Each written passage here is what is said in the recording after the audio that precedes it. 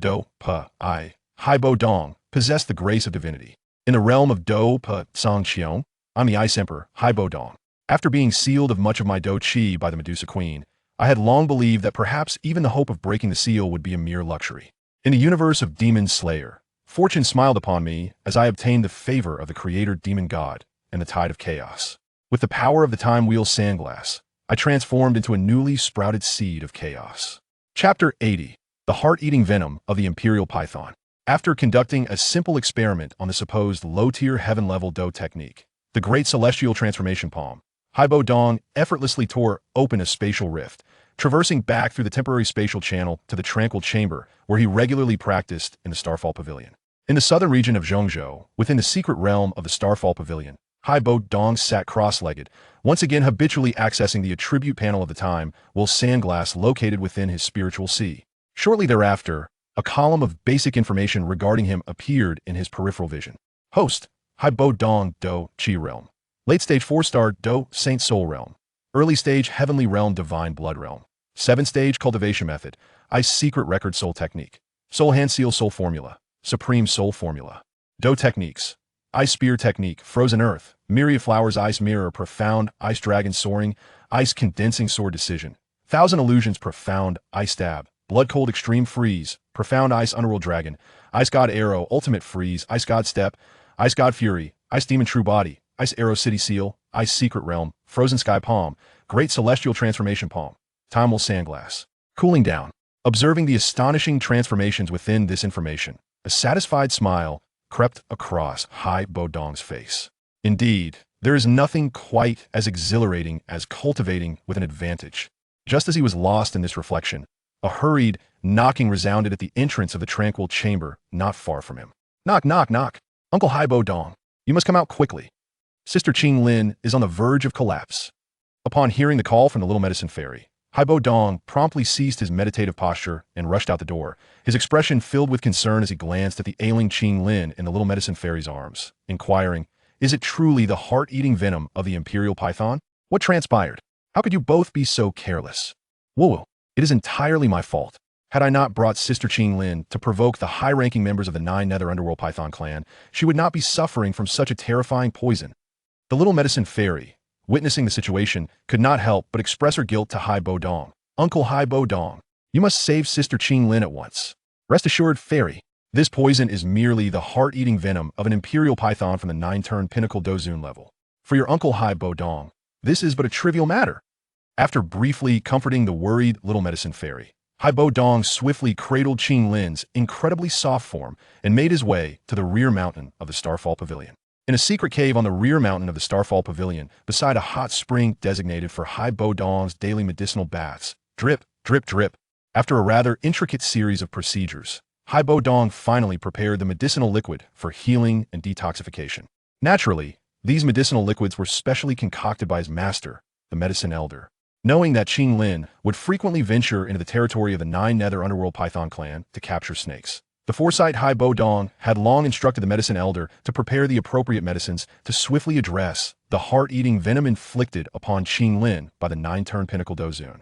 Now, only one final ingredient remains. Bodong retrieved a Dan Beast form from an 8th grade, 9-colored Thunder Pill from his Ice Spirit Ring. By extracting a drop of its precious blood, this vital auxiliary medicine completed the concoction capable of entirely alleviating the heart-eating venom within Qing Lin. "Sister Qing Lin, do not worry. The formula for this medicinal bath was devised by your sister, the Little Medicine Fairy, in collaboration with the Medicine Elder. With the assistance of this drop of blood from the 8th grade, 9-colored Thunder Pills Dan Beast, you shall surely be freed from the poison."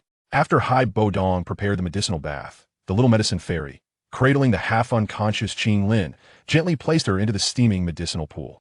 Although the detoxification process will undoubtedly be excruciating, Qing Lin is a strong girl, and I believe she will endure.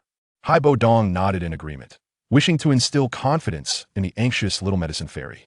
Moments later, noticing that Bodong remained focused on the medicinal pool where Qing Lin lay, the Little Medicine Fairy furrowed her brow.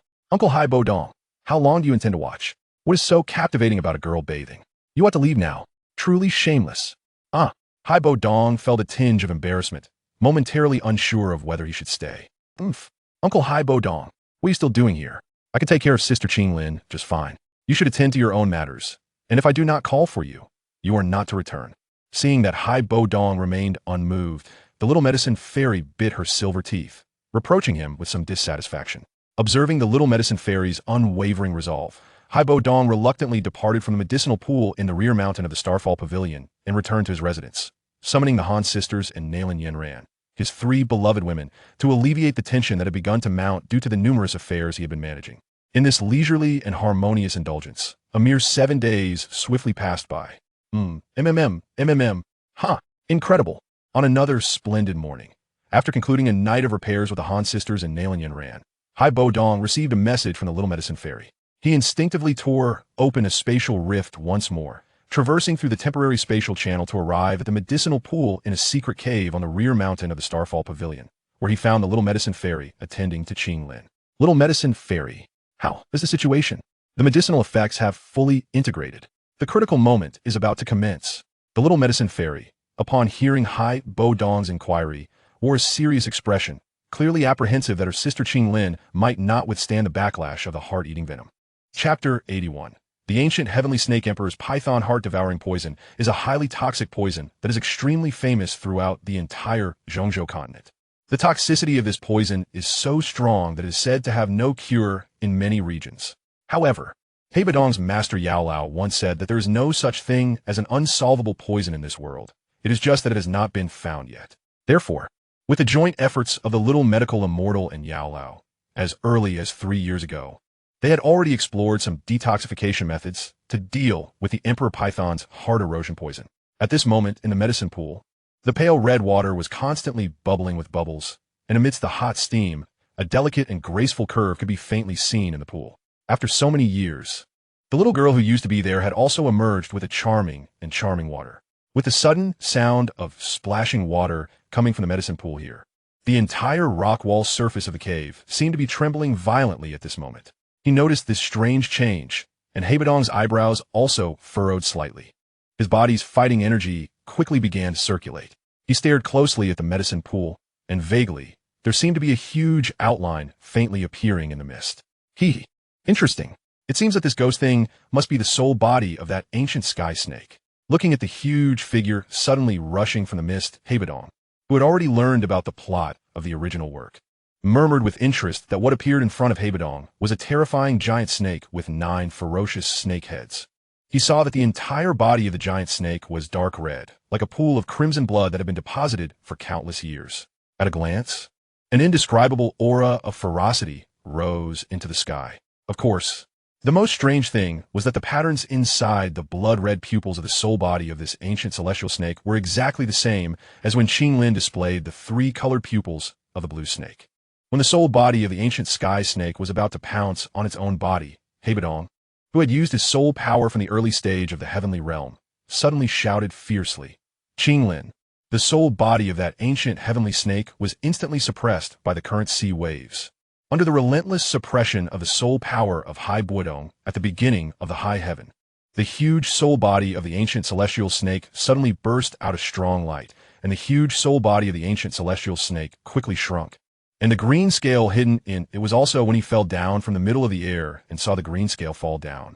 The figure of Bodong immediately flashed, holding the small waist of the former, and the soft boneless touch came from his arms. Rao was not long ago, just with the Han family sisters and Bodong, Hulan Yanran, and the 3 girls ended their car repair work.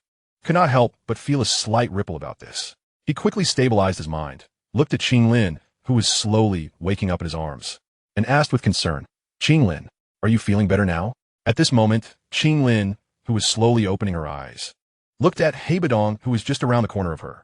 She was startled for a moment, and then the touch of her delicate body made her cheeks flutter and she became hot. At this moment, Qinglin, who looked shy, quickly broke free from Bodong's arms and her figure flickered. She hid behind a stone pillar and heard the sound of dressing from behind the pillar. Bodong couldn't help but touch her nose, appearing slightly embarrassed and patiently waiting for Qinglin to put on her clothes. Looking at Qinglin, who was still blushing, Bodong asked anxiously, should all the toxins in the body be resolved? Upon hearing Bodong's words, Qinglin, who still had a shy expression, nodded first and then chuckled. Uncle Bodong, with the help of fully mastering the soul body of this ancient celestial snake, Qinglin's strength has now reached the peak of the 3 transformations Dozuan realm. If the blue snake 3-flower pupil is used, the current green scale should already be able to control the Qi cultivation and reach the peak of the 6-turn Dozuan strength of the snake beast. Sister Qinglin, since the toxins in your body have been resolved, then let's go with your little medical fairy sister.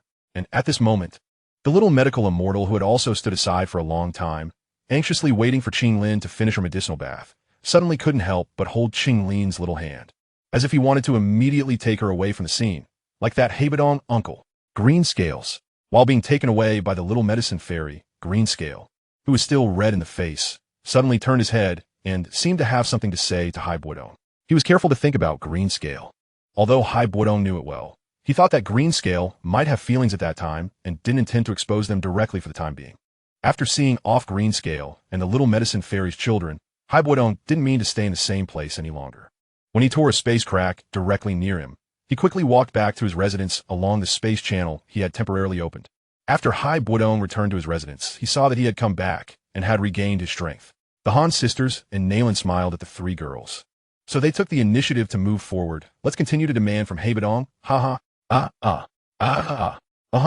It took several hours of effort to deal with the demands of the Han family sisters in a free manner, and Bodong, who had a plan after she and Nalan smiled at the 3 women of her own age, said goodbye to her master, Yao Lao, and then joined Queen Medusa, who had just returned to Xingqiong Pavilion to report to work. Through the space passage that leads directly from the Star Mountain Range, where the Star Meteor Pavilion is located, to the capital of Gamma, I embarked on a journey back to Gamma. Within the constantly changing space passage, an extremely luxurious spaceboat was assigned to Star Meteor Pavilion disciples with Dou Wang or Dou Huang cultivation, as well as some ordinary elders with Dou Zone cultivation who were responsible for supplementing Dou Qi energy for the continuous travel of the spaceboat. Queen Medusa, who had a peak Dou Qi cultivation level of 9 turns, and Bodong, who now has the late cultivation of the 4-star Dou Saint, were playing in a secluded room of this quite luxurious spaceboat, wandering and playing with some young people. It's actually quite simple to say when Bodong became friends with the enemy of Queen Medusa, which is a fun game that cannot be watched. After all, monsters like Queen Medusa, the reason why she was able to become the chief elder of the Star Meteor Pavilion stationed in the Northwest continent is not only due to her own strong strength, but also due to the strong support of the young pavilion master, Bodong. After years of emotional accumulation, Bodong, who had long planned for this, took advantage of her trip to the Northwest continent to handle affairs and captured Queen Medusa, the beautiful woman who had left him an indelible shadow. Chapter 82. Returning to the capital of Gamma. Due to the fact that in recent years, Bodong has been giving the potential of Queen Medusa many elixirs that help develop her bloodline power in order to develop her strength earlier. As a result, Queen Medusa, who has reached the pinnacle of 9 transformations in Dou Zun cultivation, has relied on her superior warcraft physique, which is much stronger than her own Dou Qi cultivation, to withstand the attack of Bodong, who now has the late Dou Qi cultivation of a 4-star Dou Saint, and has been working hard for a whole day and night. Only then did she begin to show signs of fatigue. Of course, seeing that she still maintains a proud and coquettish attitude, that she calls herself the king, it is obvious that she is a stubborn duck. I don't even want to directly beg for mercy from Bodong now, your majesty. And seeing Queen Medusa at this point, with such a stubborn mouth, Bodong just smiled awkwardly and continued to intensify his attack. Even though you're saying no now, but your entire body is still very sincere. My lord, at long last, unable to withstand the increasingly fervent onslaught of Lord Bodong, the Queen Medusa began to plead for mercy with a beguiling expression, saying, I have realized my mistakes. I beseech you to spare me today. My esteemed Queen Medusa, should you continue to be so obstinate, do not blame your husband for taking advantage of this little serpent. Observing that Queen Medusa was nearing exhaustion, Bodong, having attained a semblance of satisfaction, resolved to temporarily relent and spare the little serpent. At this juncture, with the extraordinary speed of the top-tier space vessel they were aboard, Bodong, accompanied by the disciples of the Starfall Pavilion and several ordinary elders, had approached the terminus of the spatial passageway leading from the southern region of Central Continent to the Heavenly Star Mountains, which directly connected to the capital of the Jaimar Empire. Moments after emerging from the spatial passage, they were warmly received by the royal family of Jaimar and representatives of the middle family, who had been prepared for their arrival. As Queen Medusa was not particularly fond of such bustling gatherings, coupled with her pressing matters to attend to, She merely exchanged a casual greeting with Bodong before departing the scene with most of the accompanying members of the Starfall Pavilion. After a brief exchange of pleasantries with those who had come to welcome her, including the likes of Jiexing Tian, Middle Tung Shan, Yin Shan, Dan Wangge, and Nailin Jie, Bodong, having made prior arrangements, returned to one of the residences designated for the middle family under Tung Shan's hospitality, where he settled in comfortably. Thereafter, he began to cultivate the Ice Soul secret record using the abundant 8th-tier ice magic cores at his disposal. As dusk descended, while seated cross-legged in the tranquil room, Bodong felt the presence of 3 figures of varying heights and builds approaching from outside the door. Sure enough, within mere moments, a rhythmic and soft knocking echoed from the door of the specially designed quiet room. Knock, knock, knock. Lord Bodong, we apologize for the intrusion. Do you have a moment?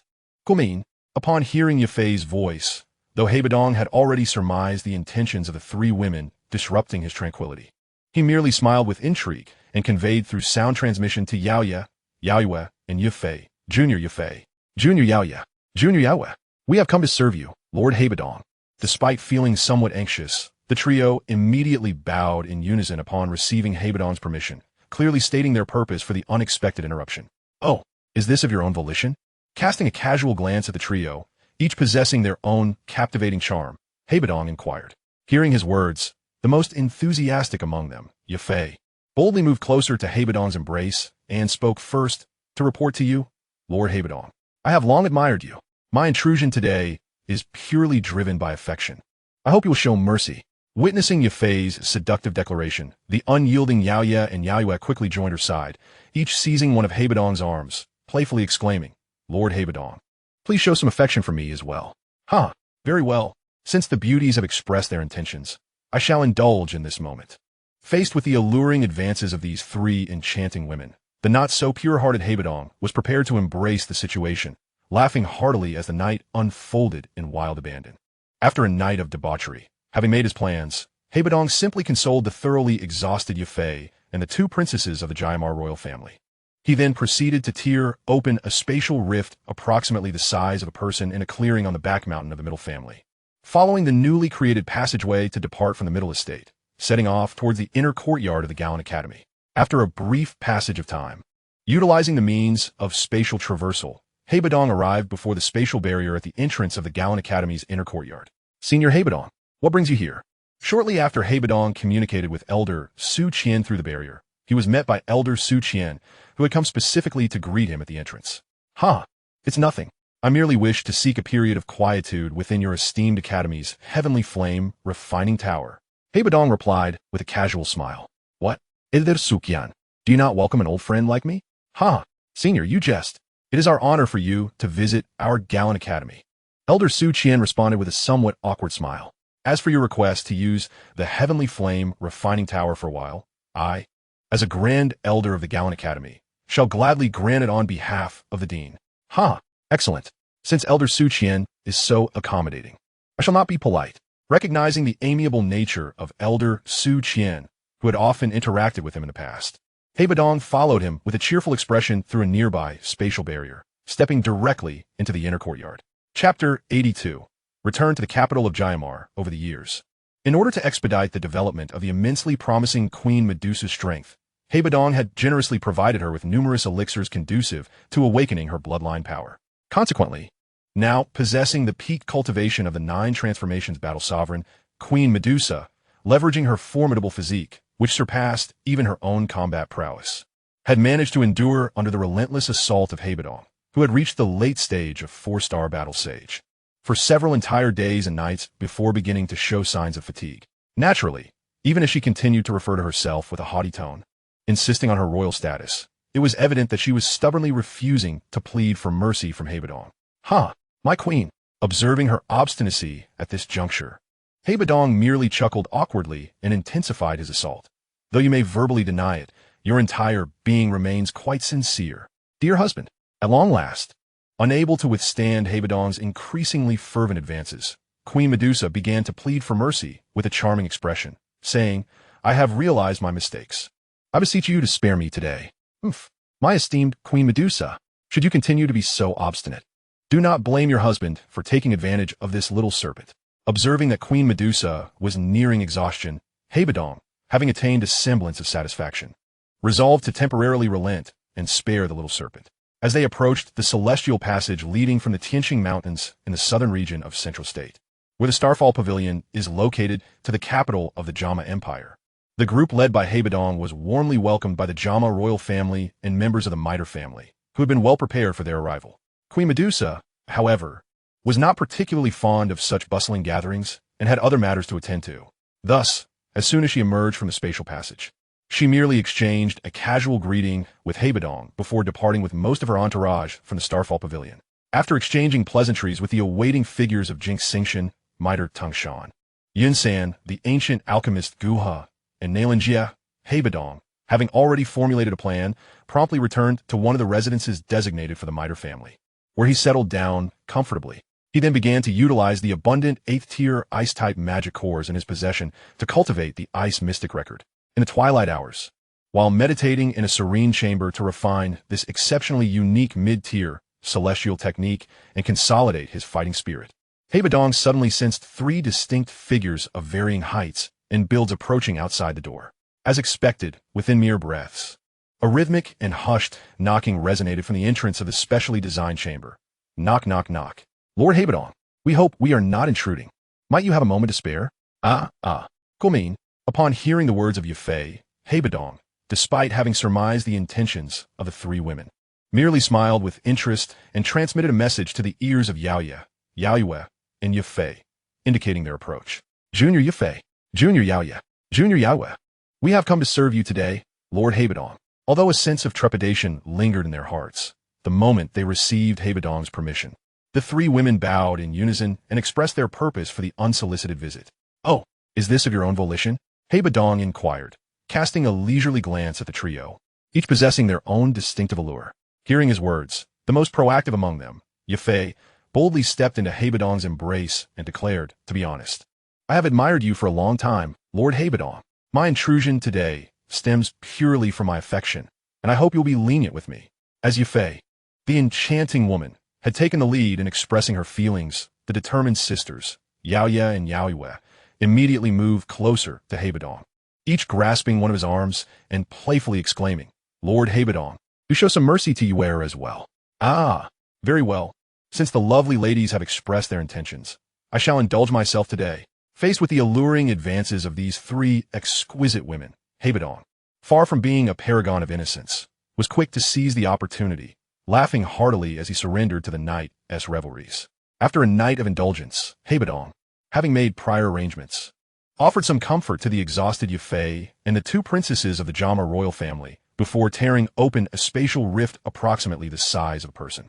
He then traversed through this temporary passageway, departing from the back mountain of the Mitre family and hastening toward the general direction of the inner courtyard of the Gaon Academy. After a brief passage of time, aided by the means of spatial travel, Bodong arrived at the spatial barrier marking the entrance to the inner courtyard of the Gaon Academy. Elder Suqian, what brings you here? Upon transmitting his presence through the barrier, he was soon met by Elder Su Qian, who had come specifically to greet him. It is nothing much. I merely wish to seek refuge in your esteemed academy's heavenly flame refining tower for some quiet cultivation. Bodong replied with a faint smile. What? Are you, Elder Su Qian, not welcoming an old friend? You jest. It is our honor to have you visit our Gaon Academy. Elder Suqian responded, a hint of embarrassment creeping into his smile. Regarding your request to use our heavenly flame refining tower for a time of quiet cultivation, as the Grand Elder of the Gaon Academy, I gladly give my approval on behalf of the director. Excellent. Since Elder Su Qian is so gracious, I shall not hold back. Recognizing that Elder Su Qian, whom he had interacted with on numerous occasions, remained as considerate as ever, Bodong followed him with a beaming smile through a nearby spatial barrier and directly entered the inner courtyard. As the 2 of them glided toward the inner courtyard, Bodong, aware of Elder Su Qian's concerns regarding Xian's current situation, took the initiative to recount Xian's experiences and growth over the years. As for the internal strife within the ancient Void Dragon clan that Xian belonged to, knowing that Elder Su Qian could only fret over such matters, Bodong refrained from delving into the details. To facilitate Bodong's peaceful retreat within the Heavenly Flame Refining Tower, Elder Su Qian preemptively closed the tower temporarily, prohibiting inner courtyard students from conducting their heart flame cultivation during this period. of course, to avoid any potential discontent among the students. Elder Su Qian distributed varying amounts of fire energy to all the inner courtyard students. Not wishing to squander time, Bodong, while waiting for Elder Su Qian and the other elders to disperse the inner courtyard students currently cultivating within the Heavenly Flame refining tower, proceeded with Elder Su Qian and several elders of the Gallon Academy to the central position of the lowest level training chamber within the tower. At this time, Bodong stood at the entrance leading into the magma world. After casually lifting the seals he had previously placed to reinforce the academy, he wasted no time and swiftly transformed into a streak of black light, diving into the depths of the magma world below. Having not set foot in the magma world at the base of the Heavenly Flame refining tower for many years, Bodong found the crimson expanse still as endless as ever. Suspended above the molten sea, he took a brief glance into the depths below before diving straight into the swirling magma. With a splash, he created a cascade of molten waves. Upon entering the magma, Bodong descended with remarkable speed, plunging deeper into the molten depths. The magma in contact with his body dissipated within half a foot of his form, for with Bodong's current peak fighting spirit cultivation at the 4-star Dou Qi level, the limited heat of the subterranean magma posed no tangible hindrance to him. Furthermore, Bodong's speed had multiplied exponentially compared to when he only possessed Dou Qi level combat prowess. Thus, within just a few dozen breaths, he had gradually ventured into the depths of the magma world. At this point, however, Bodong slowed his pace, his expression calm as he surveyed the bubbling magma surrounding him. Utilizing the sole perception of an early-stage celestial being, he could distinctly sense numerous concealed auras swiftly converging upon him. With a faint smile, Bodong summoned the power of the Dragon Phoenix bloodline within him, transforming into a majestic supreme dragon phoenix of nearly 1,000 feet in size.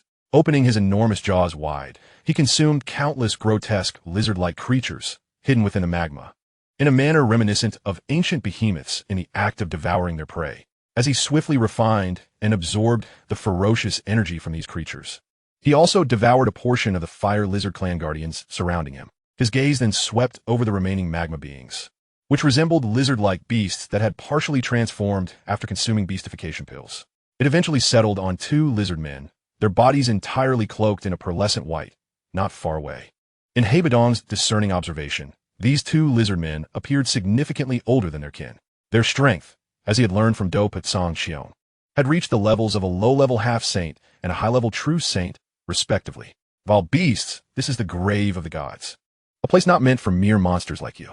Depart at once, or awaken the guardians, and you shall be eternally buried here. As Bodong pondered in his supreme dragon phoenix form, one of the white lizard men unexpectedly began to speak in human tongue. Though his words were somewhat halting, the fragmented voice still resonated in Bodong's mind through the power of the soul. While beast, leave swiftly or face death. Following this, the other lizard man, entirely white and with chilling eyes, fixed his gaze intently upon Bodong. As the words of the 2 half-saint fire lizard men echoed, the other fire lizard men, having rushed from the depths of the magma, displayed a hint of ferocity in their eyes, their scales darkening ominously. Yet, despite the imposing encirclement formed by the numerous lizard men, Bodong remained calm, unperturbed by the suffocating aura of murder surrounding him. Had he encountered such a scenario in the past, he might have retreated. However, now, the combined might of merely 2 half-saint fire lizard men and a few lesser warriors posed no threat to him, who had already attained the late stage of 4-star Dou Saint. Today, I shall claim dominion over this magma realm. Bodong, still in his supreme dragon phoenix form, let out a cold chuckle and activated the spatial power surrounding him. This enabled him to swiftly consume millions of fire lizard men, including the 2 half-saints, into his belly, refining and absorbing the violent energies with the power derived from the bloodline of the fire-raising deity.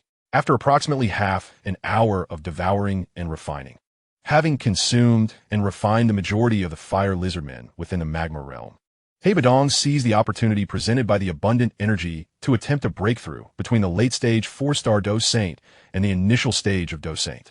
Chapter 84. Dragon Emperor's Blood. The transition from late-stage 4-star Dou Saint to initial stage Dou Saint primarily required a lengthy accumulation of energy. With the time acceleration effect of the Lei Zhe Snake Ring, Bodong's Dou Qi cultivation surged from the late-stage 4-star Dou Saint to the initial stage Dou Saint in less than an hour. This outcome evoked little surprise in Bodong. as he had long since refined the source fruit of the Dragon Phoenix and was merely a step away from the Dou Saint initial stage. Just as Bodong began to stabilize his Dou Qi, a few fire lizard men, having narrowly escaped earlier due to their distance from him, fled to the depths of this enormous magma realm, inadvertently awakening the ancient and slumbering old dragon emperor Dou Qi of the Taishu ancient dragon clan, who had been resting at the periphery of the ancient emperor's palace.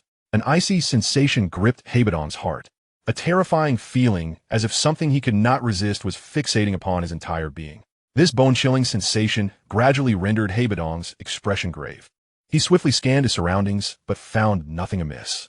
Moments later, narrowing his eyes, he lowered his head and employed energy vision to peer into the dark, magma-laden abyss below him. There lay an unimaginably colossal creature, motionless in the dark void. Bodong's gaze trailed along its immense body, striving to discern the full form of this terrifying beast. However, darkness obscured his view until he summoned his soul power, allowing him to glimpse its end.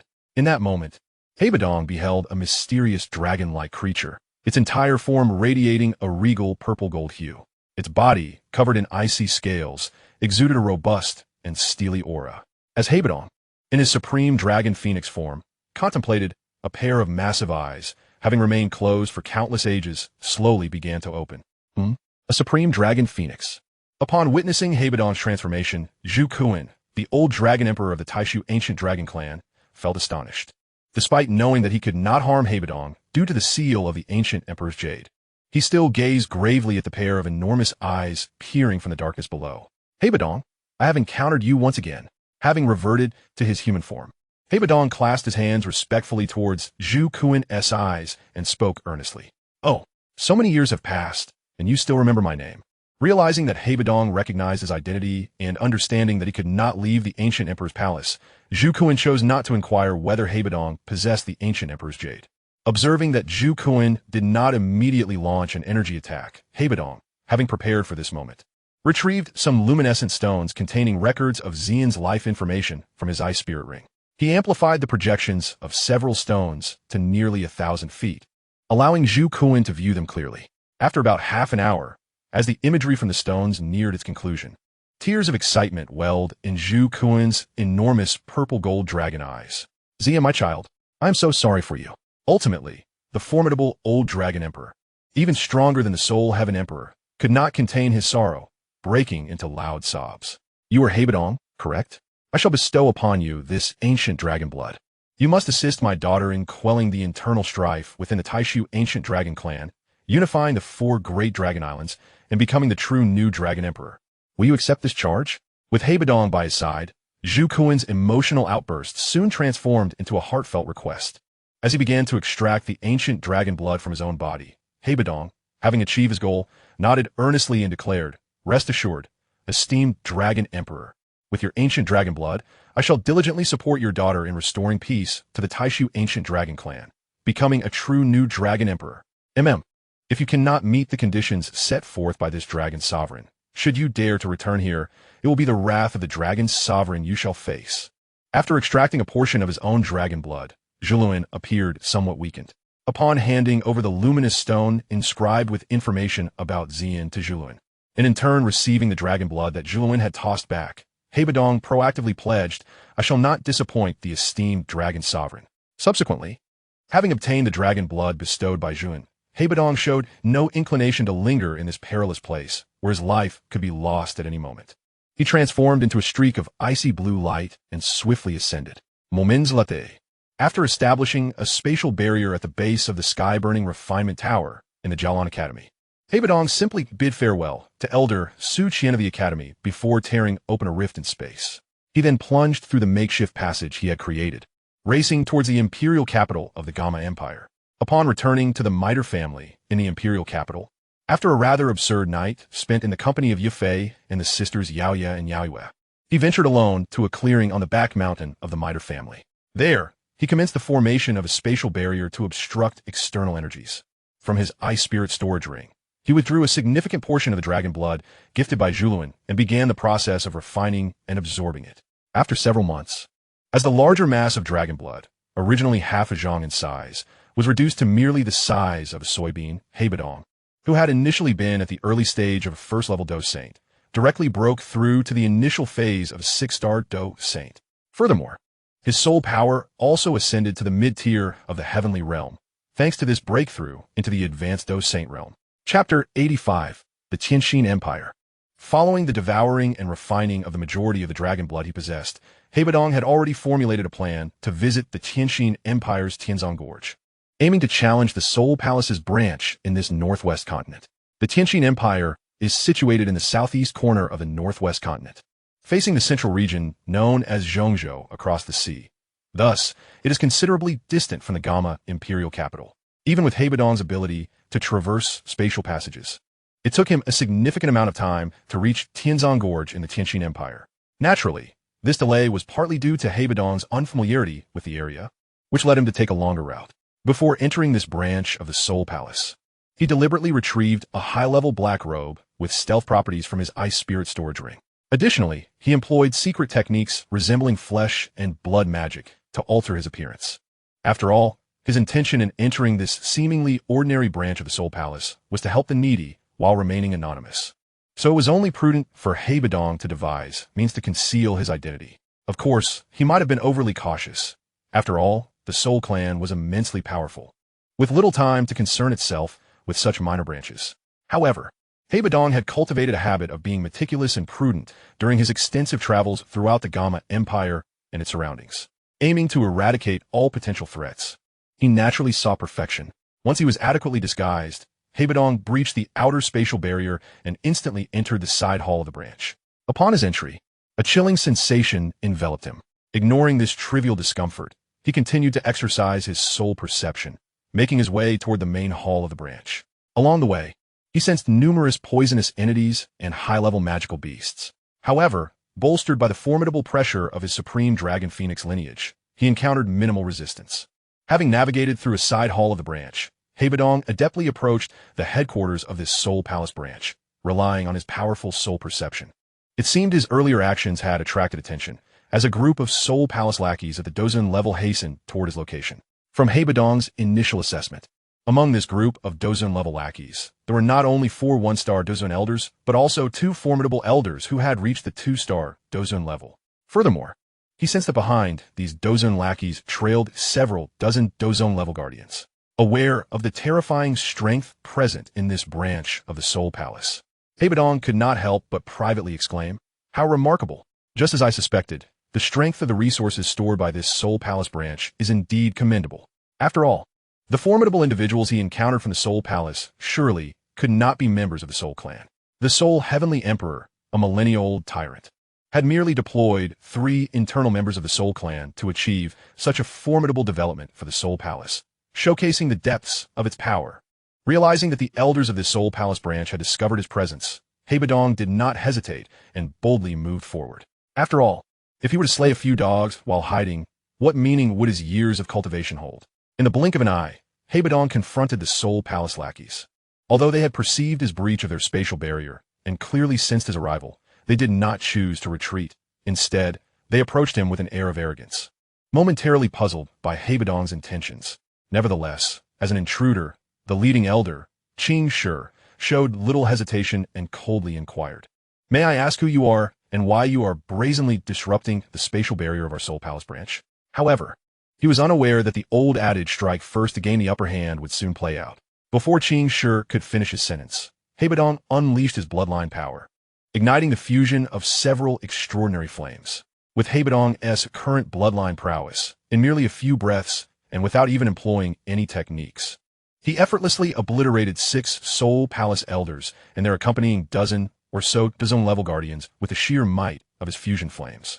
Subsequently, Bodong erased the soul mark from the storage rings of these lackeys and collected their belongings. Having successfully infiltrated the main hall of this Soul Palace branch, Bodong conducted a thorough search, only to discover several soul entities at the Do Huang level affiliated with the Soul Palace. To ensure absolute secrecy, he exerted effort to capture these relatively weak, ordinary soul entities. Following this, he transformed the collected entities into a substantial amount of pure soul essence, while carefully digesting the fragmented memories they contained. Through this process, Bodong acquired knowledge of the locations where the Soul Palace branch had stored all its soul essence.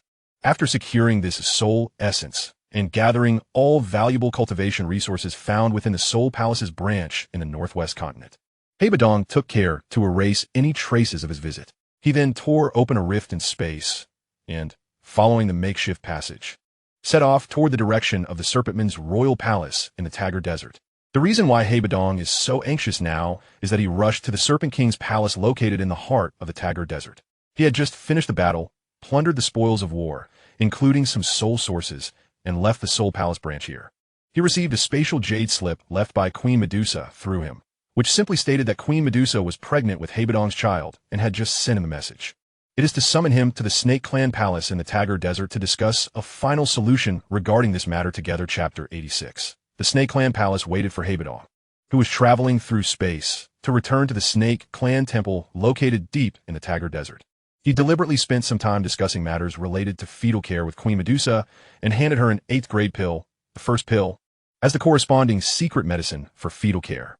After chatting happily with Queen Medusa for a while about matters related to fetal care, he has always loved the clean Bodong, just as usual, under the guidance of Queen Medusa's snake guard. I went alone to a clear spring in the desert and enjoyed the leisure bathing activity that I often do. Ah, that's really good. Bathing in the territory of the snake tribe is still so refreshing. As usual, Bodong, who was leisurely soaking alone in a clear spring occupied by the snake tribe, couldn't help but show a satisfied smile. And just then, a beautiful figure symbolizing the protection of the Serpent Clan, which Bodong felt somewhat familiar with, slowly appeared in front of him. Ah, dear Lord Bodong, I am the Moon Maiden of the Snake Clan. I guess you must be very tired now. Let me serve you today. As soon as Yume's words fell, she saw that Bodong seemed to have no clear intention of rejecting it.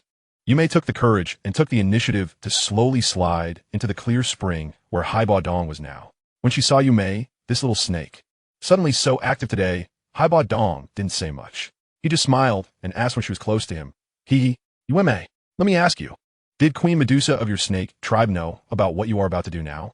Ah, don't overthink today's matter, Lord Bodong. It's all my own choice.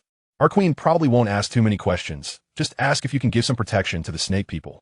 Upon hearing these words, Yume beside Bodong suddenly twisted her snake body a few times with a shy expression and immediately began to express her desire to please Bodong now.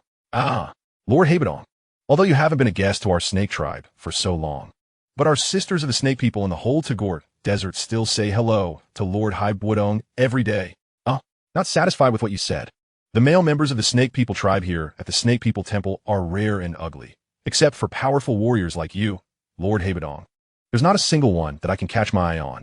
Don't be fooled by the attitude our queen has towards you. In fact, she's also happy to have someone as powerful as you, a fighting saint, as a guest in the Snake Man Temple.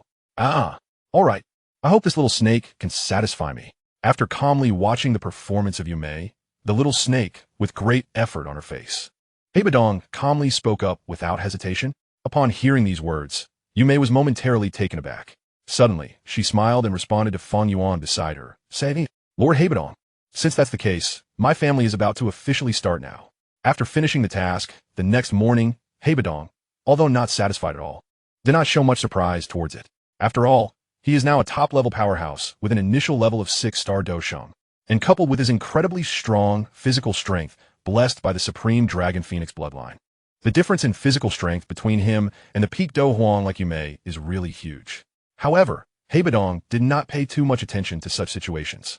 After all, for him now, it is quite a laborious task to find a suitable female individual besides the pregnant Queen Medusa as soon as possible. In contrast, it is still the cultivation of one's own fighting spirit that interests him more now. Therefore, the beautiful event that happened last night has a soothing effect on Bodong to a greater extent. Moreover, because Yume, the little snake, has already fallen asleep from exhaustion, Bodong is ready to leave this place directly.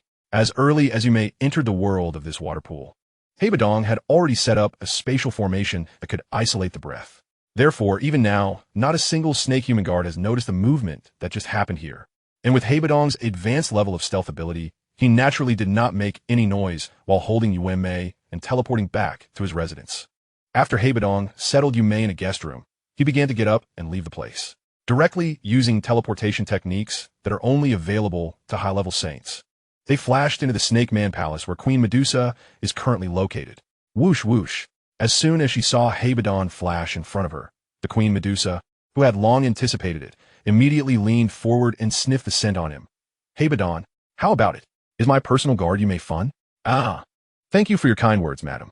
As early as yesterday, when Bodong and Yueme were playing games together, he had already learned from Yueme's mouth that his side event last night was arranged by Queen Medusa herself. Haha. However, to be honest, Yume's body and bones are still too weak. It's still your body, madam. I get along better with my husband. Seeing that the Queen of Medusa in front of me seems a little unhappy now, Bodong quickly approached her and began to talk to her directly. Of course, during this long process that lasted for more than 10 hours, except for some intense exercises that may harm the fetus in the Queen of Medusa's womb. They had already unlocked various game postures on the spaceboat several months ago. The next day at noon, they played absurdly with the Queen of Medusa. The entire day and night, plus a morning of sea waves, after briefly comforting the already exhausted Queen Medusa, Bodong had already made plans. He specially took out a Bodhi pill, which was independently refined by his teacher Yaolao and reached the level of 8th grade in 9th color Danlei, from his own ice spirit ring. He then personally handed it over to the couch lying beside him, looking gently at his husband in the hands of Queen Medusa. This elixir is a top-level elixir at the level of Bodhi pill, even though Queen Medusa has seen it for a long time now. Today is the first time she has the opportunity to see it with her own eyes. Therefore, although Queen Medusa had some knowledge of the top-notch elixir Bodhidan, she did not immediately recognize it. Chapter 87. The Supreme Dragon Phoenix is called Bodhi pill. It's an 8th grade 9-color pill. Madam, hold it for now. When the time is ripe in the future, you can directly take this substance to increase the success rate of breaking through the half-holy realm by 20. Seeing that Queen Medusa seemed somewhat puzzled, Bodong beside her quickly and thoughtfully introduced her. Thank you, husband, for the elixir. Queen Medusa nodded awkwardly upon hearing this, and then directly received Bodong's elixir. Afterward, in deference to the feelings of Queen Medusa, Bodong intentionally lingered for several months within the royal palace of the Serpent People. During this period, aside from the time spent engaging in games with Queen Medusa and Yume, the majority of his hours were dedicated to studying the mysteries of his Supreme Dragon Phoenix bloodline, as well as a portion of the Dragon Emperor's essence bestowed by Zhuquan, which contained a hint of inheritance. This allowed him to further deduce various talent combat techniques and bloodline methods more suited to his Supreme Dragon Phoenix form. Months later, within a secluded meditation chamber of the Serpent People's Palace in the Tagore Desert of the Northwest Continent, Bodong sat cross-legged, delving into the secrets of his Supreme Dragon Phoenix bloodline. Habitually, he opened the attribute panel of the time wheel hourglass located within his spiritual sea. Instantly, a line of remarkable information regarding himself appeared at the corner of his eye. Host, Bodong, combat rank, 6-star Dou Saint. Initial stage, Soul Realm, mid-level Celestial Realm, Divine Blood rank, 7th level. Techniques, Dragon Phoenix 9 transformations, Spirit Technique, Soul Hand Seal, Spirit Formula, Tai Soul Formula, Combat Techniques, Frozen Heaven Palm, Great Heaven Creation Palm, Dragon Phoenix Overlord Fist, Dragon Phoenix Heavenly Fury, Dragon Phoenix Bell, Dragon Phoenix Overlord Spear, Dragon Phoenix Star Arrow, Dragon Phoenix Explosive Step, Dragon Phoenix True Body, Bloodline Devour Spirit. Time Wheel Hourglass can be activated. Gazing at this astonishing array of changes, a satisfied smile emerged on Bodong's face. Indeed, with the assistance of the bloodline inheritance granted by the esteemed Zhuquan, combined with his own insights, he had successfully deduced several combat techniques and bloodline methods more suitable for his transformation into the Supreme Dragon Phoenix form. Quite splendid. The improved technique, Dragon Phoenix 9 transformations, not only incorporates the excellent trait of absorbing ice attribute magic cores from the ice secret record to accelerate my Dou Qi cultivation, but it also aligns perfectly with the manifestation of my bloodline powers when transforming into the Supreme Dragon Phoenix. As for the Frozen Heaven Palm, a quasi-heavenly technique comparable to heavenly rank techniques, with my current understanding as a high-level 6-star Dou Saint, I effortlessly transformed it into a commendable low-level heavenly technique. At this moment, as Bodong contemplated the lengthy years required for Queen Medusa to bear her child, he had no intention of lingering any longer. After a brief farewell, he tore open a spatial crack of a size suitable for a person near him and traversed through the makeshift spatial passage toward the direction of the Outcloud Empire. The reason for Bodong's spatial journey to the Outcloud Empire, not far from the Serpent People's Palace in the Tagore Desert, was due to a sinister aura he sensed emanating from that direction shortly after he had exited his retreat. How amusing. I had just annihilated one of their Earth Fiend halls not long ago. The dogs of the Soul Hall have already arrived. Their efficiency is truly remarkable. As he traversed through the space, Bodong couldn't help but mutter to himself in exasperation. Given the proximity of the Outcloud Empire to the Serpent People's Palace in the Tagore Desert, he utilized his spatial traversing techniques and, within approximately a minute, arrived at the imperial capital of the Outcloud Empire. I knew it. It wouldn't be long before someone came here. How do you find this little gift I sent you today? Having drained the blood essence and soul origins of all living beings within the capital of the Outcloud Empire, the Blood River Sovereign, upon noticing Bodong's sudden appearance, halted his absorption and swiftly approached him. Get lost. You, dog of the Soul Hall, are exceedingly ugly. Oblivious to Bodong's Dou Qi cultivation level, the Blood River Sovereign arrogantly approached, only to be sent crashing to the ground by an energy imprint casually unleashed by Bodong. You country bumpkin of the Northwest continent, don't you know your place? I am the Blood River, one of the 4 sovereigns of the Soul Hall. Since you're refusing my hospitality, I shall make you pay. As the Blood River Sovereign, who had been knocked down, rose and barked defiantly, Bodong, undeterred, unleashed the mystic ice dragon soar. Witnessing the Blood River Sovereign's arrogance, Bodong wasted no time and executed the low-level earthly technique, Mystic Ice Dragon Soar, which instantly transformed the once defiant figure into a frozen statue, its spirit and flesh separated. Indeed, I merely obliterated one of their less significant Earth Fiend halls, and they only send this inferior sovereign to handle matters in the Northwest continent. After collecting the Blood River Sovereign's body into his ice spirit ring and utilizing a special method to probe fragments of his memories, Bodong nodded thoughtfully. This esteemed elder, please forgive my offense. I truly did not recognize your noble status as a saint. Otherwise, even with tenfold courage, I would never dare to be disrespectful before you. Having witnessed Bodong's terrifying capabilities, the once arrogant Blood River Sovereign hurriedly begged for mercy. Chapter 88. Donglong Island. As for the now spirit-formed Blood River Sovereign's incessant pleas for mercy, Bodong paid him no mind. Instead, he casually retrieved a specially crafted spirit-sealing jade bottle from his ice spirit ring and contained the struggling spirit of the Blood River Sovereign within, sealing it with fallen heart flame. It's time to return to the Starfall Pavilion. After swiftly handling the Blood River Sovereign spirit and the physical body that could be used to forge a celestial demon puppet, Bodong, who had long been planning this, tore open a spatial crack and proceeded through the makeshift passage toward the secret realm of the Starfall Pavilion. After a brief journey through space, Bodong reappeared in the Starfall Pavilion located in the Tianqing Mountains of the southern region of Central State. He first handed over the remaining portion of the Dragon Emperor's essence to Yao Lao to assist him in better overcoming the barrier between the one-star Dou Saint realm and Semi-Saint realm. Following this, Bodong returned to his designated retreat and began the process of refining the soul origins he had recently obtained from the Earth Fiend Hall in the Soul Hall at the Sky Burial Gorge, along with those from the unruly Blood River Sovereign. Due to the limited quantity of soul origins he acquired, he spent only about 3 days thoroughly refining and absorbing them, thereby solidifying the soul power he had recently reached in the mid-level celestial realm. After refining the last trace of soul origin beside him, Bodong let out a long breath of relief and stood up, departing the retreat to return to his courtyard, where he engaged in playful games of various poses with the long-missed Nalan Yinran and the Han sisters.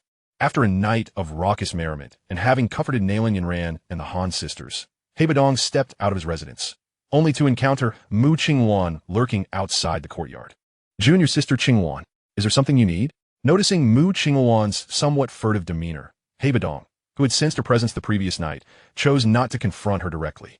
Senior brother Bodong, caught red-handed, Mu Qingwan blushed and appeared flustered.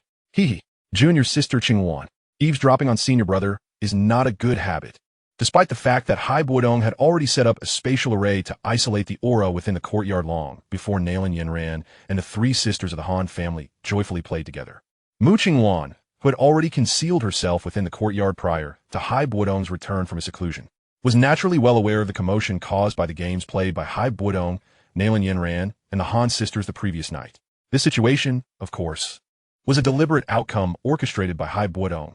Otherwise, given that Mu Qingwan, this little bird, had merely attained the 6-star Dou zone level of Dou Qi, it was utterly improbable for her to remain unnoticed by Bodong. Bodong, Since you already know, how dare you still ask me? Upon hearing Hai Bodong effortlessly penetrate the depths of her true thoughts, Mu Qingwan, with her cheeks flushed, immediately flung herself into Hai Bodong's embrace, playfully pouting, "Ah, brother, you're such a rascal. I shall ignore you now. Hee hee. My dear Qingwan, since you claim you are ignoring me, why then do you come so eagerly to my side?" At this moment, Hai Bodong was struck by a playful desire to tease his junior sister, Qingwan, in order to appease her unmet gaming aspirations. He exchanged a few more playful remarks with Mu Qingwan before taking her small hand and guiding her to a special secret chamber where he often played with Nalan Yanran and the three sisters of the Han family. He dedicated several hours to meticulously teaching his junior sister various gaming techniques of differing difficulties. After thoroughly instructing Mu Qingwan in some gaming maneuvers, Black Qing, who had come seeking aid regarding the internal strife within their Taishu ancient dragon clan, just as Hai Bodong concluded his seclusion, appeared before Hai Bodong, who had stepped out of his residence and into the reception hall of the Starfall Pavilion. "Senior Hai Bodong, may I inquire if you would accompany me to the spatial secret realm where our Taishu ancient dragon clan resides, to vanquish those 3 wretched dragons, and restore unity to our 4 dragon islands under the leadership of a new dragon emperor, Xian?" Given that Black Qing was now aware of Hai Bodong's esteemed identity as the supreme dragon phoenix and the nature of the dealings between their former dragon emperor, Zhuquan, and Hai Bodong, his demeanor towards Hai Bodong was imbued with utmost respect. "Very well. Then I shall rely on Elder Black Qing to guide me." Hai Bodong deeply, nodding lightly, indicating his acceptance of Black Qing's request. "Senior Hai Bodong, please follow me." After effortlessly tearing open a passageway to the spatial secret realm of the Taishu ancient dragon clan, Black Qing, as an elder of the Eastern Dragon Island, respectfully turned to Hai Bodong and gestured for him to proceed. Hai Bodong acknowledged with a nod and then followed Black Qing into the spatial passage. After a period of spatial traversal, Black Qing, having entered the secret realm of the Taishu ancient dragon clan, swiftly scanned the surroundings before leading them to a particular island location. As Hai Bodong followed closely behind Black Qing towards the center of the island, he could keenly sense the formidable and concealed auras permeating the dragon island. These must belong to the powerful members of the ancient Void Dragon clan, most of whom were ranked above 7th tier magical beasts. However, for Hai Bodong, who had already attained the advanced Dou Saint level, these ordinary bloodline members of the Taishu ancient dragon clan were nothing more than trifling adversaries he could easily crush. "May I ask, but is it appropriate to address you as Elder Hai?" Just as Black Qing and Hai Bodong landed on the ground of the Eastern Dragon Island, a figure with black and white hair, clad in fitted attire and bearing a serious and aloof demeanor, silently appeared before them. Chapter 89. The new Dragon Emperor Xian. Black Qing pays respects to Elder Qi Yu. Upon seeing the elder in black attire, Black Qing quickly cupped his hands in greeting. In response, the usually stern Elder Qi Yu merely nodded in acknowledgement before turning to Hai Bodong, offering a respectful bow. Junior Qi Yu of the Eastern Dragon Island of the Taishu ancient dragon clan pays respects to Elder Hai. "Elder Qi Yu, you honor me." Hai Bodong nodded in acknowledgement and then inquired, "By the way, has Xian completely accepted your ancient dragon inheritance?" Perhaps Elder Hai is unaware. The ancient dragon altar is the sacred site where our Taishu ancient dragon clan initiates the ancient dragon inheritance. Even someone with Xian's exceptional royal bloodline requires merely a few months to fully refine all the essence of the ancient dragon inheritance. Qi Yu paused before continuing. "However, the Dragon Emperor has always been spirited, and we dragons have not dared to impose upon her. Thus, it was only last year that she successfully accepted the inheritance." "Very well. In that case, Elder Qi Yu, please take me to the core of your ancient dragon clan to see Xian. It has been quite some time since I last laid eyes on her." Hai Bodong nodded and gestured for Qi Yu to lead the way. Elder Hai, please follow me." Qi Yu wasted no time and promptly turned to lead the way. Following closely behind Qi Yu, Hai Bodong and Black Qing swiftly traversed the stone halls of the Eastern Dragon Island until they finally arrived at the depths of a grand hall. This hall was constructed entirely of massive stones, with a towering altar at its center adorned with various ancient dragon patterns and dragon-shaped sculptures, infused with a subtle yet powerful dragon aura. As soon as Hai Bodong and his party landed, an elder in white robes approached them hastily. Junior Zhu pays respects to Elder Hai. Upon reaching Hai Bodong, Zhu first bowed respectfully before stepping aside and extending a hand toward Hai Bodong, indicating Elder Hai. "The Dragon Emperor has been awaiting your arrival for quite some time. Please, allow me to escort you now." Thank you, Elder Zhu Li.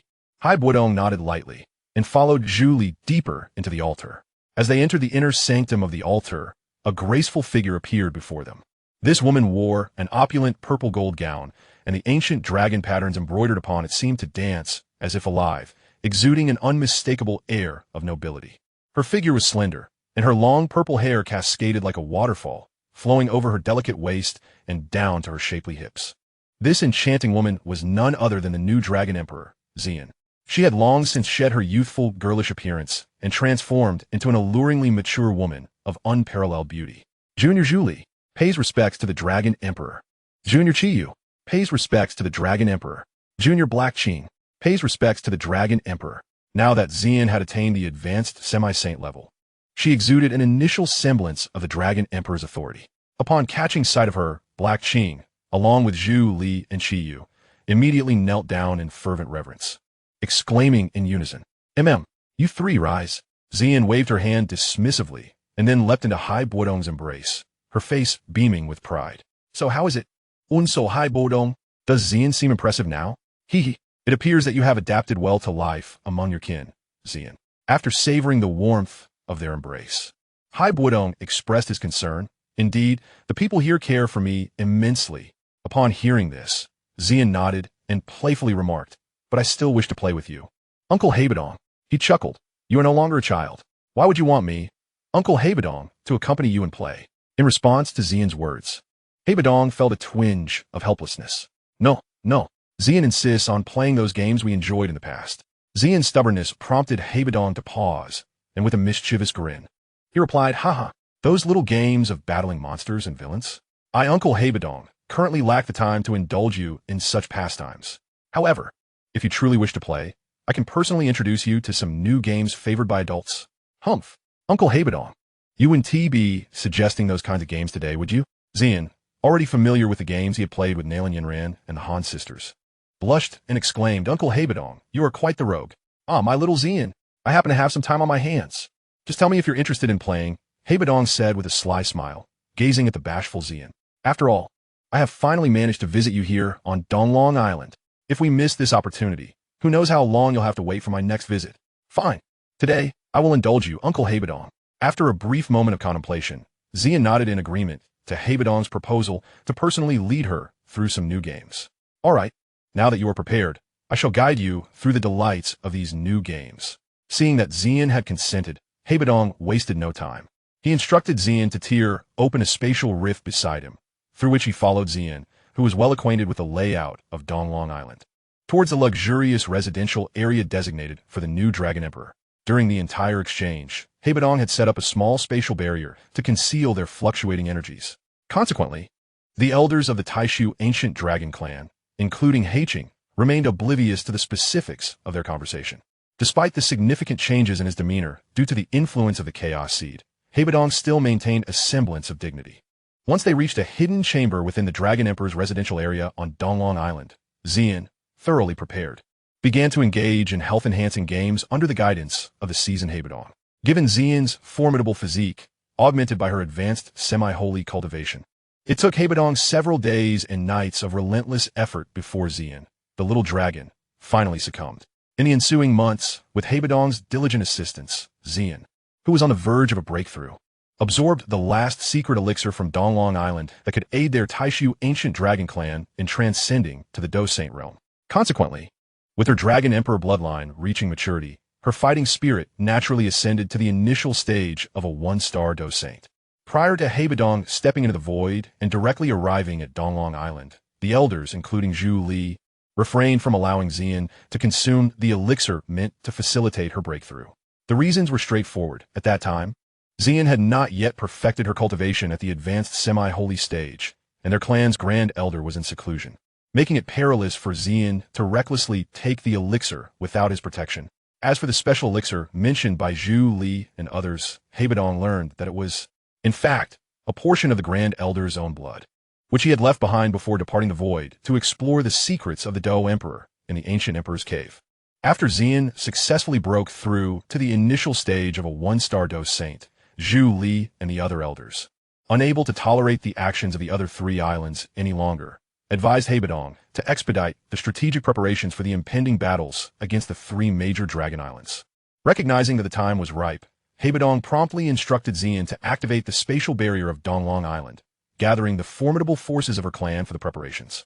"We welcome you, Your Majesty, the Dragon Emperor." When Bodong and Xian arrived at the broadest square of Donglong Island, Zhu Li and two venerable elders materialized, leading a throng of ancient Dragon Clan warriors to pay homage and welcome Xian. Noticing their reverence, Xian raised her hand slightly, authoritatively signaling them to rise. "Elders and clan members, please stand. Greetings, Your Majesty the Dragon Emperor." At that moment, the Grand Elder of the Taishu ancient Dragon Clan hastened forward, his gaze filled with excitement as he looked upon Xian. The elderly man, leaning on a dragon-shaped staff, possessed the formidable fighting spirit of a peak 2-star Dou Saint, serving as the last line of defense against the pressures from the three Dragon Kings. "You have a good heart, Grand Elder," Xian remarked, lifting her chin to meet the eager gaze of her clan's assembled forces, her eyes gleaming with fervor. "Fellow clansmen of Donglong Island, the three Dragon Kings have rebelled and seek to fracture our ancient Dragon Clan. Today, in the name of the Dragon Emperor, I shall suppress this rebellion and unify the Dragon Kin. Suppress the rebellion, unify the Dragon Kin. Suppress the rebellion, unify the Dragon Kin." With Xian leading the charge, the ancient dragon warriors of Donglong Island echoed her rallying cry, their fervor resounding through the void as if they sought to tear apart the very fabric of reality. Subsequently, in accordance with their pre-established plan, the formidable forces of the Taishu ancient dragon clan commenced their operation under Xian's command, harnessing the power of the void to propel Donglong Island swiftly towards the northern dragon island located in this ethereal realm. Meanwhile, in the northern expanse of the void, within a lavish palace situated on a floating island, a shadowy figure sat upon a dragon throne. This man, adorned in a dragon robe, slowly opened his eyes, his brow furrowed in unease. "Come fort." As he called out, two formidable figures appeared in the hall. The moment they arrived before him, they bowed in unison. "We pay our respects to the Dragon King." The Northern Dragon King, however, did not even glance at them, instead demanding in a low voice, "Qingyan, Huozhan, I ask you now, have there been any unusual occurrences among the four Dragon Islands in recent days?" Before the two could respond, a thunderous crash echoed, causing the faces of all three within the hall to change instantly. A figure burst in from outside, exclaiming, "Dragon King, the people of Donglong Island have gone mad, driving their island directly towards us. How dare they?"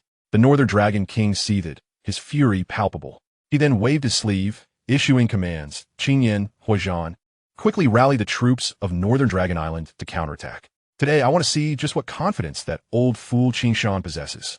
After the Northern Dragon King succinctly instructed the semi-saint elders Qingyan and Huozhan of the Northern Dragon Island, he transformed into a radiant streak of light, swiftly departing the Grand Hall and soaring towards the location of the most intense battle. Concurrently, Bodong, stationed as a vanguard, saw the conspicuous figure of the Northern Dragon King approaching and wasted no time.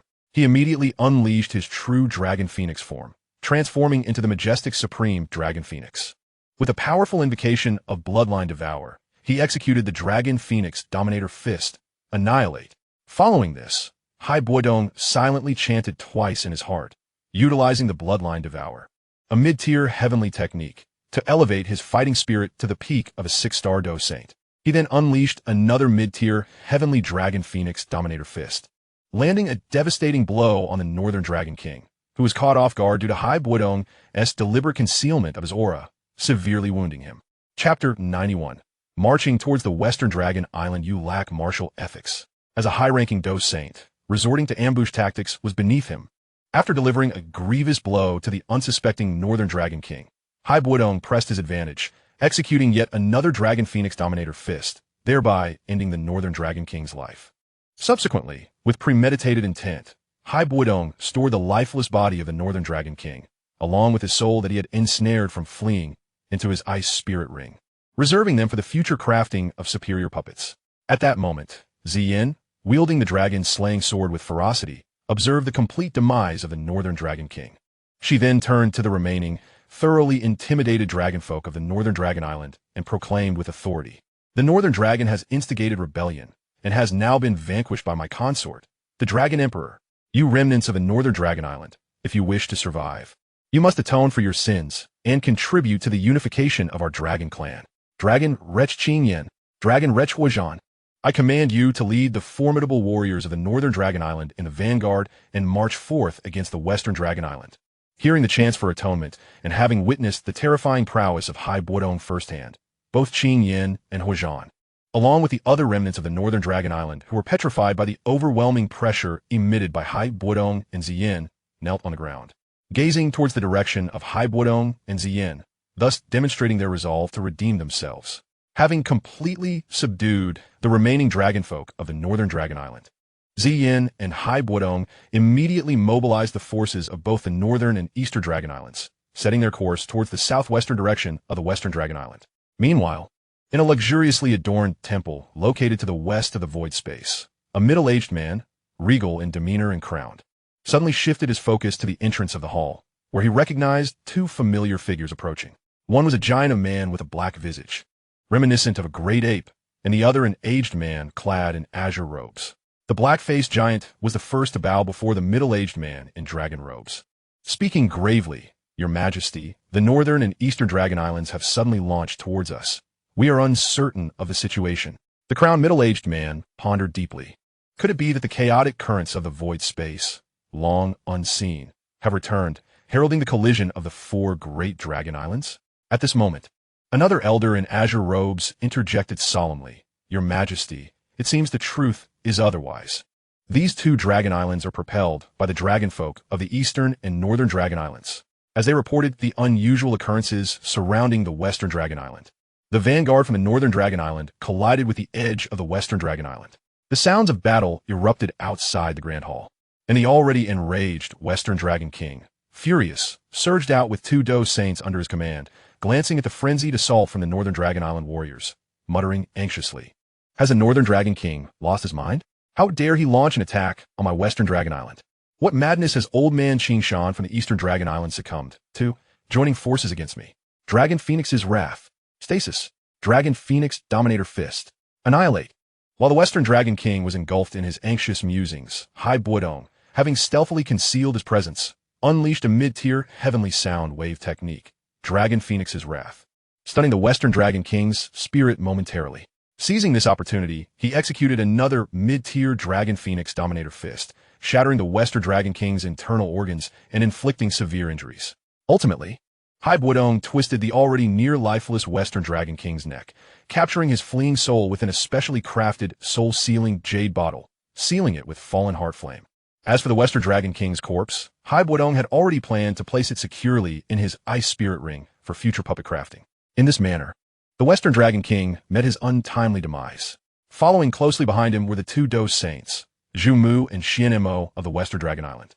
After witnessing the entire process of the Western Dragon King's death, both dragons trembled uncontrollably under the overwhelming pressure radiating from Hai Bodong, unable to even move a foot in an attempt to flee. The Supreme Dragon Phoenix, they had never anticipated that the new Dragon Emperor from the Eastern Dragon Island, upon his emergence, not only achieved the early stage of a one-star Dou Saint, but also brought forth Hai Bodong, a formidable Supreme Dragon Phoenix of advanced Dou Saint level. This Supreme Dragon Phoenix had effortlessly slain both the Western and Northern Dragon Kings. To them, the unification of the Dragon Clan seemed all but inevitable. Criminal Xian Mo, Criminal Zhu Mu, we pay homage to you, Supreme Dragon Phoenix. These two shameless individuals, upon witnessing the death of their sovereign, the Western Dragon King, immediately knelt in submission before Hai Bodong, who regarded them with a stoic expression, stating firmly, Xian Mo, Zhu Mu, I command you to swiftly prepare your Dragon Armor army from the Western Dragon Island to join forces with the Eastern and Northern Dragon Islands to seize the Southern Dragon Island. Your subordinates shall obey the decree of the Supreme Dragon Phoenix. The two, one at the initial stage of a two-star Dou Saint and the other at the mid-stage, eagerly nodded in affirmation. Meanwhile, due to the significant disturbances from the three Dragon Islands, the Southern Dragon King, seated in the council hall of the Southern Dragon Island, sensed something amiss and began gathering the numerous ancient Dragon Clan experts above the 7th rank to the northern part of the Southern Dragon Island. What is happening? Why are the Eastern, Western, and Northern Dragon Islands simultaneously advancing towards our location? Have they all lost their sanity?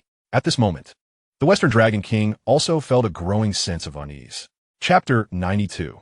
The Dragon Transformation Demon Array in the Southern Dragon King's View. The three great dragon islands were simultaneously propelled by countless dragon folk, rapidly advancing. The southern dragon army was fully prepared, and just as the four islands were about to collide, numerous powerful figures soared from the three dragon islands towards the southern dragon army. The southern dragon king, gazing up at the approaching experts from the other three dragon islands, felt an overwhelming weight in his heart. They actually have three two-star Dou Saints, Qingshan, Xianmo, Zhumu, and a new one-star Dou Saint Dragon Emperor. Could the northern and western dragon kings have perished?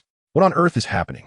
As the South Dragon King grappled with anxiety over the unfolding battle, a formidable force wielding the rare technique of instantaneous movement, reserved for those of the rank of High Dou, Saint, and above, stealthily approached him from behind. With a devastating Dragon Phoenix Dominance fist aimed at the unaware South Dragon King, High Bodong unleashed a strike that obliterated a significant portion of his back and internal organs, rendering him into a void of nothingness with the Dragon Phoenix's heavenly wrath. In the wake of this, High Bodong unleashed a powerful sound wave Dou technique, the Dragon Phoenix's heavenly wrath, which incapacitated the South Dragon King's spirit, preventing any further motion. Subsequently, with remarkable proficiency, he imprisoned the now-bound spirit of the South Dragon King within a specially crafted spirit-sealing jade bottle, sealing it with falling heart flame, a unique fire capable of scorching souls. As for the lifeless body of the South Dragon King, High Bodong had already made arrangements to place it within his nether sea storage ring, intending to utilize it in the future for crafting superior puppets. In this manner, the South Dragon King had met his demise. At that moment, the semi-saint commander of the barbarian dragon army, Man Yen, who was directing the forces of South Dragon Island in combat against the armies of the other three dragon islands, felt a chill run through him. For a moment, even the thought of continuing to command his troops dissipated. The elder of South Dragon Island, Lin Shan, who had been captured amidst the assault of the three formidable two-star Dou Saints, Qingshan, Zhumu, and Xuanma, wore a sorrowful expression upon realizing that their leader, the South Dragon King, had been slain, and unease took root in his heart as he contemplated his own potentially grim fate. Recognizing that the situation had reached a conclusion, Xian utilized the penetrating power of her Dou Qi to project her voice across the battlefield. The dragon spawn of South Dragon Island, your leader has now been vanquished. If you wish to survive, surrender now and heed my command as the new dragon sovereign. As Xian's cold yet authoritative voice resonated throughout South Dragon Island, the numerous powerful figures of the South Dragon Island ceased their combat, bowing in reverence under the imposing pressure of her dragon blood aura, refraining from any acts of defiance. With the death of the South Dragon King and the fall of the three Dragon Kings, the entire Taishu ancient dragon clan welcomed the governance of a new dragon sovereign, restoring unity at last. Thus concluding this tumultuous chapter, Xian surveyed the legions of South Dragon Island that had submitted below her, yet she felt little genuine joy. Even though the Taishu ancient dragon clan had reunited under her reign as the new dragon sovereign, the loss of the three Dragon Kings, each possessing royal bloodlines, had significantly diminished the clan's top-tier combat strength and overall prowess. Xian, the fate of these three Dragon Kings is a consequence of their own actions. Do not be overly troubled, High Bodong remarked, approaching her side and casting a glance toward the position of North Dragon Island within the four Dragon Islands, his eyes glimmering with an inscrutable light. Moreover, if the intelligence I possess is accurate, by taking decisive action to eliminate the South and West Dragon Kings, I might spare them some future suffering.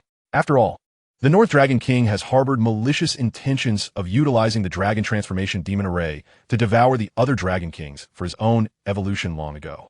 High Bodong's words left Xian, the new dragon sovereign of the Taishu ancient dragon clan, in a state of astonishment. The Dragon Transformation Demon Array, a malevolent forbidden technique lost to their clan, was said to have been created by a powerful ancestor of theirs. According to ancient clan records, once this array was formed, all dragons within it, except for the one serving as the focal point, would be shattered into a pool of blood, ultimately consumed by the dragon at the center, thereby enhancing its power significantly. Due to its brutal nature, the array had been classified as forbidden and subsequently destroyed. Xian had not anticipated that the North Dragon King would inscribe such a technique upon North Dragon Island. While Xian pondered these matters, High Bodong, having already devised a plan, proposed utilizing the Dragon Transformation Demon Array of East Dragon Island to forge puppets from the South, West, and North Dragon Kings. Very well, we shall proceed as you suggest, Xian replied, after a lengthy contemplation, resolving to quell the dissatisfaction of the numerous powerful figures of the Taishu ancient dragon clan surrounding her. Despite the demise of the three Dragon Kings, who bore royal bloodlines, they still held considerable influence within the Taishu dragon clan. Typically, even those among the clan who had committed acts of rebellion would be interred in a dragon tomb, were it not for Xian's personal intervention on behalf of Bodong.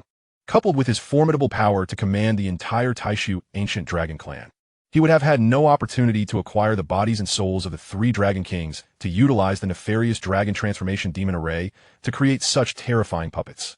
However, the 3 dragon kings had committed the grave sin of fracturing the unity of the entire Taishu dragon clan, which warranted their fates. Chapter 93. The Void Thunder Pool. Approximately half a month later, on East Dragon Island, the Dragonkin had entirely evacuated under the organization of Xian, the new dragon sovereign. As Bodong prepared to use the dragon transformation demon array to create the formidable 3-headed demon dragon puppets. Through his diligent efforts, the colossal bodies of the 3 dragon kings, each nearly 1,000 zhang in length, had been consolidated into a humanoid form. The puppet he crafted, resembling a blood demon, exhibited muscles that writhed as though alive. On its shoulders rested 3 heads, the North Dragon King's visage at the center, flanked by those of the West and South Dragon Kings, each of whom wore a fierce, menacing grin, emanating a lethal aura. The puppet, forged over the past month utilizing the dragon transformation demon array, had merged the physical forms of the 3 dragon kings, attaining a level of strength that was exceedingly formidable. After all, the Taishu ancient dragons were dominant beings within the realm of magical beasts, and the 3 dragon kings, possessing royal bloodlines, contributed to the puppet's sheer physical might, rivaling that of Bodong transformed into a supreme dragon phoenix. All of this had been achieved through the enhancement of his bloodline power and the fusion of extraordinary flames over the course of more than half a month. The once somewhat coarse 3-headed demonic dragon puppet has not only diminished in size, but has also begun to exude a more primal beauty. Over the course of more than half a month, with the fall of the 3 great dragon kings, the ancient dragon clan of the Void has finally cleared all obstacles, under the leadership of the Dragon Emperor Xian, heralding a true unification. Meanwhile, above the northern Dragon Island, Bodong continues his work of crafting puppets. As more and more high-grade materials are meticulously infused into this puppet, aptly named the 3-headed demonic dragon, its power has become increasingly formidable. At this moment, this immensely powerful puppet has taken on a hue reminiscent of black iron. The souls of the 3 great dragon kings have been expertly refined by Bodong into a combat spirit to animate this puppet for battle. Even the essence of their flesh and blood has been thoroughly tempered into its muscles and bones. This peculiar puppet can be deemed a flawless killing machine, with the combat spirit crafted from the souls of the 3 dragon kings, serving as the core of the puppet. The formerly somewhat mechanical and rigid body of the puppet has begun to exhibit the agility and adaptability characteristic of sentient beings, guided by the combat spirit. After completing the crafting of this puppet, Bodong flicked his fingers, releasing a drop of special blood from his fingertip, which landed at the center of the puppet's forehead. This drop of blood transformed into a unique blood seal, permeating the core of the puppet, and a sensation akin to a connection with the puppet's consciousness arose within Bodong's heart. How intriguing! The special puppet I have crafted, capable of battle, might very well surpass even the creator of the celestial demon puppet technique. After observing his masterpiece, a sense of satisfaction welled up within Bodong. At this moment, Xian, who had been busy with clan affairs, noticed the sudden cessation of activity on Eastern Dragon Island and promptly approached Bodong, gazing intently at the puppet forged from the flesh and souls of the 3 dragon kings. A flicker of trepidation and disdain manifested in her eyes, clearly indicating that this amalgamation of the 3 dragon kings could now pose a threat to her safety. After Bodong briefly showcased the general capabilities of the 3-headed demonic dragon puppet to Xian, and realizing that its combat potential had yet to be fully realized, he resolved to venture into the Void Thunderpool. With a mere thought, the special puppet transformed into a 1,000-foot-long demonic dragon, which then bowed down for him to mount. Commanding this extraordinary puppet, Bodong swiftly vanished within the ancient Dragon Island, heading directly toward the distant, flickering silver light of the Void Thunderpool. Boom! The resonant sound of thunder echoed throughout the dark void, merging into a cacophony that seemed to emanate from afar. This must be the Void Thunderpool. As Bodong surveyed the terrifying, flickering lightning before him, a glimmer of anticipation shone in his eyes. After all, this gathering place of thunder was renowned within the void. As Bodong piloted the 3-headed demonic dragon into the vicinity of the Void Thunderpool, streaks of flashing silver light danced in his eyes, hinting an exceptionally violent energy emanating from the distance. The 3-headed demonic dragon, under Bodong's command, plunged into the thunder pool. At that very moment, as he entered the pool, the numerous bolts of lightning surrounding the void thunder pool seemed to react to some unseen call, surging toward his position like countless silver serpents, rapidly striking at him.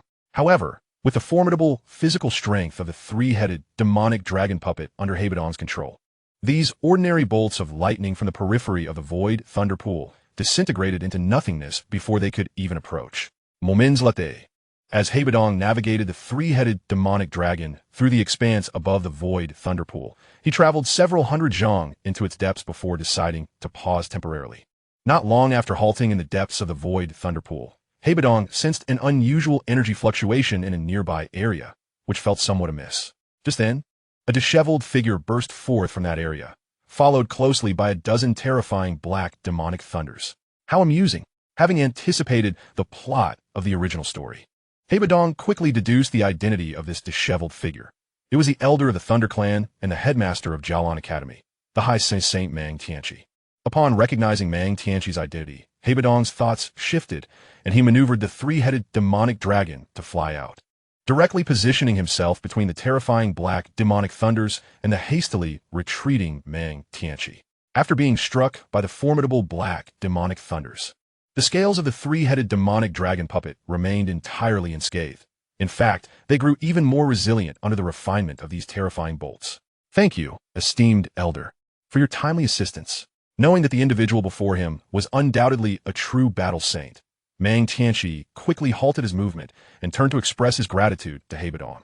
Observing Mang Tianqi, Bodong noted that the elder appeared quite aged, and his robe was tattered, clearly ravaged by the black demonic thunders. Yet, despite his disheveled appearance, Mang Tianqi exuded an air of vitality, as if the cataclysmic black demonic thunders had inflicted little harm upon him. Not at all, esteemed Headmaster Mang Tianqi, Bodong replied, nodding in acknowledgement. Oh, have you perhaps heard of me? Mang Tianqi's eyes flickered with curiosity, confusion, and inquiry upon hearing Bodong refer to him as headmaster.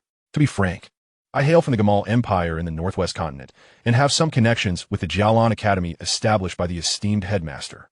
Noticing the glimmer of curiosity and confusion in Mang Tianqi's gaze, Bodong elaborated. After a brief conversation about his background and the changes at Jialan Academy over the years, Bodong, having formulated a plan, guided the three-headed demonic dragon puppet in a specific direction, setting off deeper into the void thunder pool. The reason for his casual conversation with Mang Tianqi was simple. He merely sought to forge a favorable connection with this elder of the Thunder Clan, facilitating deeper strategic maneuvers in the future. Shortly thereafter, within a region at the heart of the void thunder pool, as the colossal, three-headed demonic dragon entered, it immediately attracted a tempest of thunder, with countless bolts of terrifying lightning, typically heralding the emergence of 8th-grade pills, being voraciously absorbed by the puppet. Its aura intensified to an even more fearsome degree. After absorbing the majority of the 8th-grade pill thunder in this area, Bodong, sensing that the puppet's enhancement had reached a temporary limit, contemplated his next move, without any intention to linger in place. Bodong immediately commanded the three-headed magical dragon puppet beneath him to advance towards the heart of the vast void thunder pool not far away. Although this void thunder pool was immensely expansive, the spatial traversal speed of the three-headed magical dragon puppet enabled it to swiftly arrive at the central zone of this ethereal realm. At this moment, Bodong gazed ahead at the throngs of dark magical thunders, writhing like colossal black dragons, which were already renowned throughout the Dou Qi continent, rivaling the might of the extraordinary flames. The black magical thunders, which manifest only during the refinement of 9th-grade elixirs, were akin to the formidable black magical thunder spirits, comparable to the pinnacle of Dou saint-level heavenly treasures. If one were to rank them among extraordinary flames, they would undoubtedly place within the top 10. As Bodong skillfully maneuvered the three-headed magical dragon puppet closer to the core of the void thunder pool, his approach soon attracted the attention of the nearby black magical thunder spirits. In an instant, a massive black magical thunder spirit, resembling a ferocious black python, struck the surface of the dragon puppet scales. A series of crackling electric flashes erupted as this formidable black magical thunder spirit drew near. Suddenly, from within the three-headed dragon puppet, which bore a physique akin to black iron, a peculiar pulling force erupted, drawing the terrifying black magical thunder spirit directly into its interior.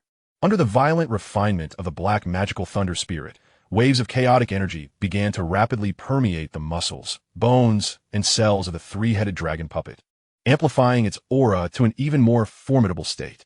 As the refinement process of the black magical thunder spirit reached its climax, the once dark and iron-like body of the three-headed dragon puppet became somewhat dimmed, with its muscles pulsating with an explosive sense of power. Subsequently, immense waves of black magical thunder spirits, moving at astonishing speeds, surged towards the three-headed dragon puppet, colliding fiercely against its body and sending it flying over 1,000 feet away. At this moment, Bodong, having already made preparations, simply controlled the three-headed dragon puppet to hover above the center of the void thunder pool, allowing the numerous black magical thunders to continuously bombard it. A month later, deep within the core of the void thunder pool, amidst the resounding echoes of thunderous roars, black magical thunder spirits surged forth like endless black dragons, relentlessly attacking the three-headed dragon puppet. However, with the enhancement of the dragon puppet's strength, the effectiveness of these black magical thunders ultimately proved limited. After a month of refinement by the black magical thunder spirits, the three-headed dragon puppet reached a plateau comparable to the late stage of a 6-star Dou Qi. Regardless of how much it absorbed, the results became increasingly negligible. After all, no matter how meticulously crafted, a puppet remains merely a puppet.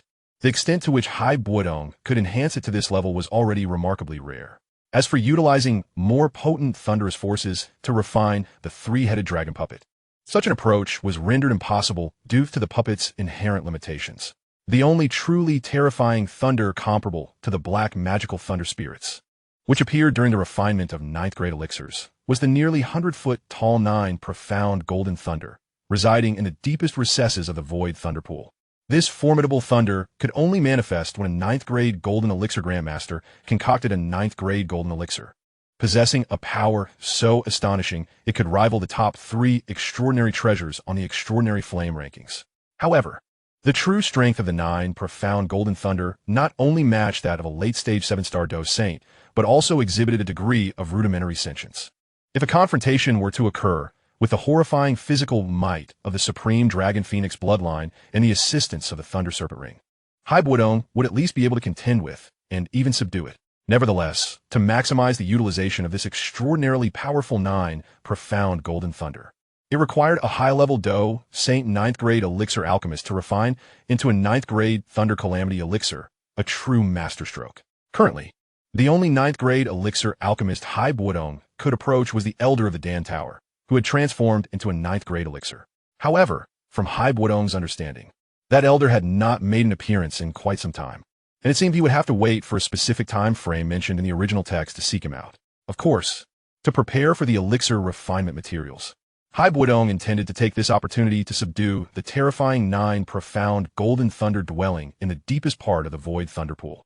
Before doing so, to enhance the success rate of subduing the 9 profound golden thunder, he planned to spend some precious time absorbing the remaining hundreds of black magical thunder spirits in the area by fusing extraordinary flames with bloodline power.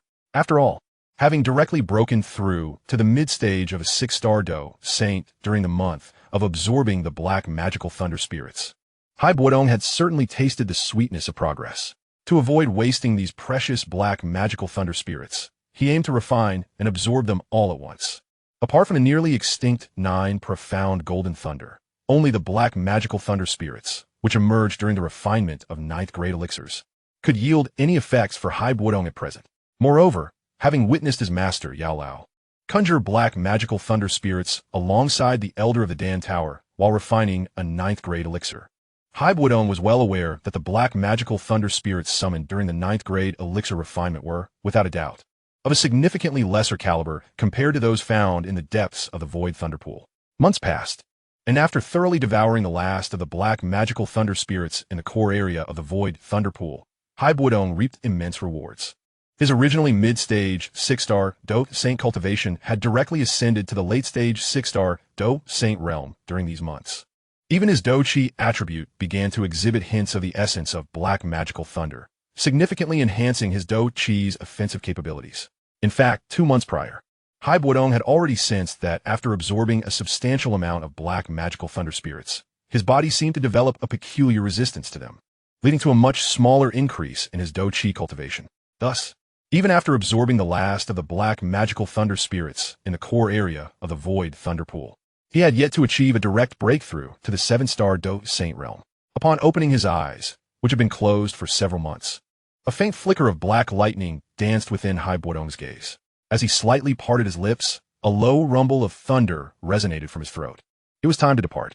With this thought, the meditating Bodong abruptly rose to his feet, and a series of crisp crackles echoed from within him, as if a fierce dragon lay coiled within the muscles throughout his body. With merely a thought, this dragon would spring forth, unleashing astonishing destructive power. Having sensed the location of the 9 profound golden thunder, Bodong had no intention of lingering any longer. With a swift motion, he commanded the 3-headed demonic dragon puppet beside him, ascending into the sky and gradually making his way toward the ominous expanse. Moments later, he had traversed to the destination of Bodong, where he beheld at the heart of the stormy sea a magnificent golden lightning dragon, shimmering as if forged from pure gold. A subtle aura of destruction seemed to emanate from it, warping the very fabric of space around it. Surrounding this nearly 100-foot-long golden lightning dragon were throngs of black magical lightning spirits, reminiscent of soldiers surrounding a sovereign. At this moment, Bodong possessed the formidable power necessary to subdue this formidable being, akin to a 7-star Dou Saint. Thus, he wasted no time. After retracting the 3-headed demonic dragon puppet into his ice spirit ring, he teleported directly in front of the 9 Xian golden thunder. Bloodline Devour, Dragon Phoenix True Body. Utilizing the advanced secret technique of Bloodline Devour, he rapidly elevated his Dou Qi cultivation to the initial stage of a 7-star Dou Saint. Frost Heaven Palm, Heavenly Palm, Dragon Phoenix Dominance Fist, Dragon Phoenix Heavenly Wrath, Dragon Phoenix Dominance Spear. Without hesitation, Bodong unleashed all the heavenly tier Dou techniques he mastered in a single powerful onslaught, aiming to quickly subjugate the 9 Xian golden thunder, thus better positioning himself to tame this entity of comparable strength to his 7-star Dou Saint. Under Bodong's fierce assault, the 9 Xian golden thunder, which rarely engaged in battle with human cultivators, found itself momentarily at a disadvantage. However, having awakened its nascent intelligence, it called upon a multitude of black magical lightning spirits stationed 1,000 feet away, launching an all-out attack toward Bodong's position. Such trifling skills. How dare you flaunt them? Upon witnessing the swarm of black magical lightning spirits charging at him, Bodong merely emitted a cold snort. He stood his ground, allowing the barrage to strike him directly, only to swiftly refine and absorb their energy to enhance his Dou Qi cultivation. The overwhelming onslaught of terrifying black magical lightning spirits not only failed to impact Bodong, but appeared to bolster his Dou Qi instead. Realizing its inability to execute the spirit-gathering technique, the 9 Xian golden thunder resigned itself, lying at the center of the stormy sea, occasionally emitting a low, mournful sound, tinged with an air of sorrow. Chapter 96. An unexpected encounter with the Phoenix Heaven 9 Xian golden thunder. Bestow your power upon me, and I shall assist you in gathering your spirit. At this moment, still in his supreme dragon phoenix form, Bodong hovered before the 9 Xian golden thunder. His voice, transmitted through the power of his soul, stirred a flicker of emotion in the dim eyes of the dragon. Your overwhelming strength is your greatest impediment to gathering your spirit. Noticing the 9 Xian golden thunder's response, Bodong transformed back into human form and gently placed a hand on the dragon scale between its eyes. Following the guidance of the terrifying suction emanating from his fingertips, a brilliant surge of golden lightning erupted forth, causing the once massive 9 Xian golden thunder to shrink to a mere 10-foot-long golden dragon as its power was siphoned away. After sealing the vast amounts of golden lightning energy extracted from the 9 Xian golden thunder, Bodong extended his hand, gently caressing its dragon head. With a shift of his hand seal, a torrent of spiritual energy from the core of the void thunder pool rapidly converged, ultimately transforming into a seed of spiritual energy that gradually penetrated the 9 Xian golden thunder's body. Observing the current state of the 9 Xian golden thunder, Bodong concluded that it was now merely equivalent to a Dou Zun level existence, allowing the spirit gathering process to proceed quite smoothly. Gazing at the nascent intelligence reflected in the young dragon's eyes, Bodong smiled softly. From now on, you shall be the sole 9 Xian golden thunder in this realm possessing autonomous intelligence. With a docile gaze fixed upon Bodong, the 9 Xian golden thunder resembled a newborn creature, instinctively committing the first person it laid eyes upon to memory, never to forget. Having achieved his objective, Bodong transformed into a streak of radiant light, swiftly departing from the void thunder pool. Meanwhile, in the ethereal realm, the ancient dragon island had undergone a remarkable transformation. Towering peaks ascended from the vast island, shrouded in clouds, as several ancient dragons soared overhead, their deep roars resonating throughout the island. The current ancient dragon island was a union of the original 4 great dragon islands. Not only vast in expanse, but also teeming with representatives from the 4 islands and numerous ancient dragons from the scattered islands within the void. Upon his return, Bodong could clearly sense the powerful yet subtle auras permeating the ancient dragon island. Clearly, the new dragon sovereign, Xian, had decisively unified the entire ancient dragon clan in the void space, swiftly eliminating the 3 dragon kings, while the remnants of the dragon clans from the other 3 islands, as well as those from Easter Dragon Island, remained relatively intact. Of course, the current ancient dragon clan was still significantly diminished compared to its peak under the leadership of the former dragon sovereign, Zhu Qi. The advanced Dou Saints of that era far surpassed even the mightiest ancient clans and soul clans of the current Dou Qi continent, boasting an abundance of high-ranking Dou Saints. However, following the disappearance of the last dragon sovereign, Zhu Qi, the 3 dragon kings, possessing royal bloodlines, began to rally their descendants, fracturing the ancient dragon clan throughout the void space. Many elder warriors of the ancient dragon clan, typically bound by tradition, refrained from intervening, adopting a passive stance of ignorance. With the recent unification of the ancient dragon clan in the void, Xian, as the new dragon sovereign, summoned the dispersed members back to their ancestral lands. Many powerful ancient dragons chose to return, and with the existing strength from the original 4 islands, the ancient dragon island now exuded a semblance of its former glory. Upon nearing the territory of the ancient dragon island, Bodong, who relied on advanced teleportation techniques, sensed a concealed figure. Utilizing the teleportation technique, Bodong descended behind Huang Tian, smiling before feigning curiosity. Isn't this Huang Tian, the leader of the Tian Yao Phoenix clan? What brings you to hide here? Do you have some grand scheme in mind? In response to Bodong's unannounced arrival, Huang Tian merely smiled casually, continuing, I presume you are the esteemed Dragon Phoenix Bodong, who has assisted the ancient dragon clan in unifying the entire void space. The leader of the Huang Tian clan is quite the orator. Upon hearing Huang Tian sidestep his inquiry, Bodong simply snorted and proceeded, let us dispense with the pleasantries. Today, you intrude upon my wife's domain without notice. If you wish to leave here unscathed, you must first engage in a few exchanges with me. Sigh. Very well. Upon hearing this, Huang Tian recognized that his audacious intrusion into the void space today could not be easily dismissed, since the Ice Age insisted on challenging him. The patriarch of the Celestial Phoenix clan, he resolved to commence the confrontation without further delay. Bloodline Devouring Spirit, Dragon Phoenix Fury.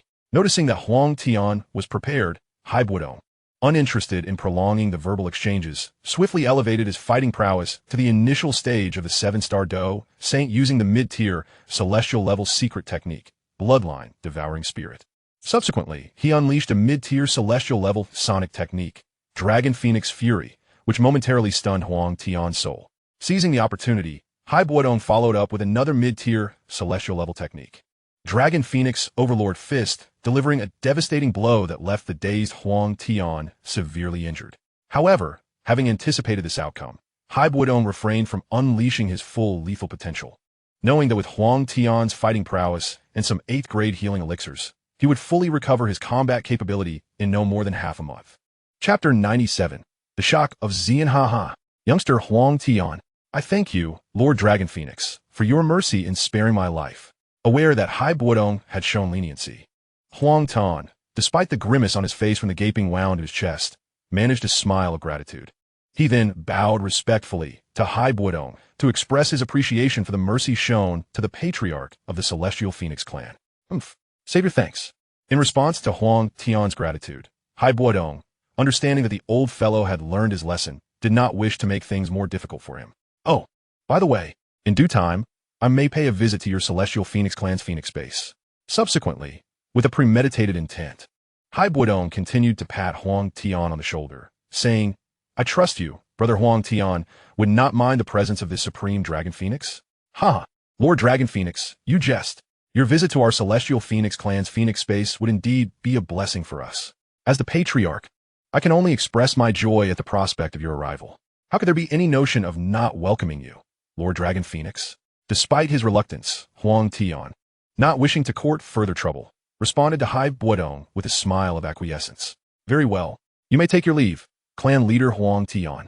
Upon hearing this, Hai Bodong nodded and requested a token that would grant him direct access to the Phoenix space before allowing Huang Tian to exit the void space unimpeded.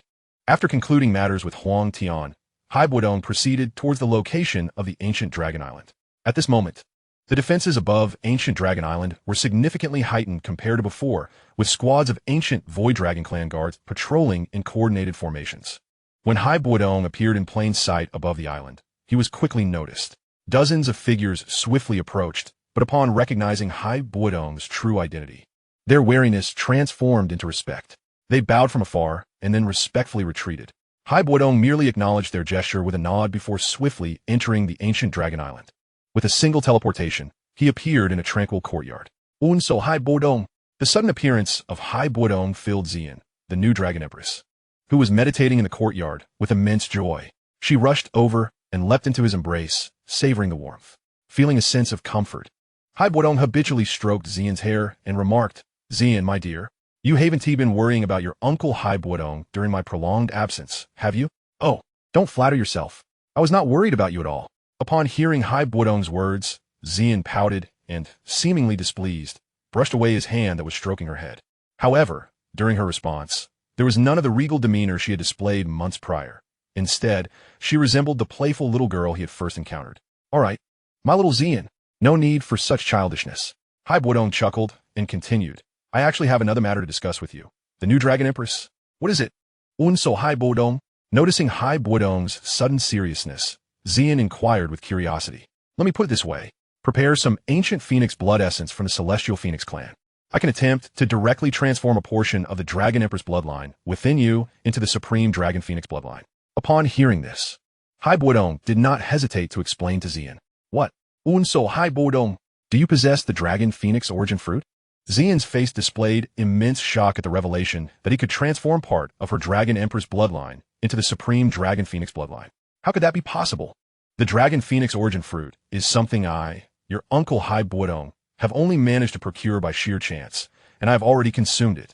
Hai Bodong paused before continuing. However, even without the Dragon Phoenix origin fruit, as long as there is enough ancient Phoenix blood essence, I can still transform a portion of your Dragon Empress bloodline into the Supreme Dragon Phoenix bloodline. As for the specifics of the process, I won't delve into those details with you. If you trust me, go find the elders of your ancient Void Dragon clan and gather the ancient Phoenix blood essence accumulated over the years.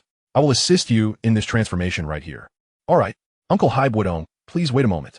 Xian, having fully trusted him, immediately turned to leave the tranquil courtyard, heading straight for the council hall of the ancient Dragon Island, intent on quickly gathering enough ancient Phoenix blood essence. Approximately half an hour later, as Hai Bodong sat cross-legged in the courtyard, refining a piece of jade-like bone resembling a spine and a pair of ancient Phoenix wings radiating purple gold light, he noticed Xian returning along the same path she had left. He stored away the refined 9th-tier sacred beast dragon bone and Phoenix wings. So Hai Bodong, let us begin. I have gathered everything you requested. As Xian rushed into the courtyard, she eagerly produced a large barrel of ancient Phoenix blood essence from her spatial ring and urged Hai Bodong to promptly utilize his special techniques to assist her in the bloodline transformation. All right, I understand. Goodness, is it necessary to be this excited over a mere bloodline transformation? Observing Xian's enthusiasm, Hai Bodong chuckled with mild annoyance. So Hai Bodong, I'm just worried you might change your mind. Xian retorted, slightly miffed, after hearing Hai Bodong's remarks. After all, transforming into the Supreme Dragon Phoenix bloodline is a significant matter, even for me, as the new Dragon Empress. Chapter 98. The transformation of bloodlines upon the moment when Xian unveiled a vast barrel of ancient Phoenix blood essence she had meticulously concocted. Bodong initially dedicated a considerable amount of time to deeply purify and trace the origins of the ancient Phoenix blood essence, utilizing the unique temporal powers contained within the Ray's serpent ring. Subsequently, Bodong invested over 3 months, employing the majority of the remaining energy from the Ray's serpent ring, to merge the refined Heavenly Phoenix blood essence with Xian's Dragon Emperor bloodline at an exceedingly gradual and tranquil pace. Throughout this nearly 3-month fusion process, although the energy from the Ray's serpent ring had been entirely exhausted. Xian's actual combat capabilities and her aptitude for cultivating fighting spirit saw significant enhancement due to the transformation of her Dragon Emperor bloodline into the Supreme Dragon Phoenix bloodline. Not only did her mastery of the Heavenly Phoenix wings significantly elevate Xian's aerial prowess compared to her capabilities before this bloodline transformation ritual, but even her fighting spirit cultivation level surged from the initial stage of a 1-star fighting saint to the breakthrough of a 2-star fighting saint at the initial stage. Naturally, due to Xian, the new Dragon Emperor, not having ingested the Dragon Phoenix origin fruit, the purity of her Supreme Dragon Phoenix bloodline still could not compare to Bodong, who had now reached the late stage of a 6-star fighting saint. Xian, how do you feel after successfully completing this bloodline transformation? Observing Xian's exhilaration as she acclimated to her recently acquired Dragon Phoenix power, Bodong displayed a hint of satisfaction. Xian is very pleased. I truly thank Uncle Bodong for this. Hearing Bodong call her Xian, now largely accustomed to her newfound Dragon Phoenix power, bounced toward him and leaped into his embrace. Xian, why still call me Uncle Bodong? Reveling in the warmth of their embrace, Bodong chuckled. Be obedient. Call me husband. Oomph. I understand now. Husband.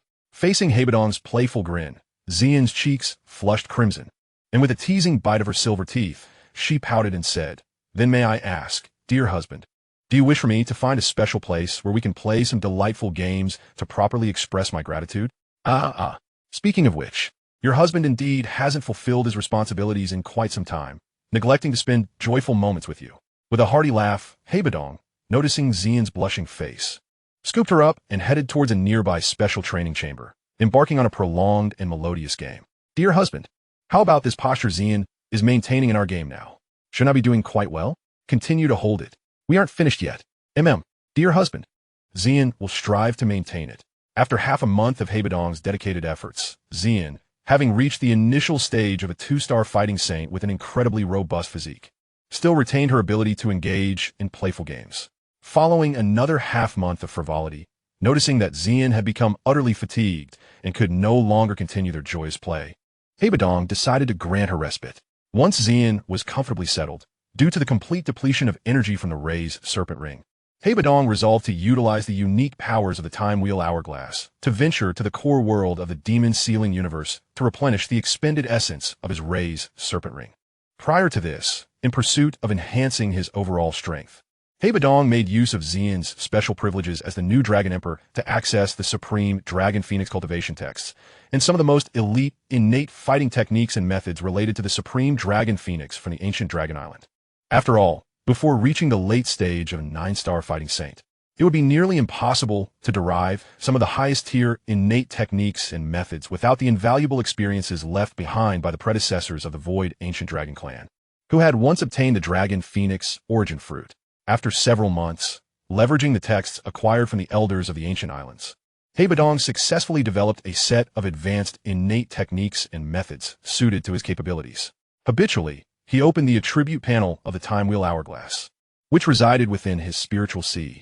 Immediately, a series of remarkable changes in his basic information appeared before his eyes. Host, Bodong, Fighting Spirit Realm. Late stage, 6-star Fighting Saint, Soul Realm. Mid-stage of Heavenly Realm, Divine Blood Realm, 7th Realm. Method, Supreme Dragon Phoenix Technique, Soul Technique, Soul Hand Seal, Soul Formula, Tai Soul Formula. Fighting Techniques, Frozen Heaven Palm, Great Creation Palm, Dragon Phoenix Overlord Fist, Dragon Phoenix Heavenly Wrath, Dragon Phoenix Bell, Dragon Phoenix Overlord Spear, Dragon Phoenix Star Arrow, Dragon Phoenix Explosive Step, Dragon Phoenix True Body. Bloodline Spirit Devour, Time Wheel Hourglass. Could be activated. Gazing at this series of astonishing changes, a satisfied smile blossomed on Bodong's face. Indeed, having the assistance of predecessors' experiences is invaluable. If I were to rely solely on myself, how could I possibly have created such a high-tier Supreme Dragon Phoenix technique so swiftly? Moreover, that old dragon Zukoin truly hoarded knowledge. The techniques he previously taught me, such as the Dragon Phoenix Overlord Fist, Dragon Phoenix Explosive Step, and Dragon Phoenix True Body, have evidently more refined versions within the clan's library of the ancient Dragon Island. What a stingy dragon. He couldn't even part with such knowledge. Despite my successful completion of the task he entrusted to me. Chapter 99. The Divine Blood Game. After briefly organizing the fruits of his labor over the past few months, Bodong carved out some time to engage in joyful games with Xian, who had not been nourished for a long time, unlocking new playful postures. He then utilized the unique powers of the Time Wheel Hourglass to traverse once more to a secluded corner of the Earth's core world within the Demon Sealing universe. Upon his arrival, Bodong awaited the restoration of the expended essence in his Ray's serpent ring before making his way directly to the entrance of the Divine Blood Game level within this core world, intending to procure some worthwhile gains. He recalled his last descent through a passage specifically leading to the core world, falling for approximately an hour.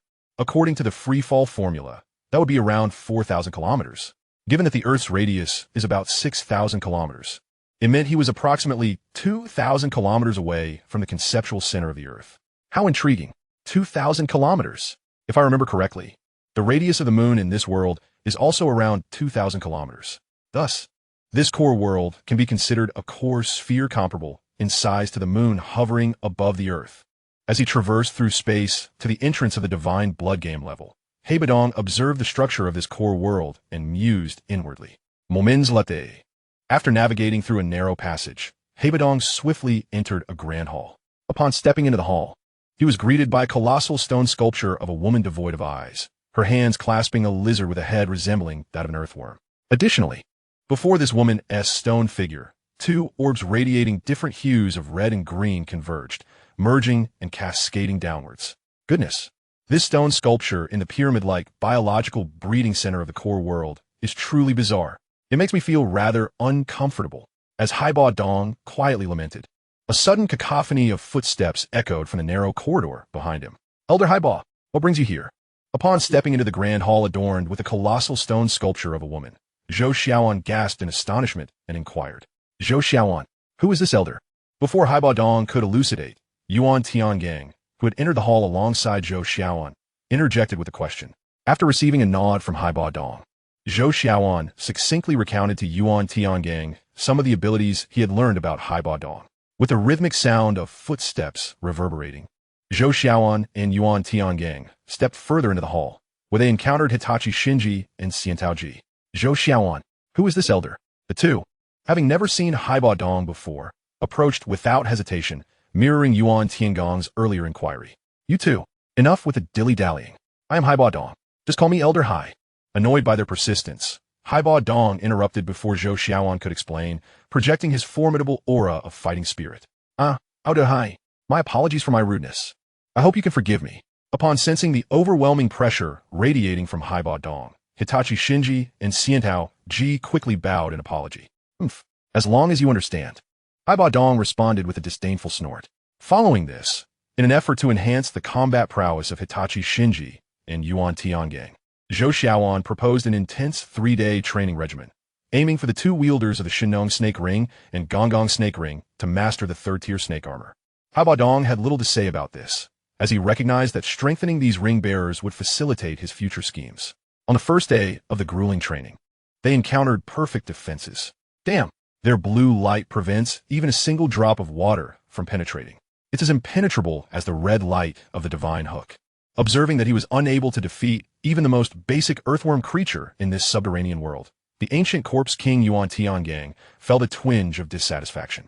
Meanwhile, Hitachi Shinji, the other wielder of the Shinong Snake Ring, shared a similar sense of frustration. Seeing their struggles, Bodong, unwilling to waste more time, utilized the unique abilities granted by his high-level divine blood to manipulate their bodies directly, assisting both of them and Zhou Xiaoan, who was cheering them on, in swiftly overcoming all barriers between the first realm of divine blood and the divine blood realm within their bodies. After mastering the divine blood realm, Zhou Xiaoan and the others quickly became adept at using the snake armor. Once they had all grasped the divine blood realm, Bodong, who had long been scheming, generously provided them with the divine blood codes needed to break through to the 6th and 7th realms.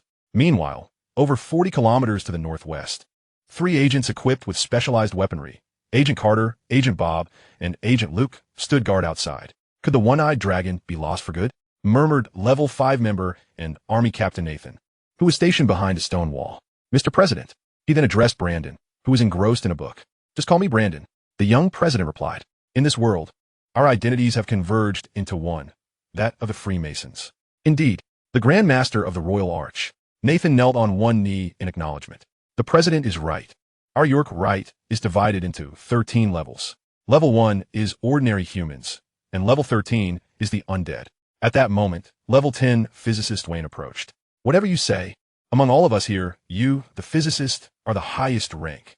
I just want to leave this damn place as soon as possible. At this juncture, level 8 biologist Mike joined Wayne, exclaiming, what an extraordinary master, and a royal master as well. Nathan, surprised by the sudden appearance of the rarely seen high-ranking members, was taken aback. Chapter 100, Advanced Civilization. Just a few days in, and you're already thinking of leaving? Mr. Mike, do you wish to bring shame upon the high members?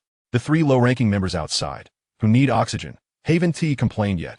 Hearing Wayne's taunt, Mike, unwilling to back down, raised a silver cross hanging from his neck and retorted, my desire to leave is not born of cowardice. A devout believer would never venture into hell and engage with the devil. Mike, I respect your piety, but this is not hell. Brandon interjected. Mr. President, this place is indeed hell. Mike asserted vigorously. Only the power of the devil could create such a vast underworld. Have you considered that the snake god is the devil?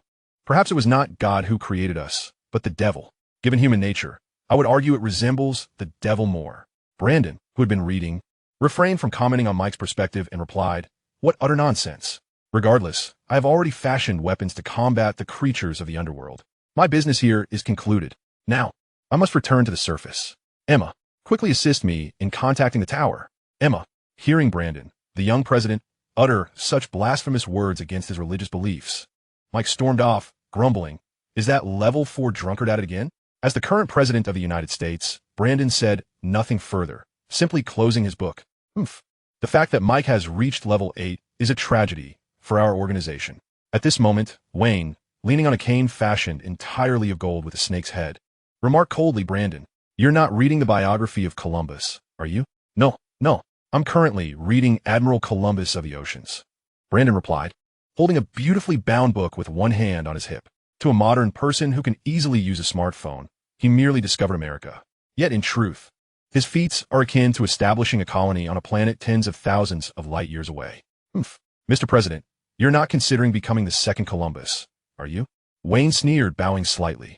My dream is to venture into the stars like Columbus and establish colonies. With the heart of IAB, we can solve the propulsion issue of the UFO. Regarding Wayne's mockery, Brandon remained unfazed. Mr. President, are you joking? We all know the rulers of the underworld will never grant us the heart of IAB. Wayne interrupted, of course, I never intended to seek their consent. Brandon, maintaining his confidence, declared, do you wish to instigate a war? Observing Brandon's sudden bravado in uttering such a contentious statement, Wayne pressed on. We have proven that sonic weapons are effective against underworld creatures. Within a month, a robot army equipped with sonic weapons will enter here. The Earth is like an apple, and if it has worms, they must be removed. At this, Brandon's expression darkened. Brandon, you cannot do this. Have you forgotten the orders issued by Mr. Will of level 12? Upon witnessing the audacity of Brandon's thoughts, Wayne, the highest-ranking member present, suddenly exclaimed in a fit of anger. So this truly exists at this level. I had thought that level 12 was merely a myth. Nathan, standing nearby, expressed his astonishment. Levels 11, 12, and 13 are all members of the Holy Knight Order, our foremost mentors. Observing this, Brandon succinctly elucidated for Nathan. The mentors believe that our technology cannot disrupt the core world. We must accept their dominion. At that moment, leaning on his serpent-headed staff, Wayne interjected, does level 12 imply that we should willingly become slaves? Nathan was taken aback by Wayne's assertion. Indeed, in the face of a superior civilization, we are but lambs awaiting slaughter. Suddenly, Wayne raised his serpent-headed staff, directing his gaze toward Brandon. The only recourse is to beseech them to sharpen their blades. Absurd. That fellow named Will is nothing but a coward. He is even more timid than Mike. Infuriated, Nathan clenched his fist and retorted, Is that so? Captain Nathan, do you not realize that the key to victory lies not in bravery, but in selecting an opponent weaker than oneself? Choosing the wrong adversary will render your so-called bravery a path to demise. As a soldier, I refuse to execute such nonsensical orders. Nathan vehemently rejected. Enough. Nathan, Mr. President, hiss. We must resolutely implement the level 12 orders. In the pursuit of personal dreams versus loyalty to the Brotherhood, I choose the latter, hoping the denizens of the core will accept our submission.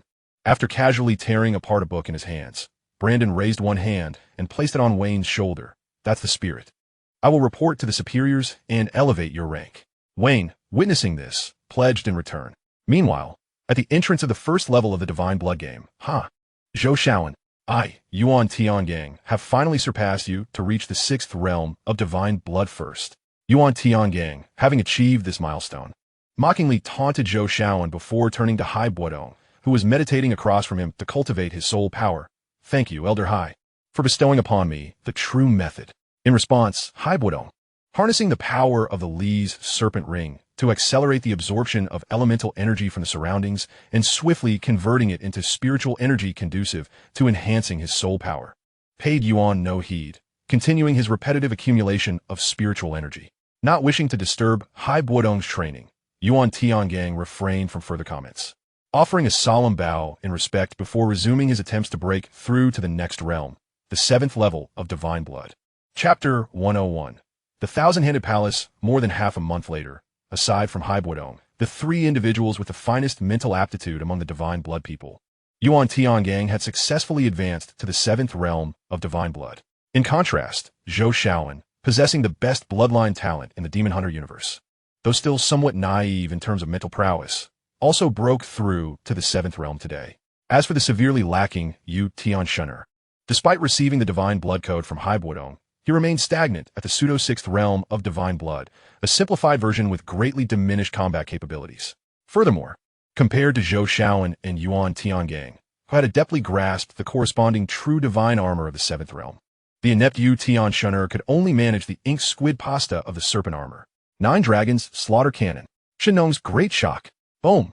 After a simple demonstration of the power of the serpent armor, all the worm men residing within the entirety of Pyramid number 26 were eradicated. Meanwhile, within a peculiar space of the Thousand-Handed Palace, Sister 4, I just heard a tremendous noise emanating from your jurisdiction. Has something gone awry?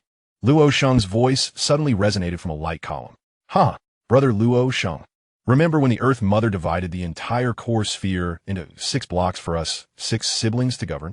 Among us, Luo Sheng is the one I find most irksome, always acting as though he is the eldest. At this moment, Thousand Hands silently mused, it's nothing too serious. You know that experiments inevitably lead to minor accidents.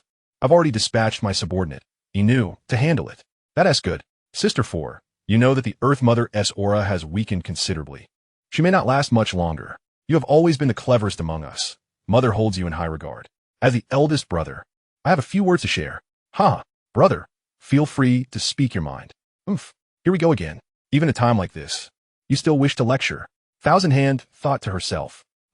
Sister 4, over 2,000 years ago, the Earth Mother set forth the plan to counterattack the Serpent Star. Now, as time has passed, with Mother's life nearing its end, my second sister Dishur, my third brother Jiaying, and I believe that this plan is no longer necessary. What? Has the eldest brother forgotten? The Earth Mother's lifelong wish is to return to her homeland. The Serpent Star, upon hearing this, Thousand Hand chuckled lightly and responded, Brother Luo Sheng, are you now afraid of our conflict with the forces of the Serpent Star? The Serpent Star is 20 times larger than Earth, rich in resources, with the Serpent King Kassa dominating dozens of star systems. Our survival to this day is due to the Serpent Star believing that the Serpent Clan on Earth has been extinguished. Luo Sheng paused before continuing. And that is precisely why we allow those lowly human beings to govern the surface of the Earth. Human civilization has always been like seaweed growing on a turtle's back. It can help the turtle evade predator attacks. This tale, brother, you have recounted to us countless times since we were young. Thousand Hand interjected. However, the wisdom of the Earth Mother far surpasses both you and me. We understand the implications. And surely, the Earth Mother does as well. As for the counterattack on the Serpent Star, it is a testament to Mother's foresight. Consider this. When she was still the Serpent Goddess Niwa, she foresaw the infighting and decline of the Serpent Clan. Her ability to reincarnate as the Earth Mother before disaster struck demonstrates immense wisdom and foresight. Despite the Serpent Clan's might, if we adhere to the Earth Mother's plan, the Serpent Star will undoubtedly fall into our hands. Do you genuinely believe in the Earth Mother's Divine Blood game? Of course. The day the 8 Divine Blood individuals conquer the Divine Blood game will mark our core world's counteroffensive against the Serpent Star. Upon hearing Luo Sheng's words, Thousand Hand promptly replied, very well. If the divine blood individuals appear in my jurisdiction, I will not hesitate to eliminate them. Moreover, I shall persuade our mother, the Earth Mother, to appoint me as the ruler of the core world after her passing. You speak too soon. I have been using the corpses of young boys and girls to prepare medicine for Mother. With my concoctions, she will continue to live on. Thousand Hand promptly countered, Thousand Hand, how dare you mention your potions? Mother's consciousness has been muddled by your concoctions. Hearing this, Luo Shang within the light column bellowed angrily, haha. The eldest brother knows that Mother cherishes me the most. Jealousy is only natural. Thousand Hand merely smiled faintly, indicating no desire to elaborate further. Thousand Hand, take care of yourself. My foolish elder brother, you shall perish before the Earth Mother. At last, she relished the departure of this vexatious individual. Once the visage of Luo Shang faded from the light column, Thousand Hand silently reflected. Meanwhile, in a secret chamber within Luo Shang Palace, haha, Lord Luo Shang, you truly excel at deceit. Yuanyi, you have arrived. Lord Luo Shang, you have never harmed a single divine blood individual, yet you have taken me, a divine blood person, as a subordinate. Alas, the current circumstances are not as they once were. Luo Shang sighed and continued, Thousand Hand seeks to deceive me. I have already sensed the presence of the divine blood individuals. Ha ha ha, surely, what you perceive is not my scent. Upon hearing Luo Shang's words, Yuan Ji laughed heartily. They are not within my jurisdiction. One of the divine blood beings bears a striking resemblance to you.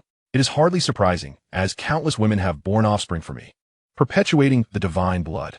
Those who inherit the divine blood are scattered across the globe. Only they possess the ability to wield the serpent ring. Upon hearing this from Luo Shang, Yuan Ji beside him stroked his chin and murmured, Indeed, you are now aware.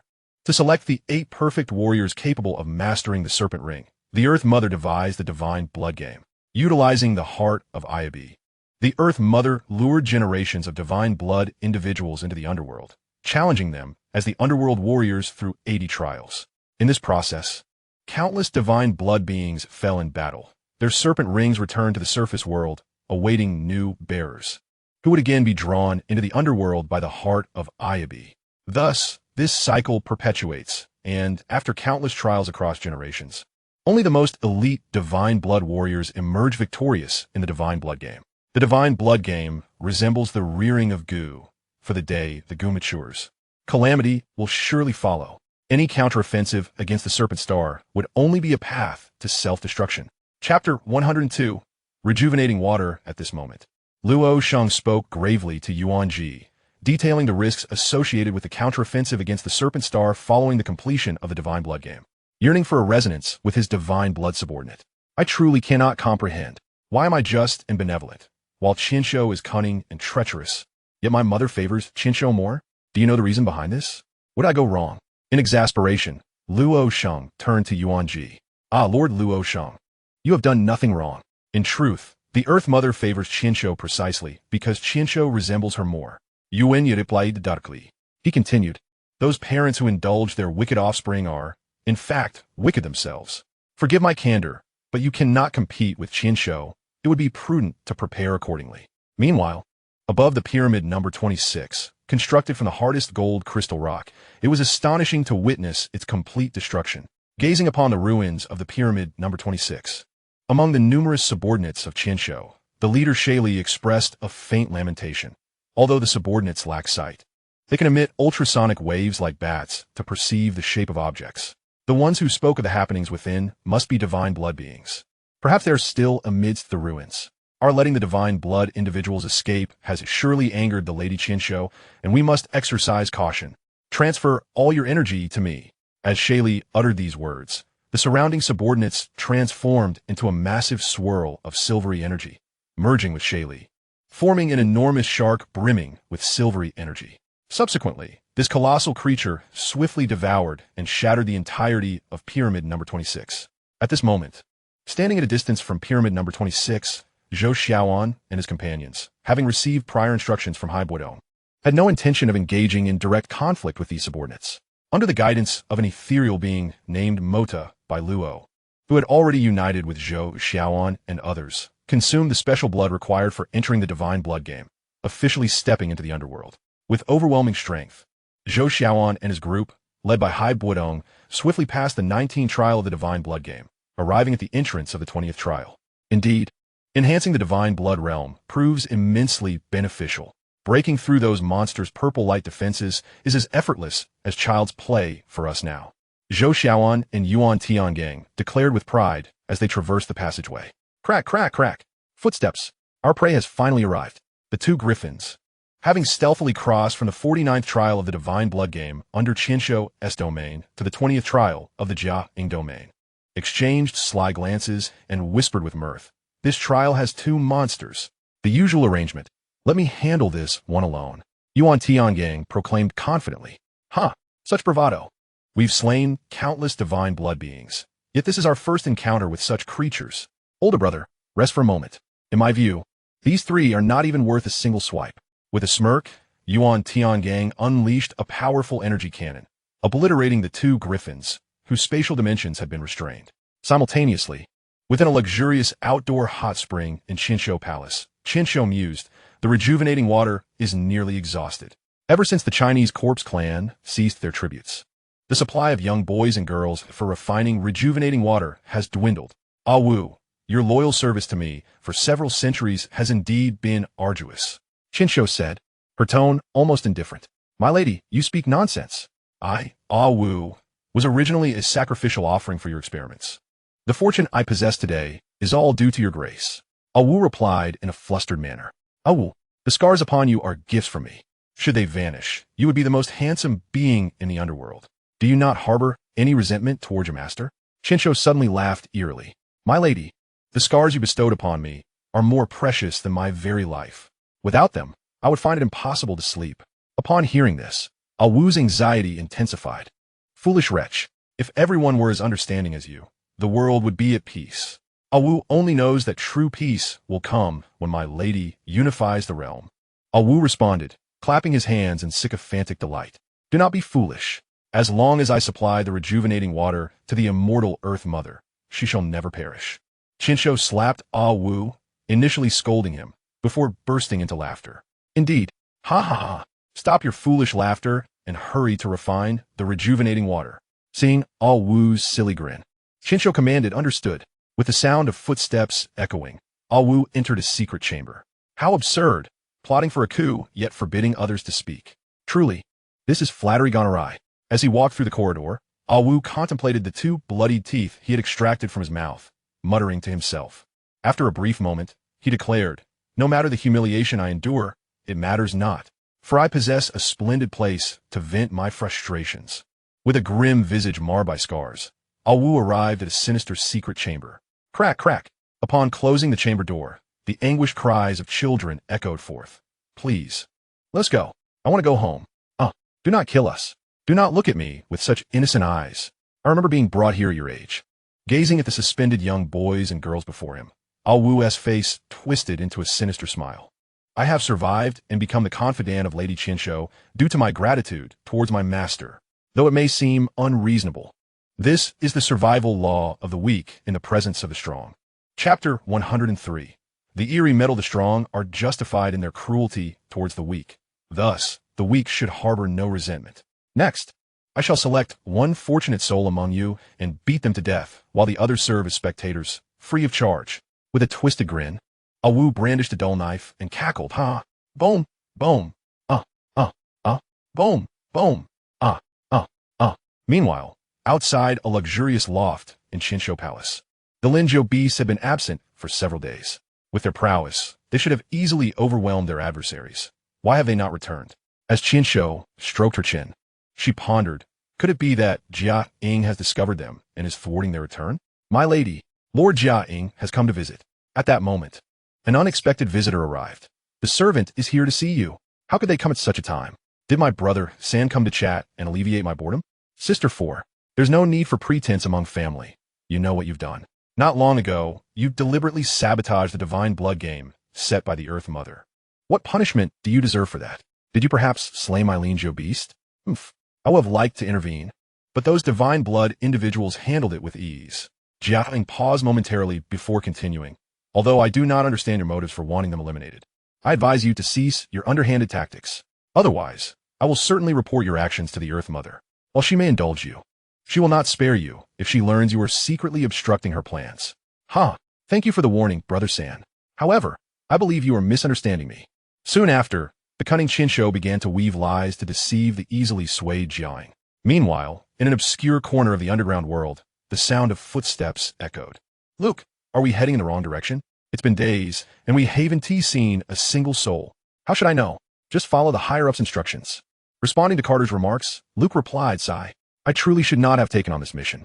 Alice and I are to be married in a few months. And now look, our communications with headquarters are cut off, and I don't even know if we will make it back alive. At that moment, Carter suddenly pulled out a pocket watch containing a photograph of his fiancée, gazing at it sorrowfully. I envy you. At least you're already a father. Carter then turned his gaze to Luke, chuckling. You envy me? Have you seen Shrek 4? The feeling a man has after marriage is essentially the same. I now have 3 daughters and 2 dogs. Every morning I open my eyes. I must go earn money to support them. Luke paused, then sighed, well, if we're being honest, only high-ranking members don't have to worry about money. So, you are here for money? I'm here because my youngest daughter has a rare illness. Only by participating in this operation can she receive the best treatment. Hearing this, Luke's expression turned sorrowful. I hope your daughter recovers. Oof. There is no need for your consolation. I mention this merely to inform you. Marriage is not as beautiful as you imagine. In fact, it's not just marriage. Life is akin to a mousetrap. Regardless of high or low status, everyone is lured in and then caught. No one escapes. As long as you are alive, you will eventually be battered and bruised. Luke lamented, your perspective is rather bleak. Such negativity. Disapproving of Luke's viewpoint, Carter retorted, bang. He is not wrong. You will find out eventually, little brat. At that moment, Bob suddenly appeared between the two and, without reservation, delivered a heavy punch to Carter's head. Bob, if you hit me again, I'll take you to military court. Carter shouted angrily. Humph. We are all going to die here, you fool. Only those big shots behind us will make it back. Bob did not pay much heed to Carter's threat and prepared to teach the young man a lesson. Get your filthy hands off me. Hey, you two, stop the bickering. Come look at this. Upon hearing Luke's call, not only Carter and Bob, who were in a scuffle, but even Brandon and other higher-ups gathered around. Carter, go check where you discovered this iron cross medal and see if there's anything else here. Nathan ordered Carter. Yes, Lieutenant Nathan. Damn it. So there's a connection with aliens. Bob suddenly exclaimed. No way. In Hitler's eyes, only those of German blood are superior. He looks down on aliens. Brandon interjected. Besides, if they truly received assistance from the underground world, they wouldn't have been defeated so soundly by the Allies. That being said, Hitler indeed had a keen interest in underground civilizations. He once sent an expedition to the snowy regions in search of the entrance to the underground world. Suddenly, Wayne spoke up, Mr. Brandon. I've always been curious. Was Hitler's suicide real or not? There are rumors that the charred corpse wasn't even his. Such a high-level secret should only be known by you upper echelons, right? At that moment, Carter, who was crouched down investigating, suddenly asked, You little brat, focus on your task. Have you found anything suspicious? Hearing Carter's offhand comment, Nathan, who was overseeing him, angrily shouted, I haven't found anything. Carter replied, Whether Hitler is alive or dead is no longer important. Let us move forward. Nathan approached Carter closely, yes. Carter responded respectfully. Hey, why did you throw away the medal? Seeing Luke dispose of the Iron Cross medal, Carter quickly inquired. Even if I brought it back, I couldn't claim it was found in the underground world. If it's just an ordinary medal, it's not worth much. It's better left here. Luke replied, If you don't want it, I will take it. It might even be Hitler's. Seeing this, Carter immediately went to Luke's side and picked up the Iron Cross medal. Afterward, Brandon and the others walked several hundred meters ahead and discovered some human artifacts. Just as they were puzzled, a familiar foul odor suddenly wafted toward them. Chapter 104, The Middleman. Oh God, this is a garbage dump. How could there be so much human trash in the underground world? Nathan lamented. No way. The underground civilization actually collects human garbage? I thought this medal was evidence of Germany's entrance into the underground world. Looking at the Iron Cross medal in his hand, Carter felt absurd. So it was merely one of humanity's discarded wastes. Master Wayne, it seems you have overestimated this. At that moment, Brandon, covering his nose to block the stench from the garbage heap, looked smugly at Wayne. Cough, cough. We must have taken a wrong turn. This place doesn't resemble the residence of the underground world's highest authorities. A bit embarrassed, Wayne coughed a few times. It stinks. Let us get out of here. As the only female in the exploration team, Emma suddenly felt something poking her from behind while she was speaking. Who is it? Be careful, or I'll report you. Poke, poke, you. Turning around, Emma saw a creature resembling a certain alien depicted on television, and in her shock, she immediately foamed at the mouth and fainted. It's an underground creature. Quickly, use the sonic weapons. Bob and Luke, wielding sonic guns, simultaneously attacked the motionless underground creature. Hey, no need to be so hasty. Fortunately, my body structure is quite similar to yours. This weapon won't affect me. The creature, seemingly unbothered by the assault from Bob and Luke, spoke in human language. Hearing the creature speak, Luke was taken aback. Luke, quickly put down the sonic gun. Just then, Brandon raised a hand to stop them. Wow, I've seen you on TV. You are President Brandon. I can't believe you actually came to the underground world. May I take a photo with you? I found your campaign speech truly captivating. The underground creature, named Kayleigh, appeared exceptionally excited upon seeing Brandon. This guy looks just like the alien corpse preserved in Area 51. Bob whispered, I thought that corpse was fake. So aliens are actually underground beings? Luke and Carter, who were gathered together, were equally astonished. Huh. I can understand your expressions of surprise. In your cinematic portrayals, extraterrestrials may resemble my appearance. Yet this is merely a misunderstanding. We are, in fact, a species of subterranean beings, albeit possessing significantly higher intelligence than our fellow denizens of the Earth's core. With a cheerful demeanor, Kola exclaimed thus. You find enjoyment in our television programs. What is your name? Brandon inquired. Besides English, I am also proficient in Chinese. As for my name, I am called Kola, for I have an immense fondness for your Coca-Cola. My acquisition of your language is necessitated by my profession. Here is my business card. At that moment, Kola enthusiastically produced a tantalizing card from his pocket. Occupation, médicament. Brandon mused, indeed, I am the most renowned middleman in the southern reaches of this subterranean realm. In your terms, my trade could also be referred to as smuggling. In a moment of pride, Kola even began to dance, declaring, The refuse behind you is all merchandise I have transported from your world. You smuggle trash from the human realm? Brandon questioned incredulously. No. Trash is trash. Regardless of its origin, it holds no value. I actually smuggle commodities from the human world into the subterranean realm. Despite the strict prohibition against smuggling enforced by the Earth Mother, human goods sell remarkably well here. Thus, smuggling persists unabated. Kola paused briefly before continuing. I first assist humans in disposing of their refuse, and then utilize the profits to procure your human goods. Ah, I see. But how do you transport such a vast quantity of refuse back? Brandon further probed. I possess no other talents. My singular skill lies in shrinking colossal items. With that, Kola extracted a small black sphere from his pocket and raised it high, exclaiming, Stand back. Behold, this is 10 tons of trash I have transported from humanity. It could form a small mountain. As the heaps of refuse cascaded forth from the diminutive black sphere, Kola produced a white sphere from his pocket, explaining, And within this sphere lie the goods I have smuggled from the human world. Typically, I mark up the price tenfold for the local buyers. If you think this trade is without risk, you are gravely mistaken. Whether in the subterranean or surface world, should I be apprehended, it would spell certain doom for me. Decades ago, a predecessor of mine was captured by humans while procuring goods and lost his life over a truckload of Sprite. Such folly. Another predecessor met a grim fate when he was devoured by the minions of the Earth Mother while disposing of refuse.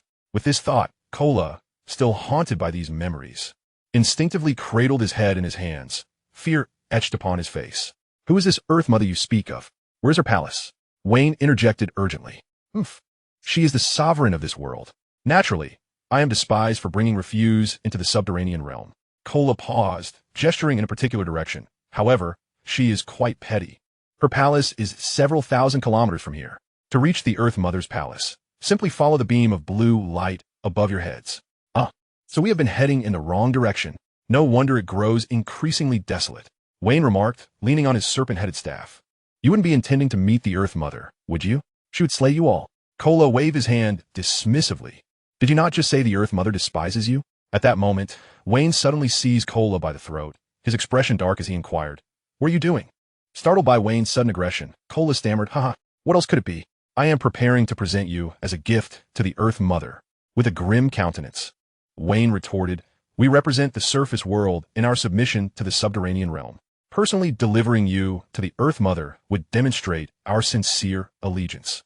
Chapter 105. The Earth Mother. Old Wayne would not change his mind. For the welfare of all humanity, he must be eliminated. Now is the opportune moment to strike. Brandon thought to himself, But I am the president of M Nation. I cannot allow my subjects to witness me commit murder. Your thoughts are as foolish as a worm. And do you think you can capture me? Kola shouted defiantly, even as Wayne's grip tightened around his neck, lifting him off the ground. It seems you believe I have grown too feeble. At that moment, Wayne unleashed the unique bloodline ability of the divine blood beings, the Red Claw of the Demon. Truly a master at level 10. While we struggle to breathe, he is still capable of employing high-tier abilities. Bob, equipped with special breathing apparatus, looked on in astonishment. Kola, you should know that ordinary humans cannot survive even a minute in the subterranean realm. All of us here, including your esteemed president, possess divine blood coursing through our veins. Wayne sneered. That explains why I have felt something amiss. But it seems you have forgotten my ultimate technique. With a loud cry, Kola's pitch-black eyes emitted two beams of dark energy that swiftly enveloped Wayne's entire form. The constricting ray. What is this? Wayne gasped, astonished as he found himself encased within a floating black sphere.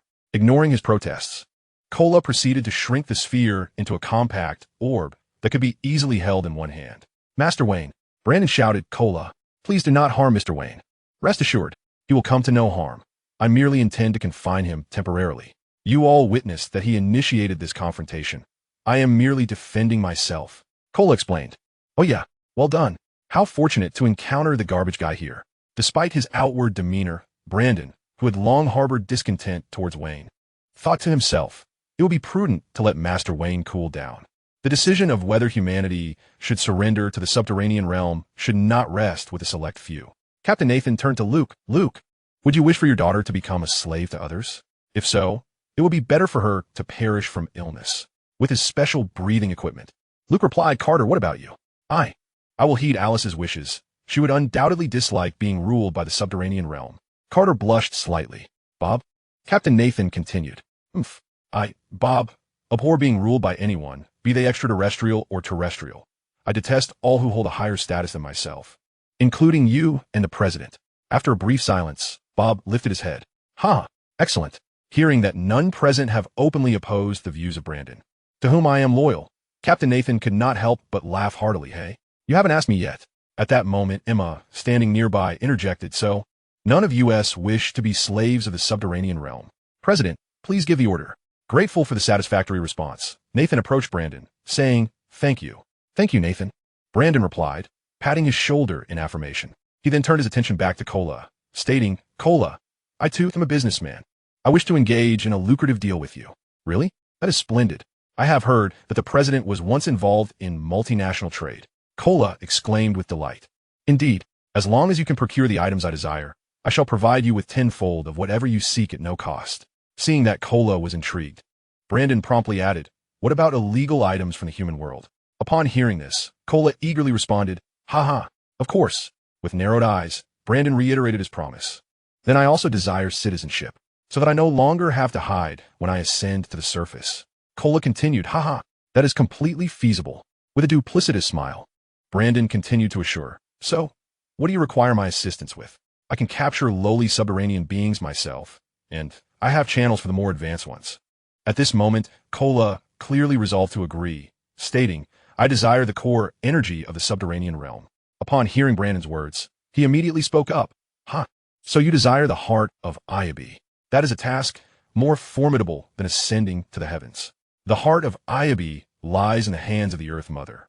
Without her consent, not even the 6 domain lords can enter the Earth Palace. However, Cole, with a smile, waved his hand and replied, But you, my friend, can indeed enter. Brandon inquired, How do you know that? Cole, with a hint of surprise, chuckled, Cole, I have long discerned that you are a rare talent, albeit caught between two worlds, a most arduous plight. Once we obtain the heart of Ayabi, the Earth Mother shall no longer be able to harm you. Following this, Brandon stepped closer, patting Cole on the shoulder, and continued, Now, allow me to divulge another secret. Your captured predecessor is not dead. We have allowed him to revel in a paradise-like existence within Area 51. It was he who informed us about the underworld and the heart of Ayabi. Deal.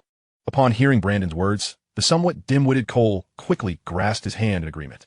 Meanwhile, after a period of exploration, Bodong and his companions, who had remained in the Jia-ing jurisdiction, finally discovered a pathway that would allow them to bypass the peculiar energy barrier and lead directly to the heavenly nurturing palace. As they emerged from the winding passage, they were greeted by a vibrant little world, starkly different from the underworld. How beautiful! I have never seen such creatures, exclaimed Inuamoda as a colorful parrot flew by. He extended his hands in wonder. Thud! The sound of the two ground-bound companions, Xiantao Ji and Bai Luo, landing followed. Wow, even elephants are here, marveled Zhou Xiaoan as he gazed at an elephant that had just landed smoothly on the ground. Do you recognize these animals? Moda asked. Yes. They're creatures from the surface world, which, logically speaking, should not be able to survive in this realm. Zhou Xiaoan paused, then continued to express his awe. This place is a veritable paradise compared to the underworld. Chapter 106. The Heavenly Nurturing Mother. Zhou Xiaoan, stop dawdling. Let us go. At that moment, Hai Bodong, who had been urging them, called out. Yes, Hai Leia's engine. I'm on my way. Zhou Xiaoan nodded in agreement. By the way, Zhou Xiaoan, when we enter the Heavenly Nurturing Palace, unless I signal you, do try to refrain from speaking. At this, Hai Bodong, who was walking alongside Zhou Xiaoan, suddenly used a telepathic method to communicate. Consider this a favor for the transmission of skills. Understood, Hai Laozhen. Despite harboring some doubts regarding Hai Bodong's words, Zhou Xiaoan chose to agree for the moment. Shortly thereafter, as they stepped into an extraordinarily luxurious palace, Zhou Xiaoan noticed that Yuan Tiangang, Bai Luo, and others who had entered earlier were all kneeling on the Grand Hall's floor. Oh, so you are all here. Why are you kneeling? Zhou Xiaoan, perplexed, inquired upon seeing them. Zhou Xiaoan, look who is up there. Yuan Tiangang responded, turning back. It's the Heavenly Nurturing Mother. No wonder this place is so exquisite and resplendent. It truly is the Heavenly Nurturing Palace. At this moment, as Zhou Xiaoan gazed at the Heavenly Nurturing Mother, he was clearly astonished. You must be Zhou Xiaoan. They said you were looking for me. The ethereal white presence of the Heavenly Nurturing Mother, reclining on a crescent-shaped golden throne, addressed him. Such formidable spiritual strength. My body is beyond my control. Zhou Xiaoan thought inwardly, dropping to his knees in awe. No wonder even someone like old Yuan kneels. I pay my respects to you, Heavenly Nurturing Mother. I discovered you through Nuwa's memories, because you created the blood gods. We have come to seek your assistance. Zhou Xiaoan spoke. At that moment, he noticed that the Heavenly Nurturing Mother, who was gazing at Hai Bodong, did not kneel and looked on with some surprise. Huh, interesting. It seems there are other powers residing within you. Zunio Hai Bodong, I pay my respects to you, Heavenly Nurturing Mother. Despite enduring some of the Heavenly Nurturing Mother's soul pressure, Hai Bodong, who was comparable to the ancient Dragon Emperor Zhu Kun, quickly knelt down. The Heavenly Nurturing Mother merely nodded at Hai Bodong's peculiarities and continued to focus on Zhou Xiaoan, asking with curiosity, Zhou Xiaoan, what is a blood god? I do not comprehend your meaning. Huh? Heavenly Nurturing Mother, this is of paramount importance. Surely you jest. I cannot fathom who else possesses such capability. Zhou Xiaoan, still kneeling respectfully, was taken aback and looked up in surprise. Huh, you are truly amusing. I have been confined here in the Heavenly Nurturing Palace for over 2 millennia, with no visitors. Since you have come to seek me, let us engage in a meaningful conversation. At this, the Heavenly Nurturing Mother lazily rose, and Zhou Xiaoan proceeded to recount the entire sequence of events leading them to the underworld. The Heavenly Nurturing Mother, still reclining on her golden throne, listened in silence. Huh, how intriguing. I only knew that Nuwa sacrificed her serpentine form for humanity, but I never expected that there were blood gods capable of wielding the serpent ring. However, you are mistaken. I did not create you. The Heavenly Nurturing Mother refuted. Zhou Xiaoan, you have miscalculated. We could have cleared the blood god game. Yet now we are captured by the Heavenly Nurturing Mother. Yuan Tiangang remarked darkly upon hearing this. At this point, Zhou Xiaoan, like Hai Bodong who had been granted permission, stood up and replied, The Heavenly Nurturing Mother is inherently benevolent. Even if she did not create us, she would never harm us. Huh, how do you know I would not harm you? The Heavenly Nurturing Mother, still reclining, responded. Because you have no interest in power or war. Zhou Xiaoan countered. Huh, this is evident from the environment of the Heavenly Nurturing Palace. I believe one who prefers to dwell among flowers and animals would not commit malevolence. Hearing this, the ever-thick-skinned Zhou Xiaoan quickly flattered. Huh, I love hearing that. You are quite the conversationalist. Would you care to hear the story of Nuwa's reincarnation? The spirit form, Heavenly Nurturing Mother, suddenly appeared before Zhou Xiaoan and extended her hand, asking, Would you like to hear it? I will be most eager. A few words from you could unravel the mysteries that lie within our hearts. Zhou Xiaoan replied, The enigmatic millennium spans from 1000 BC to the year of our Lord All that transpired within that period, the heavenly nurturing mother must know. Now the truth shall be unveiled. MD. Why can Zhou Xiaoan stand while I remain kneeling in the heavenly nurturing palace? Yuan Tiangang thought, feeling disgruntled. According to human chronology, Nuwa's reincarnation occurred in 1047 BC, the very year I and the Earth Mother were born. To evade detection by the serpent race, we entered the underworld. The underworld was constructed 10,000 years ago by the serpent emperor Ayabi to ward off attacks from the serpent star. However, in the ensuing millennia, no such attacks occurred, and thus the underworld was gradually forgotten by the serpent race. My sister and I regarded this place as our base, relying on the thermal energy of the underworld to survive until we obtained the heart of Ayabi. The heavenly nurturing mother, now back on her golden throne, continued. Heavenly nurturing mother, may I ask a question? Was Nuwa's reincarnation truly due to her discord with Ayabi? That seems an exorbitant price to pay. At this, Bai Luo interjected. Nuwa's reincarnation was due to her seeing through the serpent emperor's inadequacies. Only through reincarnation could she escape the control of the serpent ring. It was soon proven that a coup occurred in Star City not long thereafter. Eventually, the serpent race was also exterminated, the heavenly nurturing mother explained. I must admit, this escape plan is remarkably clever. Yuan Tiangang mused inwardly. Heavenly nurturing mother, pray tell, how did the serpent race meet its demise? Zhou Xiaoan inquired, hand on his hips. 4 words, natural disasters and divine calamities. The heavenly nurturing mother began. Firstly, regarding the divine calamity, Gong and other serpent deities instigated a coup in Star City, casting the serpent emperor into the silver whirlpool. Gong believed he had obtained the heart of Ayabi, yet he could not wield that formidable power.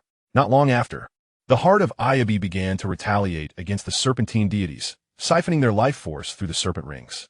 All serpentine deities adorned with these rings rapidly aged, and within a millennium, they had perished.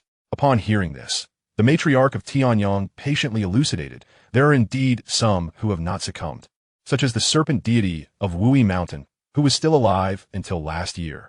At that moment, Bai Luo, who was kneeling on the ground, interjected, Qua Fu. I never anticipated his vitality to be so resilient. The matriarch of Tianyang straightened up, recalling tales from her childhood of Qua Fu chasing the sun. I never imagined I would be the one responsible for Qua Fu's demise. At this revelation, Zhou Xiaoan found himself silently contemplating, matriarch of Tianyang. The calamity arising from the serpentine deity's internal strife is understandable, but does the serpent clan also suffer from natural disasters? Just then, Yu Qian Shinair, still kneeling, asked with confusion. In the eyes of ants, humans are gods. Do you believe humans experience natural disasters? Both calamities and divine misfortunes began with the chaos of Xingqing, as if cursed by some malevolent force. After the serpent emperor entered the silver vortex, the lower serpentine clans became afflicted with a dreadful virus. The matriarch of Tianyang continued her explanation in a calm manner. In the centuries that followed, this virus decimated the entire serpent clan. Yet, the superhumans were inherently immune to this virus. They seized the opportunity for vengeance, nearly conquering Xingqing. The superhumans you speak of are our Corpse Clan. No wonder the Corpse Clan supplanted the Serpent Clan as the rulers of the world. But from where did this virus originate? Yuan Tiangang inquired, puzzled. After the extinction of the Serpent Clan, I, along with Dizong, sought answers in the remnants of the Serpent Deity's palace. We combed through various serpent texts, yet found no consensus. Some suspected the virus stemmed from the superhumans, while others claimed it originated from the Serpent Star. Hearing this, the matriarch of Tianyang responded, I see. To annihilate the Serpent Clan with a virus. This must have been Nuwa's true intention in creating the Corpse Clan. Nuwa's reincarnation was not merely a shedding of her former self. The ultimate outcome of this orchestration was the extinction of the Serpent Clan. And now, the most powerful entity on Earth has been reborn, dominating the realm. I now kneel in complete submission. After absorbing the matriarch's explanation, Yuan Tiangang murmured, if this is indeed the case, Nuwa's methods are exceedingly ruthless. This is not mere vengeance, but an extermination, and a fratricidal one at that. It is not a matter of overcoming the opponent through force, but rather evolving to a higher plane to crush them. Similarly, upon hearing the matriarch's elucidation, Yu Tianshun inwardly reflected, Dizong shares your perspective, yet I remain unconvinced. I refuse to believe I originated from such a cruel progenitor. At that moment, the matriarch of Tianyang suddenly, in anguish, clasped her head and exclaimed, I have a question. If the Corpse Clan is immune to the virus, what of humanity?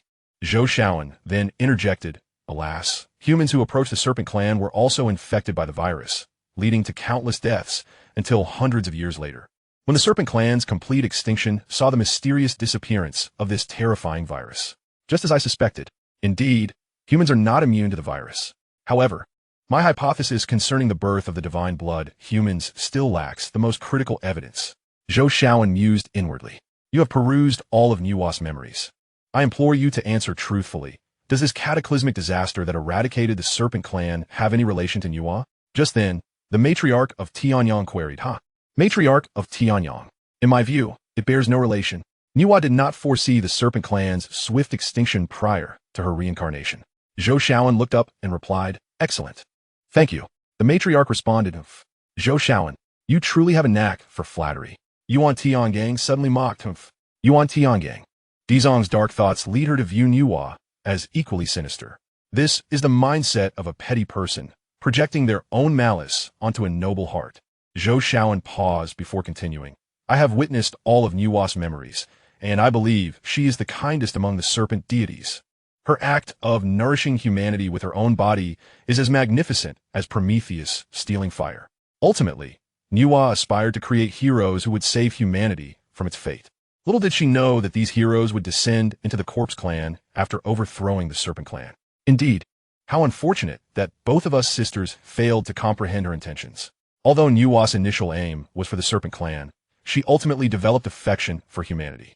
After listening to Zhou Shaoan, the matriarch of Tianyang murmured, the Corpse Clan was initially the saviors of humanity, as my mentor Bai Yuchan has often stated.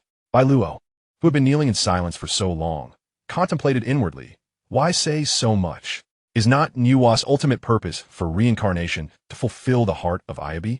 Although the Serpent Emperor had not yet perished, ultimately, the heart of Ayabi fell into the hands of Dizong. At that moment, Yuan Tiangang suddenly spoke again. The heart of Ayabi is an ominous artifact. I would rather let Xiang Lu cast it into the silver vortex. The matriarch of Tianyang interjected, over 2 millennia ago. It was you who stole the heart of Ayabi from the cave of the Yutian family, was it not? Zhou Shaoan asked. Indeed, the heart of Ayabi was originally within the temple of Gonggong, heavily guarded and elusive as the temple drifted beneath the sea. Later, Xiang Lu brought the heart of Ayabi to an island, providing Dizong with an opportunity. After stealing the heart of Ayabi, she acquired immense and dreadful power. She not only transformed the underworld, but also used the mental prowess bestowed by the heart of Ayabi to lure humans and superhumans into the underworld, turning them into her playthings and subjects of experimentation. She reveled in carnage, inciting individuals to slaughter one another. To test her mental control, she would compel mothers to consume their own infants. No matter how I implored her, she would not listen. Countless lives were lost, and those who survived were transformed into her utterly obedient underworld creatures. Eventually, she fabricated 6 children through her bizarre experiments, and from that point, she no longer required my presence. However, she could not eliminate me, so she constructed this paradise for me, stating that souls like mine deserve to reside in heaven. As she recounted this, the matriarch of Tianyang recalled a scene from many years ago. Sister, do not engage in such horrendous deeds any longer. Would it not be delightful for us to coexist in paradise? How foolish you are, sister. From the moment we were born, we were destined to be opposites. Dizong declared, if you cherish paradise, then I must embrace hell. At this point, the matriarch of Tianyang could not help but dissolve the mental pressure she had imposed on everyone, continuing, I am sorry, but I cannot restrain Dizong's actions. However, we are like yin and yang, mutually dependent. Should I cease to exist, my sister would vanish as well. Therefore, I implore you to take action and end my life, for the billions of humans created by Nuwa. Chapter 108. The great perfection of the heavenly realm, the matriarch of Tianyang's willingness to sacrifice herself for righteousness is truly admirable. In the future, both humanity and the Corpse Clan will remember your grace. In response to the matriarch's words, Yuan Tiangang, without hesitation, summoned his true divine armor through the serpent ring, intending to swiftly bring an end to the matriarch's life. Yuan Tiangang, cease this instant. Witnessing Yuan Tiangang's reckless actions, the long-silent Bodong suddenly bellowed. Such matters should be entrusted to me. Indeed, Senior Bodong, please proceed.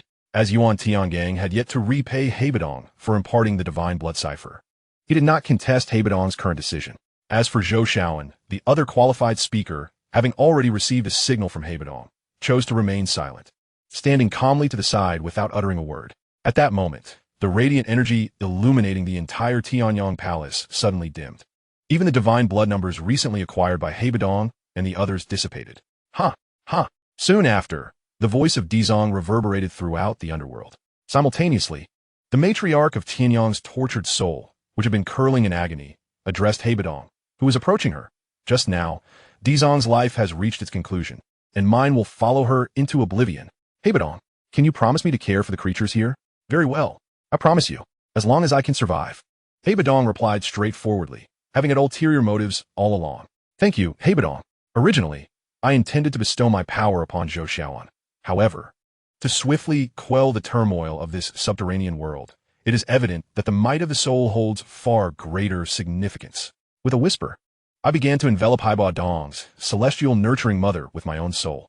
Moments later, having rapidly absorbed the last vestiges of power from the celestial nurturing mother, Bodong instinctively activated the attribute panel of the time wheel hourglass, perpetually residing within his spiritual sea. Immediately, a series of fundamental details about him manifested in the corner of his eye. Host, Bodong, Dou Qi realm, late 6-star Dou Saint, soul realm, late heavenly realm, divine blood realm, 7th realm, cultivation technique, dragon phoenix supreme art, soul skill, soul seal, soul technique, Tai soul technique, Dou technique, freezing heaven palm, great celestial transformation palm, dragon phoenix overlord fist, dragon phoenix heavenly wrath, dragon phoenix bell, dragon phoenix overlord spear, dragon phoenix star arrow, dragon phoenix explosive step, dragon phoenix true body, bloodline soul devour. Observing the alteration in the soul realm information, a satisfied smile unconsciously crept upon Bodong's face. Hee. Once I thoroughly refine and absorb the substantial essence of the soul bestowed by the celestial nurturing mother, I should be able to shatter 2 barriers and ascend directly to the pinnacle of the heavenly realm. With this thought, as Zhou Shaoan and the others below were blinded by the brilliant energy released by the celestial nurturing mother, Bodong, having already made his plans, unhesitatingly activated the power of the time wheel hourglass, returning to the ethereal space of Dragon Island. Upon his return to Dragon Island, in pursuit of swiftly reaching the pinnacle of the heavenly realm, Bodong entered a secluded place arranged by Xian, commencing the refinement of the soul essence left by the celestial nurturing mother. Reflecting on the gains from his months traversing the demon-sealing universe, Bodong felt immensely satisfied. After all, thanks to this journey, he could now directly enter the pinnacle of the heavenly realm. Only by attaining this level could he draw infinitely closer to the legendary Emperor realm. According to Bodong's knowledge, souls of the Emperor realm were exceedingly rare even in ancient times. Those who achieved such heights were often at the zenith of their respective eras, akin to figures like the Yellow Spring Demon Sage. Although his soul power had reached the Emperor level, it did not guarantee he would become a true Dou Emperor. Nonetheless, one undeniable truth remains. Upon reaching the pinnacle of the 9-star Dou Saint, a breakthrough in soul power would amplify their already inflated strength to its utmost, potentially elevating them to the status of a so-called semi-emperor, much like the Yellow Spring Demon Sage. Of course, ascending the soul realm is an arduous endeavor. Across the continent, those who could attain the pinnacle of the heavenly realm are few and far between. Among them, perhaps the mysterious ancestor of the small Dan Tower, who plays with the world, could be considered. As for the leaders of ancient clans like the Soul Clan, or some of the powerful figures among ancient imperial clans, they might also qualify, yet regardless of estimation, the actual number remains pitifully scarce. Approximately half a month later, as more and more soul essence was refined and absorbed by Bodong, a peculiar crystalline layer, as transparent as crystal, gradually began to manifest on the surface of his soul. Under this infusion, the visage of Bodong's soul form subtly exuded an ethereal intoxication. Enveloped by these unique soul essences, he felt as though his soul was immersed in a warm radiance, an extraordinary sensation akin to that of a fetus within the womb. With each successive cycle of invisible soul power waves emanating from the soul essence granted by the celestial nurturing mother, the fluctuations began to expand gradually from the center of Bodong's secluded retreat. Under the influence of these waves, an eerie silence enveloped the area within 1,000 feet of his retreat, as every living being in proximity sensed a terrifying pressure arising from the depths of their souls. Under this oppressive force, even the formidable 8th-tier magical beasts of Dragon Island lay trembling on the ground, too fearful to even emit a low growl. Chapter 109. Mind control. The commotion stirred by Bodong's cultivation was far from insignificant. The soul power waves radiating outward, though intangible, harbored an irresistible, terrifying pressure. Consequently, shortly after Bodong successfully broke through to the pinnacle of the heavenly realm, the powerful beings within Dragon Island sensed the disturbance. One after another, figures of varying auras rushed toward the source. However, as soon as they crossed the threshold of 1,000 feet into Bodong's secluded mountain, they were abruptly struck by a wave of dizziness, struggling to maintain their footing, teetering as if they might plummet from the skies. Alarm flashed across the hearts of these powerful beings, prompting them to hastily retreat. It was only after distancing themselves from the vicinity of Bodong's retreat that the dizzying sensation began to gradually subside. They exchanged bewildered glances towards the mist-shrouded peak where Bodong resided, realizing the escalating terror of his soul power. Above the retreat, numerous 8th and even 9th-tier ancient dragons emerged, their gazes fixated on the mountain where Bodong dwelled, their expressions tinged with gravity. After all, the soul pressure emanating from the pinnacle of the heavenly realm was beyond the capacity of many true Dou saints among humans to withstand, let alone these magical beasts, who were inherently inferior in the cultivation of soul power. That fellow Bodong has grown stronger again, murmured Xian, who had also been drawn to the commotion enveloping Dragon Island. With this thought, the newly appointed Dragon Empress commanded the elders of the ancient dragon clan nearby. Issue a decree. No one is permitted to enter within 1,000 feet of Bodong's retreat. Yes, we shall dutifully obey the Dragon Empress's command. Following this, Xian did not linger, swiftly departing the scene. After approximately another half-month, as the soul pressure pervading ancient Dragon Island gradually diminished, a vast, formless wave, reminiscent of the cosmos, began to quietly converge at Bodong's retreat. That fellow Bodong is finally waking up. Xian, now keenly aware of the situation, understood that Bodong's retreat was nearing its conclusion. As Xian and the elders of the ancient dragon clan awaited, 2 days swiftly passed. Presently, Bodong maintained a simple meditative posture. Before him stood a figure enveloped in a crystalline layer of extraordinary energy. To their astonishment, the visage of this figure bore an uncanny resemblance to Bodong himself. Boom! As the final vestige of soul essence left by the celestial nurturing mother was completely refined and absorbed, his body trembled violently, and a blinding light erupted forth from within him. Subsequently, a formless wave, akin to the very fabric of the universe, surged forth from his being like a tempest. Boom! At that moment, the sky darkened, thick clouds gathered, and bolts of lightning, like silver serpents, surged forth incessantly, heralding a terrifying surge of soul power. In the heart of the ancient Dragon Island, a multitude of elders from the Taishu ancient dragon clan gazed solemnly towards the retreat of Bodong, their expressions betraying the gravity of the situation. The profound shock reflected in their eyes was a testament to the formidable prowess of Bodong's soul power. Now, at the pinnacle of the heavenly realm, a level that seemed insurmountable to the comparatively fragile souls of the Taishu ancient dragons. These venerable elders, who had existed for countless ages, understood well that once a soul reached the level of the heavenly realm's great perfection, it became indistinguishable from the physical body. In combat, the soul could manifest and separate, and when they fought in unison, the synergy was unparalleled. Bodong's intangible soul power spread like ripples across the entirety of ancient Dragon Island. During this process, he could sense the subtle emotional fluctuations of nearly all the Taishu ancient dragons, perceiving their thoughts merely through these emotional tremors. This was, without a doubt, a form of control on another level, an ability to discern the human heart. Such a terrifying skill, augmented by the great perfection of his soul power, allowed Bodong to achieve remarkable feats. At this moment, Bodong had attained a profound understanding of his current state.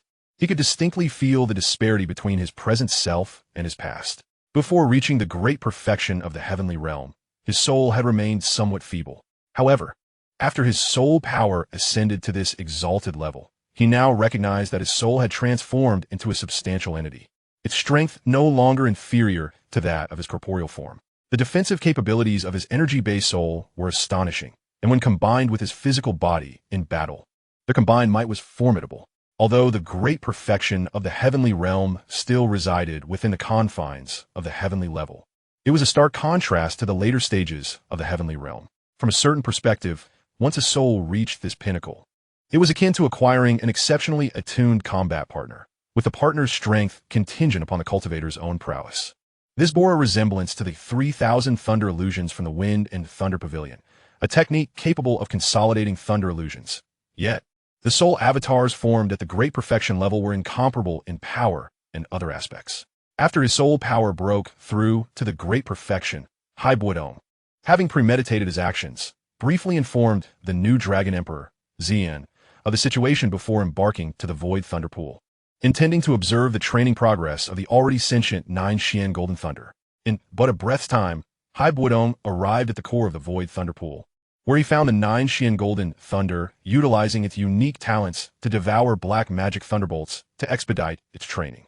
Upon noticing Bodong's arrival, the 9 Xian Golden Thunder halted its absorption of the black magic thunders and rushed to his side, transforming into a diminutive golden thunder dragon.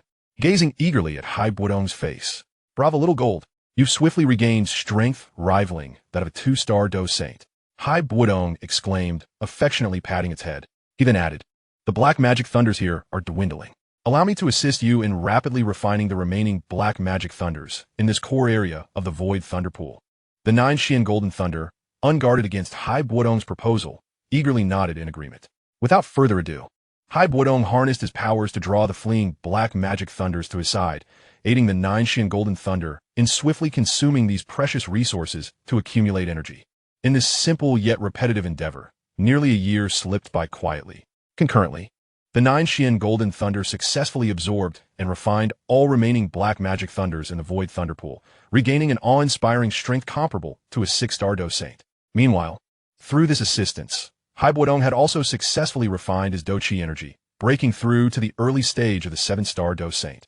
Having realized his breakthrough, Bodong instinctively opened the attributes panel of the time wheel hourglass that resided in his spiritual sea. The information regarding his basic stats materialized before his eyes. Host: Bodong, Dou Qi Realm, early stage of 7-star Dou Saint, Soul Realm, Great Perfection of Heavenly Realm, Divine Blood Realm, 7th Realm, Cultivation Technique, Dragon Phoenix Supreme Art, Soul Technique, Soul Hand Seal, Soul Formula, Tai Soul Formula, Combat Techniques, Frozen Heaven Palm, Grand Heaven Creation Palm, Dragon Phoenix Overlord Fist, Dragon Phoenix Heavenly Fury, Dragon Phoenix Bell, Dragon Phoenix Overlord Spear, Dragon Phoenix Star Arrow, Dragon Phoenix Explosive Step, Dragon Phoenix True Body, Bloodline Devour Spirit. Time Wheel Hourglass can be activated, seeing the changes in his soul and Dou Qi realms. A satisfied smile graced Bodong's face. After all this effort, Bodong finally possessed the capability to evade a typical 9-star Dou Saint. He contemplated the next steps, to strategize for the nourishment required to ascend to the Emperor level of the soul and to swiftly accumulate Dou Qi energy, aiming for a quicker ascent to the late stage of the 9-star Dou Saint. With this in mind, he had already devised a plan, allowing the little gold to transform into a golden seal and conceal itself within his left arm. Utilizing the residual Dou Qi energy from his daily life to slowly gather the essence needed for his breakthrough.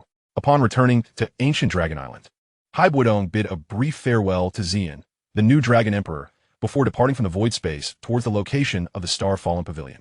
After a time, utilizing spatial traversing techniques, he swiftly returned to the Star-Fallen Pavilion, first visiting Yao Lao, who had successfully broken through to the early stage of the 1-star Dou Saint. He then spent several days in the company of the Han sisters, Nalan Yanran, Mu Qingwan, and the suddenly affectionate Xiao Yixian and Qinglin. Eventually, with leisure time on his hands, Bodong accepted Nalan Yanran's invitation to visit the Hua clan's residence in the western region of Zhongzhou to see the new clan leader, Yun Yun, and to reinforce the amicable alliance established years prior, witnessed by the current leader of the Star-Fallen Pavilion, Yao Chun, and the elder of the Hua clan. Half a day later, Bodong, accompanied by Nalan Yanran, arrived at the Hua clan's location. Had it not been for Nalan Yanran's relatively low cultivation, their journey might have been swifter. Given Yun Yun's current status as clan leader, Nalan Yanran, despite being merely an outer disciple, was not hindered in entering the clan alongside Bodong. Upon reaching a secluded area in the back mountains of the Hua clan, Yun Yun promptly came to greet them. After all these years, Nalan Yanran had become one of the closest individuals to her. She had originally intended to send someone to protect Nalan Yanran when she ventured into the blood pool of Tianshan. However, at that time, She wielded little power and could not mobilize any manpower. Yun, who originally intended to greet Nalan Yinran first, was taken aback to see that Hai Bodong had also arrived. She hurriedly bowed and said, Hua Zong Yun pays respects to Elder Hai. The sect master is too kind, Hai Bodong replied, nodding slightly in acknowledgement. Shortly after they had settled down together, Nalan Yinran suddenly stood up and rushed out, throwing herself into Yun's embrace and began to act coy, longing for Yun's affection. Meanwhile, the sight of Nalan Yinran's little face rubbing against Yun's was enough to leave Hai Bodong feeling somewhat parched. Nevertheless, being a person of considerable experience, he did not display any overt reaction to the scene unfolding before him. At that moment, Yun looked tenderly at her disciple, who had dashed towards her, gently stroking her flowing locks and softly inquiring, What's the matter, Yinran? Have you not been well during your time with Elder Hai? Chapter 111, Breaking the Seal. Though nearly 2 years had passed since Nalan Yinran left the Hua Zone, during which she focused on her cultivation without returning even once, she frequently corresponded with her teacher, Yun.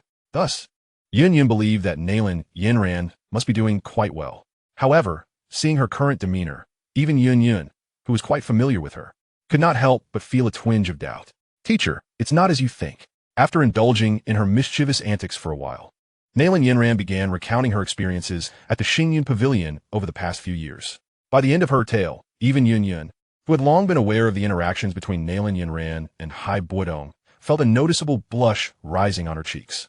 Upon hearing Nalan Yinran's narrative, it became apparent to Yun that this little girl had brought along the formidable Dou Qi, Hai Bodong, with the intention of having him assist her in swiftly devouring and refining the Dou Qi energy left behind by the previous sect master, thus allowing her to seize power more quickly.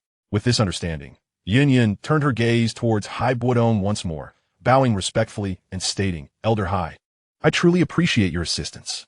Please follow me. Very well. Sect Master Yun, lead the way, Hai Bodong replied with a faint nod of agreement. Subsequently, Yun guided Hai Bodong and Nalan Yinran towards a secluded chamber in the back mountain of the Hua Zone. Although Yun, as the new sect master, held little actual authority, she did possess a private residence. The chamber she led them to was designated for her daily cultivation and seclusion. As they made their way there, Hai Bodong quickly sensed that they were being scrutinized by 2 women. Given that he had attained the pinnacle of spiritual power, it was effortless for him to detect the 2 semi-saint members of the Hua Zone observing him. Uncomfortable with being spied upon, Hai Bodong addressed the air before entering the chamber, stating, You 2 semi-saint practitioners of the Hua Zone need not continue to keep your eyes on me. I am here solely to assist Sect Master Yun in breaking the seal of Dou Qi within her body to facilitate her cultivation. Upon hearing his words, both Yun and Nalan Yinran were momentarily taken aback before they began to glance around curiously. With Hai Bodong's declaration, the 2 gazes that had been fixed upon him were withdrawn. After this, Hai Bodong smiled at the puzzled Yun and Nalan Yinran and remarked, There is no need to look any further. With your prowess, you should not have trouble discerning their presence. Having said this, and wishing to avoid lingering any longer, Hai Bodong entered the chamber with Yun, while Nalan Yinran remained outside. Meanwhile, the 2 semi-saint practitioners, Qing Xianzi and Hua Xianzi, who had been monitoring Hai Bodong, began to speculate about his identity. Hua Xianzi turned to her sister and asked, Sister, who do you think this Dou Qi might be? After pondering for a moment, Qing Xianzi seemed to arrive at a realization and smiled as she replied, Haha, Sister Hua, though we have not left the Hua Zone for many years. Judging by the appearance of this true Dou Qi, he is most likely Hai Bodong, the disciple of that fellow, Yao Chun, who returned several years ago. Hua Xianzi nodded in agreement, then sighed softly, alas. I wonder if Sister Hua made the right choice in selecting Yun before her passing. Do not worry. My sister, Sister Hua, you has always had an excellent eye for people. If Yun were not satisfactory, how could she have entrusted her life as Dou Qi to her? After hearing Qing Xianzi's words, Hua Xianzi nodded and continued. Now that Yun seems to have a true Dou Qi backing her, if she maintains her sense of reason in the future, then we could very well entrust the authority of the Hua Zone to her. Following this exchange, both Hua Xianzi and Qing Xianzi, aware of the formidable presence that Hai Bodong represented, briefly discussed their thoughts before departing the secluded area of the back mountain and returning to their meditation quarters within the core region of the Hua Zone to continue their cultivation. Meanwhile, in another fragrant chamber filled with a delicate pink aroma, Hai Bodong quickly discerned that this was likely Yun Yun's daily cultivation and living space. Yin Yun, soon, I will forcefully tear open a fissure in the seal and assist you in absorbing this vast amount of Dou Qi energy during that time. There will undoubtedly be some pain, so you must endure it. As Hai Bodong looked at Yun Yun, who was seated cross-legged on a soft bed, he gently reminded her. Prepared for this moment, Yun Yun nodded resolutely and replied, "During this time, I truly appreciate Elder Hai's help. Rest assured, I can withstand this little hardship." "Very well. Then I shall begin." With that, Hai Bodong's Dou Qi surged forth, flowing into Yun Yun's body through her back. As the energy from his palms collided with the sealing force of the Flower Elder, Yun Yun's delicate frame trembled, and the Dou Qi within her began to violently oscillate. Waves of excruciating pain starting to permeate her being. The moment the intense agony surged forth all at once, Yun Yun could not help but let out a soft cry. It is evident that she had not anticipated the excruciating pain associated with the process of breaking the seal. As Hai Bodong unleashed his energy, the force of his fighting spirit began to intensify, striking against the seal's power, causing the agony within Yun Yun to escalate dramatically. Chapter 112, The Life and Death Platform. However, aside from her initial cry of pain due to her lack of mental preparation, Yun Yun resolutely clenched her silver teeth, refraining from uttering another sound. Approximately half an hour later, as Hai Bodong's fingers broke through the seal's power, the process of unsealing was conclusively brought to an end. Observing Yun Yun's performance during this time, a fleeting look of astonishment in Hai Bodong's eyes revealed his evident satisfaction. Meanwhile, having successfully dismantled the fighting spirit seal left by Granny Hua with Hai Bodong's assistance, Yun Yun, whose eyes had been closed for quite some time, suddenly opened them. Instantly, the formidable energy of her fighting spirit surged forth as if it were a tangible force, causing even a nearby chair to shatter into dust with a crack. In the following month, under Hai Bodong's close guidance and utilizing the supplementary elixirs he provided, Yun Yun rapidly refined and absorbed all the fighting spirit energy left by Granny Hua, achieving a seamless breakthrough to the pinnacle of the 8-star Dozun realm. During this period, under the encouragement of her disciple, Nailin Yanran, who harbored a unique admiration for the immensely powerful Hai Bodong, Yun Yun found herself half-heartedly yielding to Hai Bodong's advances. As for this development, Hai Bodong, who had long anticipated such a turn of events, did not dwell on it. For it has been a historical norm on the Dou Qi continent for numerous top-tier warriors to be surrounded by captivating beauties. Moreover, influenced subtly by the primordial chaos of the creator devil, Hai Bodong, now firmly grounded in the understanding that his life was not in jeopardy, adopted an attitude of pursuing his desires without restraint. After a whole day and night of indulgence, Hai Bodong emerged from his chamber only to encounter a disciple from the Hua sect, tasked with delivering messages to the new sect leader, Yun Yun. "Greetings, Lord Hai Bodong," the disciple exclaimed. "What brings you here?" Hai Bodong, sensing the situation, nodded lightly and inquired, "What news do you bring?" Reporting to Lord Hai Bodong, that treacherous Hua Jin has summoned the demonic flower evil lord from the Tianming sect, who has now set up a challenge on the life and death platform, intending to wrest the rights that do not belong to him from sect leader Yun. Given that this female disciple had recently witnessed Yun Yun's formidable backing and her elevated prowess at the 8-star Dozun level, a look of disdain crossed her face as she spoke of Hua Jin's actions. "Understood. You may leave." Hai Bodong replied with a nod after hearing the words of the female disciple, who had merely achieved the rank of Douang. He then retrieved a pill from his ice spirit nascent ring as a reward for her. "Take this. It is a token of my appreciation." "Thank you, Lord Hai Bodong," the disciple exclaimed excitedly as she accepted the elixir, bowing respectfully before taking her leave. That afternoon, having regained her energy, Yun Yun, accompanied by Hai Bodong and her sole disciple, Nailin Yanran, arrived at the site of the life and death platform of the Hua sect. "Yun Yun, the time has come, and you finally appear," the demonic flower evil lord, hovering in the air, called out. "Sai, Hua Jin, and the demonic flower evil lord, I have no interest in the position of sect leader of the Hua sect. Why must you press me so?" Yun Yun sighed in response to the evil lord's taunts.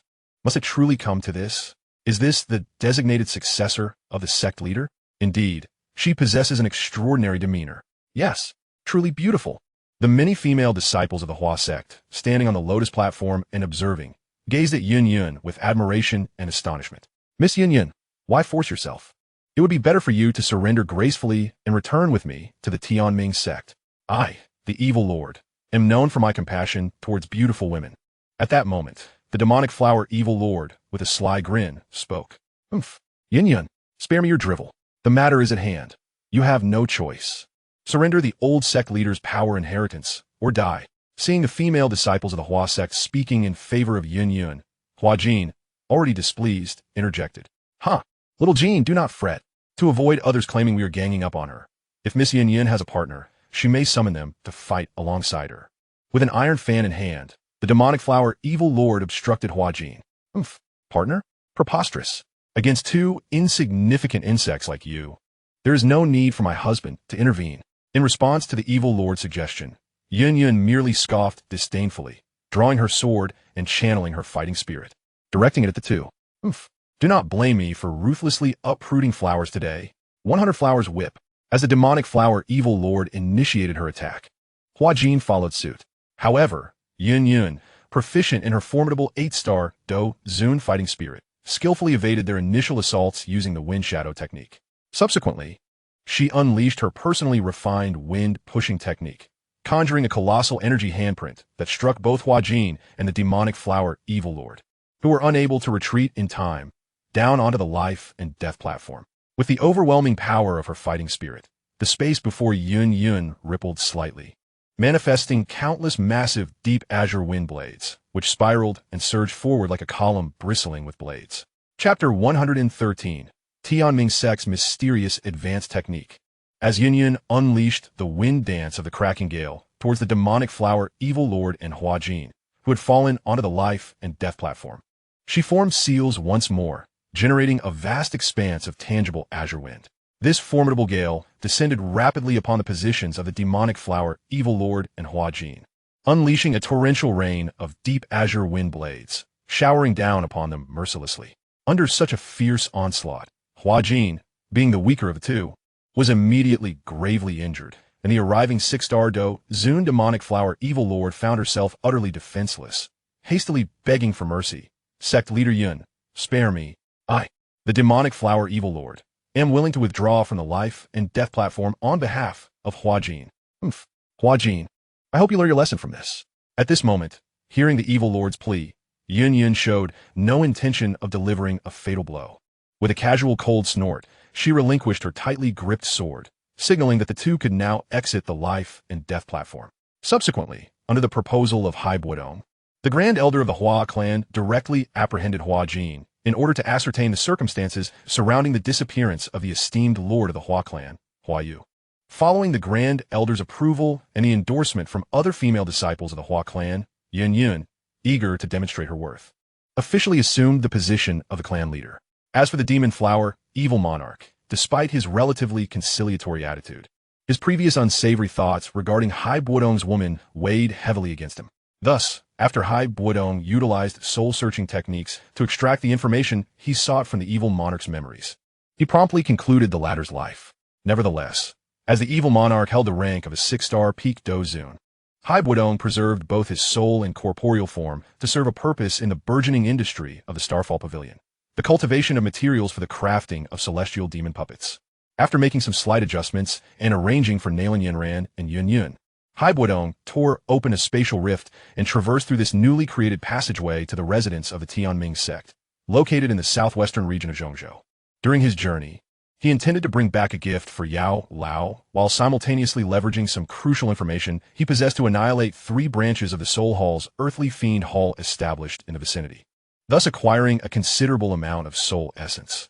Indeed, given Bodong's current prowess, obtaining sufficient soul essence from these 3 branches, none of which boasted even a peak Dou Qi, posed little challenge. Once he completed the eradication of the earthly fiend hall's branches, and with the information gathered along the way, as well as insights from the evil monarch's memories, Bodong effortlessly located the residence of the Tianming sect, commanding a significant portion of the resources in the southwestern region of Zhongzhou and anchored by the formidable semi-saint, Tianming Old Demon, the Tianming sect, despite its brutally competitive internal mechanisms, attracted numerous aspirants each year due to its control over most local resources. Their sect's residence was situated within a narrow valley nestled between 2 continuous mountain ranges. Although this location was not conducive for long-term habitation by ordinary folk, the presence of the Tianming sect led to the establishment of several prosperous cities nearby. Hey, young one, Do you know why the Tianming sect is so bustling today? Hai Bodong casually inquired as he pulled a nearby youth towards him. What do you want? The boy, initially impatient, instantly changed his demeanor upon sensing a terrifying aura emanating from Hai Bodong, promptly bowing respectfully and replying, Senior, you may not be aware, but today marks the annual day for the recruitment of disciples at the Tianming sect. That is why the surroundings are so lively today. During this time, various major factions under the Tianming sect send their talented youths here in hopes of joining the sect for training. Recruiting disciples? How intriguing. The Tianming sect truly thrives. It seems to be yet another auspicious land, Hai Bodong mused, observing the throngs of people with interest. It was evident that, as a top-tier force bolstered by a semi-saint, the Tianming sect had garnered an impressive reputation, attracting countless individuals eager to join. Even the talented disciples from small families in the vicinity would travel great distances each year, seeking a chance to leap into greatness. After dismissing the youth with a wave, Hai Bodong continued his leisurely stroll forward. At that moment, a seemingly endless line of people was queuing outside the Tianming sect's residence, some of whom had waited for over half a month, unwilling to leave, underscoring their eagerness to join the sect. Upon approaching the queue, the disciples of the Tianming sect, noticing Hai Bodong's opulent attire and extraordinary demeanor, greeted him politely, cautioning, Senior, please hold on. If you wish to join our Tianming sect today, you must queue here. No exceptions can be made. In response, Hai Bodong merely smiled and shook his head. Hee, young one, do not overthink it. I am not here to seek apprenticeship at your Tianming sect today. With that, he tore open another spatial rift and effortlessly transported himself to the front of the line. Not good. It's a Dou Qi expert. Quickly send out a signal to notify the sect. The reception disciples of the Tianming sect were initially taken aback, their expressions shifting to shock upon witnessing Hai Bodong's display. However, being well-trained personnel, they quickly initiated a distress signal after a brief moment of astonishment. Chapter 114.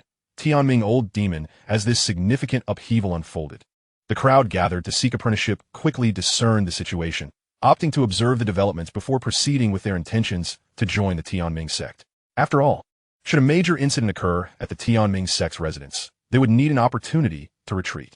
The Dozun elders stationed at the Tianming sect, upon noticing Hai Bodong observing them indifferently from above, urgently called out to the ordinary disciples, recognizing the destructive potential of a true Dou Qi expert. They swiftly decided to suspend disciple recruitment, leaving only a small contingent of ordinary disciples to maintain order while most returned to the sect to await instructions from the higher-ups. With his spatial traversal ability, Hai Bodong reached the outer perimeter of the Tianming sect's grand formation in no time. Upon effortlessly breaking through the obstructive spatial barrier, the interior of the Tianming sect was revealed to him. Bold intruder, this is the residence of the Tianming sect. Who dares to trespass upon our sacred grounds? Upon entering the Tianming sect's domain, Hai Bodong was confronted by a formidable Dozun, a peak Dozun of the first transition. Despite the presence of the semi-saint Tianming Old Demon, such top-tier experts did not constantly handle sect affairs. Thus, most matters were managed by the senior elders, with only the most challenging issues presented to the sect leader. In cases where even the leader could not resolve the matter, the senior elders would collectively seek the intervention of the more powerful Tianming Old Demon. The peak Dozun before Hai Bodong was the sole grand elder of the Tianming sect, ranking just below the sect leader and the semi-saint Tianming Old Demon. Might I inquire who you are and why you have intruded upon our Tianming sect? If you cannot provide a satisfactory explanation immediately, once our semi-saint ancestor is alerted, you will not depart so easily from our domain.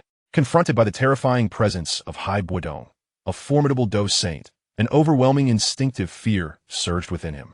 Yet, as the esteemed elder and representative of his sect, he maintained an imposing demeanor and boldly shouted at the insignificant ant before him.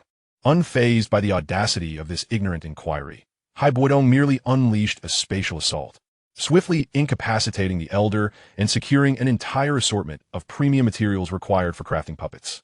Witnessing their elder's brutal demise at the hands of Hai Bodong, the numerous elders from the Tianming sect erupted in a chorus of rage, exclaiming, "You audacious thief! Your end is nigh. Fellow comrades, unite to form the Tianming Grand Formation." In an instant, dozens of high-ranking elders at the Dozun level and hundreds of ordinary deacons at the Dozone level, alongside nearly 10,000 disciples at the Dou Huang and Dou Wang levels, began to converge their Dou Qi, weaving an intricate and profound top-tier formation aimed at vanquishing Hai Bodong, who radiated an aura indicative of at least a half-saintess might. How intriguing! Hai Bodong Muset, bemused by the audacious formation conjured by what he deemed mere ants, realizing it possessed the potential strength nearing a full-powered strike from high-level half-saint. After briefly observing the unfolding spectacle, he felt no need to wait for the energy beams of the Tianming Grand Formation to descend.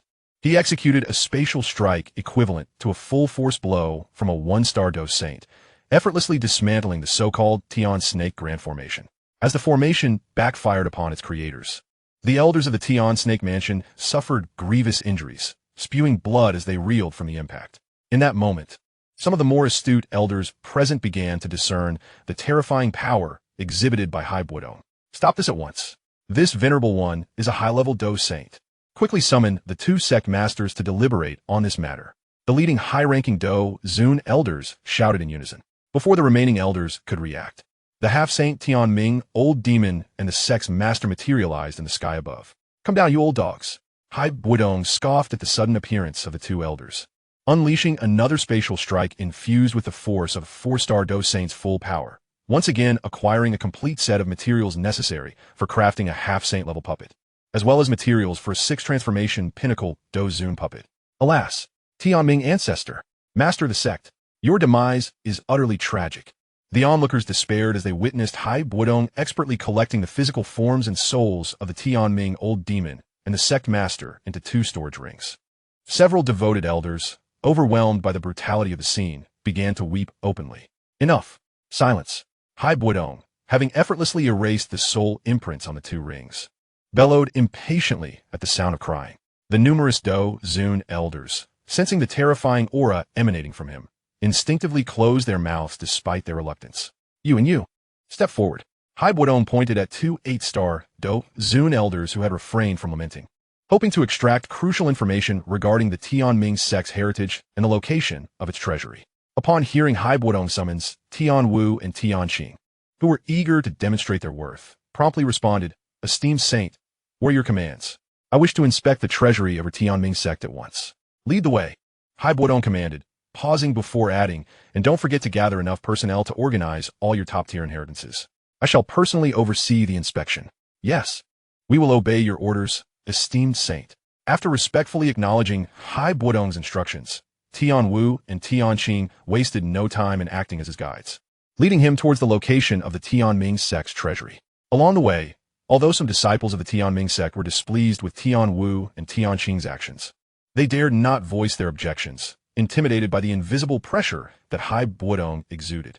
Upon arriving at the entrance to the treasury, guided by Tian Wu and Tian Qing, Hai Bodong easily deciphered the spatial seals protecting it using the hidden mechanisms within the Tianming storage rings. Esteemed saint, please enter, they urged as the treasury door swung open. I will look myself. You two may leave, Hai Bodong replied dismissively, proceeding into the treasury without a backward glance. Inside, he discovered the 3 essential materials for crafting the Blood Fusion Pill, Blood Essence Demon Fruit, 10,000-year Green Spirit Vine, and Snowbone Ginseng.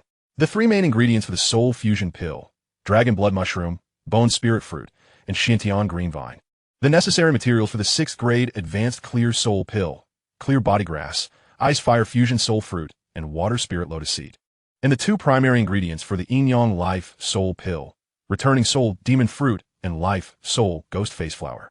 To his astonishment, he found them all in abundance, with some materials available in quantities exceeding hundreds. Additionally, high-level medicinal herbs required for crafting 8th grade pills were casually displayed.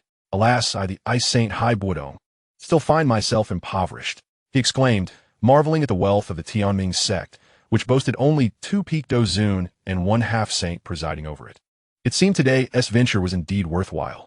After a cursory examination of the materials within the treasury, he could not help but chuckle with satisfaction. However, he noticed a meager number of the top-tier herbs needed for crafting 8th grade pills. What could be the reason for this?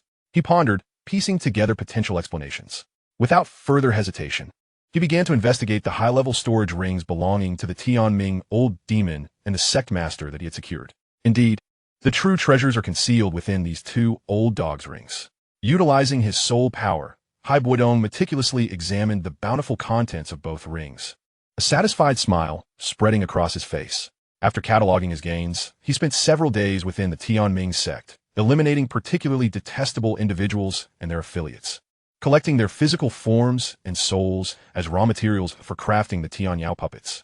Following his massacre, and in an effort to expand the influence of the Xingyun Pavilion, he eliminated most of the dissenters within the Tianming sect and the subordinate sections.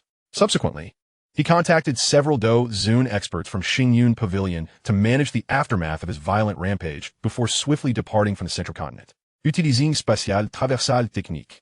He rapidly arrived at the Serpent Man Royal Palace within the Tagore Desert in the northwest continent.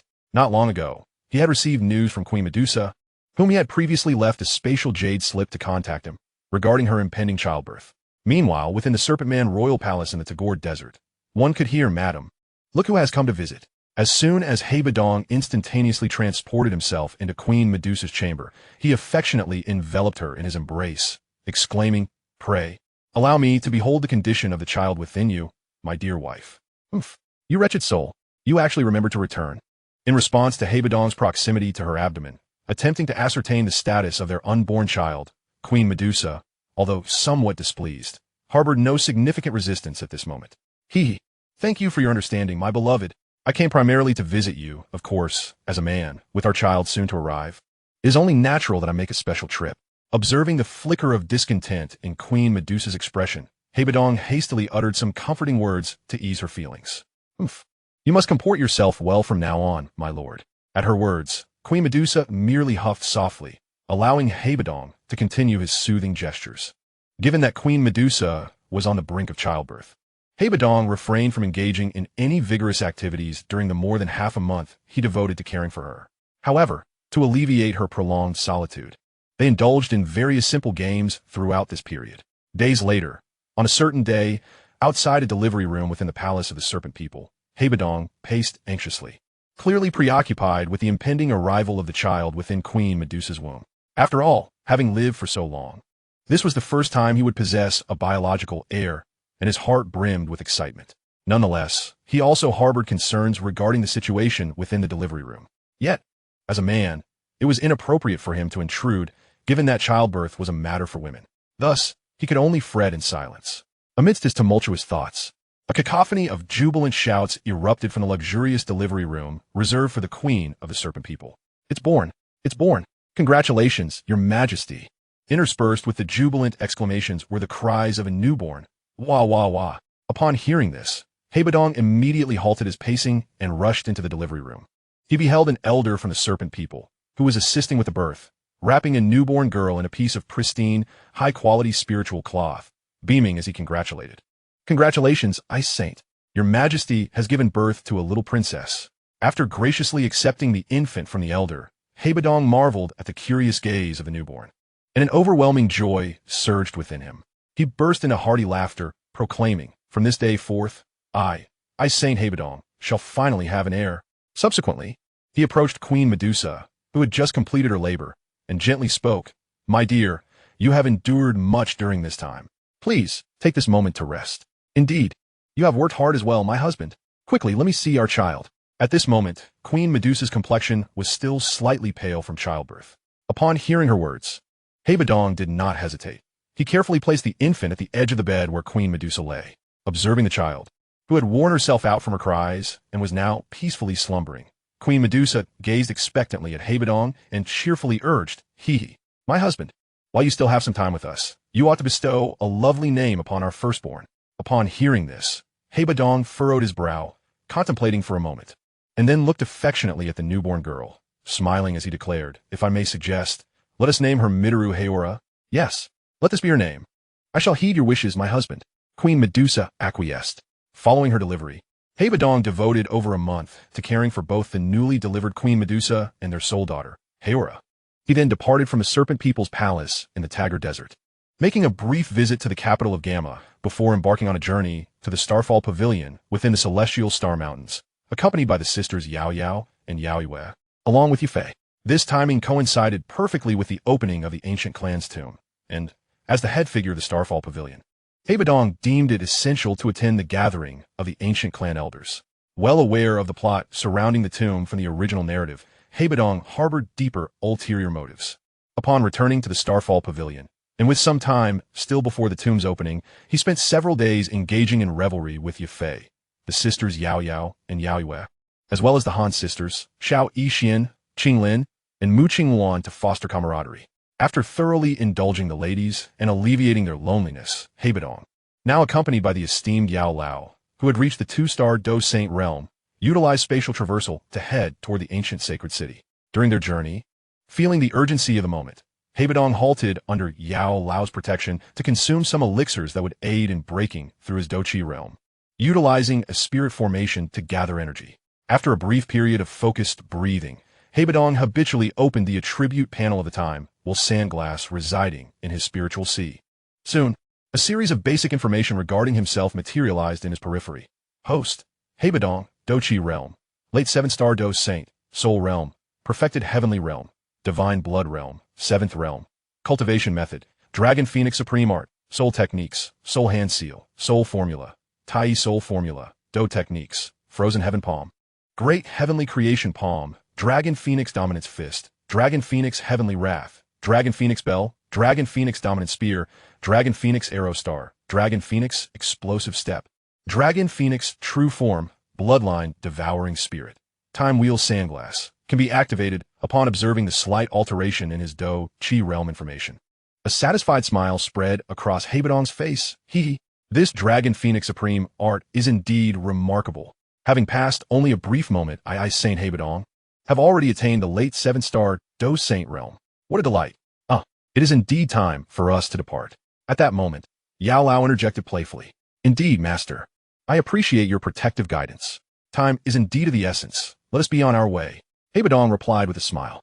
Without further ado, the two utilized spatial traversal, arriving at the location of the ancient clan's ancient sacred city in an instant. Moments later, within the ancient sacred city of the eastern region of Zhongzhou, Bodong marveled. At last we have arrived. This is the ancient sacred city, a rare remnant of ancient times constructed by the ancient Dou Emperor, enduring through the ages. Gazing upon the magnificent sight of the ancient sacred city, Yao Lao could not help but reminisce, speaking thoughtfully. As Yao Lao indulged in his musings, 2 members of the Black Mist Army stationed atop a nearby platform suddenly bellowed, "Halt! Those without an invitation shall be denied entry." Upon hearing these words, Elder Yao merely snorted coldly before retrieving a crimson invitation from his bone flame ring. With a surge of his internal Dou Qi energy, he flicked his finger, sending the invitation soaring forward. It turned out to be a personal audience with the Sage of Medicine and the Sage of Ice. Just now, we were merely acting under orders.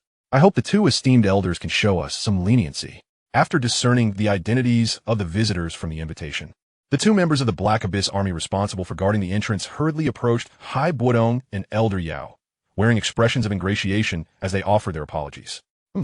Lead the way. At this, Elder Yao clearly had no intention of engaging further with the 2 youngsters. He merely huffed in dissatisfaction and continued on his path. Subsequently, as both Bodong and Elder Yao were not unknown figures, the rather audacious Captain Linquan of the Black Abyss Army refrained from making any foolish decisions. In fact, as a commander, he adhered to basic etiquette, demonstrating proper respect for the arrival of these 2 true Dou Saints. After bypassing Linquan, Bodong and Elder Yao, under the guidance of the 3rd commander of the ancient clan's Black Abyss Army, Yang Hao, swiftly navigated through the layers of guards at the gates of the ancient holy city, reaching the depths of this city steeped in antiquity. Perhaps due to the impending coming-of-age ceremony of the ancient clan, the ancient holy city was bustling with activity. As they strolled along the main street, Bodong and Elder Yao frequently encountered streams of people, although the foot traffic here was not as overwhelming as in other cities. Those who walked within were predominantly formidable individuals of considerable strength. After meandering slightly through the ancient holy city, they arrived at the city center, where a vast and resplendent mansion loomed. At the entrance of the estate, a continuous flow of figures came and went, exuding formidable auras. This was a temporary lodging prepared by the ancient clan for those attending the coming-of-age ceremony. Thanks to the specially issued jade invitations from the ancient clan, Bodong and Elder Yao were smoothly ushered into the opulent mansion. They were soon led by a charming maid to a secluded chamber. Upon finding their resting place, Bodong, having already devised a plan, engaged in a brief discussion with his master, Elder Yao, before directly utilizing the unique power of the time wheel Hourglass to traverse once more to the core of the earth within the demon suppression universe alongside Elder Yao. "Out to Bodong and Elder Yao!" exclaimed Zhou Xiaoan, Mother Earth has already perished. What shall we do now? Despite the slight confusion regarding Hai Bodong's sudden disappearance and the subsequent actions of Elder Yao, Zhou Xiaoan and the others were astute enough not to press the matter further. Shenya, utilize the energy from your Shinnong serpent ring to plant illuminating flora around the heavenly nurturing palace, as well as vegetation for the animals to consume. Ensure these creatures do not perish in the short term. Hai Bodong's actions were not solely to fulfill his promise to Mother Earth to care for the animals, but were also connected to one of the creatures, a parrot, which was, in fact, the true overlord, Serpent King Ayabi. Elder Hai, no problem. Coming right up. At this moment, Shun-Er, having successfully ascended to the 6th realm of divine blood with the assistance of Zhou Xiaoan's unique skills, took the initiative in his tasks. Moments later, Zhou Xiaoan and Yuan Tiangang, both having broken through to the 7th realm of divine blood like him, were urged to act swiftly while the Thousand Hands' control over Ayabi's heart was still weak. Standing alongside Elder Yao on the golden steps of the heavenly nurturing palace, Hai Bodong suddenly turned to Zhou Xiaoan and Yuan Tiangang, who appeared to be deep in thought, and pointed toward a distant red light. Do you see that? The location of that red glow marks the endpoint of the divine blood game. Once Moda returns from reconnaissance, we shall set forth for the Earth Mother Palace. Indeed, Yuan Tiangang affirmed, I, Yuan Tiangang, am willing to lend my strength to Elder Hai. Without overthinking, he expressed his willingness to support Hai Bodong, who was willing to directly impart the secrets of divine blood. Zhou Xiaoan nodded in agreement, adding, indeed, the threat posed by the Thousand Hands, now possessing Ayabi's heart, must not be underestimated. We must act swiftly to thwart the evil intentions of the Thousand Hands. Just as both spoke in unison, Moda returned to the heavenly nurturing palace. Xiaoan, Elder Hai, the last 40 levels of the divine blood game are devoid of any guards. Those who were supposed to defend the levels are besieging the Jiaying Palace. Moda paused momentarily before continuing. That red light emanates from the protective barrier of the Jiaying Palace. What? Upon hearing Moda's words, the others, except for Hai Bodong and Elder Yao, were visibly taken aback. Meanwhile, within the Jiaying Palace, the light of Ayabi that illuminated the core world suddenly extinguished. The minions of Jiaying launched an attack against us. It must be that the Thousand Hands executed a surprise assault on the Earth Mother Palace, deceitfully luring Jiaying away. Mother Earth and Jiaying must have already fallen under her control. At this moment, Luosheng sighed deeply and continued, Yuan Ji, I truly regret not heeding your strategy to eliminate the Thousand Hands earlier. Your Highness, the urgent matter now is to contact Di Shi. We must have her lead an army to rescue us. Yuan Ji, standing nearby, was filled with anxiety and hastily spoke up. I had already sent a message moments ago. However, Di Shi has not responded. It seems the Thousand Hands had plotted this. She may now be fighting for her own survival. Luosheng sighed again and remarked, without the energy provided by Ayabi's light, my divine barrier cannot hold much longer. Alas, the situation is dire. Yuan Ji, you should flee for your life. Chapter 118. The Secret Passage of the Earth Mother Palace. Yuan Ji was resolute, his countenance darkening as he spoke calmly, then employed a unique technique of the high-tier divine blood, directly transmitting part of his consciousness into Yuan Tiangang's sea of consciousness. Tiangang, I am your father. Hurry to Jiaying Palace and rescue us. It will be too late otherwise. Father, how are you in Jiaying Palace? Yuan Tiangang was clearly perplexed by his father's words. Less chatter. Both I and Lord Luosheng have fallen into the trap of the Thousand Hands. We are now trapped in Jiaying Palace, our lives hanging by a thread. Father, hold on. We are on our way to save you. Upon hearing this, Yuan Tiangang no longer hesitated and declared his resolute intention. Boom! At that moment, a resounding roar echoed as the voice of the Thousand Hands reverberated from afar. Zhou Xiaoan, and all of you listen closely. I am the Thousand Hands. You are not permitted to go to Jiaying Palace. It is the voice of the Thousand Hands. Zhou Xiaoan remarked, maintaining a calm demeanor. You wretched old thief. You dare to kill Mother Earth. Zhou Xiaoan, you are mistaken. The murderer of Mother Earth is the traitor Jiaying. I have already subdued him. Before her death, Mother Earth transmitted the heart of Ayabi to me, and through interrogation, I discovered that Luosheng and Di Shi are accomplices of Jiaying. Di Shi committed suicide in fear of punishment, leaving only Luosheng to stubbornly resist. I shall avenge Mother Earth. Execute the mastermind, Luosheng. The divine blood individuals have no part in this. Remain in place and await my command. Should you defy my orders, I will unleash a cataclysm that will claim the lives of millions in the core world. Slaves of the core world, From this day forth, I, the Thousand Hands, am your new master. All who resist me shall be annihilated, while those who comply shall gain eternal life. At this moment, the Thousand Hands coldly responded to Zhou Xiaoan's accusations. Ha! This is truly splendid. The Thousand Hands has successfully usurped power. In the future, the entire subterranean world, and indeed the whole of Earth, shall be governed by Lady Thousand Hands. Having followed Lady Thousand Hands for so long, I may not have achieved merit. But my toil has not gone unnoticed. Perhaps she might grant me the opportunity to reign as a king in the surface world. At that moment, standing amidst the ruins of the Thousand Hands Palace, upon hearing the voice of Thousand Hands resonating throughout the subterranean realm, could not contain his wicked glee. The treasures that Thousand Hands has gathered from various places are all hidden within this palace, and now they are utterly destroyed. Brother Ao, your transgression is indeed considerable. Just then, the unexpected arrival of Kayle waved a hand dismissively. Kayle, you startle me. You are about to face dire consequences, and yet you still find amusement in this. Kayle pointed a finger at Ao and lamented, Alas, you are absolutely correct, brother. The Thousand Hands Palace has been obliterated. Even if I had 100 lives, I cannot repay this debt. At this, Ao, displaying some concern, covered his scarred face with a hand. Fear not. Today, I bring you a savior. Kayle paused momentarily before continuing, directing his finger towards Brandon. Allow me to introduce this gentleman, the president of M Nation. The president of M Nation? Kayle, do you truly believe that by offering him to Lady Thousand Hands, I can atone for my sins? Ao pondered aloud. Spare me your nonsense.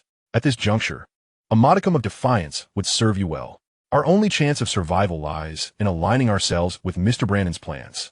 Hearing Ao's words, Kayle, feeling disgruntled, unleashed a flurry of punches upon Ao, venting his frustrations. What plans? Kayle chuckled. You are aware of a secret passage that leads from the Thousand Hands Palace to the Earth Store Palace.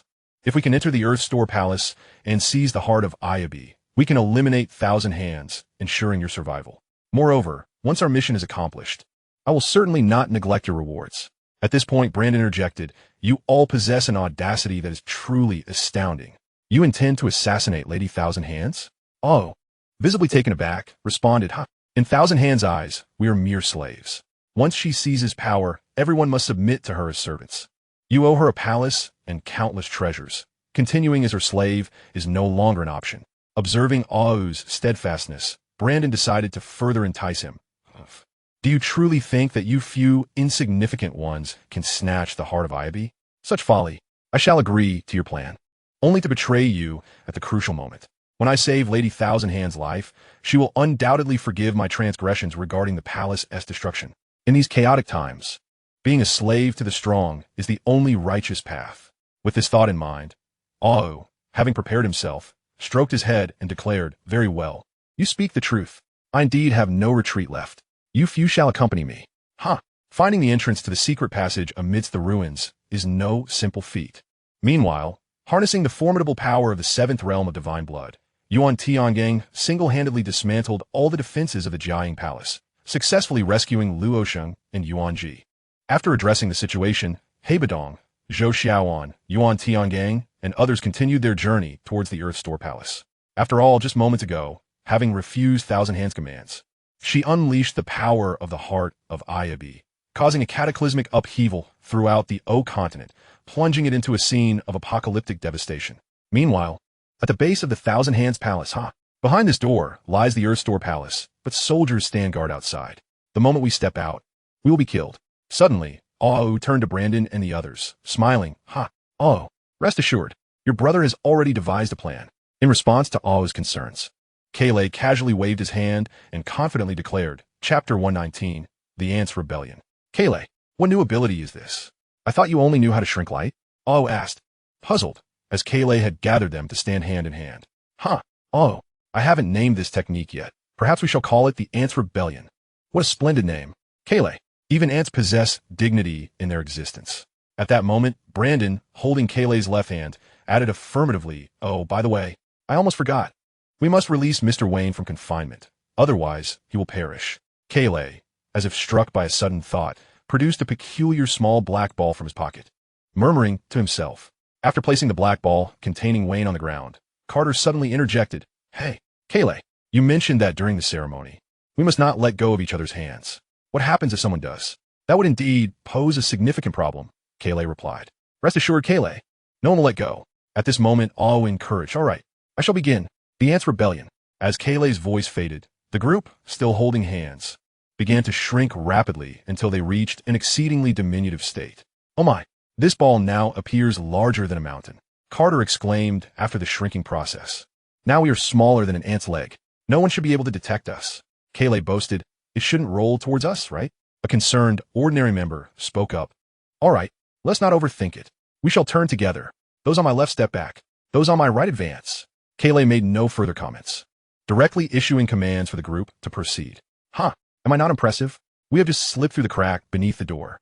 Moments later, having bypassed the guards, Kaylee, brimming with pride, continued, we are so minuscule that no one can do anything about us. Am I not correct? These soldiers cannot see us. Even if we sing loudly, they would not hear us. Even the servants overlook our existence. However, at present, we are moving at a speed of over a meter per second, which feels exceedingly slow. We might tire before reaching our destination. At this moment, Carter spoke again, leaving Kaylee feeling somewhat embarrassed. Can I let go of my hand for a moment? Meanwhile, Emma, with green hair, added, of course not. The moment you let go, you will revert to your original size. Upon hearing Emma's words, Kaylee, filled with dread at the prospect of failure, anxiously implored, but I have an itch. I desperately want to scratch it. Hearing this, Emma blushed slightly and offered, I have one hand free. I can help you. To which the captain on the far right suddenly interjected, How indecent. Emma retorted, I merely wish to assist you. If you do not need it, then forget it. The captain, not contemplating Emma's refusal, sternly stated, Now I have suddenly recalled a more pressing matter. If everyone is holding hands, what about the restroom situation? At this moment, Brandon, standing in the center, looked at the group with concern and remarked, Indeed, what shall we do? Hearing Brandon's words, Emma, with green hair, expressed her worries. I have one hand free. The captain on the far right awkwardly added, All right, listen up. Everyone, from now on, all restroom needs will be managed by Bob and Captain Nathan. After a brief moment of contemplation, Brandon once again addressed the group, Splash. Following this, Brandon, having proposed the solution, took the lead with the assistance of Bob and Captain Nathan. Hours later, thud. Huh, I still haven't had enough sleep. Sherbo remarked. Does this fellow truly not notice us? Sherbo's body was covered with a layer of rock-like dead skin. Even if we danced upon it, she would remain oblivious. What a foul odor. I surmise she never bathes. Upon overhearing the conversation between Kola and Bob, Emma interjected, No more complaints. She can take us to see Senju.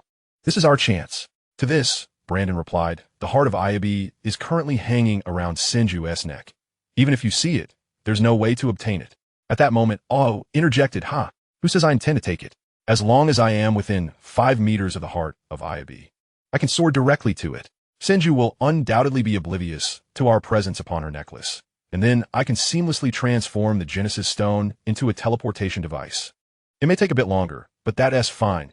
In the end, we will pilot the device and silently escape from around Senju's neck. In response to Ao's rebuttal, Brandon, with an air of unwavering confidence, proclaimed, My entire life has been a wait for the moment I can touch the Genesis Stone. The time has come. At this juncture, Brandon began to murmur ominously to himself. Meanwhile, the swift group, led by Bodong, had arrived at the purgatorial poison barrier outside the Dizong Palace. Is the Dizong Palace concealed within this fog? At this point, Xiantaji, walking behind, gazed at the eerie and terrifying vapor ahead and voiced her concerns. This is no ordinary mist. I've been here before while searching for the Mother of Heaven. The blood soul cannot approach this purple fog. Hearing this, Bodong continued with a smile, Xiantaji, this cursed place is actually the purgatorial cloud created by the Dizong Mother, which can instantly reduce intruders to ashes. Without the Dizong Mother's permission, no one can enter the Dizong Palace. Bodong, I've heard you are the strongest among these divine blood beings. Why haven't you entered yet? They say you are so formidable. Are you now afraid you can't even enter the Dizong Palace? At that moment, Senju's voice unexpectedly echoed from within the purgatorial poison barrier.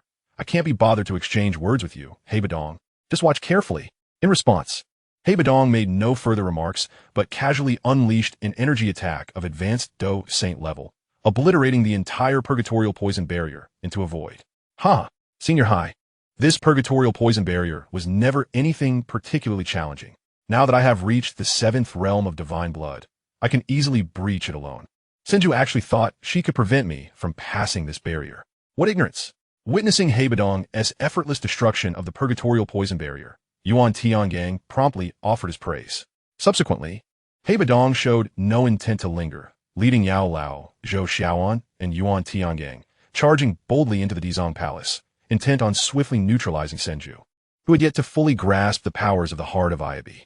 Moments later, upon encountering Senju and Shirbua, Bodong unleashed 2 Dragon Phoenix fists, swiftly extinguishing the lives of these rather mediocre foes. With the assistance of Zhou Xiaoan and Yuan Tiangang alongside Yao Lao, Senju, who had just begun to harness the power of the heart of Ayabi, found herself embroiled in her first genuine battle. Under the relentless assault from Bodong's team, Senju soon exhibited signs of fatigue, attempting to leverage the lives of Earth's humans as a bargaining chip to coerce Bodong and others into submission, urging them to cease the conflict. Before Senju could persuade Zhou Xiaoan, whose resolve was wavering, Bodong seized the opportunity to breach Senju's protective shield and make contact with the heart of Ayabi. He promptly utilized the unique capabilities of the Time Wheel Hourglass, directly securing it within his external apparatus.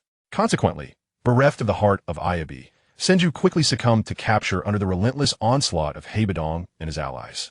What sorcery is this? How can you so easily take the heart of Ayabi from my grasp? Senju exclaimed, thoroughly unwilling to accept her fate. Ha! Zhou Xiaoan, Yuan Tiangang. Release her. I wish to have a private conversation with this Senju. In response to Bodong's request, Zhou Xiaoan and Yuan Tiangang, now thoroughly impressed by Bodong's continuous array of unique tactics, complied and released Senju from her restraints. A moment later, to ensure the privacy of their discussion, Bodong invoked his soul energy at the peak of the heavenly realm, forming an energy barrier to facilitate a one-on-one dialogue with Senju. Well then, where shall we begin? Senju, let me first enlighten you about several of the 7 great races in the universe. Bodong paused, then continued, first and foremost, I shall speak of the serpent race. This race, as one of the 7 great races, established the Golden Serpent sect and wields control over one of the universe's 2 essential energies, the Genesis Stone. Their supreme leader is the Serpent Emperor. This being evolved from a parasite residing within the brain of an ancient deity over millions of years. Due to their ancestry residing within the divine mind, the serpent race possesses an innate ability to manipulate consciousness. Furthermore, because they thrive in warmth, they harbor an intense fear of the cold. Generally, the true serpent race is divided into 2 categories, the 3-fingered royalty and the 4-fingered commoners. Ayabi is historically the first serpent to possess the bloodline of the fire-spitting Lu, and upon arriving on Earth, he utilized his genes to create the great serpent race, resulting in the extinction of the serpent race. The governance of the serpent race is characterized by a strict feudal monarchy, burdened with severe bureaucratic practices, making it exceedingly difficult for lower-tier serpents to ascend in status, while high-ranking serpents are born into positions of inheritance. However, lower-tier serpents can seemingly elevate their status through education or intermarriage with the elite. In contrast, the Titan race, also one of the 7 great races, established the Titan sect and controls one of the universe's 2 essential energies, the Holy Crystal. Their supreme leaders are the 8 elders of the Holy Temple. The original Titan race was created by the son of Wuya 200 million years ago and later diversified through interbreeding with other races after the Holy War's defeat. Except for their 6 fingers and purple skin, the Titan race bears little difference in appearance and bodily structure compared to humans. They operate under a parliamentary republican system, yet bureaucratic practices are even more severe than those of the Golden Serpent sect. Simultaneously, most high-ranking Titans are steeped in corruption, engaged in constant internal strife. As for the remaining RUL race, they share the same faith as the Titan race in the Titan sect. The RUL race bears a striking resemblance to frogs, with 3 fingers and possesses exceptionally advanced technology, excelling in weapon manufacturing. Their clan is home to the universe's largest arms company, the Blackfire Corporation, and their wealth rivals that of the Tanuki race. The holy light guns equipped by the Titan sect and half of the star shuttles used by the Tanuki race are produced by them. Furthermore, the Jaika race, as one of the 7 great races, is the smallest in number, yet boasts the most advanced technology. They have invented various advanced devices, including the primary cosmic transportation tool, the Stargate. Lastly, the Tanuki race, also one of the 7 great races, is renowned for their business acumen, having issued the universal currency, the Star Coin. The Tanuki are notably diminutive, resembling the bronze masks unearthed from Sank Singdui in Earth, with 4 fingers, and while their combat prowess is weak. Their commercial aptitude is sufficient to dominate the universe's financial landscape. In conclusion, although Bodong did not directly reveal how he acquired the heart of Ayabi from around Senju's neck, Senju began to harbor doubts about Bodong's claimed identity as an Earthling. After all, including the exceptionally unique power he had just demonstrated and his extensive knowledge of various cosmic races, the astute Senju would never believe that Bodong was merely an Earthling. All right, Bodong, you've said so much. What exactly is your purpose? After listening to Bodong's words, at this moment, Qinsho resolved to speak directly to him. Chapter 121. Subduing Qinsho. In response to Qinsho's inquiry, Bodong had no intention of prolonging the discussion and promptly presented the terms he could offer. The reason I have shared so much with you is rather simple. It is merely because I recognize your potential and wish to recruit you as my subordinate. What say you? If you are unafraid of this venomous serpent turning against you in the future, what reason would Qinsho have to refuse? With ulterior motives? Qinsho did not hesitate much and readily accepted Bodong's proposal. Excellent. In that case, for the time being, you shall accompany me. Pleased with Qinsho's understanding and commendable attitude, Bodong felt a sense of satisfaction within. Subsequently, under Bodong's assurance, although Yuan Tiangang remained troubled by Qinsho's slaying of his disciple, he refrained from expressing his anger on the spot. After giving Qinsho a thorough beating alongside his disciple by Luo, who dared not retaliate, he decided, for Bodong's sake, to temporarily let the matter slide. After all, not long ago, Bodong had directly utilized the unique power of the Luai snake ring and employed the extraordinary technique of Luai's claw to seamlessly transport Yuan Tiangang's disciple from another timeline. As for Zhou Xiaoan's request for Bodong to resurrect his father, Zhou Ping, Bodong did not grant it outright. Instead, he used the power of the Luai's snake ring to bring back his adoptive mother. After all, Zhou Ping was not actually deceased, and even if Bodong wished to summon him, it would be beyond his capability. Upon realizing that his father was still alive, Zhou Xiaoan chose not to press further, as Bodong had only provided a vague direction for locating Zhou Ping. Grateful for Bodong's willingness to use the unique power of the Luai's snake ring to resurrect his adoptive mother, Zhou Xiaoan felt immense gratitude. The Corpse Clan, a species that craves human hearts, originated from humans who consumed the flesh of the serpent goddess Nuwa 3,000 years ago. Though they bear a striking resemblance to contemporary humans, they possess remarkably long lifespans and formidable combat abilities, along with a special skill known as corpse technique. Initially, the Corpse Clan was no different from humans, requiring corpse pills to transform into their kind. However, a rare few are born with the innate ability to wield corpse techniques. Often referred to as naturally born Corpse Clan, or sometimes as Dragon Liver and Phoenix Marrow Corpse Clan. All members of the Corpse Clan experience a craving for human hearts, as prolonged abstinence results in death. Nonetheless, it is possible to overcome this craving, after which the need for human hearts ceases. In the universe of the demon suppressors, before Divine Blood human reaches the 6th realm of Divine Blood, the combat strength of Divine Blood Corpse Clan members often surpasses that of their peers.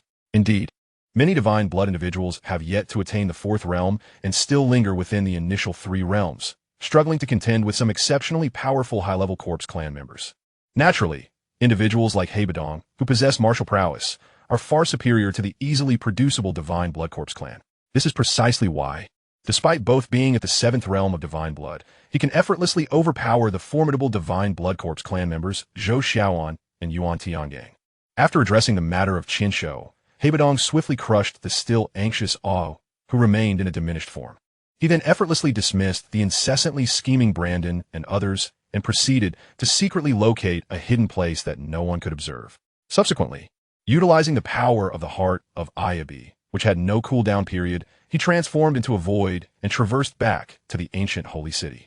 Upon returning to his estate in the ancient holy city, Bodong, feeling inspired by the fusion of high-energy crystals within the heart of Ayabi, seized the moment and began consuming pills that would facilitate a breakthrough in his martial realm, all under the protection of Yao Lao.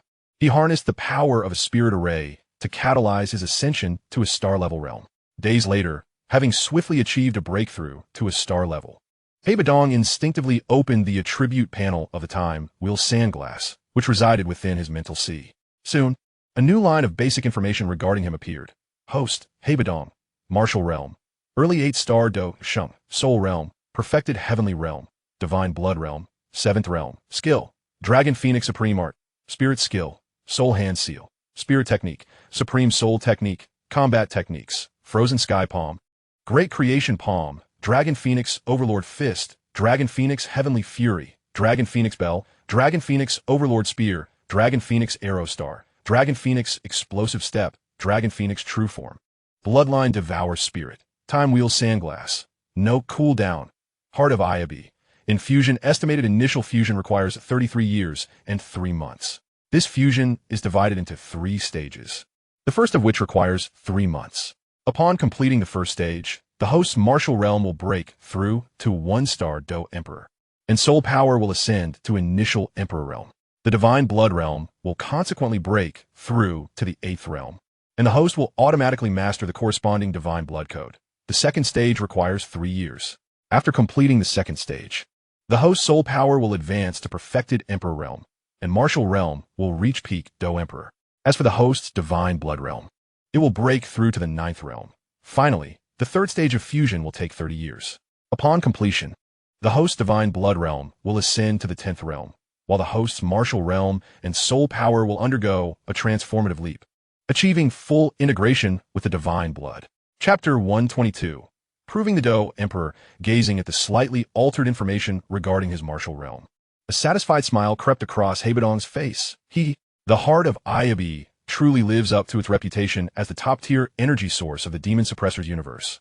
Bodong, have merely harnessed a fraction of its released energy to accomplish a star-level accumulation of martial energy.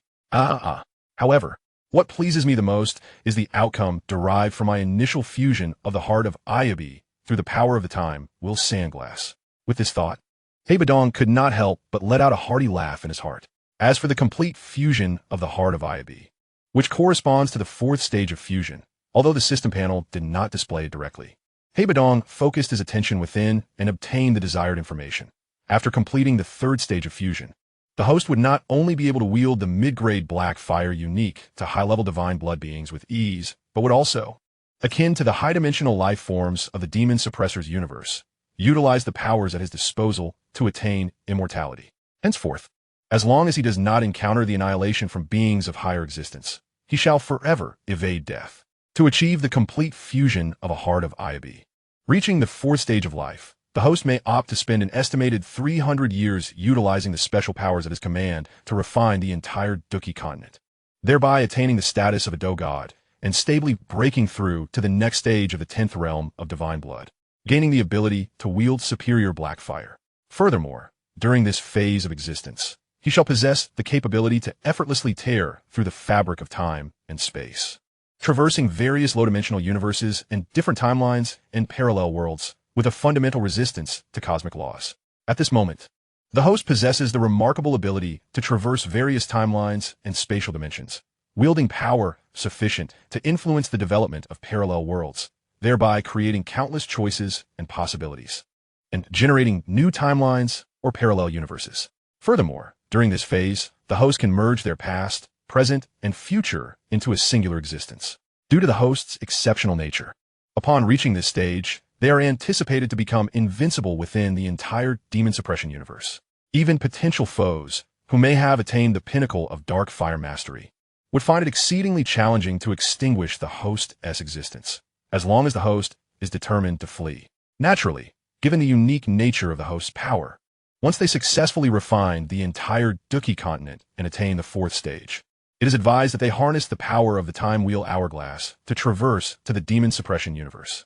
Otherwise, it is predicted that the host will attract the attention of the higher dimensional rulers of the Dou Qi continent and other, even more advanced realms. After organizing the gains from this endeavor, Bodong, who wished to bide his time for 3 months until he ascended to the Dou Emperor rank before reaping rewards, spent the subsequent period in seclusion within the manor of the ancient sacred city, allowing only his master, Yao Lao, to enter the ancient realm on behalf of the entire Starfall Pavilion. After 3 months, before the ancient prodigies from various ancient imperial clans could emerge from the ancient clan tomb, the terrifying commotion caused by Bodong's successful fusion of the Heart of Abyss and his subsequent breakthrough into the Dou Emperor realm reverberated throughout the ancient sacred city.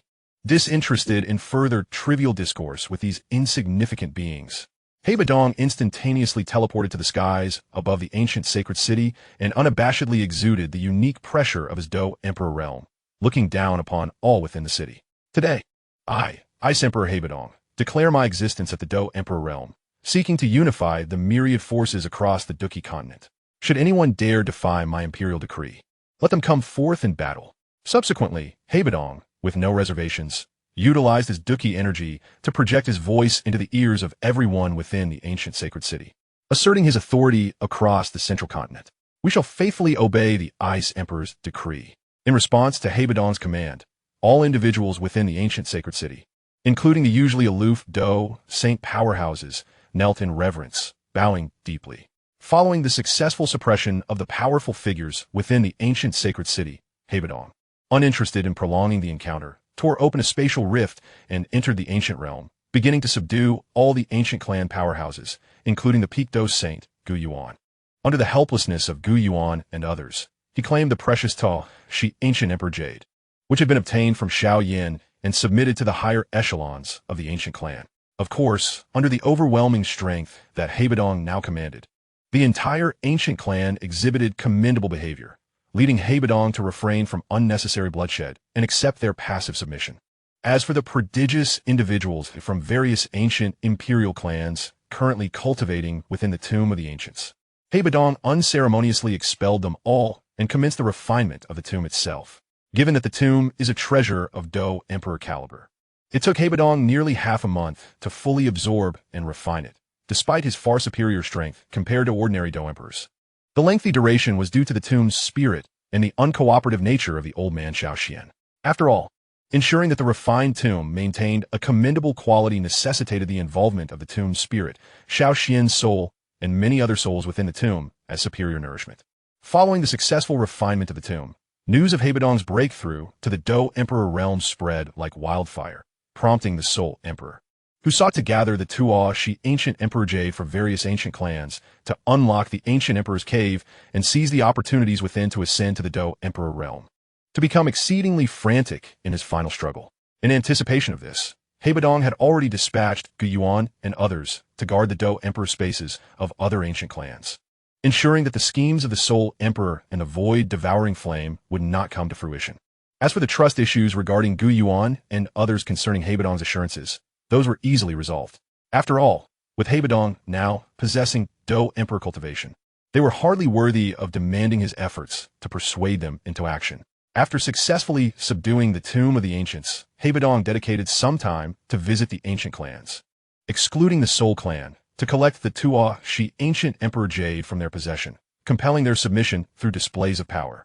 Subsequently, Bodong utilized his unique methods to locate the Dou Emperor space of the Soul Clan, effortlessly subduing the entire Soul Clan, including the Soul Emperor.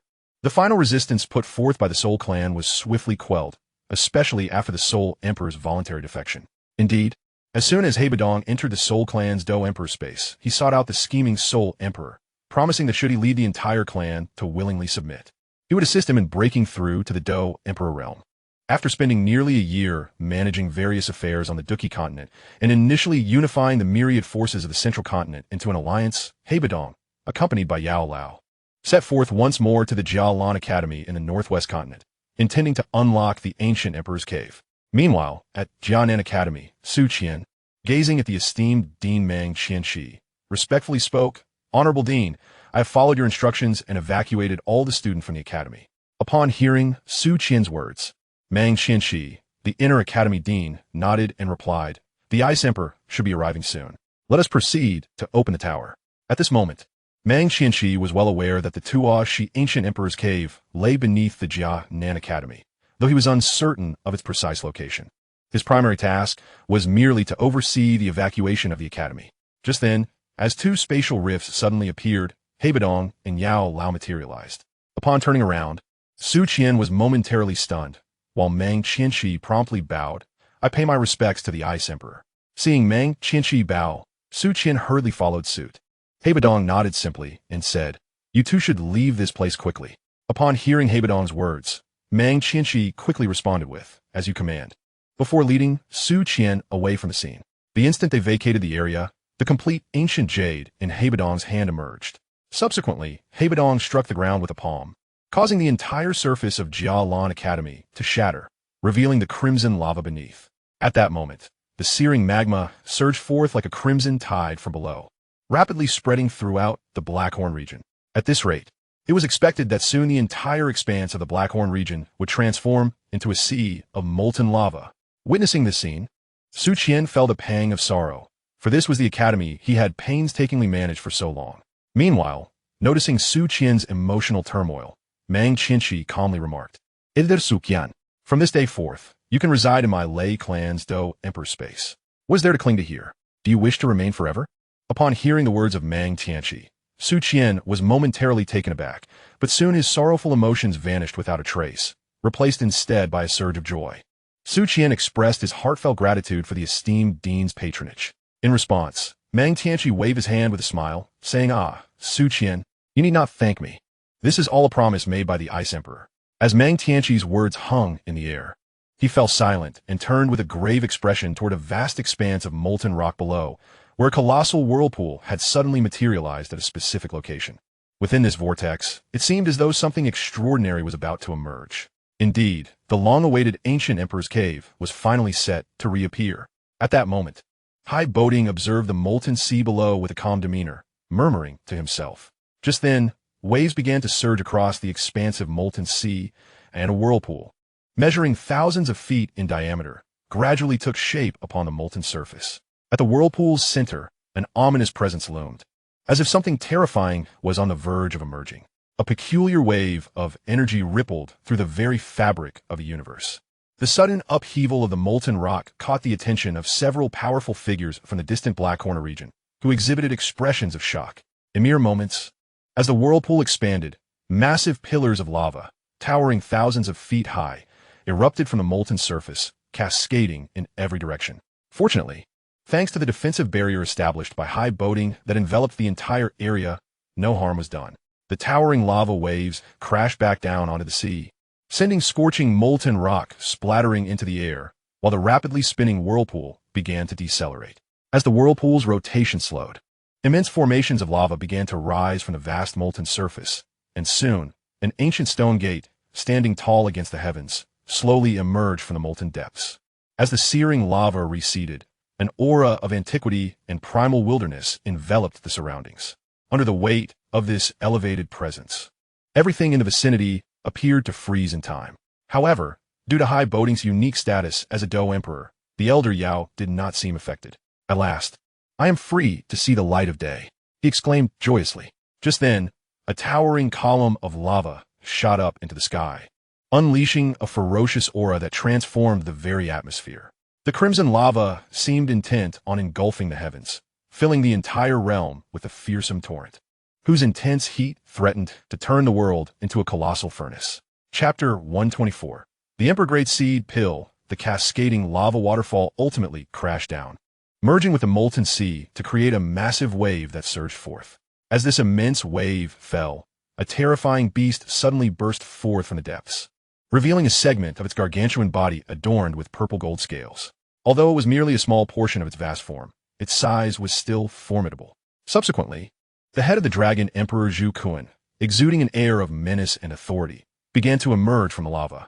As he gazed at Hai Bodong and the elder Yao in the sky, his enormous eyes reflected a hint of astonishment. Then, in a flash of intense purple light, Zhu Kun's colossal dragon form began to shrink rapidly, transforming in mere moments into a middle-aged man with flowing purple gold hair. As he raised his head, his golden eyes, filled with formidable pressure, were now brimming with astonishment. Hai Bodong has actually become a Dou Emperor. The old dragon emperor Zhu Kun was puzzled. He thought this world, aside from the ancient emperor's cave, had long ceased to harbor any source of imperial power. How could Hai Bodong have achieved the rank of Dou Emperor? After briefly explaining the situation to Zhu Kun, Hai Bodong and the elder Yao approached the stone gate of the ancient emperor's cave. Hai Bodong placed the complete Dou Qi ancient emperor jade into the indentation on the stone door. With a thunderous rumble, as the jade was set into place, a unique wave of energy began to surge forth from the ancient door, growing increasingly fierce. As these waves radiated outward, the gaps in the massive stone door widened until, with a resounding crash, the entire door finally stabilized. With a resounding thud, as the ancient door swung open completely, a wave of energy reminiscent of a primordial force erupted forth, causing the molten sea to churn violently. The ground trembled, splitting open countless deep chasms.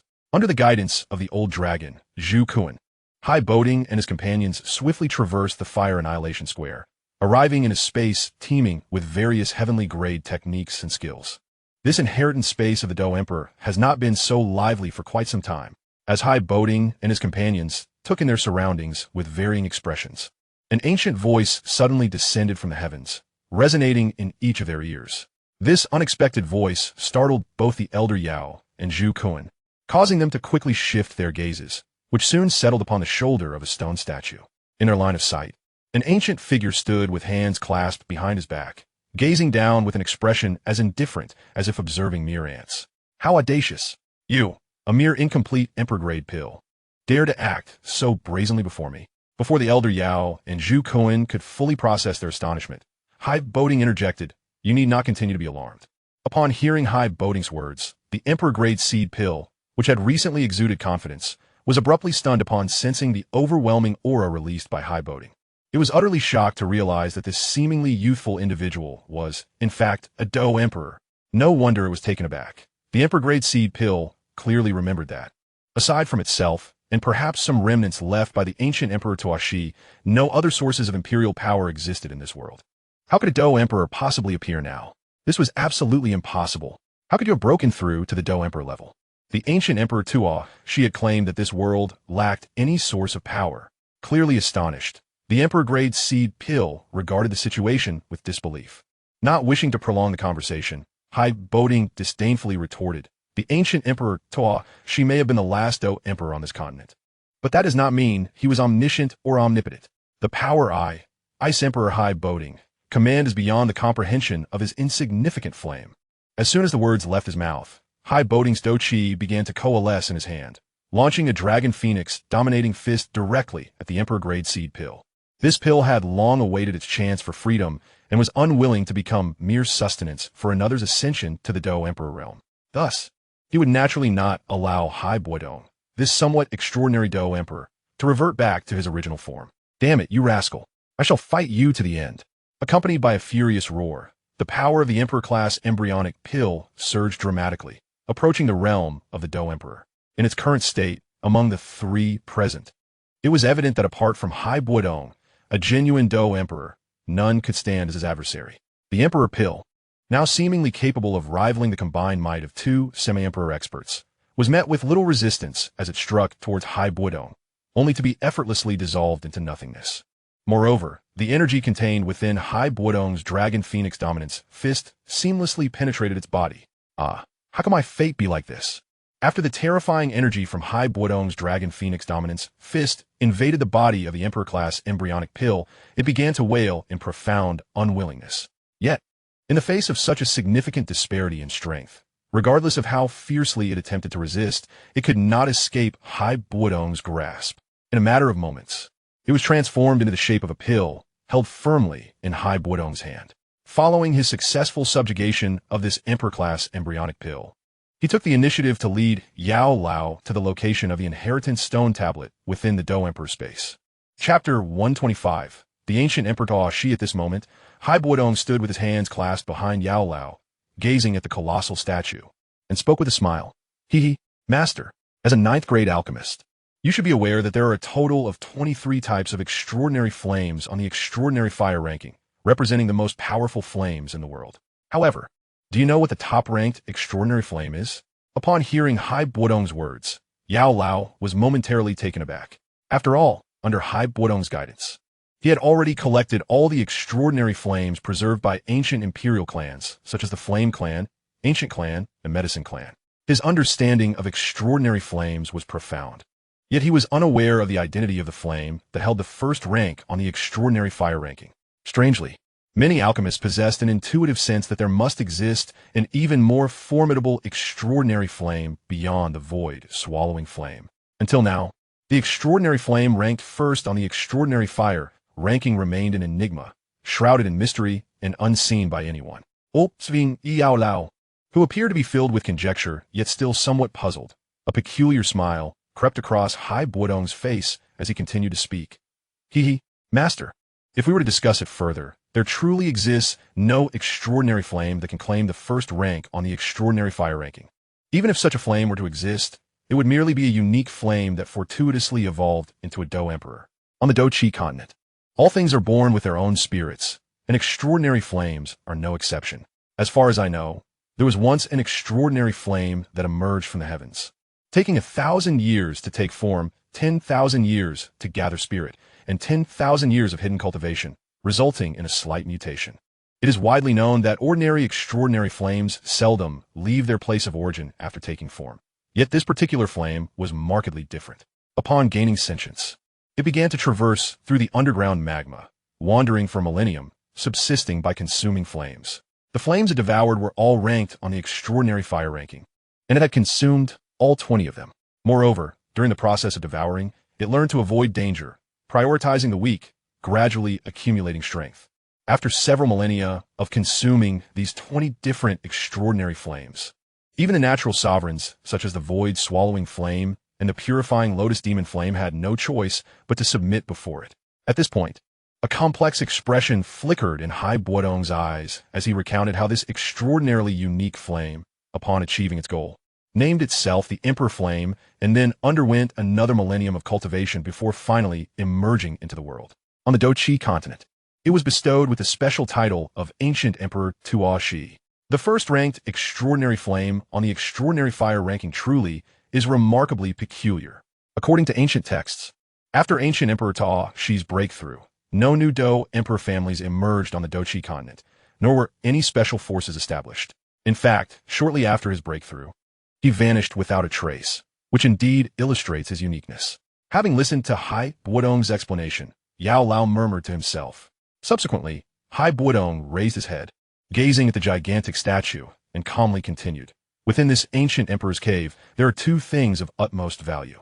One is the emperor-class embryonic pill I just obtained, and the second is the essence of the emperor left behind by ancient emperor Dou Qi. This refers to the legacy of the extraordinarily unique flame of ancient emperor Dou Qi. To be honest, this ancient emperor's inheritance is the most precious treasure within the ancient emperor's cave, overshadowing even the emperor-class embryonic pill. After all, that so-called emperor-class embryonic pill was merely refined from a trace of source energy. Most of the source energy he acquired remains within the inheritance. As for the legacy left by ancient Emperor Dou Qi, it is time for you, Master, to personally unlock it. After all, the cultivation method practiced by ancient Emperor Dou Qi is also the burning technique. Upon hearing Bodong's words, Yao Lao was deeply moved and patted his shoulder, saying, "Disciple, you truly have a thoughtful heart." Following that, Yao Lao ceased to linger on, and, with a flicker of pink flames on his shoulder, a peculiar fire spirit appeared. Simultaneously, the cherubic expression on its round face was filled with solemnity as it fixed its gaze upon the towering statue. The diminutive figure gradually ascended, eventually hovering at the heart of the statue. The intense, purifying lotus demon flame spread out, transforming into a beam of flame that shot towards the heart of the statue. With the impact of this fiery beam, the surface of the towering statue surged with waves of strange energy, rippling outward like concentric circles. As the frequency of the statue's tremors intensified, a cracking sound echoed, and a stone cavity slowly opened on the chest of the magnificent statue. Within this cavity, a gentle radiance began to emanate, subsequently enveloping Bodong and Yao Lao's figures, suspended above the extraordinary fire square, in a warm embrace. How fascinating! I truly did not expect that there still exists a Dou Emperor in this world. Moments later, an ancient voice laced with mirth resonated amid the sea of flames. Following this, within the fiery expanse not far ahead of Bodong and Yao Lao, a blazing inferno coalesced, transforming into a massive flame bud. As these buds gradually blossomed, a figure clad in dark robes emerged. This suddenly appearing elder, dressed in deep-hued robes, bore no particularly distinguishing features. If one were to disregard the stunningly vibrant flames of his hair, he would appear almost indistinguishable from an ordinary elder. However, the terrifying aura emanating from him unmistakably marked him as Ancient Emperor Dou Qi. Chapter 126. The Medicine Emperor, Yao Chunhihi. I, as a soul fragment left behind by my true self, have not conversed with anyone for many years. I never anticipated that today I would encounter not only my inheritor, but also a frost-type Dou Emperor. Laughter echoed as the ancient figure continued. Ah, this unfamiliar Dou Emperor powerhouse. I surmise that your visit today is in pursuit of the ancient fire inheritance of my esteemed ancestor, the Dou Qi ancient emperor, bestowed upon the venerable elder by your side? Ah, indeed, should such a legacy be granted to a high-ranking Dou saint adept in the burning formula, it would certainly forge an extraordinary Dou emperor. Now that this soul fragment of mine has encountered a fated individual proficient in the burning formula, I shall refrain from further verbosity. With this proclamation, the Dou Qi ancient emperor lightly flicked his fingers, and an infinite, resplendent sea of flames suddenly surged forth, coalescing into a terrifyingly immense fire dragon that swiftly transformed in midair into a magnificent lotus seed the size of a fist, adorned with myriad peculiar flames. The soul fragment of the Dou Qi ancient emperor then turned to the elder Yao, continuing with a smile, "Ah, a fated individual indeed. The inheritance left by my true self, the Dou Qi ancient emperor, lies here. Whether you can metamorphose into an emperor flame and attain the esteemed status of Dou emperor rests solely upon your own capabilities." The younger Yao Chan expressed his gratitude. "Thank you, senior, for your benevolence." In contrast to Hai Bodong, who had already ascended to the rank of Dou emperor and regarded the situation with indifference, the elder Yao, confronted with such an opportunity, was visibly overwhelmed with excitement. Hastily bowing in thanks, Momins Latte, as he observed the now ethereal soul fragment of the Dou Qi ancient emperor beginning to accept the inheritance under the protection of Hai Bodong, the elder Yao muttered with a complicated expression, "Alas, I truly hope this young lad can successfully embrace the ancient fire inheritance, lest I be disappointed." Months later, who could have anticipated that the transformation induced by the inheritance of the Dou Qi ancient emperor would be so excruciating? At this moment, upon the alchemical fire square, the elder Yao, having completed the acceptance of the inheritance, merely needed to move his eyes to unleash a terrifying aura. Clearly, he had ascended to the Dou emperor realm. Following this, the elder Yao swiftly altered his hand seals, and an indescribably terrifying wave of intent swept across the Dou Qi continent, proclaiming, "Heed my command." With a resounding call, the elder Yao's voice, laden with immense pressure, echoed throughout the entire Dou Qi continent. Rank 23 of the ancient fire list, the Xian Huang flame. Return to your place. As his command resonated, a deep yellow flame erupted from his body, swiftly entering a stone pillar atop the alchemical fire square. Upon the deep yellow flame's ingress, the Xian Huang flame surged forth, transforming into a towering fire column that ascended into the heavens.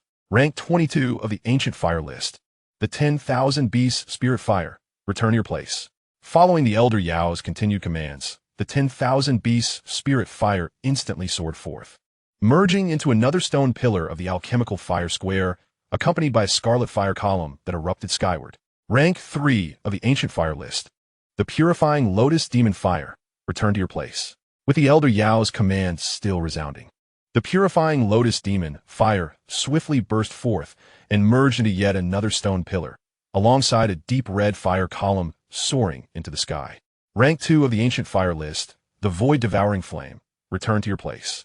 As the elder Yao's final command echoed, the void devouring flame, sealed within the Soul Clan, immediately burst forth like a shooting star, breaking through the confines of the Dou emperor space and traversing the boundless realms, directly merging into a stone pillar within the alchemical fire square, accompanied by a deep black fire column that shot into the air. With each of the elder Yao's commands, wave after wave of ancient fire surged into the alchemical fire square. After the purifying lotus demon fire and the void devouring flame completed their return, the 22 ancient fires merged into one, transforming into a colossal fire ruler, the fabled ancient fire eternal ruler. The elder Yao gazed upon this spectacle with profound excitement.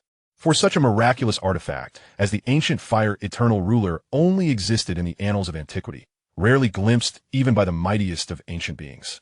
Go forth.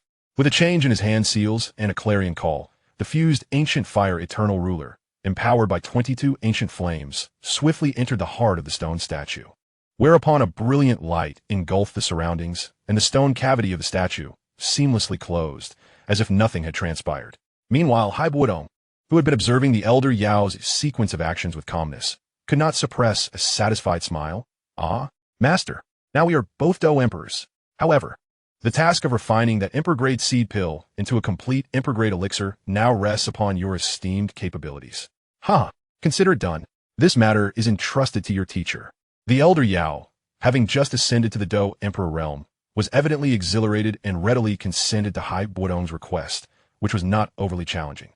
Having achieved their objectives, both Hai Bodong and the elder Yao had no intention of lingering within the ancient emperor's cave any longer. They promptly tore open a spatial rift and traversed through their respective pathways, returning in an instant to the skies above the inner precincts of the Jialan Academy. After issuing brief instructions to Meng Tianqi and Su Qian, the duo departed the northwestern continent, returning to the Starfall Pavilion within the Tianqing mountain range to commence preparations for their upcoming plans. As for the specifics of these plans, they were quite straightforward, revolving around consolidating their rule and refining elixirs. Chapter 127, Unification of the Continent. Nearly 2 years had elapsed, and under the joint guidance of the Dou Emperor powers, Hai Bodong and the elder Yao, the Dou Qi continent had been thoroughly harmonized into a domain governed by the Divine Court. The Ice Emperor Hai Bodong and the Medicine Emperor Yao Chun, whose names resonated in every corner of the Dou Qi continent, had become revered figures, almost akin to divine beings in the hearts of many. Under their guidance, the entire structure of power within the Dou Qi continent was redefined. The Divine Court, now the central institution of the Dou Qi continent, established all rules and supervised the various empires, sects, and families beneath it. Through this, the Divine Court subtly integrated the modern management principles learned by Hai Bodong in the demon suppression universe, introducing a new and enhanced order to the Dou Qi continent, leading to its prosperous development. After establishing the Divine Court as the central governing body of the Dou Qi continent, Hai Bodong, initially burdened with official duties, gradually entered a state of hands-off leadership, delegating authority to the peripheral regions. Naturally, this period was not without its interludes, such as the numerous whispers regarding the Ice Emperor and his many consorts, which, while plentiful, brought little concern to Hai Bodong, who merely smiled at the rumors. On a particular day, while immersed in his cultivation, Hai Bodong, guided by the sands of the time wheel Hourglass, completed the second phase of his fusion. Reflecting on this, he habitually opened the attribute panel of the time wheel Hourglass, which resided perpetually within his sea of consciousness. Suddenly, at the corner of Hai Bodong's eye, a series of fundamental pieces of information regarding him appeared. Host, Hai Bodong, Dou Qi Realm, 9-star Dou Emperor Late Stage, Soul Realm, Perfected Emperor Realm, Divine Blood Realm, 9th Realm, Cultivation Method, Dragon Phoenix Supreme Art, Soul Skill, Refining Heaven Soul Domain, Soul Technique, Refining Heaven Soul Formula, Dou Technique, Profound Ice Dragon Soaring, Refreshing Spirit, Dragon Phoenix Overlord Fist, Dragon Phoenix Heavenly Wrath, Dragon Phoenix Bell, Dragon Phoenix Overlord Spear, Dragon Phoenix Arrow Star, Dragon Phoenix Explosive Step, Dragon Phoenix True Body, Bloodline Devouring Spirit, Time Wheel Hourglass, No Cooldown, Heart of Iabi. Integration in progress. Host has reached the second stage. It is estimated that the host will fully complete the integration of the third stage of the Heart of Iabi in approximately 30 years. After 2 years of seclusion, Hai Bodong had elevated his innate cultivation methods and Dou techniques to the advanced level corresponding to his current Dou Qi realm of Emperor. Based on his understanding of Ice-type Dou Qi, he had also created a technique akin to an unparalleled body called Refreshing Spirit, and further perfected the originally ordinary Dou technique, Profound Ice Dragon Soaring, which was merely at the low Earth level, advancing it directly to the advanced level of the Emperor rank. As for the Refining Heaven Soul Formula, a high-level soul technique of the heavenly rank, and the Refining Heaven Soul Domain, a high-level soul skill of the same rank. These were bestowed upon him 2 years ago by the Soul Emperor of the Divine Court, who had come personally to curry favor with Hai Bodong. The actual power of these soul techniques was somewhat limited for Hai Bodong, who had now reached the pinnacle of Dou Emperor. To truly harness the full extent of his soul power at the perfected Emperor realm, he needed soul techniques of the advanced Emperor rank to significantly aid him. However, soul techniques and skills differ from the Dou techniques and cultivation methods Hai Bodong was familiar with, to elevate them to the Emperor rank without substantial reference texts. Even he would require considerable effort. During these 2 years, due to the extreme difficulty of training at the Dou Emperor level, even the venerable Yao Lao had his Dou Qi cultivation and soul power still stagnating at the mid-stage of 1-star Dou Emperor and the early stage Emperor realm respectively. Likewise, none of Hai Bodong's women had yet reached the late stage of 9-star Dou Saint. Moreover, with the assistance of the elemental energy he could summon, the 3 top-tier semi-emperors, Gu Yuan, the Soul Emperor, and Zhu Kuan, had all broken through to the initial stage of 1-star Dou Emperor within the past year. Meanwhile, the ancient Bodhi tree that Hai Bodong had recently subdued had gradually regained significant vitality under the nurturing of his elemental energy. According to Bodong's estimations, given time, this rather unique Bodhi tree might indeed possess the potential to become a Dou Emperor. As for the 9 profound golden thunder that Bodong had subdued years ago, it had now cultivated to a level comparable to that of a 9-star Dou Saint, nourished by Bodong's own Dou Qi energy. Over the span of 2 decades, during which Bodong was engaged in the integration of the heart of Ayabi, he did not need to seclude himself for training and instead had ample time for leisure. For instance, during this period, the now-adult Maitel Ruola, having consumed an imperial-grade pill refined by Yao Lao due to her potent bloodline, successfully broke through to the initial stage of 1-star Dou Emperor, following the footsteps of the Thunder Clan leader Lei Ying, Queen Medusa, Dragon Emperor Ziyin, Gu Suner, Xiao Yixian, and Qinglin. Despite Gu Suner, the so-called young lady of the ancient clan, possessing a divine bloodline and extraordinary talent, she was merely Gu Yuan's daughter and bore little relation to Bodong. In the absence of sufficient benefits as a bargaining chip, she had no choice but to seek Bodong's assistance to procure the resources necessary for advancing to the Dou Emperor realm. Fortunately, Gu Yuan understood the situation well and willingly sent his daughter to serve as a close maid to Bodong. As time passed, despite Gu Suner being somewhat wild and difficult to tame, Bodong had grown accustomed to her temperament through prolonged interaction. By now, Gu Suner had transformed into a unique figure in Bodong's life, having matured under his guidance.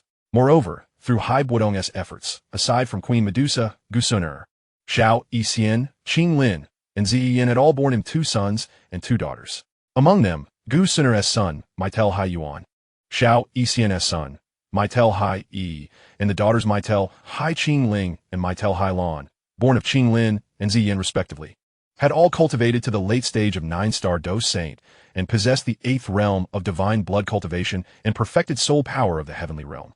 As the years swiftly passed, one tranquil day within the icy realm of the Ice Emperor, Bodong, deeply engrossed in his cultivation, finally completed the 3rd stage of integration under the guidance of the Time Wheel Hourglass. Reflecting on this, he habitually opened the attribute panel of the Time Wheel Hourglass, which resided within his spiritual sea. Immediately, another series of fundamental information regarding him appeared. Host, Bodong, Dou Qi realm, Pseudo-Dou God, Soul realm, Pseudo-Divine realm, Divine blood realm, 10th realm, Cultivation method, Dragon Phoenix supreme art, Soul skill, Refining Heaven Soul domain, Soul technique, Refining Heaven Soul formula, Dou technique, Profound Ice Dragon soaring, Refreshing spirit, Dragon Phoenix Overlord fist, Dragon Phoenix Heavenly wrath, Dragon Phoenix bell, Dragon Phoenix Overlord spear, Dragon Phoenix arrow star, Dragon Phoenix explosive step, Dragon Phoenix true body, Bloodline devouring spirit, Time Wheel Hourglass, Nope cool down, Heart of Ayabi. Integration in progress. Host has reached the 3rd stage. It is estimated that the host will fully complete the integration of the 4th stage of the Heart of Ayabi in approximately 300 years. After nearly 30 years of deliberation, Bodong had elevated his innate cultivation methods and Dou techniques to the pseudo-divine level corresponding to his current Dou Qi realm. Additionally, upon reaching this new level of soul power, the Refining Heaven Soul formula and Refining Heaven Soul domain had naturally progressed to the advanced Emperor level under his auspices. Contemplating this, a satisfied smile appeared on Bodong's face as he mused. Indeed, it is time to refine the Dou Qi continent. Without further hesitation, Bodong transformed into a conceptual existence and began the arduous process of refining the lower-level plane, all while severing the connection between the Dou Qi continent and its higher planes. Time flies like an arrow, and the years weave swiftly. In the blink of an eye, 300 years have quietly elapsed. Meanwhile, Bodong, having transformed into a conceptual existence, has successfully refined the Dou Qi continent, a relatively advanced lower realm within the Grand Ruler universe, into his divine kingdom after 3 centuries of arduous work. Moreover, with the last remnants of energy from a Heart of Ayabi, he elevated the world level of this divine kingdom to an unprecedented tier. Consequently, the divine domain of the Dou Qi continent within Bodong's body expanded exponentially, allowing for the emergence of superior life forms, transcending the ordinary Dou Emperor level to the pinnacle of quasi-Dou gods, capable of accommodating a multitude of resurrections and wielding the rare black fire of divine quality. In a state of deep meditation, guided by the Hourglass of Time, Bodong completed the 4th phase of his integration. He habitually opened the attribute panel of the Hourglass of Time, always present in his spiritual sea. Instantly, A series of fundamental details about himself manifested at the corner of his eye. Host. Hey Bodong, Dou Qi realm. Dou God, soul realm. Divine blood realm. 10th realm. Cultivation method. Dragon Phoenix supreme technique. Soul skill. Refining heaven soul domain. Soul formula. Refining heaven soul formula. Dou technique. Xianbing dragon soar. Divine clarity. Dragon Phoenix dominance fist. Dragon Phoenix heavenly fury. Dragon Phoenix bell. Dragon Phoenix dominant spear. Dragon Phoenix star arrow. Dragon Phoenix explosive step. Dragon Phoenix true form. Bloodline devouring spirit. Hourglass of Time. After the host refined the high-dimensional life form within the Thunder Serpent Ring, it has evolved into a special power over time and space. Fully controllable by the host. Projections indicate that if the host spends another 300 years harnessing this power to refine and absorb the entirety of another heart of Ayabi from the Demon Ring universe, he can safely wield the power of supreme black fire, transcending the status of the fire-spitting god as a high-dimensional divine blood life form. Upon witnessing the vastly different information on the attribute panel, even Bodong, who had successfully verified his status as a Dou God, could not help but reveal a beaming smile. Haha, after such a long silence, I, the Ice God Bodong, have finally absorbed all the energy of that heart of Ayabi, becoming a high-dimensional divine blood life form in the 4th phase. Yet, as Bodong reveled in his triumph, a gaze from the world will of the grand ruler universe focused on him without reservation, despite being significantly stronger than the so-called ruler-level beings. Bodong chose not to recklessly confront this world will until he had amassed sufficient strength. Chapter 129. The Antarctic Stargate within the core world of the Demon Ring universe. Bodong, utilizing his unique powers, returned to the Demon Ring universe.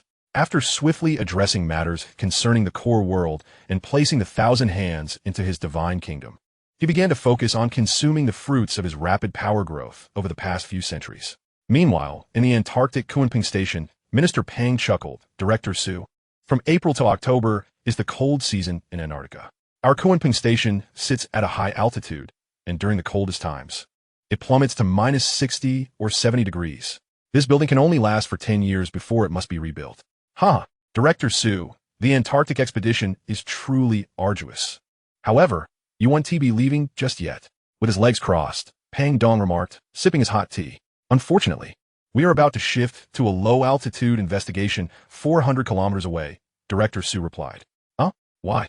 Su questioned, perplexed. When it gets colder, the research vehicles won't be able to operate. According to Nua's memories, the Stargate constructed by the Serpent Emperor is located 120 kilometers south of here. At that moment, Zhou Xiaoan interjected, a Stargate? There is nothing but ice and snow in this vicinity. Su appeared even more confused. Director Su, you wouldn't believe it even if I told you. Anyway, the Kunping Station must assist us.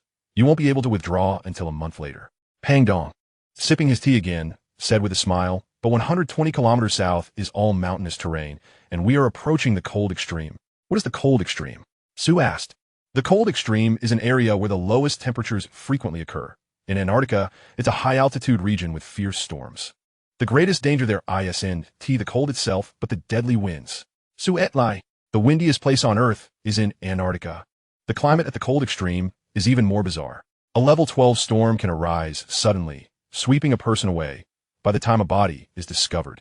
It's usually after the snow has melted the following year. Such winds, if caught in them, it would indeed be a significant delay. Zhou Xiaoan commented nonchalantly. Holding a map, this young man shows no fear at all. Today's youth truly lack even the most basic scientific knowledge. Su was left speechless by Zhou Xiaoan's demeanor. Director Su, the research vehicles at the station are operational, right? Zhou Xiaoan asked. The tracked research vehicles can withstand temperatures down to minus 50 degrees. Helicopters are even more fragile. They might stall if too close to the cold extreme. Su Kalavit, our research team enters the Antarctic interior during the warmest season of the year. Minister Pang, I suggest you wait 6 months before returning. Su added, we cannot afford to wait. We must depart today. A vehicle can take us part of the way, and we will walk the rest. Zhou Xiaoan declared. Are you joking? Walking in a level 10 wind and minus 60 degrees? You may be the undead, but we are human. A technician protested. At that moment, another technician expressed dissatisfaction. What do you mean by undead? Isn't this young man human? Su was alarmed by Luo. Zhou Xiaoan responded, rest assured, everyone. I have already made arrangements to ensure everyone's safety. Once you consume the corpse pills I refined, you will no longer be mere fragile humans. Bai Luo, without hesitation, produced a box of corpse pills he had prepared earlier, smiling as he announced, "Corpse pills. You want to turn us into the undead, Minister Pang?" ISNTR Bureau 107, specifically tasked with combating the undead. One green-haired technician asked, puzzled, "Is this a joke?" "Don't worry. Just take them. Afterward, simply consume a special antidote to rid yourselves of any cravings." Pang Dong reassured, chuckling as he sipped his tea. "Give me one. I want one. Yours is too large. Comrade, leave one for me. Don't fight. There's enough for everyone." Seeing Pang Dong had spoken, the technicians, already aware of the benefits of becoming undead, eagerly scrambled for the corpse pills. "Shaoan, Director Su will drive you. I will remain at the research station as the overall commander." After a moment, Pang Dong stood, grasping Zhou Xiaoan's hand as they prepared to depart. After traveling over 90 kilometers, the research vehicle could proceed no further due to the low temperatures, leaving the group to continue on foot. "These corpse pills are truly miraculous. After consuming them, I feel no cold at all," Su mused as he walked ahead. "Xianyan, when we climbed the snow mountain to find the Star City, did you sense the energy emanating from the Stargate?" Wearing protective goggles, Zhou Xiaoan shouted loudly to Jiang Xianyan beside her. "Do you know how cold it is in the Silver Whirlpool? You knew I was trapped there, and yet you did not come to rescue me." Jiang Xianyan replied, "Because both the abyssal heart and the fate of humanity are far more important than my own life." Xuanyan, em soda. Zhou Xiaoan fell silent at Jiang Xuanyan's words. "In the Silver Whirlpool, I had a beautiful dream where we were on a small island, and I was carrying your child." Noticing Zhou Xiaoan's silence, Jiang Xianyan spoke again. "Xiaoan, the Stargate lies beneath the ice at your feet. Halt your advance. Everyone grab your tools. Let's commence the excavation. Hurry. It's nearly fully uncovered. Be gentle. We mustn't damage the Stargate." Moments later, Zhou Xiaoan took charge on site, exclaiming, "Xianyan, thank you. Due to the drift of the Antarctic continent, the Stargate's location from Yua's memory is no longer accurate. It is thanks to your abilities that we could locate the Stargate so swiftly." Observing Jiang Xuanyan's silence, Zhou Xiaoan approached her and continued, "Are you still angry with me? I never held you accountable for the incident in the Silver Whirlpool. Do you remember when I urged you to flee with me from the underwater temple?" Jiang Xianyan, with a hint of indifference, replied, "I remember. At that time, you claimed that old Yuan was far more formidable than my serpent armor. I thought you were trying to scare me, so I didn't heed your advice. As a result, my serpent armor was shattered by a single punch." She reflected. "Only later did I comprehend that old Yuan had lived for a millennium, and the divine blood had coursed through him for just as long. Although he was unaware of his divine heritage, he had unknowingly cultivated the power of divine blood. At that time, my own divine blood had yet to awaken. I survived purely by chance." Thinking back on it now sends chills down my spine. Hearing this, Zhou Xiaoan reminisced, "Xiaoan, if only I could unveil the origin of the divine blood, but alas, Gong Gong obliterated my memories." "Huh, Xianyan, you know me best. I am indeed eager to uncover that mystery. By the way, what prompted you to recall the events of the underwater temple?" "Young Masterin, we have unearthed the Stargate. Carbon 14 dating indicates it has existed for at least 6 millennia. It's astonishing. This is ultra-high technology left behind by the Serpent Star people." Just then, jubilant cheers erupted from nearby, interrupting Zhou Xiaoan and Jiang Xuanyan's conversation. "Before we find the activation method, do not touch anything. Use X-rays to photograph all devices and send the images to Minister Pang. Team Leader Zhang, I want you to ensure that our imitation is superior to theirs. I am aware of your capabilities. During this period, I need you to construct a larger Stargate." Meanwhile, Zhou Xiaoan interjected, "Larger? How large?" Team Leader Zhang inquired. "Look, the Stargate is an equilateral triangle, and the cities of Xi'an, Zhengzhou, and Xianyang on the map are also enclosed by high-speed rail into an equilateral triangle. I want you to utilize the existing tracks to create an enormous Stargate among these 3 cities. I have grand plans." Hearing this, Zhou Xiaoan elaborated, "This lad must be out of his mind. I was merely boasting." Team Leader Zhang, feeling somewhat speechless, thought to himself, "Forget everything else. I only ask if it is possible to imitate a structure of this magnitude and procure the energy needed to activate it." Zhou Xiaoan responded, "Scientific research is meticulous. We must conduct thorough studies first." Team Leader Zhang replied. Months later, with Zhou Xiaoan and Yuan Tiangang, the pinnacle of divine blood individuals in Huaxia, the world has formed a global alliance centered around Huaxia to further guide Earth towards cosmic civilization.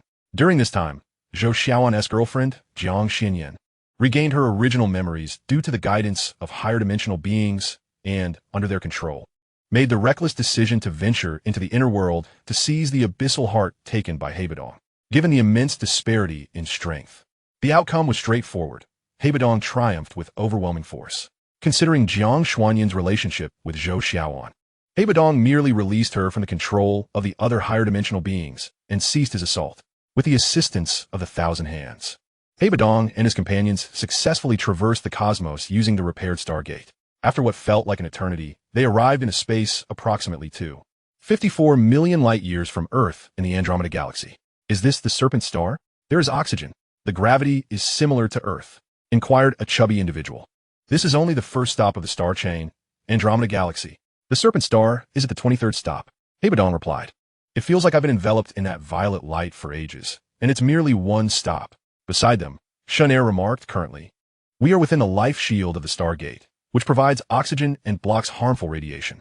This was constructed by the Jike tribe for the convenience of transporting fragile cargo. Bodong casually explained, May I ask, what is the Jike tribe? Are fragile cargo referring to humans? At this moment, Yuan Tiangang interjected, in the current universe, there are 7 major races. The Jike tribe is the most intelligent and technologically advanced race. Hundreds of thousands of years ago, they built the star chain, initially intended for interstellar trade. Fragile cargo refers to extraterrestrial beings being traded. To prevent their deaths during transportation, life shields must be constructed. From a design of the life shields, it is evident that humans are likely considered fragile cargo as well. After all, human civilization is exceedingly primitive, and to them, humans and goods are indistinguishable. Upon hearing this, Bodong stated, Lord Bodong, you must have encountered the Jike people before. I cannot believe one could navigate the star chain through mere chance. Just then, Zhou Xiaoan abruptly inquired, and before Bodong could respond, the laughter of a little girl echoed from not far away. Ha ha, Dad, you're not well. You should put Tian down. Observing the elderly man carrying his granddaughter, a nearby woman voiced her concern. Ha ha, it's fine. Ever since I consumed the divine medicine they provided, my back no longer aches and my legs are no longer painful. It works better than the health products I previously spent 20,000 on. Meanwhile, a cold scoff emerged from a nearby corpse tribe member. Humph. It's a waste to give humans the best corpse elixirs. Another plump corpse tribe member grumbled. Who can blame us? We can no longer relish human hearts. At that moment, a lawyer asked, Don't you have plenty of paper in your briefcase? Just use that. Hearing this, a divine blood individual standing next to the slightly chubby lawyer responded, I am a lawyer. My briefcase contains crucial legal documents. Once we find a new homeland, I will need this to draft a new constitution. The stout lawyer clutched his folder tightly. Feeling disgruntled, use that to wipe? It's the least useful thing right now. Just then, a middle-aged man dressed as a security guard suddenly pulled out a stack of bills from his wallet and handed them to the chubby lawyer. Chapter 131, Arrival at Farl Star. Yes, I had considered using this. I have some in my pocket too. The plump lawyer awkwardly scratched his head and replied, Rather than discussing what to use for wiping, the real challenge is finding a place to relieve oneself in front of thousands of eyes. Speaking of which, I really need to go. A nearby youth silently mused. Although the star chain constructed by the Jike tribe connects to various star systems, without their star maps, one cannot proceed even an inch. Within this octagonal shield lay 6 stargates, each leading to different star systems. Yet, you can see nothing. Even the universe's most advanced instruments cannot detect the stargates. Moments later, Bodong began to elucidate to those present. Indeed, after our arrival here, the stargate leading back to Earth vanished. While listening intently to Bodong's words, Zhou Xiaoan silently pondered that although the creation stone is a precious resource in the universe, the value of the star map is equally immeasurable, particularly as it is held independently by the fewest number of clans, the Rick clan, allowing them to rise among the 7 great races. If given the chance, I would very much like to visit the Rick clan's planet. Observing this, Bodong continued to elucidate for the assembled crowd, when, suddenly, a blond man with Western features began waving his arm and proclaimed with pride, Ha! Technology is the source of power. In the 16th century, those Portuguese also controlled the entire Indian Ocean through their maritime charts and cannons. You seem rather pleased. Your ancestors engaged in the slave trade, and surely the Rick clan did as well. When I see them, I shall certainly give them a sound thrashing. Witnessing the arrogance of this Westerner, Yuan Tiangang, standing beside him, pointed an accusatory finger at his nose and shouted angrily, Yuan Tiangang, who do you think you are? I am the supreme commander of Earth now. You must seek my permission before striking anyone. Realizing the situation was escalating toward a confrontation, Zhou Xiaoan, as the current Supreme Commander of Earth, stepped forward to mediate. Oof. Zhou Xiaoan, you spineless wretch do not deserve to be commander. Yuan Tiangang, who had long been displeased with Zhou Xiaoan's position, showed no restraint and grasped Zhou's shirt with a fierce expression, bellowing, "Damn it! My energy has been siphoned away by him. Who dares to disregard my brother's words? I shall take their life right now." At that moment, the only mutant among the divine blood humans, Knife Brother, suddenly seized Yuan Tiangong's arm and exclaimed, "Hey, the second star gate has opened. What are you two still arguing about? Lord Bodong has already led those individuals inside." Just then, Yu Qian Shinsi pointed towards a distant glowing light and shouted, "These fellows are quite swift." As they watched the Earthlings entering the Stargate in succession, Yuan Tiangang thought to himself, "Let's go. Without the star map, being left behind here would be disastrous." Seeing this, Zhou Xiaoan quickly called out, "Inside the Stargate, we have no idea how much time has passed." Under Bodong's guidance, 841 explorers departed from Earth, traversing 13 stargates to reach the Raphis star system, located trillions of light years away from Earth. Meanwhile, several survivors from Earth, having just arrived on a life-bearing planet, gazed in wonder at the breathtaking scenery before them, exclaiming, "My heavens, am I dreaming? The air here is even fresher than on Earth. I can't help but want to play my flute. Wow, the environment here is so delightful. Why bother with that wretched snake star? This planet would make a splendid new home. It's hard to believe such a planet exists. We have undoubtedly arrived in a realm of the unknown, beyond the reach of human science. Lord Bodong, what planet is this?" Zhou Xiaoan suddenly inquired of Bodong. "This is Fallstar," Bodong replied nonchalantly. "Since we cannot open the next Stargate for now, let's explore this planet." Meanwhile, the eager Yuan Tiangang called out to the crowd, "I'm parched. Can we drink this water?" In response, Yu Qian Shinsi thought of the other Stargates as potential ports of the universe, where dangerous entities might appear at any moment. Under the circumstances of severe information asymmetry, we cannot linger here. Knife Brother, I will lead everyone to investigate the surroundings. You all stay on standby in the nearby mountains. We shall return in an hour. While I am away, all Earthlings must heed your command." Concurrently, Zhou Xiaoan patted Knife Brother on the shoulder, saying, I am also a divine blood human. I want to accompany Brother Xiaoan." Upon seeing the exploratory team, led by Zhou Xiaoan, depart, Lu Shuangshuang followed closely, cautioning, "Stay safe. This planet surely harbors aliens. Friendship first. Do not provoke interstellar war."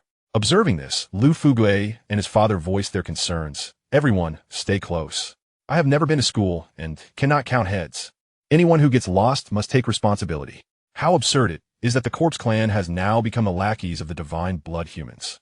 Watching Knife Brother lead a group of divine blood individuals and the Corpse Clan away, Bai Jia Zongji couldn't help but reflect, 30 years on the East Bank, 30 years on the West Bank. The world always undergoes cycles. The Snake Clan, Corpse Clan, Inner Earth Dwellers, and divine blood humans are merely players in an endless performance. When on Earth, Zhou Xiaoan relied on the Lu, Bai, and Zhang families, but now he has his own divine blood army and no longer requires our assistance. In light of this, Zhong Zheng, standing beside Bai Jia Zongji, remarked, "Do not be so pessimistic. Have you forgotten what Lord Bodong said about the Rick clan? Dominating the universe does not rely solely on brute force." Observing Bai Jia Zongjing and Bai Yinshu's pessimism, Bai Luo interjected, "Zongjing, it seems our Corpse Clan should start using our brains as well."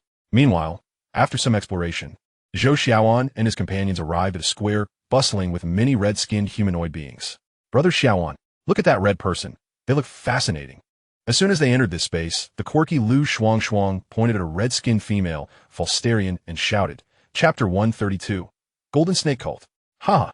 What we're doing now is called flaunting our presence." Observing Lu Shuangshuang's antics, Zhou Xiaoan couldn't help but murmur to himself from the locals' actions. The tall tower in the square center appears to be some form of religious structure, entwined with two golden serpents. Could it be related to Snake Star? Meanwhile, while gazing at the nearby buildings, Zhou Xiaoan mused, "I never imagined there would truly be aliens here." At this moment, Yuan Tiangang exclaimed, "The gazes of these red beings towards us are not very friendly. I cannot understand what they are saying." Unlike Lu Shuangshuang's optimism, Yu Tian Shinsi appeared concerned, muttering, "Now I understand why they regard us with such expressions." Just then, Zhou Xiaoan noticed several enormous red beings approaching them, each wielding a staff adorned with two serpent heads. Beneath each serpent head dangled a blindfolded human woman. "Help! Help! The captives spoke our language. Upon witnessing this, Yuan Tiangang gasped. How do you speak our language? Meanwhile, the decisive Lu Shuangshuang had already used her abilities to rescue one of the blindfolded women, supporting her with concern as she inquired, Thank you. I was captured. The woman expressed her gratitude to Lu Shuangshuang. At that moment, 4 red-skinned warriors reacted quickly and began to encircle Lu Shuangshuang. I was just pummeled by my new move, the Divine Blood Fire Claw. Today, I shall show you alien beings who is boss, so you will never dare to lay a hand on humans again.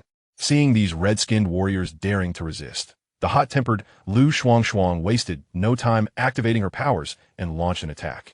Moments later, she had dispatched all of the red-skinned warriors present, smirking disdainfully as she declared, Haha, what a joke, I knocked them out with a single punch. The warriors on this planet are no tougher than Lu Yigan. Ha, Lu Shuangshuang, you truly are a genius. Not only have you broken through to the 4th realm, but you have also merged divine blood with corpse art. No wonder Yigan was utterly defeated. Observing this, Zhou Xiaoan approached with a smile, saying, Haha, actually, I went easy on them. After all, Yigan is our son. Seeing Zhou Xiaoan praise her talents, Lu Shuangshuang felt a swell of pride, thinking, this girl still hasn't given up on me. At this, Zhou Xiaoan could only silently lament, is this Earth? Meanwhile, Yuan Tiangang had approached the blind woman, asking with concern, yes, on this planet, there are still hundreds of Earthlings, all of whom have been captured, and are treated by them as if we were mere livestock. They have even blinded us and burned us alive as sacrifices. Upon hearing this, a human woman, who had been tortured beyond recognition, trembled and replied, It seems that Earthlings are indeed a commodity here, just like the African slaves from centuries ago. This planet, being quite suitable for human habitation, has thus become a hub for the trade of such commodities. At that moment, Shun Air murmured, What he said is not without merit. Please save us. Hearing this, the human woman spoke with a sense of helplessness. Zhou Xiaoan, we desperately need a place to stand. It is fortunate that the environment of this planet resembles Earth, and their soldiers are weak. If you prefer to avoid bloodshed, it is of no consequence. I can handle this grim task alone. In a single day, I could eradicate these red ones and transform this planet into a base for the divine blood people. Moments later, Iwan Tenga Madrasa Zhou Xiuan, Stating, Ikunkur. Since they show no mercy, we need not feel guilt for our actions. Observing this, Lu Shuangshuang clenched her fist in anger and exclaimed. In response, Zhou Xiaoan, who had maintained a somber expression from the beginning, fell into contemplative silence. Meanwhile, within the palace of Falstar, the priest of the Golden Serpent sect, Su, returned from outside. His face etched with urgency as he addressed the king seated on the throne. Your Majesty, a grave matter has arisen. Someone has disrupted the sacrificial ceremony of the Golden Serpent sect. Who would dare to be so audacious? Replied the king of Falstar with an air of indifference. It is the lowest and most despicable of humans, as described in the teachings of the Golden Serpent sect. Suru, seeing the king's flippant demeanor, stepped forward and whispered in the king's ear, I say, Suru, have you lost your wits? Humans are offerings to the twin serpents of the Golden Serpent. You cannot even manage the sacrifices? The king, however, dismissed this with laughter. Your Majesty, I am not referring to the humans transported here by the raccoon merchants from Earth. There is another batch of humans who have come from who knows where. Frankly, Your Majesty, I have never encountered such ferocious humans. You cannot imagine. One little girl among them defeated 4 mighty warriors. Seeing that the king regarded his words as mere jest, Suru, aware of the urgency of the situation, quickly clarified, Nonsense. The strength of the Falstar people is 20 times that of humans. Until now, the king has shown a posture of disbelief, even as he shifted from lying to sitting. Your Majesty, if I had not witnessed it with my own eyes, I would not dare to believe it. I suspect they came through the Stargate, but I do not know how many there are. Should we prepare for war or seek peace? Your Majesty must decide. Facing the king's skepticism, Suru maintained his stance. Trembling as he explained, the mighty warriors are the strongest fighters of Falstar, and now even they cannot handle this situation. Falstar stands on the brink of life and death. Suru, immediately summon all ministers for an emergency meeting. Realizing that Suru's words were no jest, the king of Falstar bellowed his command without hesitation. Meanwhile, Lu Fugue, having discreetly left with Dou Qi and others to a secluded stream to relieve himself, gazed upon the beautiful scenery and mused. This is the first pile of dung I've produced in outer space, even if it's a gift to you aliens. Chapter 133. Evidence of Creation Simultaneously. After bringing Zhou Xiaoan and others to Falstar, imparting to them the star maps and the techniques to master the 8th, 9th, and 10th realms of divine blood, as well as the methods to control the black fire. Bodong departed from Fallstar. He utilized his unique abilities to travel countless light years to the Serpent Star, unlike the constrained and underpowered higher-dimensional beings. At this point, Bodong was unafraid of the so-called Serpent Emperor. Thus, the moment he entered the palace of the Serpent Star, he directly seized the heart of Ayabi from the Serpent Emperor and absconded with the promising Myzine for training. Following this, Bodong began to harness his powers to absorb the entirety of the heart of Ayabi's energy, attempting to break through into a new realm and become a higher-tier life form. Due to Bodong's complete mastery over the powers of the Time Wheel Hourglass, and with the aid of the holy crystals and creation stones he acquired from various regions of the demon binding universe, he fully absorbed the energy of the last heart of Ayabi within a mere few decades. Not only did he successfully master the terrifying laws of the supreme black fire, but he also integrated the entirety of the demon binding universe into his own being. Of course, the overall energy of the demon binding universe was quite limited. After Bodong absorbed it, most of the energy from the stars and several high-energy life planets was directly drained by him, leaving only a few life planets, including Earth, Fallstar, Serpent Star, and Saint Star. After refining the entire demon-binding universe into his own inner universe, Bodong then enslaved all high-dimensional beings aboard the Divine Land ship, beginning to traverse the passages of the higher-dimensional spirit world based on the coordinates of the Supreme Master Universe, arriving in the skies above the world barrier of the Supreme Master Universe. The reason Bodong chose to invade the Supreme Master Universe, rather than the evidently more advanced Divine Land, was simple. He did not wish to engage with a civilization capable of manipulating him at will, even if records in the original Demon Binding comic suggested that this civilization was relatively amicable.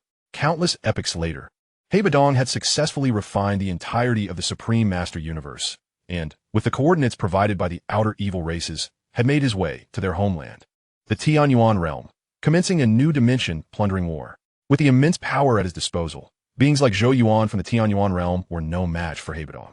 Thus, in the face of Bodong's onslaught, the entire Tianyuan realm quickly descended into a state of utter defeat. After conquering the entire Tianyuan realm, Bodong skillfully absorbed and refined it, transforming it into new nourishment for the expansion of his inner divine kingdom. After occupying the Tianyuan realm and enduring countless epochs of plunder, Bodong's strength had grown to a terrifying degree that was beyond verbal description. Yet even at this stage, he still had not encountered the being known as Qi, the creator demon god. This realization led him to a more profound contemplation of his own existence.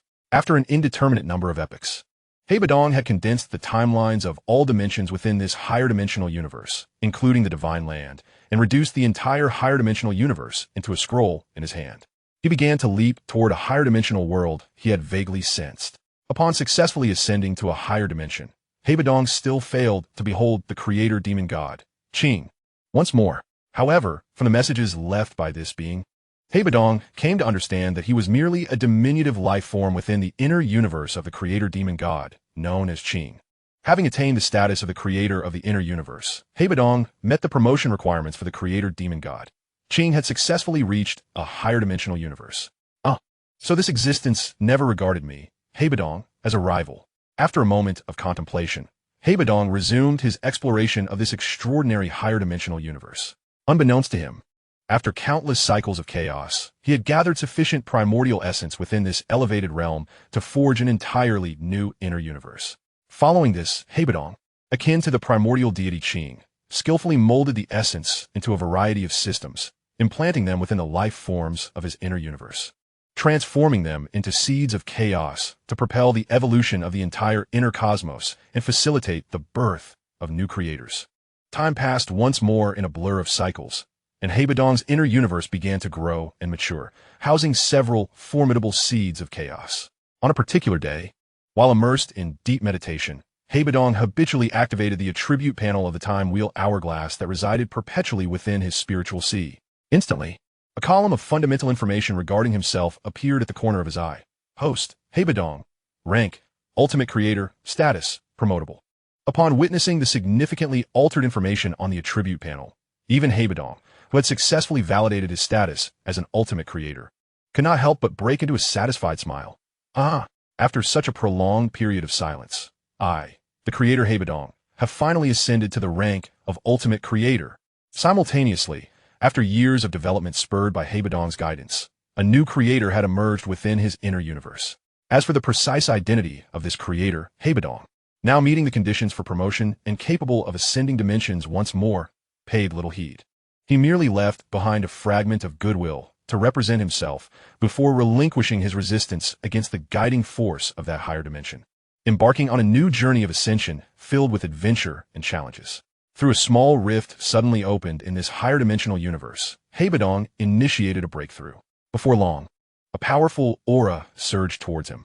Chapter 134. The one true realm, this peculiar higher dimensional power, in Bodong's perception, was an indescribable reality.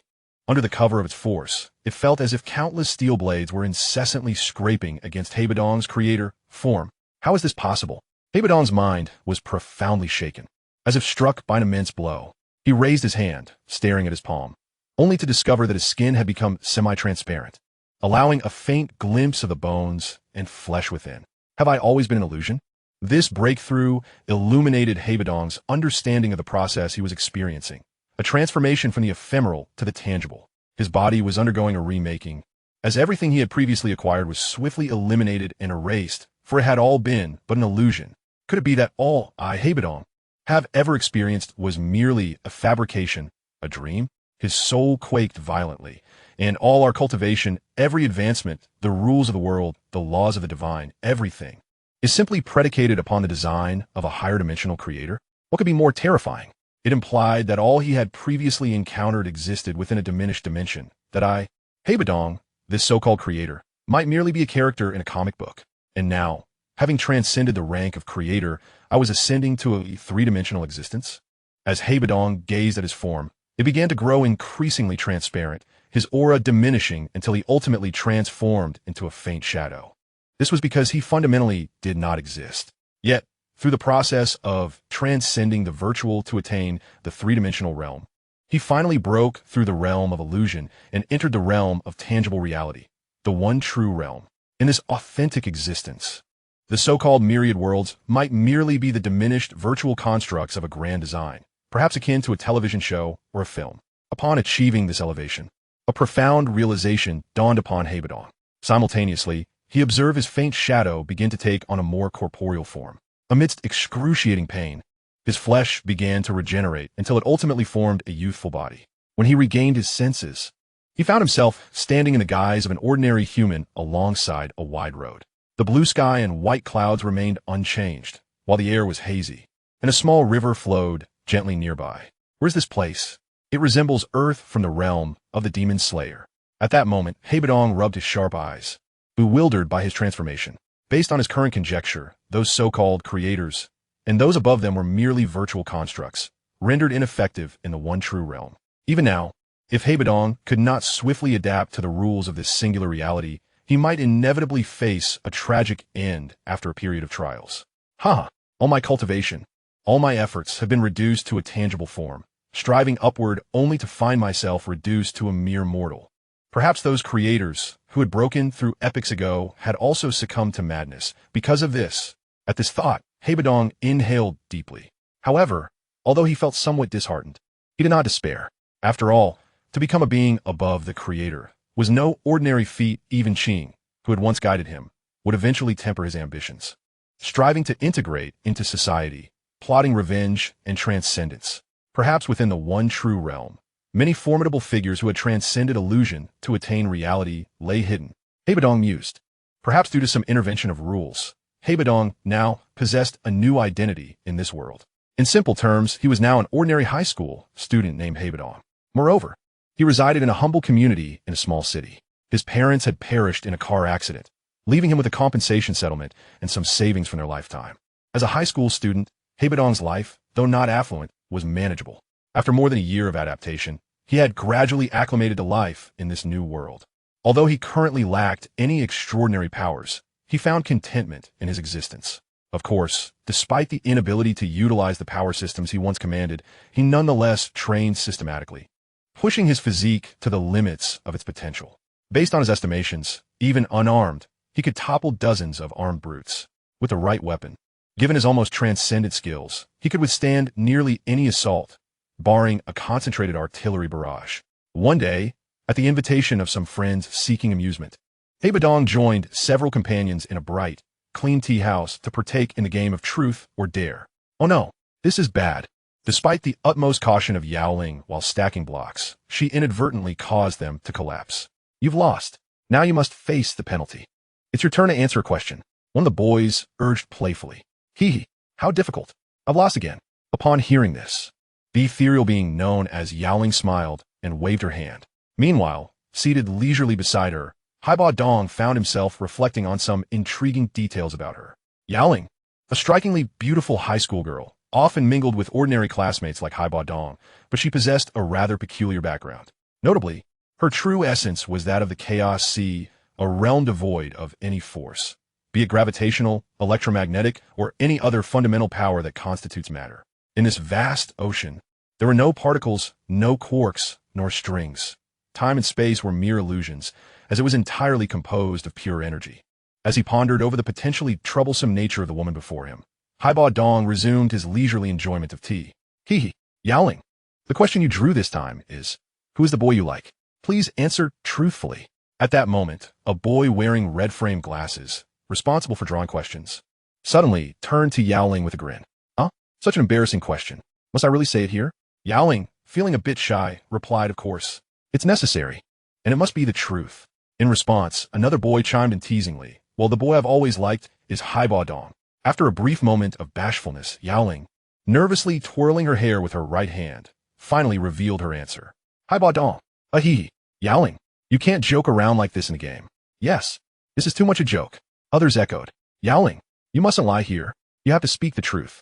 To which Yaoling insisted, I'm not lying. Nor am I joking. The boy I have admired since middle school is indeed Bodong. Faced with the crowd's skepticism, Yaoling's face turned crimson. Yet she remained resolute. In response to her bold confession, Bodong exhibited no hesitation and graciously accepted her feelings. As for any potential complications that might arise, they were inconsequential to him at this moment. After all, not long ago, as Bodong grew increasingly accustomed to life in this world, fragments of his memories began to resurface, revealing to him a deeper understanding of his existence. It turned out that he was the very life form of this so-called unique true realm.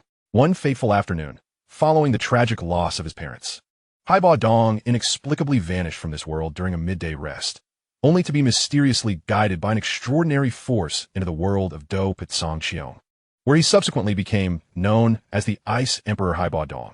Bodong's greatest confidence lay in the remnants of power he had retained after transcending dimensions, which allowed him to create a property panel that adapted well to the rules of this so-called unique true realm. After bidding farewell to Yaoling and the others, Bodong took a taxi back to his usual residence within the community. Host, Bodong, physique, LV2, strength, LV2 agility, LV2 mentality, LV2 rank, first stage, cubic system 1, microwave radiation 2, instant téléportation 3, divine endowment 4, violent fusion. Note, the attributes of an average human typically do not exceed LV1. Even the most talented individuals, after rigorous training, rarely surpass LV2. Once any attribute exceeds LV2, one begins to enter the realm of the extraordinary. Levels below LV10 are considered first stage, below LV 22nd stage, below LV 33rd stage, below LV 44th stage, below LV 55th stage, and so forth. The system Bodong now possessed was as tangible as he was. In simple terms, it appeared as an unassuming small cube. Yet within it lay an independent space, capable of altering Bodong's bodily functions at a genetic level by utilizing various gemstones found in nature. This system endowed him with abilities such as microwave radiation, instant teleportation, divine bestowal, and violent fusion, with its powers gradually enhancing through the collection of gemstones. The reason Bodong now exhibited physical attributes far exceeding those of ordinary humans was due to a stroke of luck. During the past month and a half, he had discovered a low-level gemstone near his home and successfully fused it with his body using a special function of the system. The next day at school, good morning, Bodong greeted Yaoling warmly. Bodong nodded in response, but just then, a dissonant commotion erupted from the aluminum door at the back of the classroom. Make way. Everyone, get out of the way. Hurry up, clear the path. Who are those people? Shoo, keep your voice down. That's the leader from Beijing High, flanked by a pack of unruly delinquents.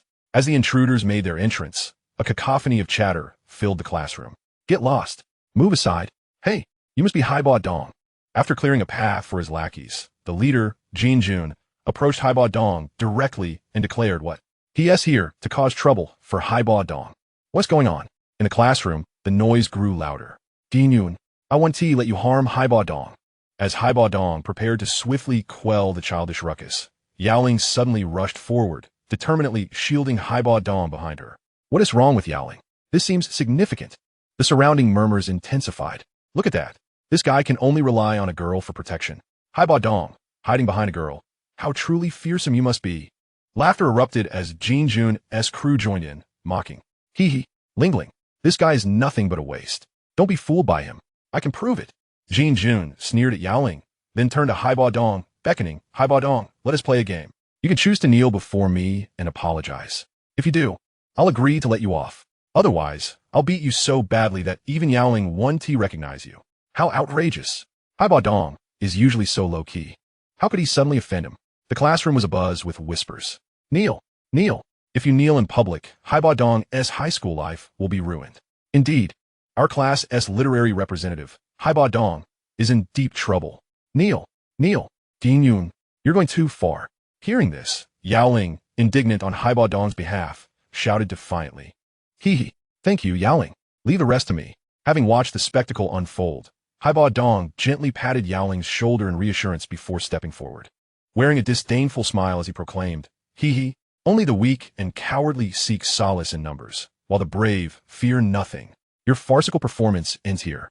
Upon hearing Bodong audaciously utter such words, not only did Jin Jun and his lackeys display expressions of sheer astonishment, but even some of the more reckless classmates nearby began to chatter excitedly. Wow, Bodong is impressive. Huh, please. I reckon Bodong will have a disastrous fate soon. Following this, as Bodong approached Jin Jun, he continued to smirk with a sinister glint in his eyes and proclaimed, Ha, Yun, allow me to offer you a piece of advice. The most crucial aspect of being human is self-awareness. You should refrain from harassing my girlfriend, Yaoling. Everyone finds you insufferable. Can't you sense it? From this moment forth, I shall protect Yaoling. When did Bodong become so formidable? Is this a confession? It's truly exhilarating to witness Bodong confessing to Yaoling today. It's not a confession for you. What is there to be excited about? Moreover, Bodong is merely flaunting his temporary bravado. His fate will likely be dire. How dare you be so arrogant? Witnessing this so-called trash in his eyes daring to humiliate him, the usually arrogant Jin Jun could no longer contain himself and immediately raised his fist to strike at Bodong. Dou Qi, be careful. From Bodong's perspective, however, he thought, the punch of an ordinary person is so slow. It's all too clear. In the face of Jin Jun's typical human attack, Bodong simply waved his hand and seized Jin Jun's left fist at the wrist, producing a cracking sound. Subsequently, wanting to teach Jin Jun a lesson, Bodong slightly increased the pressure he applied. Boss, why did you stop beating that guy? Yeah, why did you suddenly cease? Boss, you had him searching for his teeth. In response to the inquiries from his numerous lackeys, Jin Jun, meanwhile, endured the pain in his wrist, thinking to himself, it hurts so much. How could this be? How can this kid's grip be so strong? What to do? My wrist feels like it's about to snap. Cough. What's going on? It's already class time.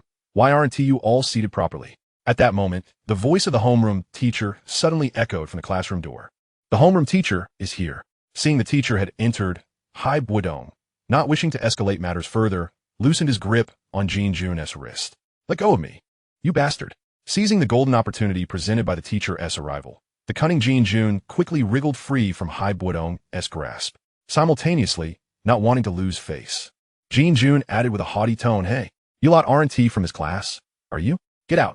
Class is about to start. You're a bunch of troublemakers. We're leaving. Boss. Bodong, just wait. Next time you're dead meat. Jin Jun, turning his back to leave, did not forget to utter a menacing remark to salvage some dignity. Halt! Yun, may I inquire where I should wait? Bodong, fully aware of the type of individual Jin Jun was, understood that if he did not teach them a lesson, these unruly little brats might continue to pester him endlessly. Wow, Dong Qi is truly impressive. Observing the situation, Several classmates began to murmur excitedly. All right, after school, at the basketball court. Upon hearing this, Jin turned back with malice in his eyes and retorted, Get lost.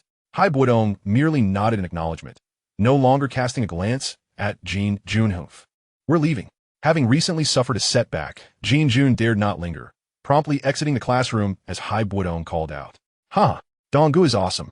Indeed, Dong Gu is truly exceptional. I would say that Hai Bodong was fortunate. Had the homeroom teacher not arrived in time, he would have faced an even graver situation. Chapter 137. The flight of Balchong. It was evident that, unlike the few classmates who supported Hai Bodong, the majority present did not believe he possessed the strength to challenge Jin simultaneously. A few of Jin's lackeys expressed their confusion. This brat is too arrogant. Boss, why don't you teach him a lesson? Contrary to his earlier bravado, Jin now felt a twinge of fear. Reflecting, I am fortunate the teacher arrived in time. Had I cried out in pain, my position as the boss of North City would have been irrevocably ruined. Thus, addressing the doubts of his subordinates, Jin turned with a sinister expression and declared, You don't understand a thing. I'm concerned that with the teacher present, I wouldn't have had the chance to disable him. I will make this brat regret his existence. As expected, the boss is ruthless. Upon hearing Jin's words, his lackeys erupted in cheers of excitement. Moments later, leaning against the wall of the sports equipment room, Jin, with a brooding expression, extinguished the cigarette, but he had carelessly discarded on the ground and pondered. So what if he has great grip strength? So what if he can fight? My dominance over this unruly organization is not relying on brute force, but on cunning. Boss, everything you instructed has been prepared.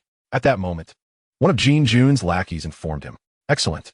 Jin nodded in satisfaction, secretly feeling a sense of pride as he thought.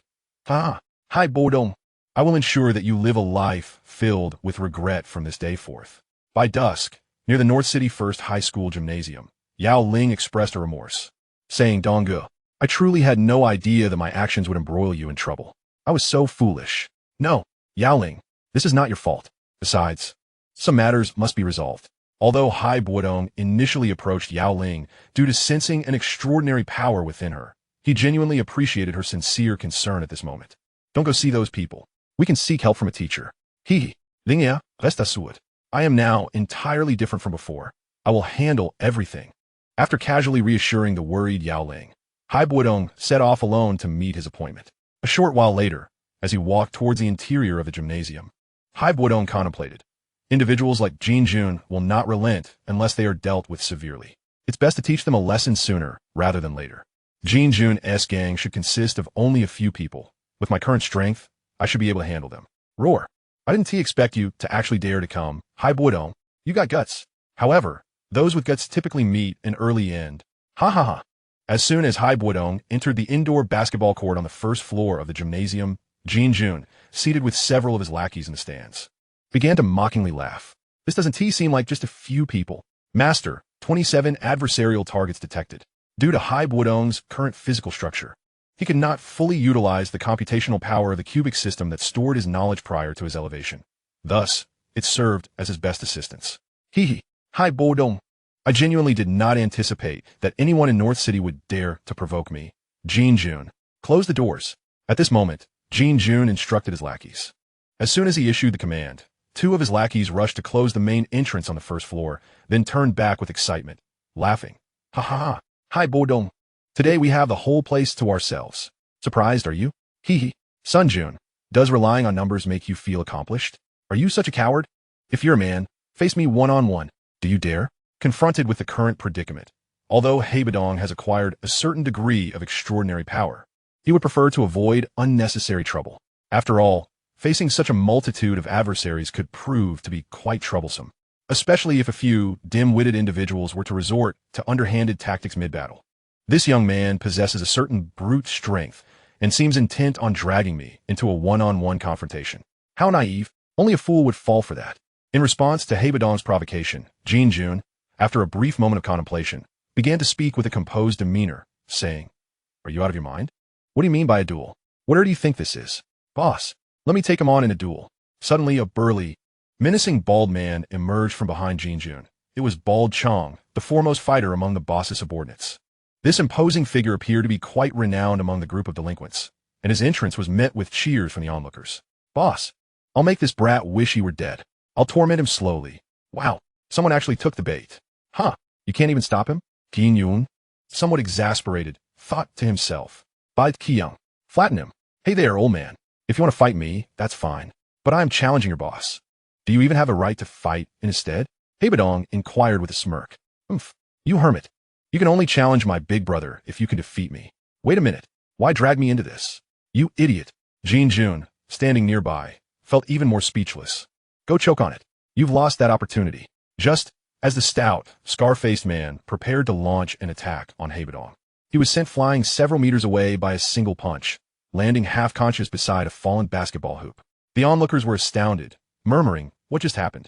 Isn't Bald Chong our strongest fighter? I don't know. I didn't see clearly. Oh no, I didn't expect this kid to be so formidable. Realizing the true extent of Bodong's terrifying strength, Jin Jun couldn't help but feel a twinge of concern. Chapter 138. Resolving the conflict. Come at me again. Qin Yun, are you such a coward that you dare not step up now? After effortlessly dispatching the so-called Bald Chong, Bodong looked disdainfully at Jin Jun. How can this kid be so powerful? Who is this kid anyway? I heard he's the one who snatched our boss's girl. Seems like he has some skills. This brat does possess some brute strength. More importantly, we cannot allow him to dictate the flow of this confrontation. Hearing the chatter among the onlookers, Jin Jun's expression grew serious. He quickly devised what he believed was a solid strategy and shouted, You little brat, you think you're something special. So impressive, huh? You dare to fight me on our turf and trample on my face?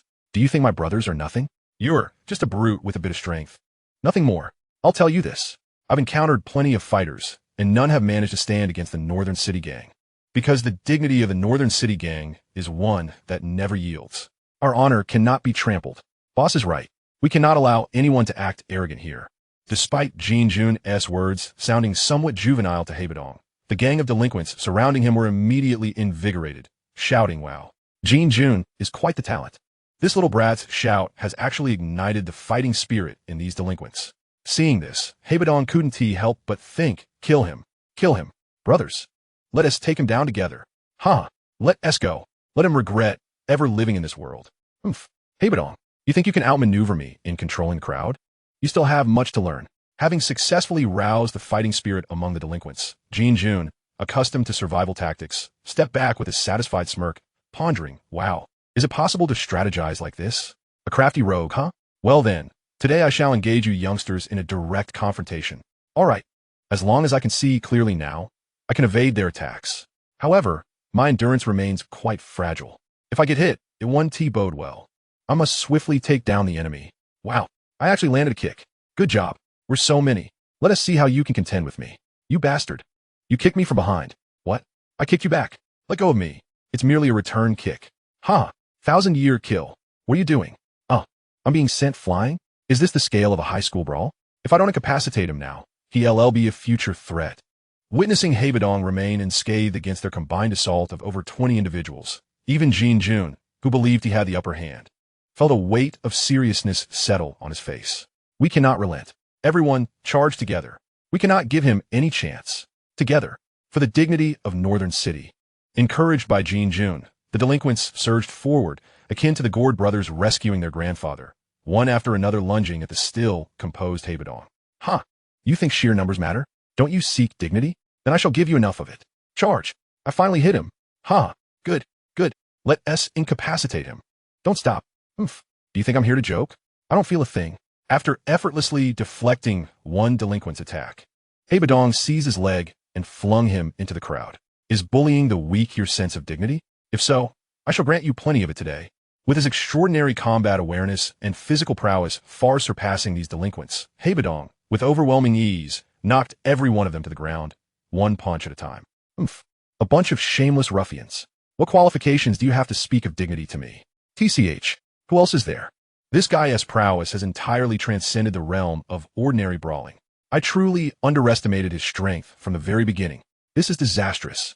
Seeing many of his subordinates incapacitated and unable to rise after taking Bodong's blows, Jin Jun realized the gravity of his situation.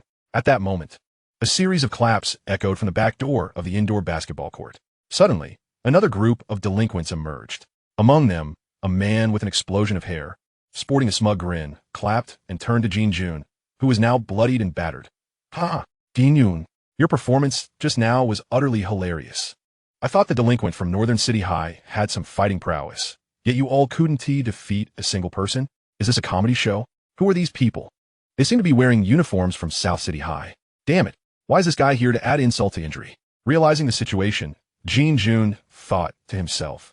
He asked the leader of South City High, Xie Huan. With a serious expression, Jin Jun remarked, why would the delinquents from South City come here? How'd they get in? Hearing this, several of Jin Jun's subordinates chimed in. Jin Jun, you're really pathetic. You fight like a little girl. I have heard that you have withdrawn from pursuing Yaoling, so I am here today to take her away. With that, the arrogant Xie Huan turned his gaze toward Jin Jun, a wicked smile spreading across his face as he declared, you scoundrels, allow me to interject. Listen closely. I do not know you, but that is of no consequence. As long as I, Hai Bodong, am present, no one shall lay a finger on Yaoling. At that moment, Hai Bodong spoke again. What is so great about having numbers? Don't you all desire dignity? Then allow me to give you your fill. Come to me all at once. I finally struck a blow. Good, good, good. Render him incapacitated. Don't stop. Are you here to amuse me? I assure you, I feel no pain at all. After effortlessly deflecting an attack from one of the delinquent youths, Hai Bodong seized the boy by his leg and hurled him into the crowd.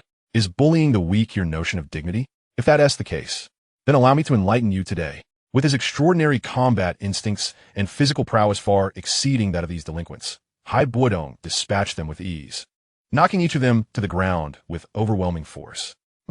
A bunch of shameless scoundrels. What qualifications do you have to speak of dignity?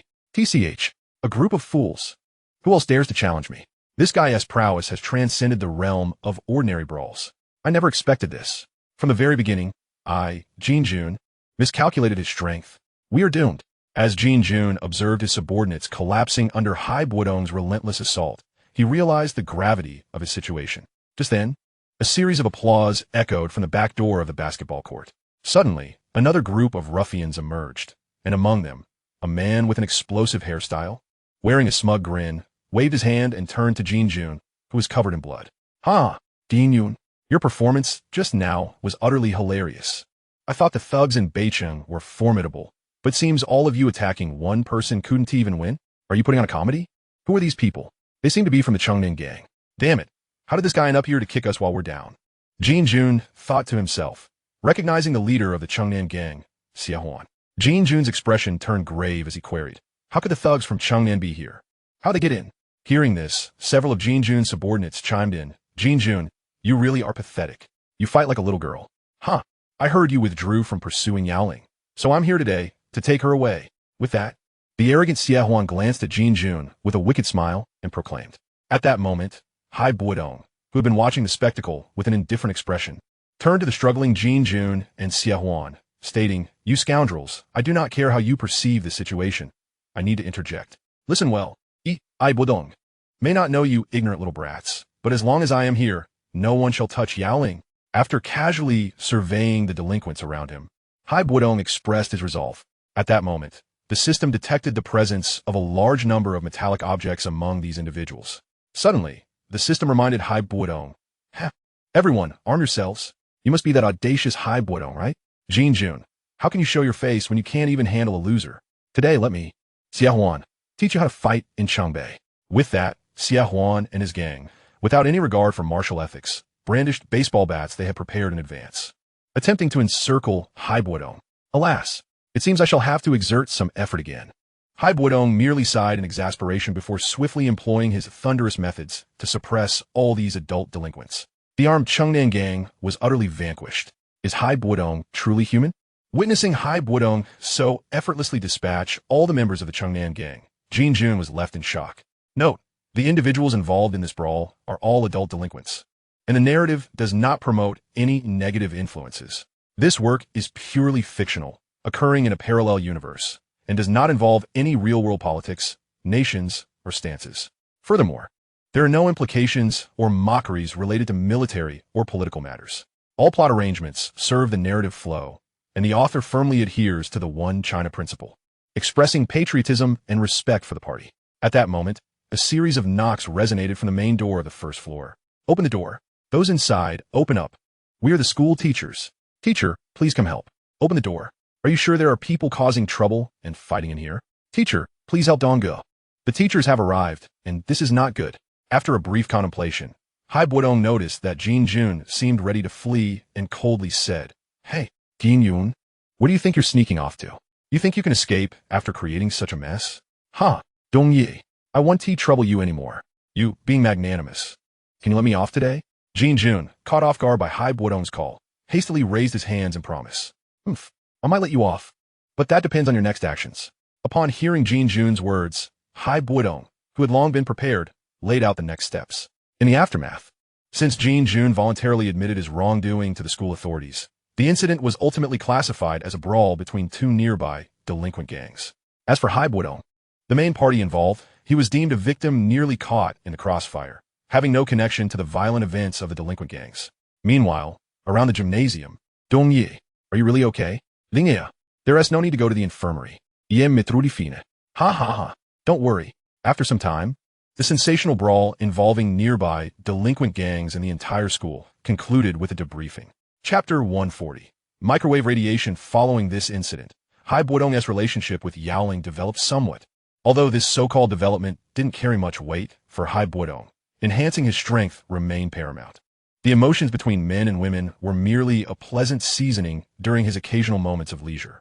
One day, inside a nondescript bar, Xia Huan lay on a sofa, a cigarette dangling from his lips, his expression dark as he said, I must avenge this grievance. How do you intend to do that? We could never defeat that kid. Jin Yun inta shektel.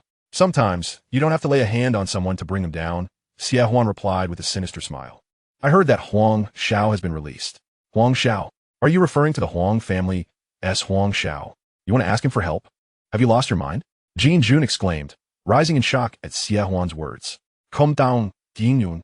Ha! Do you remember Luo Xiao, such a significant figure? How did he end up in trouble 2 years ago?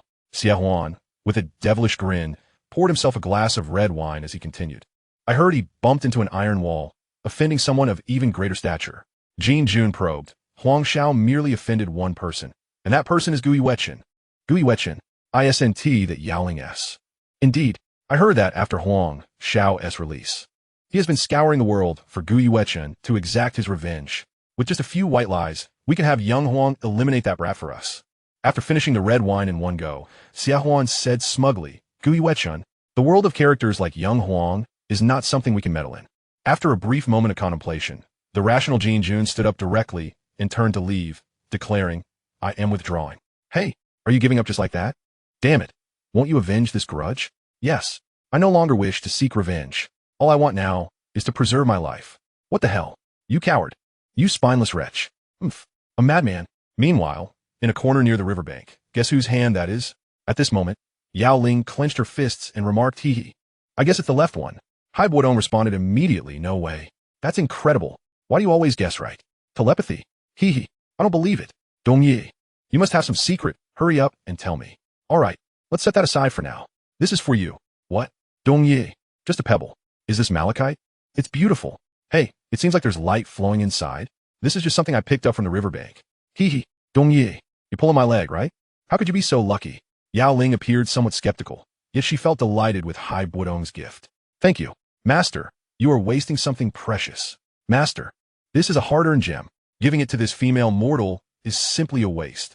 At that moment, a sudden voice from the cube system interrupted. Shut up. Cube. Mind your own business. Seeing this, Hai Bodong felt somewhat speechless. 3 days later, after searching for unclaimed gems in the city where he lived without significant success, Hai Bodong decided to venture into the wild to seek out those gems. Before this, the various survival gear, including farming tools, in the cube system space had been purchased with a portion of his savings. After some time of travel, Hai Bodong arrived at the nearest mountain, Laojun Mountain.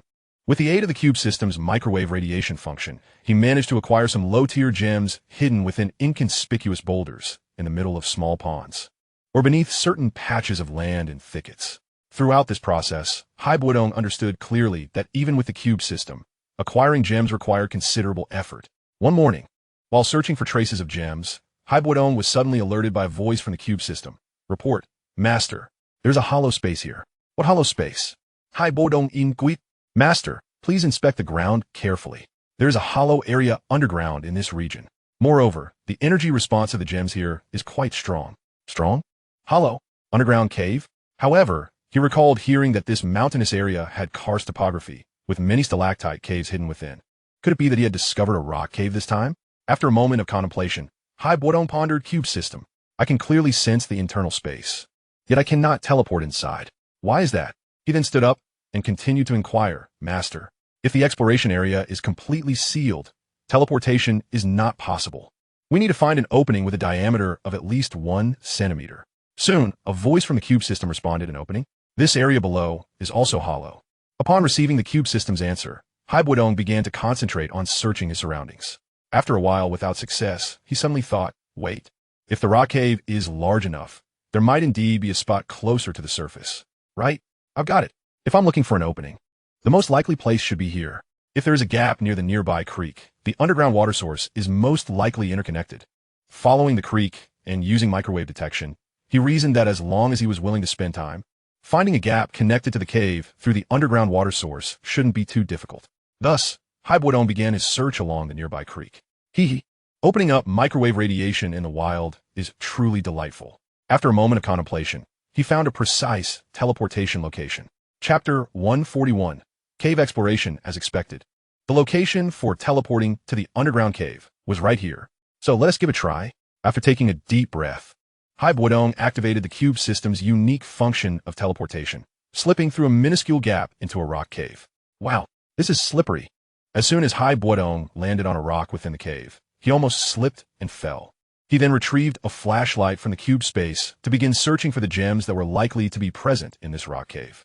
So this is a rock cave. The temperature here is at least 10 degrees lower than outside. It truly is a sealed rock cave. Besides, everything is damp. Being alone here is a bit unnerving. A frog. You scare me. While meticulously exploring the cave, a frog suddenly jumped out from beneath his feet. This frog seemed to have even degenerated eyes, a bit disgusting for a creature that had long lived in a cave. However, there was no need to be overly anxious. In case of danger, retreating into the cube space was his last resort. Therefore, he had to minimize the use of spatial teleportation from then on, ensuring that the space was always available.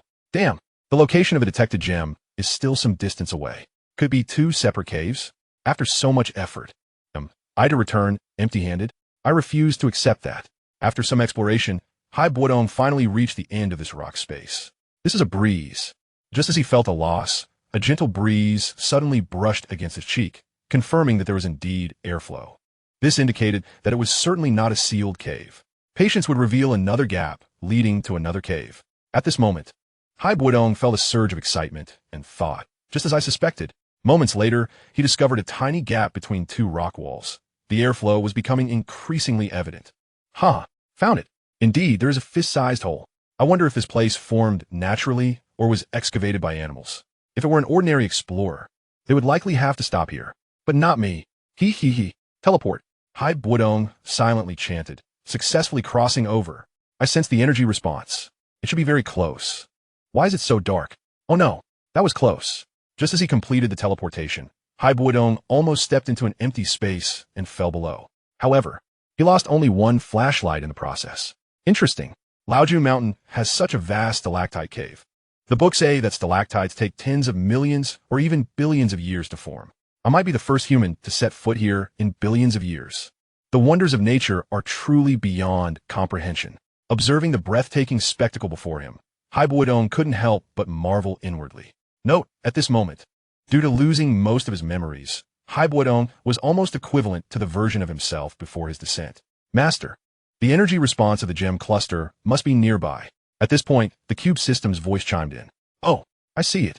It turns out these gems are stalagmites. There is indeed a large area with high energy response. This is going to be prosperous. However, I still need to remain calm. First, I must carefully calculate how to get there. After some contemplation, Bodong mused, though the position is perilous, I should be able to reach it after 2 teleports. Moreover, with a shovel in hand, it should be manageable, right? Very well. I shall proceed with this plan. Hiss. Just as Bodong was lost in contemplation, a serpent stealthily emerged not far behind him, ready to commence its assault. The first step was a success. Snap! Due to Bodong's sudden activation of teleportation, the black serpent, which had already lunged to strike, missed his target entirely. The path ahead appeared more navigable. While awaiting the 1-minute cooldown, he discovered that his flashlight had malfunctioned, but fortunately, his phone remained functional. After completing his first teleportation, Bodong continued to explore using the flashlight feature on his phone. Moments later, he beheld it. The gemstone was tantalizingly close. Yet, therein lay the challenge. The foothold was exceedingly small. Bodong pondered privately. Could I accurately teleport onto it? I hardly believe I possess such remarkable balance. To make matters worse, the cooldown period for the teleportation system had yet to expire, marking the most perilous moment. To perish in such an inconsequential manner would be utterly foolish. I must exercise caution. Next, I can teleport to the larger rock behind, and then secure a rope to ascend slowly. That way, I shall ensure my safety. Cherish life. Safety first. All right. The second step. Although my landing posture was less than graceful, it was executed successfully. Following his second teleportation, Bodong found himself awkwardly clinging to a stalactite. Master, I have detected a total of 12 energy responses. This is a significant breakthrough. At that moment, the voice of the cubic system, having completed its scan of the surrounding energy entities, resonated in his ears. Finally, I have obtained it. What a hard-won gift from the world. The last gemstone appeared to be rather exceptional.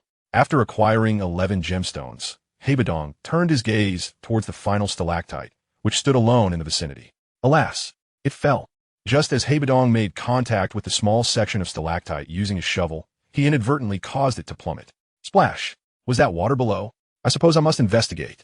I had forgotten to activate the microradiation. I am still too accustomed to relying on my sight. After a thorough observation, Bodong gazed downward, his heart silently lamenting. Is there a pool beneath the fog? Wait, what is that? It's right beside me. Looking down at the pool, Bodong was startled by a peculiar reflection that suddenly appeared, hissing in alarm. Wretched beast, I shall not perish so easily. Immediately thereafter, the massive python that had been trailing him launched a fierce attack on Bodong. Note, alchemists possess the ability to concoct various miraculous elixirs, holding a prominent status in the Dou Qi continent. High-ranking alchemists wield immense influence, as everyone hopes to have a favor owed to them by an alchemist. Chapter 142, High-Level Gemstones. After Bodong made a valiant effort to defend himself, the vast disparity in strength led to an unfortunate tumble, bringing both him and the attacking python down together. Why can't I teleport into the cubic space? He exclaimed in desperation.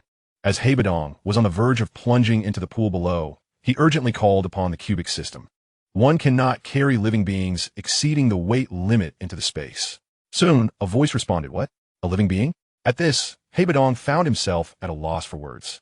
Who said I intended to bring this snake along? Oh, I understand now. I am currently ensnared by this serpent, thus being classified as a carrying organism. After a brief moment, he finally extricated himself. That hurt terribly. Merge all the gemstones I just collected. Now free from the python's constriction, Bodong addressed the master. There are currently 11 basic gemstones within the space, fulfilling the conditions for gemstone synthesis. Subsequently, the voice of the cubic system began to relay. What gemstones can still be synthesized? To this, Bodong replied with some confusion. Of course, master. Synthesizing gemstones is one of the core functions of the cubic system. Allow me to explain. The gemstones you currently possess, along with the one previously acquired, are all basic gemstones. 3 basic gemstones can be synthesized into 1 intermediate gemstone.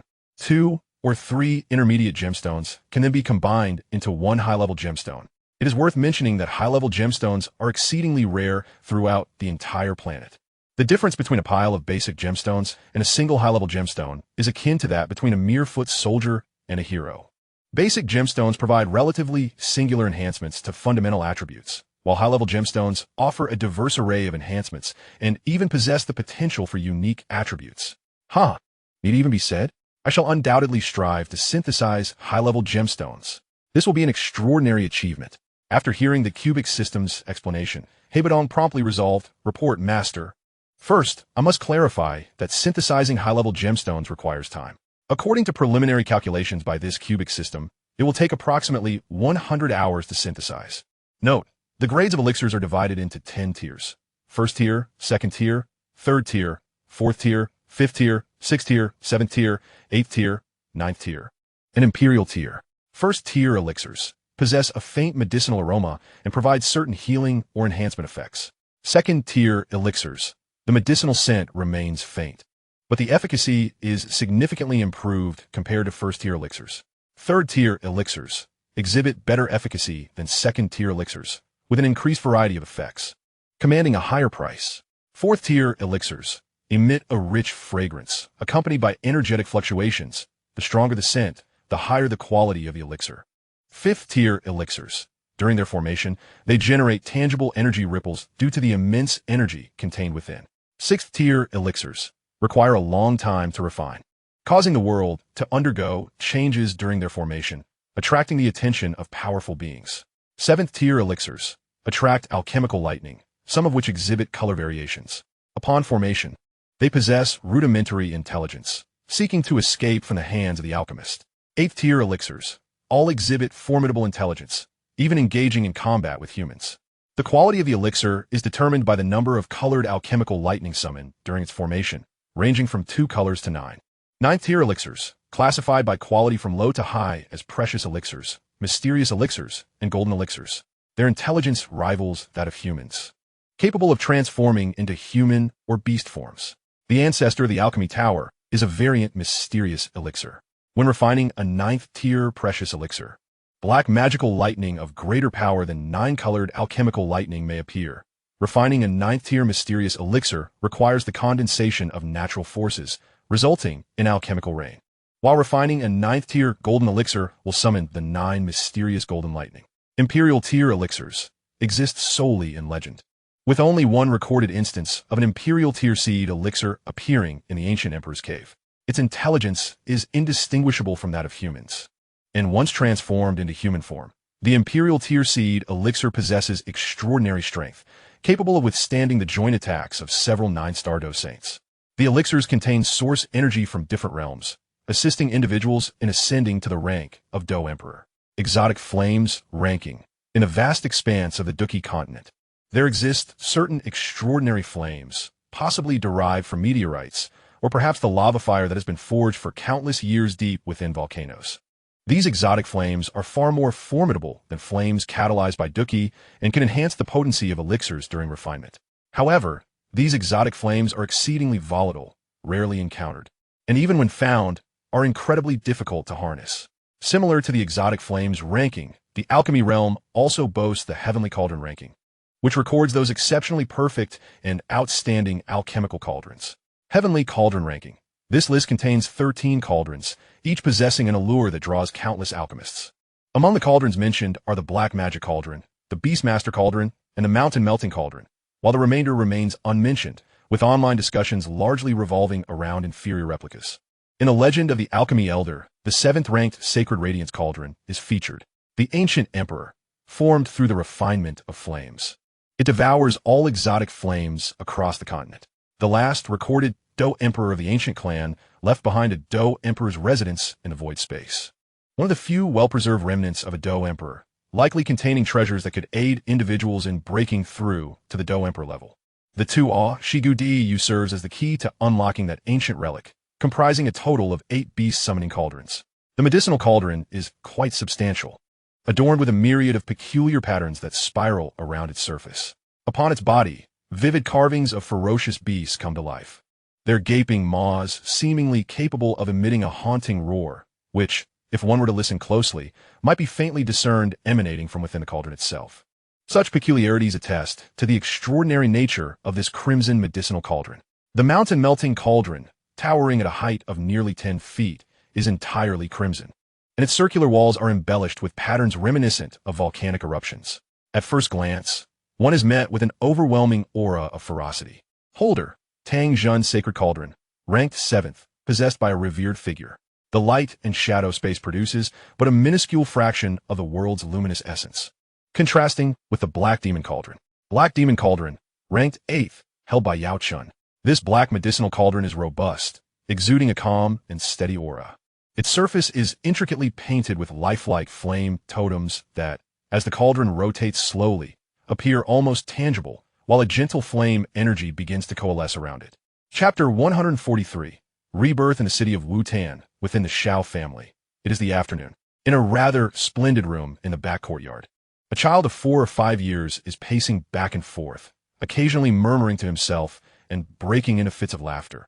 I never expected that while napping, I would cross over to the world of Dou Qi and become the protagonist Xiao Yan from the original story.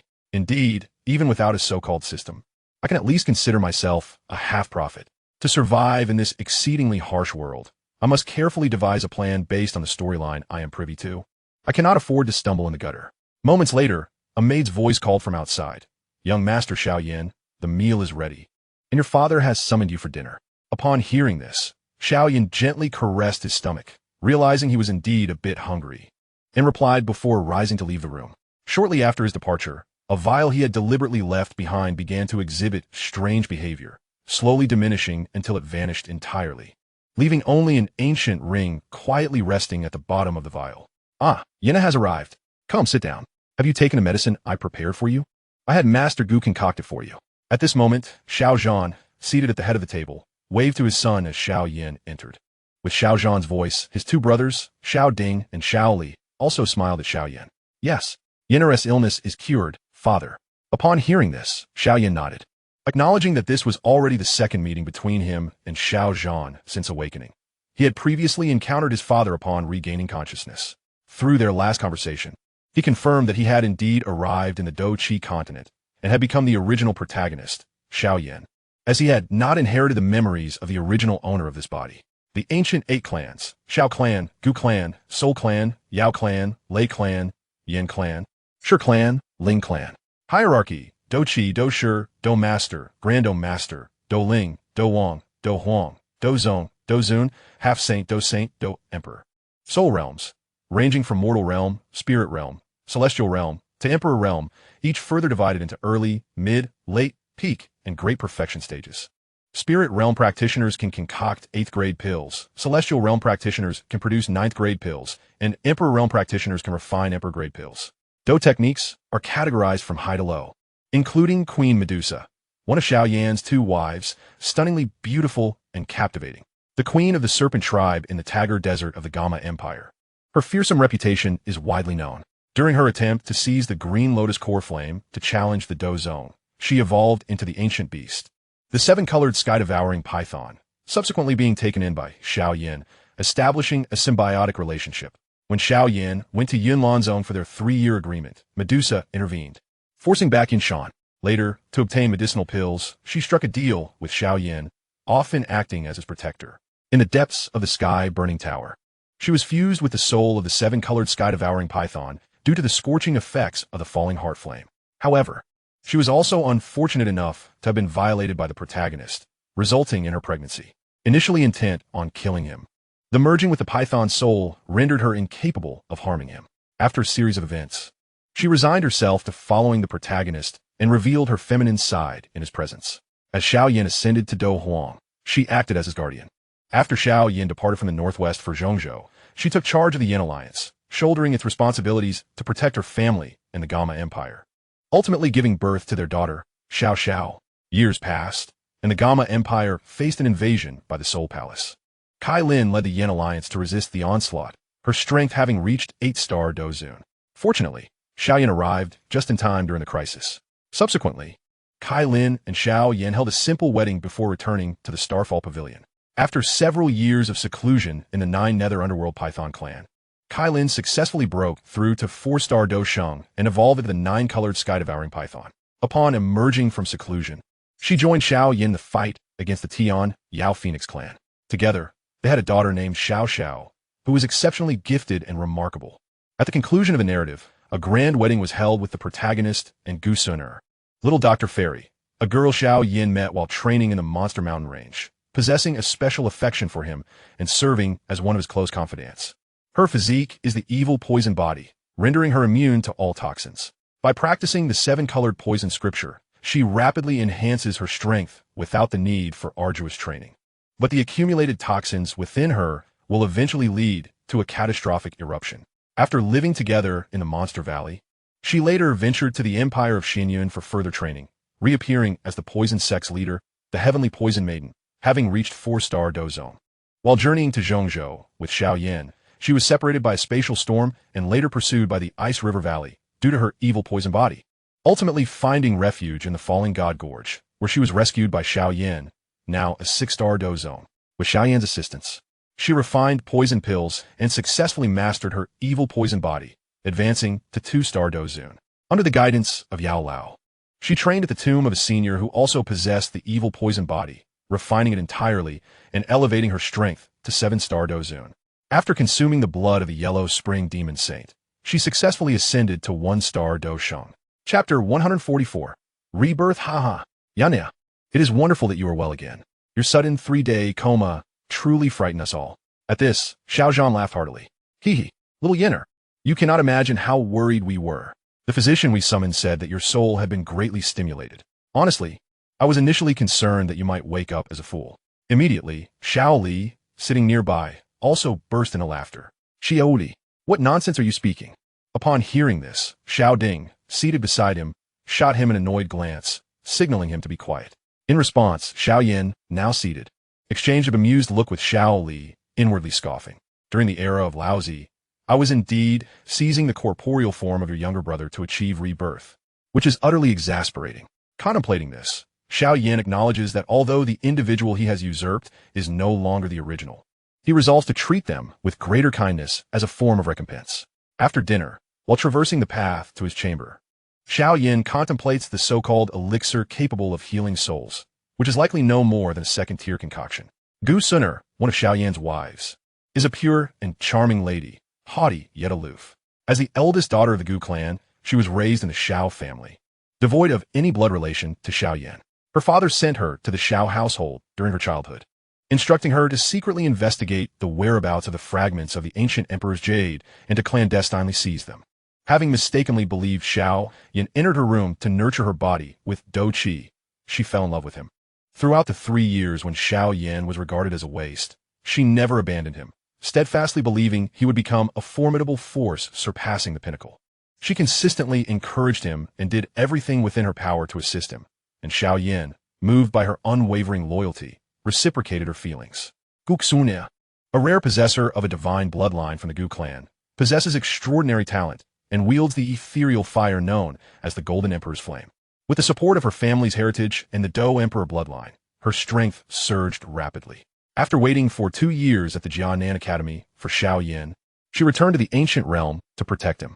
Upon learning that Xiao Yan had stepped into the central state, she immediately ventured to reunite with him, rescuing him and others from the Ice River Valley's Lord and the Soul Palace's Qinghai Elder. However, due to familial obligations, she was compelled to depart. After the protagonist's strength ascended, the two finally reunited in the ancient realm, gaining her father's tacit approval. At the story's conclusion, she, along with Xiao Yin and Kai Lin, celebrated a grand wedding. Nailin Yinran, the eldest daughter of the Nailin family and the sublord of the Yunlan sect, was once betrothed to Xiao Yan. In pursuit of her own happiness and the right to choose her destiny, she secretly annulled the engagement with the Xiao family without her grandfather Nailin Jia's knowledge, resulting in a significant loss of face for the Xiao clan. Enraged, Xiao Yan divorced her and vowed to confront the Yunlan sect 3 years later to reclaim his honor. During the alchemist conference of the Gamma Empire, Nailin Yinran developed feelings for Xiao Yan, who was disguised as a rock owl, but his indifference left her perplexed. Subsequently, in the decisive battle of their 3-year agreement, she was defeated and came to realize her feelings for him, yet it was too late for regret. After the Yunlan sect was annihilated, she departed the Gamma Empire alongside Yun Yun, later joining the Flower sect with her mentor. While training in the Tiamu mountain range, she encountered Xiao Yan again, and over time, their past grievances faded. With Xiao Yan's assistance, she overcame the challenges of the sound wave array and obtained the opportunity to undergo baptism in the blood pond of Tianshan, elevating her strength to Dozong. In the grand finale, Xiao Yan invited Yun Yun to return to the Gamma Empire, with Nailin Yinran accompanying her. Yun Yun, Nailin Yinran's mentor, is beautiful and elegant, one of Xiao Yan's close confidants. Formerly the sect master of the Yunlan sect, she first appeared as a 3-star Dou Huang. She encountered Xiao Yan in the Beast Valley and was the first Dou Huang powerhouse he met. While her powers were sealed, she was saved by him, and upon parting, she gifted him her personal armor, developing a fondness for him. Initially, Xiao Yan harbored some feelings for her as well, creating a complex emotional entanglement between them. On the eve of the decisive battle against the Yunlan sect, Yunshan sought to win over alchemist Gu He by controlling Yun Yun and betrothing her to him. On the wedding day, Xiao Yan stormed the Yunlan sect, defeating Gu He and killing Yunshan. After the sect's destruction, Yin Yin spent a few days with Xiao Yin on Yunlan Mountain, ultimately leaving the Gama Empire after a tumultuous internal struggle. After arriving in the central state, she fortuitously acquired the lifelong Dou Qi and position of sect master from the Flower Sect's matriarch, Flower Granny, only to face persecution from Flower Granny's adopted daughter, Flower Jean. Later, with Xiao Yan's aid, she reclaimed her position as sect master, becoming the leader of the Flower Sect. After fully refining the Dou Qi inherited from Flower Granny, her strength advanced to the 8-star Dou Zun. She later led the Flower Sect into the Tianfu Alliance to resist the Soul Palace. In the grand conclusion, Xiao Yin invited Yun Yun back to the Gama Empire. Qing Lin, originally a little maid of the Mo Tai mercenary group in Stone Desert City, is a descendant of the union between humans and serpent people, referring to the protagonist as young Master Xiao Yin and harboring feelings for him. Possessing the green serpent's triflower eyes, she can tame serpent-type magical beasts. Upon maturity, her eyes can form a space of their own, allowing her to store controlled entities within and gradually devour their power, returning it to her host. Having faced disdain due to her serpent bloodline during her youth, she regained her confidence with Xiao Yan's support and assisted him in locating the green lotus heartfire. Captured by the elder of the Mo family, Mo Cheng, who coveted her triflower eyes, she was taken to the Tian Snake Mansion by the Dou Huang expert green man and the six-winged magical beast, the Black Snake Emperor, Baya, who conspired against Xiao Yin and Hai Bodong. When she reappeared, she encountered Xiao Yin at the ancient ruins left by the Saint of Creation, at which point her strength had reached the initial Dou Zun stage. Controlling over a dozen Dou Zong and Dou Zun powerhouses from the 9 Nether Underworld Python clan, using her Triflower Eyes ability, she bore the soul of the fiercest 9-headed celestial serpent from ancient times. Later, in the tomb of the ancient dragon, she refined it, advancing her strength to 6-star Dou Zun. After consuming the blood of the Yellow Spring Demon Sage, she broke through to 1-star Dou Sheng, becoming a significant ally for Xiao Yan. Xiao Chun, the younger cousin of Xiao Xian, is known as the Blood Axe Xiao Chun among Xiao Yan's ancestors. Ultimately freed from the control of the pure Lotus Demon Fire, he returned to Tianfu with Xiao Yan, attaining mid-5-star Dou Sheng.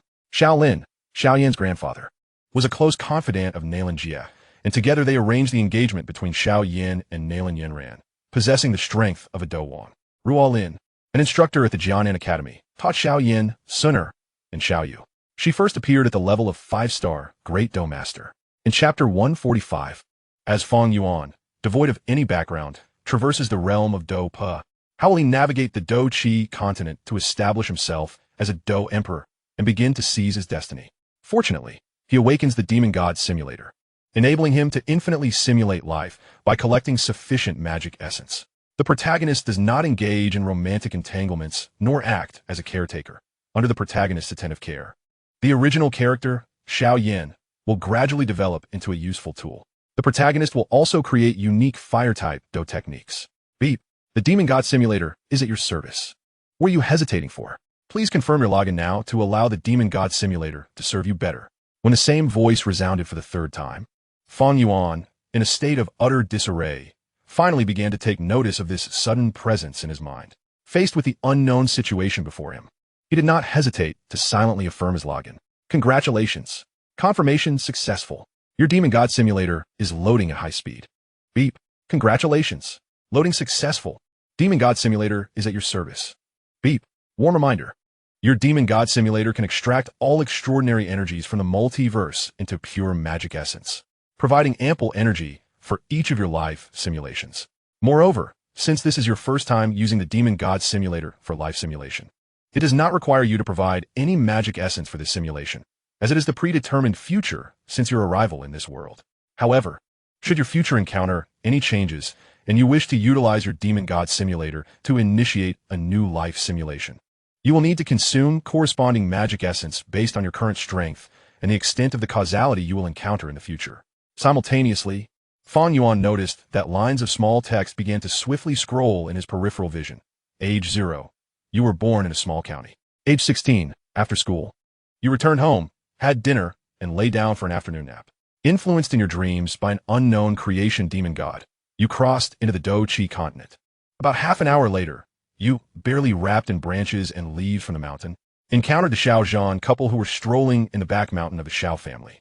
They attempted to communicate with you, but you could not understand their language.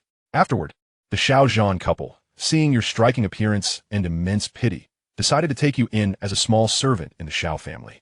At the age of 17, your diligent and exemplary service within the Shao family estate for a year earned you their initial trust. Gradually, you were introduced to a unique method for cultivating Dou Qi. Thereafter, while fulfilling your duties, you diligently seized every moment of free time to immerse yourself in mastering this special technique for condensing Dou Qi. By 18, the energies of this new world had nourished your physical form during your transition, and upon mastering the technique to condense Dou Qi, your accumulation of Dou Qi approached the limits achievable by ordinary individuals without the bloodline of a Dou Emperor. However, to avert unnecessary complications, you chose to temporarily conceal your strength. Subsequently, you continued to dedicate yourself to the cultivation of Dou Qi while maintaining your miscellaneous duties. At 19, without the aid of any external forces, your exceptional talent enabled you to successfully condense a Dou Qi cyclone, breaking through to the Doja realm. After a brief moment of contemplation, you decided to report this achievement to the family steward. Upon learning of your breakthrough, the steward was overjoyed and praised you profusely. The steward then promptly informed the family elders and Patriarch Xiaozhan, who personally took charge of the matter. That afternoon, upon discovering your true cultivation talent, Patriarch Xiaozhan and the elders of the Xiao family were profoundly astonished. Following an intense discussion, they resolved to formally admit you into the Xiao family, providing you with a maid and 2 guards, as well as resources for cultivation at the Doja stage. You assessed your Dou Qi attributes to be primarily fire with a hint of wood, indicating your potential as an alchemist. Consequently, the Xiao family intensified their support for your development and granted you access to the Dou Qi Pavilion and Dou Technique Hall to select cultivation methods and techniques. Under the guidance of the family elders, you chose the advanced yellow-grade technique, flame forging, and the advanced yellow-grade techniques, Iron Mountain Fist, and Twin Dragon's Fury. The following noon, under the personal guidance of Patriarch Xiaozhan, you visited the middle auction house in Wutan City to seek out Master Gunny, a second-tier alchemist, as your mentor. Due to your remarkable aptitude, you successfully passed Master Gunny's assessment that day, thereby securing your place as his disciple and gaining fame throughout Wutan City. From that point on, you devoted your days to studying alchemy under Master Gunny, returning to the independent courtyard arranged for you by the Xiao family each evening to rest. Half a year later, with unwavering focus, you not only broke through to the 6-star Doja realm, but also successfully passed the assessment to become the only esteemed first-tier alchemist within the Xiao family. Thereafter, you dedicated some of your time to producing common first-tier pills for the Xiao family's market, thereby rapidly accumulating wealth. At 20, having successfully advanced to the 1-star Dou Shi realm and passed the second-tier alchemist assessment, you sought faster breakthroughs by following a mentor from the Jialan Academy, who was recruiting in Wutan City, embarking on a journey to delve deeper into your studies at the Academy's outer courtyard. By 21, equipped with outstanding alchemical talent, you successfully joined the outer courtyard's alchemy department at Jialan Academy and, utilizing the alchemical scroll gifted by Master Gunny pertaining to 3rd-tier alchemy, adeptly passed the department's evaluations, earning the title of a distinguished 3rd-tier alchemist. At 22, having reached the 5-star Dou Shi realm, you successfully passed the outer courtyard assessments, achieving exemplary results that granted you admission to the inner courtyard of Jialan Academy. Subsequently, through the fire energy hunting competition, you passed the inner courtyard's alchemy department evaluations and became a disciple of the esteemed 5th-tier pinnacle alchemist, Elder Hua. At 23, with the abundant cultivation resources provided by your mentor, Elder Hua, you successfully broke through to the 1-star Dou Ling realm and passed the 4th-tier alchemist assessment. In the 146th chapter of your journey, at 24, leveraging the unique effects of the Heavenly Flame Refining Tower's Heartfire and a continuous supply of precious pills, you broke through to the 9-star Dou Ling realm and proficiently mastered numerous 4th-tier pill formulas. Half a year later, having smoothly advanced to the 1-star Dou Wang realm, you faced a crushing defeat against the formidable ranking leader, the mighty King Ziyin, relegating you to the 2nd position on the strength ranking. At 25, you successfully passed the 5th-tier alchemist assessment, earning the title of a distinguished 5th-tier alchemist. Subsequently, by consuming a peak 5th-tier pill, comparable to a 6th-tier pill, gifted by your mentor Elder Hua, you successfully broke through to the 4-star Dou Wang realm. Following the enthusiastic invitation from Elder Hua and others at Jialan Academy, you agreed to assume the honorary elder position in the inner courtyard's alchemy department. At 26, having successfully advanced to the 9-star Dou Wang realm, You invited several Dou Wang elders from the inner courtyard of Jialan Academy to accompany you on a quest into the Tagore Desert in search of the traces of the Blue Lotus Earth Heart Fire, offering them 5th-tier pills as remuneration. Through a transaction with the Ice Emperor Bodong, who resides in the hidden city of Mo, you obtained a partial map of the pure Lotus Demon Fire and some clues regarding the Blue Lotus Earth Heart Fire. 2 weeks later, you successfully located the birthplace of the Blue Lotus Earth Heart Fire and efficiently extracted the source fire along with the corresponding Blue Lotus seed.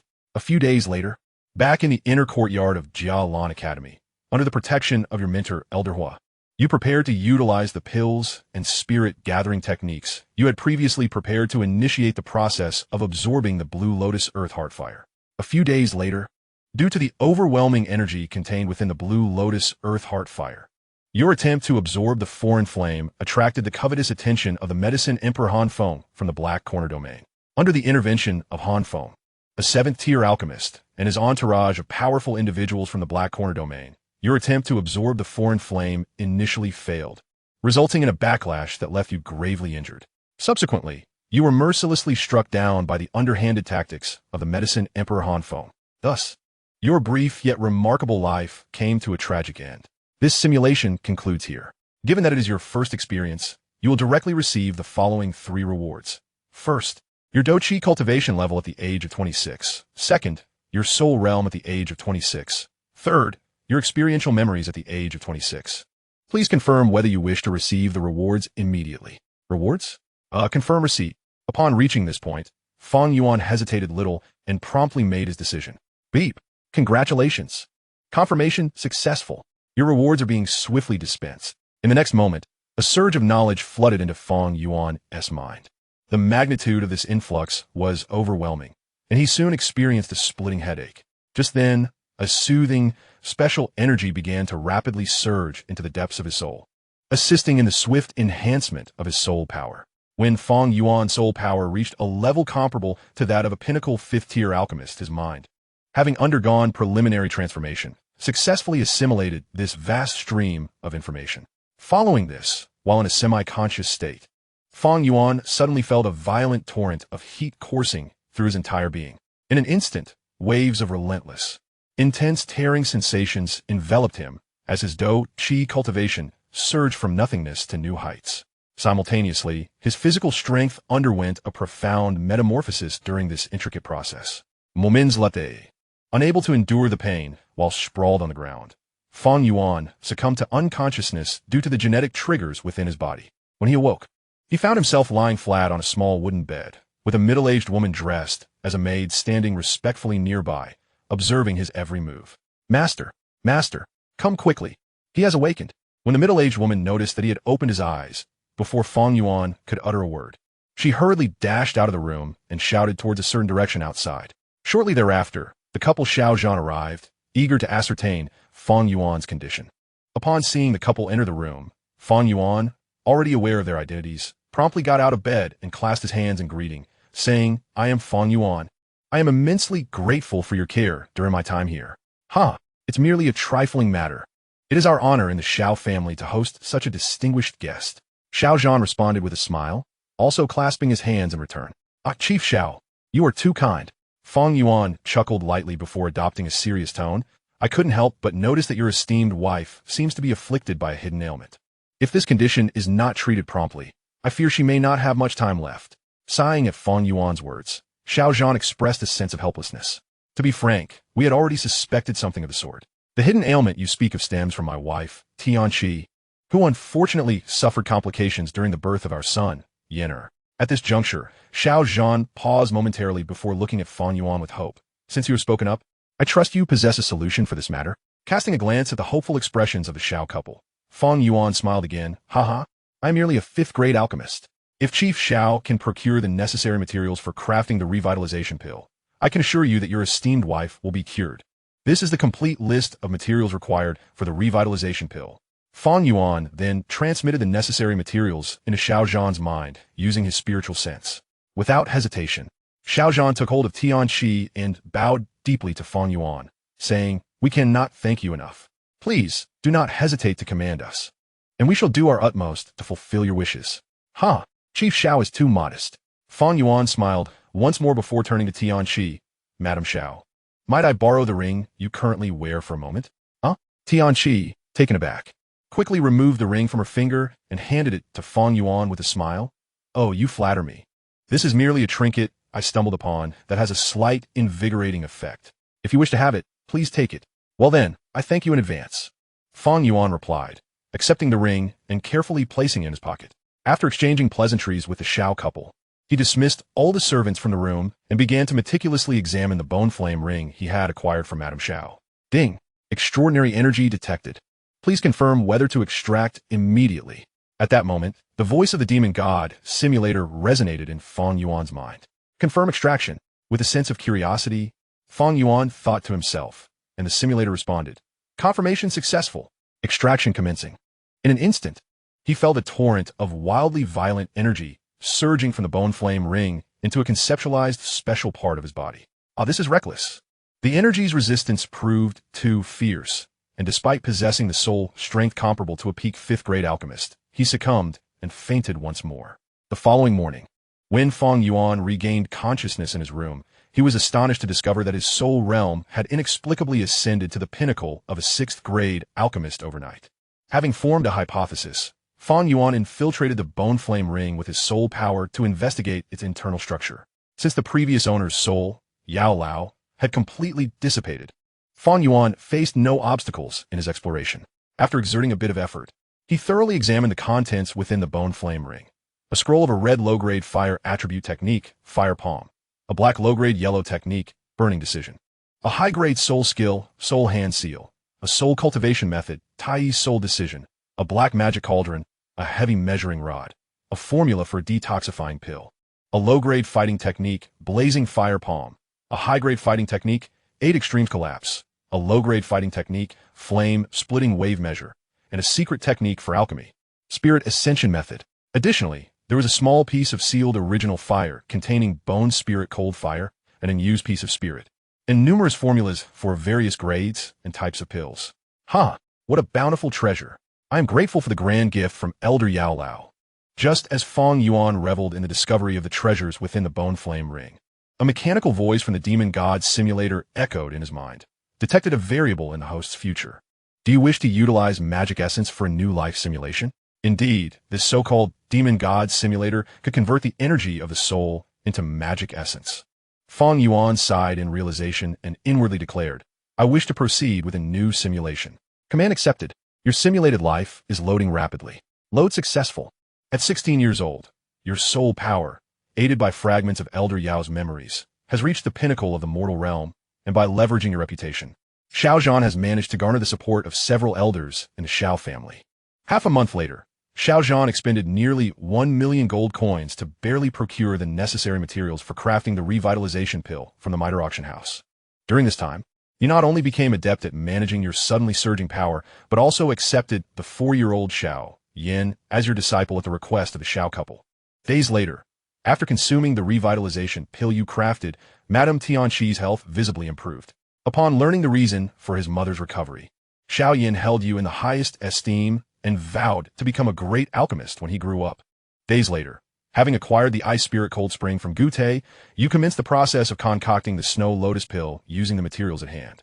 Days later, having successfully refined the 5th grade Snow Lotus Pill, you began preparations to absorb the Bone Spirit Cold Fire, which was on the verge of breaking through its seal. Half a month later, while hidden in a secret cave deep within the Monster Mountain range, you encountered good fortune and successfully refined the original fire of the Bone Spirit Cold Fire without incident. Furthermore, your newly revised fire attribute technique, Burning Decision, evolved to a high-grade level. With the energy generated during the evolution process, your Dou Qi cultivation also ascended to the level of a 5-star Dou Huang. Days later, having initially adapted to your suddenly heightened power, you returned to the Xiao family. In a bid to avoid a confrontation with Gu Yuan, you took the 4-year-old Xiao Yin with you, with the agreement of the Xiao couple. That afternoon, carrying Xiao Yin, you soared to the capital of the Jia Ma Empire using your Dou Qi wings. Thereafter, to avoid entanglements while securing ample resources for cultivation and alchemy, you decided to accept honorary elder positions in the 2 neutral factions, the Mitre family and the Alchemist Guild. At the tender age of 5, thanks to the foundational elixir you provided and his own diligent efforts, Xiao Yan successfully attained the third stage of Dou Qi. However, he felt no overwhelming joy, for he believed you were far too strict, denying him any opportunity to flaunt his newfound prowess. Under your careful guidance, the negative tendencies exhibited by Xiao Yan were effectively curtailed. As the saying goes, if the child is not taught, it is the father's fault. As Xiao Yan's mentor, you can be considered a surrogate father of sorts. It is only through your meticulous instruction that the young Xiao Yan would not stray from the right path, ultimately growing into a useful tool for you in the future. Insufficient magic essence. This simulation has concluded. Esteemed host, please hold on for a moment. Your simulation rewards are being swiftly calculated. Alas, this external aid truly consumes vast amounts of resources. The considerable magic essence provided by the great medicinal elder could only sustain such a brief simulation. Upon realization, Fang Yuan couldn't help but mutter under his breath about the limitations of his external aid. Chapter 148. Educating Xiao Yan. If one were to calculate it this way, the magic essence consumed by the Demon God simulator during a life simulation would be substantial. Even with Fang Yuan's current wealth accumulation as a 6th-tier alchemist, amassing enough magic essence for a single life simulation would prove to be a formidable task. Just then, the voice of the Demon God simulator echoed quietly in Fang Yuan's mind once more. In light of the consumption from the simulation, you may choose one of the following 3 rewards. 1. Your Dou Qi cultivation at age 17. 2. Your soul realm at age 17. 3. Your experiential memories at age 17. Please confirm if you wish to claim the reward immediately. Confirm reward acquisition. I choose reward 1. Without hesitation, Fang Yuan made his decision as he gazed upon the luminous screen before him. Ding dong. Congratulations. Confirmation successful. Your reward 1 is being swiftly dispensed. Naturally, one must select the best option. According to the information displayed in this life simulation, he had not achieved a soul strength comparable to the consummate level of a 7th-tier alchemist at the age of 17. Thus, Fang Yuan opted for the Dou Qi cultivation at the 8-star Dou Huang level as the most advantageous reward. In the next moment, waves of potent Dou Qi energy manifested within Fang Yuan's body, swiftly merging with his existing cultivation and intensifying its vigor. Simultaneously, his physical strength experienced a marked enhancement, leading him to estimate that his current physical prowess might rival that of an average Dou Huang. This reward is splendid.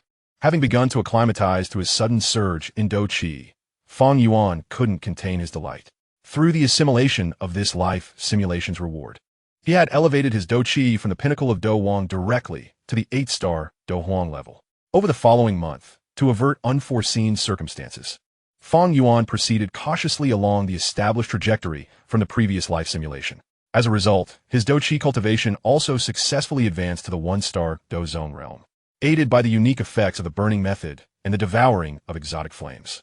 However, based on his first-hand experience following this breakthrough, Fang Yuan realized that without promptly acquiring new exotic flames, his Dou Qi cultivation would remain constrained by the limitations of the burning method, a technique of only advanced mystic tier, significantly lagging behind other Dou Zone practitioners who practiced Earth-tier techniques.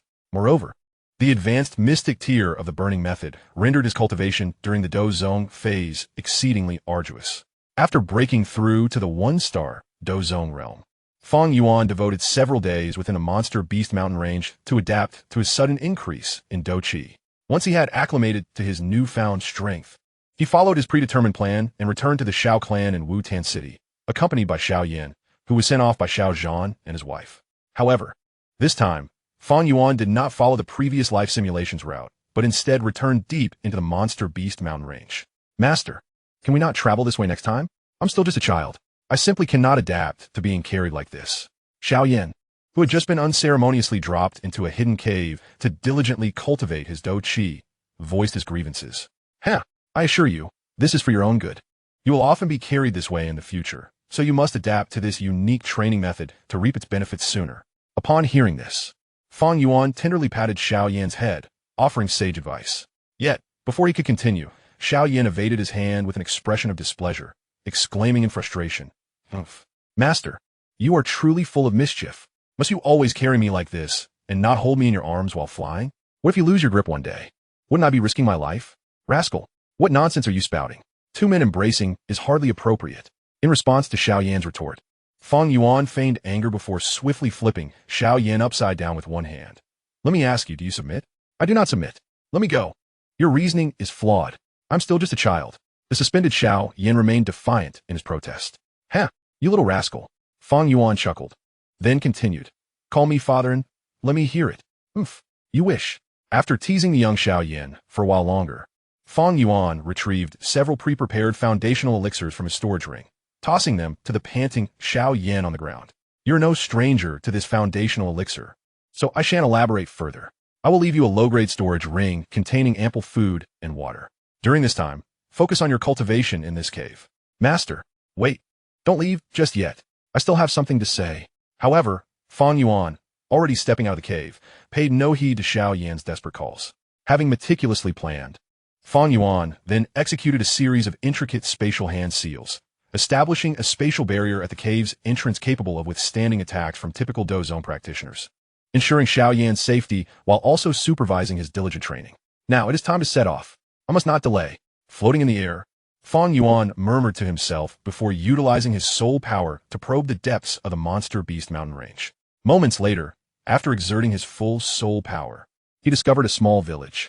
This must be the village where the little medical fairy spent her childhood, living off the collection of medicinal herbs. Thankfully, the villagers seemed to be living normally. I have not arrived too late. Concealing his presence, Fang Yuan carefully observed the surroundings before continuing his search for the little medical fairy. Based on the jovial exchanges among the local villagers, he swiftly pinpointed a particular household. Chapter 149. Searching for the little medical fairy. Excuse me, is anyone home? Having quietly descended before the door of the little medical fairy's home, Fang Yuan gently knocked. Mom, come quickly. Someone is here. At that moment, the little medical fairy, who was playing with a few young girls in the courtyard, immediately called out to her mother, Shun Mu, upon hearing the knock. All right, I'm coming.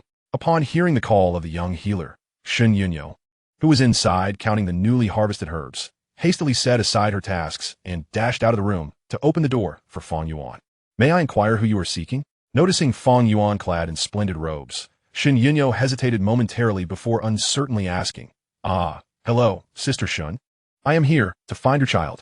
Fang Yuan responded, leaning against the door with a smile. Oh dear, I must apologize for my boldness. But may I ask if my daughter has inadvertently offended you in any way? Upon hearing Fang Yuan's words, Shun Yunyo's first thought was a potential misfortune. No, nothing of the sort. Please, do not overthink it. After a brief pause, Fang Yuan continued with a smile. I am Fang Yuan, and to be frank, I am merely 17 years of age this year.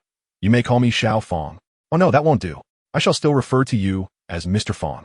Shun Yunyo replied urgently, gesturing to him.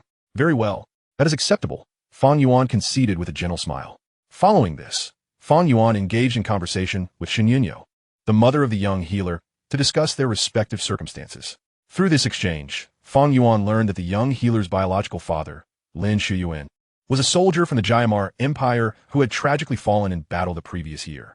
After receiving the military compensation, Shun Yunyo, possessing only an 8th-tier fighting spirit, relocated with her young daughter, Lin Mengxian, to this tranquil village where they made a living through herb gathering. After Fang Yuan earnestly explained the pros and cons of the calamity poison body to Shun Yunyo, the initially hesitant mother reluctantly agreed to let Fang Yuan take her young daughter. However, considering the feelings of both mother and daughter, Fang Yuan planned to take them both along, which was, in fact, the outcome they desired. Consequently, they readily accepted Fang Yuan's invitation. Nevertheless, with his own agenda in mind, Fang Yuan did not immediately take the duo away. After all, the vast monster mountain range was a veritable treasure trove for collecting magical essence, teeming with countless magical beasts whose flesh and soul essence, along with the various rare herbs scattered across the land, provided ample resources for Fang Yuan's magic simulation device for life simulations. Thus, over the subsequent 6 years, aside from imparting essential cultivation knowledge and combat techniques to the young healer, while urging Xiao Yin to diligently enhance his fighting spirit and alchemical skills, Fang Yuan spent most of his time either honing the intensity of his fighting spirit through battle or meticulously recovering and repurposing the remains and magic cores of various magical beasts to acquire more magical essence. Of course, amidst his rigorous training, Fang Yuan also dedicated some time to refining his alchemical skills to more swiftly assimilate the vast alchemical experiences contained within the fragments of memories from Yao Lao, to optimize the use of the magic simulation device for life simulations and bolster his strength each time he accumulated enough magical essence for a brief life simulation. he would promptly activate the device. As for the rewards he chose, prior to his soul power reaching the pinnacle of the ordinary realm, he consistently selected his current fighting spirit level. Once his soul power ascended to the peak of the ordinary realm, he opted for his current soul realm level to expedite his breakthrough to the spiritual realm, aided by the Tai Chi soul technique that facilitated his transition from the ordinary realm to the spiritual realm. Now, at merely 22 years of age, Fan Yuan had already advanced to the spiritual realm and rapidly consolidated his early-stage soul realm with the assistance of the Tai Chi soul technique. As for his fighting spirit, despite being somewhat constrained by the tier of his cultivation method, his efficiency was notably enhanced by the numerous high-quality pills he had concocted, coupled with his exceptional innate talent. Fan Yuan had now reached a fighting spirit level that was infinitely close to that of a Dou Qi. Moreover, through years of combat with various magical beasts, his physical strength had been honed to a level that could rival ordinary Dou Qi experts. This so-called honing was achieved by directly confronting frenzied hordes of beasts without employing his fighting spirit, and then utilizing high-quality spiritual liquids and pills for recovery, resulting in his remarkable physical growth. Regarding his alchemical skills, after 6 years of diligent practice, Fan Yuan had assimilated the majority of Yao Lao's alchemical experiences and innovated several simple, yet practical formulas. However, due to limitations in available alchemical materials, he had never had the opportunity to concoct an 8th-tier pill to test his cultivation results. Even the relatively simpler 7th-tier pills he had only managed to attempt a few times, as he continuously faced a shortage of materials. To avoid attracting the attention of formidable unknown powerhouses, each time Fan Yuan attempted to refine a 7th-tier pill, he would set up a sufficiently strong spatial barrier to conceal the energy fluctuations that inevitably occurred in the vicinity when the pill was nearing completion. The elder of the Miter family, a Dou Wang expert, had a good relationship with Xiao Yan thanks to the efforts of Hai Bodong and others. Suqian, the elder of the inner court at the Jianan Academy, possessed strength around 2-star Dou Zong and was expected to reach between 2 to 3-star Dou Zun by the conclusion of the story, holding a deep admiration for Xiao Yan. As time passed, even though Fan Yuan took every precaution, the sudden fluctuations of energy in the vicinity whenever he was on the verge of pill formation were impossible to entirely mitigate. In addition, the unique effects of the black magic cauldron, which masked the aroma and energy fluctuations during pill formation, were undeniably beneficial during his attempts at concocting 7th-tier pills. Thus, throughout these 6 years of cultivation, Fan Yuan did not encounter any formidable foes above the Dou Zone level. During this time, he forged connections with several powerful figures from the Jiamar Empire, including both elder experts like Yun Shan, Jiaxing Tian, and Fa Ma, as well as younger, emerging Dou Qi experts and high-level alchemists such as Yun Yun and Gu He. Throughout this span, Fan Yuan also explored the mysterious cave mentioned in the original text, from which he obtained the colorful ancient scroll titled 7-Colored Poison Scripture, intending to present it to the young healer at an appropriate moment and guide her in her cultivation. As for the relatively proficient advanced flying and soundwave Dou techniques, Purple Cloud Wings and Roaring Lion's Chant, Fan Yuan kindly imparted the corresponding training methods to Xiao Yan once his fighting spirit and soul power reached the requisite standards. Moreover, the weapons and techniques that Yao Lao had passed on to Xiao Yan, including the profound heavy ruler, the earth-tier low-level Dou technique, flame-splitting waves, and the advanced body technique, 8 extremes collapse, were also imparted to Xiao Yan. Additionally, Fan Yuan utilized his spiritual energy to imprint the earth-tier, low-level fire attribute technique, Fire Repulsion Palm, from Yao Lao's Bone Flame Ring into Xiao Yan's mind, nurturing his hopes for the young one. Of course, with Yao Lao's extensive collection, Fan Yuan possessed many fire attribute techniques and Dou skills that were far superior to those he had shared with Xiao Yan. However, he was keenly aware of Xiao Yan's naivety and was reluctant to freely bestow such treasures upon the young lad. This dog of a master is truly ungrateful. Curse it. Every day, it either demands I slay magical beasts or endure the excruciating pain of various concoctions to cultivate my fighting spirit. Still saying it's for my own good. Huh, what a joke. It's all a charade. When I first heard that fellow say he would teach me alchemy, I was positively thrilled. Who would have imagined? That guy always transmits alchemical techniques to me through his divine sense. He never bothers to explain anything in person. As a result, this poor child can only resort to flipping through books to resolve any confusion. If that doesn't suffice, I have no choice but to conduct experiments step by step. And after every endeavor, that guy has the audacity to claim he is doing this to better foster my self-learning abilities. Truly absurd. Fortunately, I am quite gifted and even without his assistance, I can now independently concoct 4th-grade elixirs. I am indeed a genius. With that thought in mind, while hunting low-tier magical beasts and gathering various herbs, Xiaoyan couldn't help but chuckle heartily. However, Xiaoyan's mirth was short-lived as a sharp figure suddenly appeared beside him. Xiaoyan, you've gone and lost your mind again, haven't you? Just listen to the nonsense you're spouting. Are you yearning for your master's disciplinary lessons again? The ever-watchful Fang Yuan, who divided a sliver of his divine sense to monitor Xiaoyan's every move, greeted him with a benevolent smile. Master, I have realized my mistakes, but could you perhaps go easy on me this time? Upon seeing the sudden appearance of Fang Yuan, Xiaoyan shuddered, and then, with shamelessness, he quickly donned a pleasing smile. Xiaoyan, a person as cultured and amiable as I could never harm you. Besides, you did just receive a beating yesterday. Silence. That was only because you were being insufferable. I discipline you for your own good. Why can't you grasp that? After enduring years of training under Fang Yuan, Xiaoyan, who had matured long before his transmigration, had gleaned some insights from the experience. Thus, upon hearing this, he promptly closed his mouth, standing respectfully by, obediently absorbing Fang Yuan's so-called educational teachings. After indulging in a bit of banter with Xiaoyan, Fang Yuan, who had gradually lost interest in the conversation, summoned his servant, the recently ascended 1-star Dou Qi, the purple crystal-winged Lion King, Ziming. I agree, my master. The obedient Ziming stood at attention. Fang Yuan acknowledged casually. Before addressing Ziming, you are aware, over the years, without the elixirs I specifically formulated for you and your mother, you would never have advanced to the 7th-tier magical beast level, achieving the 1-star Dou Qi status. Years ago, I mentioned that your father is a 7th-tier black flame purple cloud eagle. You fortuitously inherited a very rare trace of ancient phoenix blood from him. Unlike your mother, who barely broke through to the 7th tier, I hold great expectations for you. Fang Yuan paused, then continued. Ziming, I am about to depart. Hence, I have a task for you. Master, please command me. I shall exert every effort to fulfill your wishes. Ziming, having understood his place, immediately expressed his loyalty. It's not a grave matter. You need not behave so formally. Fang Yuan replied with a nod of approval, then gestured towards Xiaoyan and continued. It seems Xiaoyan has honed his skills sufficiently in a magical beast mountain range. Coincidentally, I have some matters to attend to and lack the experience to supervise this troublesome boy. Take him to the Black Corner region for further training. Only by exposing him to the treachery of human hearts will he truly grasp my good intentions as his master. Fang Yuan then took a moment to retrieve a mid-level spatial ring from his robes, tossing it to Ziming. This contains various cultivation resources and alchemical materials I prepared for him at different stages. You shall oversee these items and dispense them to him judiciously when the time is right. Should he exhaust these resources and require more, you may collect a little as your means allow.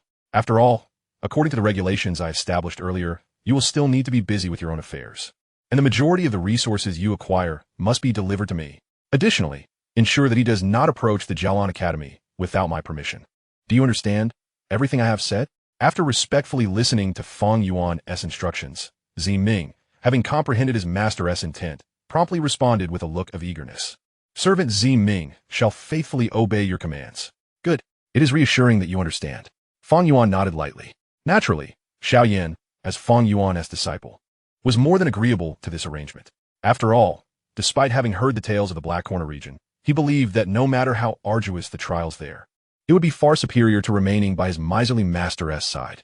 Once Ziming had taken the 10-year-old Xiaoyan away, Fang Yuan summoned the 7th-tier magical beast, the purple crystal-winged lion, and assigned her the responsibility of caring for Xiao Yixian during his absence. With that settled, he urged forth a modicum of spatial power, hastening towards the direction of Mo City, as recalled from his memories. Mo City, nestled within the vast Tagore Desert in the northwest continent, shared its predominant hue of rich golden sand with the expansive dunes surrounding it. This city, constructed from loess, lacked the luster of the surrounding sandy seas and was not a large metropolis. However, it undeniably stood as one of the most significant strongholds of the Gama Empire within the Tagore Desert. Fang Yuan, adorned in his uniquely pale white Dou Qi, exuded an eye-catching brilliance amidst the golden expanse of the Tagore Desert. As he approached the city gates, Fang Yuan began to consciously suppress his aura. Utilising a secret technique, he concealed his form and effortlessly bypassed the city guards, entering the heart of Mo City. Having previously ventured to Mo City during a life simulation. He swiftly navigated through the bustling crowds, making his way directly to Bodong's map shop. Upon entering the shop, disregarding the presence of others, he approached Bodong without preamble, producing the fragment of the pure Lotus Demon Fire map from his bone flame ring. Bodong, I present you with an opportunity. Do you see this? Quickly retrieve the two similar fragments you possess and hand them over to me. Should you refuse this opportunity, I shall eliminate you and seek it myself. As soon as Fang Yuan's words fell, his formidable aura, which was equivalent to a half-step Dozun, erupted instantaneously, overpowering Bodong to the extent that he was rendered motionless, gripped by a primal fear. This was, however, the result of Fang Yuan intentionally restraining his might. Under normal circumstances, with such overwhelming pressure, Bodong, who was merely at the peak Dou Ling level, would have been crushed to dust. After a brief moment, as Fang Yuan retracted his half-step Dozun pressure, the astounded Bodong hastily addressed him with utmost respect, saying, please wait a moment, esteemed senior. I shall retrieve what you desire at once. Faced with a powerful figure of considerable stature, Bodong was no naive newcomer. Despite his dissatisfaction with Fang Yuan's domineering demands, he wisely refrained from direct confrontation, recognizing the futility of such an impulsive act under the ominous threat of death. Thus, within moments, he produced the two fragmented maps he had previously divided and reverently presented them to Fang Yuan, who lounged leisurely in a chair, bowing as he said, "Please, esteemed senior, review these two remnants. They're the only ones of this type in my possession." Fang Yuan accepted the two fragments of the pure demon lotus fire, confirming their authenticity before smiling contentedly at Bodong, saying, Bodong, you have done well. As the saying goes, those who recognize the situation are true heroes. Today, you have grasped the opportunity one presented. I, Fang Yuan, am known for my cultured demeanor and integrity. Given your understanding today, I assure you, you shall not suffer any loss. No sooner had Fang Yuan's words concluded than a terrifyingly white flame, exuding a chilling aura, Matalit befall Bodong. In an instant, this bone spirit cold fire surged into Bodong's body, eliciting cries of pain akin to 1,000 ants gnawing at his flesh. Han Yu, a former student of the Inner Academy, adorned in an elegant silver gown with radiant silver hair, held a considerable reputation and strength within the academy. She had first encountered Xiao Yan before the Tian Fenshi Tower and was later saved by him from the clutches of the snow demon Heavenly Ape after he had just mastered the 3,000 thunderbolts. She harbored feelings for Xiao Yan. The eldest daughter of the Han family in Zhongzhou, with her younger sister Han Shui, was a Dou Huang powerhouse, and Xiao Yan had once aided the Han family through a crisis. Lin Xiuya, the second strongest in the Inner Academy rankings, was a peak Dou Ling, on the verge of becoming a Dou Wang, who held a favorable impression of Xiao Yan. He had been defeated by Sun Er in a performance match following the strong rankings competition and had subsequently accompanied Xiao Yan to Yunlan's sect for vengeance. In Chapter 152, Breaking the Seal, as Bodong presumed Fang Yuan would swiftly dispose of him, Fang Yuan calmly cautioned, Bodong, if you truly wish to restore your Dou Huang level prowess, you must not entertain thoughts of resisting the power I bestow upon you. I shall only say this once. Think carefully, lest you squander your life. Upon hearing Fang Yuan's warning, and knowing there was no reason for Fang Yuan to deceive him, Bodong promptly relinquished his defenses, allowing Fang Yuan's power to circulate freely within him. The torment from the exotic fire persisted for a full half-hour before it finally subsided. Fang Yuan could have easily concocted a break seal pill to facilitate Bodong's unbinding of the seal, but with his current capabilities, combined with the bone spirit cold fire, there was no need for such an item to effortlessly break Queen Medusa's seal, thereby enabling Bodong to reclaim his long-sealed powers. Thus, he deemed it a waste of time and energy to concoct a break seal pill for Bodong. After all, he understood that, rather than anxiously waiting for a leisurely solution, this swift yet painful method aligned more closely with the true desires of the Ice Emperor Bodong. Ice Emperor Bodong have returned. As Fang Yuan ceased the burning of the exotic fire, Bodong erupted into boisterous laughter. Meanwhile, deep within the Serpent Race Temple in the Tagore Desert, Queen Medusa paused momentarily upon sensing Bodong's breakthrough, pondering, what on earth is happening? How could this old fool possibly break my seal so swiftly? After a brief contemplation, she muttered, never mind. It is not of great concern. Moreover, from my preliminary sensing, that old fool is still too far from here for me to ascertain the precise situation. This matter can be addressed later. Fang Yuan cast a casual glance at Bodong, who had restored his Dou Huang level prowess to 2 stars. He tossed him a jade vial containing a pill, saying nonchalantly, "This item is called the Revival Purple Pill. It will assist you in swiftly regaining your peak strength. Hai Bodong, if you trust me, consume this pill and attempt to refine its power." Upon hearing Fang Yuan, a figure far superior to him, Hai Bodong, now partially restored, could hardly dwell in the elation of his breakthrough. He cautiously accepted the vial containing the Revival Purple Pill, bowing respectfully as he replied. Hai Bodong humbly thanks the esteemed senior for the gift. "Very well, as long as you understand. I have other matters for you to attend to. Quickly consume the Revival Purple Pill you hold." After receiving Fang Yuan's affirmative response, Hai Bodong wasted no time. He opened the jade vial, swallowed the Revival Purple Pill, and began to harness his Dou Qi to refine the surging medicinal energy.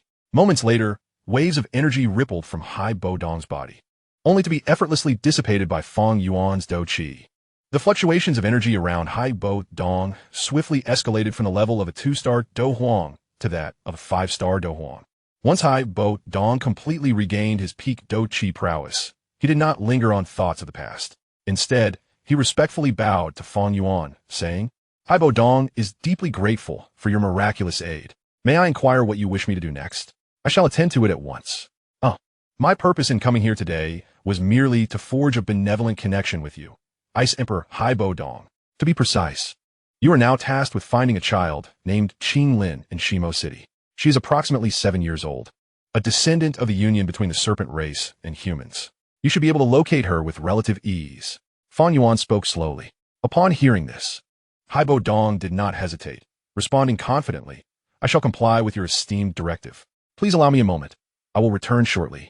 With that, Hai Bodong activated his Dou Qi wings and soared out the door, heading towards Shimo City, which was not too distant, eager to fulfill Fang Yuan's request.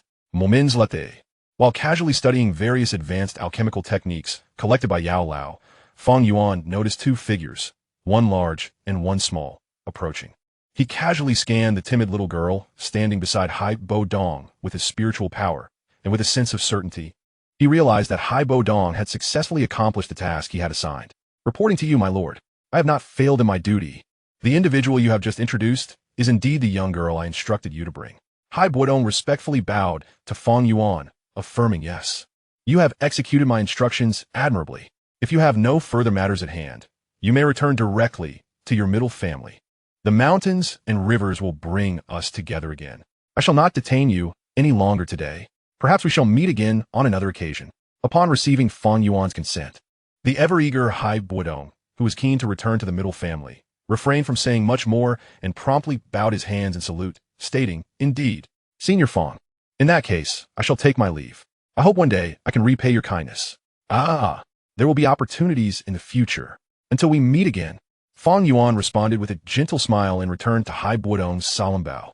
Lin Yan, a formidable figure among the top 5 of the inner court's strong ranking. Xiao Yan had once purged the fire poison from him in exchange for the Qingmu Immortal Vine, and has since become both a follower and a friend. He accompanied Xiao Yan in seeking vengeance against the Yunlan sect, later encountering him at the Four Directions Pavilion Conference. His strength is rated as a 4-star Dou Huang, and he journeyed with Xiao Yan to the Pill Domain, now remaining with the Lu family. Jia Xingtian, a peak Dou Huang, on the verge of stepping into the Dozong realm. He is the guardian of the royal family of the Gamma Empire, proficient in Earth-type Dou Qi. He is engaged in battle with Queen Medusa and emerged unscathed. Chapter 153. Teaching Qing Lin after Hai Bodong's departure. Fang Yuan began a hands-on tutorial for Qing Lin on how to activate her bloodline. From his observations, it was evident that her bloodline was already in a semi-awakened state. With his current abilities, he could easily guide her towards a more effortless awakening. Following his assistance in awakening her by Shi Sanhua Tong bloodline, Fang Yuan patiently elucidated the survival rules applicable to the Dou Qi continent, helping her shed the inferiority complex cultivated since childhood and gradually awaken the heart of a champion. As for the energy fluctuations resulting from Qing Lin's awakening of the Bai Shi Sanhua Tong bloodline, Fang Yuan could effortlessly dissipate them, for he was inherently cautious and wished to avoid unnecessary troubles. Over the subsequent 3 months, Fang Yuan not only procured the Qinglian Earth Heart Fire and absorbed it with ease, but also successfully fused it with the Bone Spirit Cold Fire, creating a brand new Bone Spirit Lotus Heart Fire. After converting the newly fused Bone Spirit Lotus Heart Fire according to the operational trajectory of the Burning Decision technique. His proficiency in this technique progressed to a low-grade Earth tier, and his previously stagnant Dou Qi cultivation also broke through to the 1-star Dou Zun level. However, the commotion caused by Feng Yuan's breakthrough into the Dou Zun realm, due to the violent nature of his absorption of the Qinglian Earth Heart Fire, attracted the attention of Queen Medusa within the Serpent Temple of the Taggart Desert, despite his efforts to control it. Consequently, he accepted her invitation to visit the Serpent Temple located deep within the Taggart Desert, intending to recruit her as an ally, bringing along the protected Qinglin. Having resided in the Serpent Temple for a while, both Feng Yuan and Qinglin adapted to the routine of their new environment. During this time, Feng Yuan suggested using his extraordinary fire to assist Queen Medusa in her evolution. However, given their lack of familiarity and Feng Yuan's formidable Dou Zun prowess, which instilled a sense of trepidation in the Serpent clan, Queen Medusa tactfully declined his proposal. Of course, Feng Yuan could have offered Queen Medusa a breakthrough pill, as he believed her potential could allow her to ascend to the Dou Zong realm with its aid. Yet, such commonplace occurrences were not to his preference, for he was aware that Queen Medusa of the Serpent clan could only successfully evolve into the ancient beast, the 7-colored devouring python, by consuming extraordinary fire before reaching the Dou Zong realm. Queen Medusa, discerning Feng Yuan's intentions, understood that a young 8th-rank alchemist with Dou Zun level strength like him would be the rightful leader of the Serpent clan in the Taggart Desert, and only by evolving into the 7-colored devouring python would she be deserving of such leadership. After realizing that Queen Medusa had not yet made a firm decision, Feng Yuan had no intention of lingering. He entrusted Qinglin to the care of Medusa, Escard, Yume, and swiftly tore open a spatial rift, heading directly to Feng City, located deep within the Black Corner region. He vividly recalled that it was due to the scoundrel Han Feng that he had once failed to absorb extraordinary fire during his first life simulation, suffering immense backlash and meeting a tragic end at his hands. If it weren't for his desire for stability, he would have sought to end Han Feng's life 6 years ago, with Feng Yuan's Dou Zun level speed of displacement. It took mere moments for him to arrive above Feng City. Regarding the despicable Han Feng, Feng Yuan had no desire for pleasantries. Thus, before Han Feng could sense his presence, he swiftly dispatched him and sealed his soul within a specially crafted soul vial, intending to use it for future puppet crafting. Additionally, Feng Yuan thoroughly scoured Feng City for all cultivation resources. The treasures within Han Feng's Yohai spatial ring further delighted the impoverished Feng Yuan, as it contained a significant portion of collections from Han Feng's former master, the revered alchemist Yao Lao, including countless 7th-rank medicinal formulas and several rare 8th-rank formulas, along with a partial map of the pure Lotus Demon Fire and the Earth-tier low-level Dou technique, 3,000 lightning movements.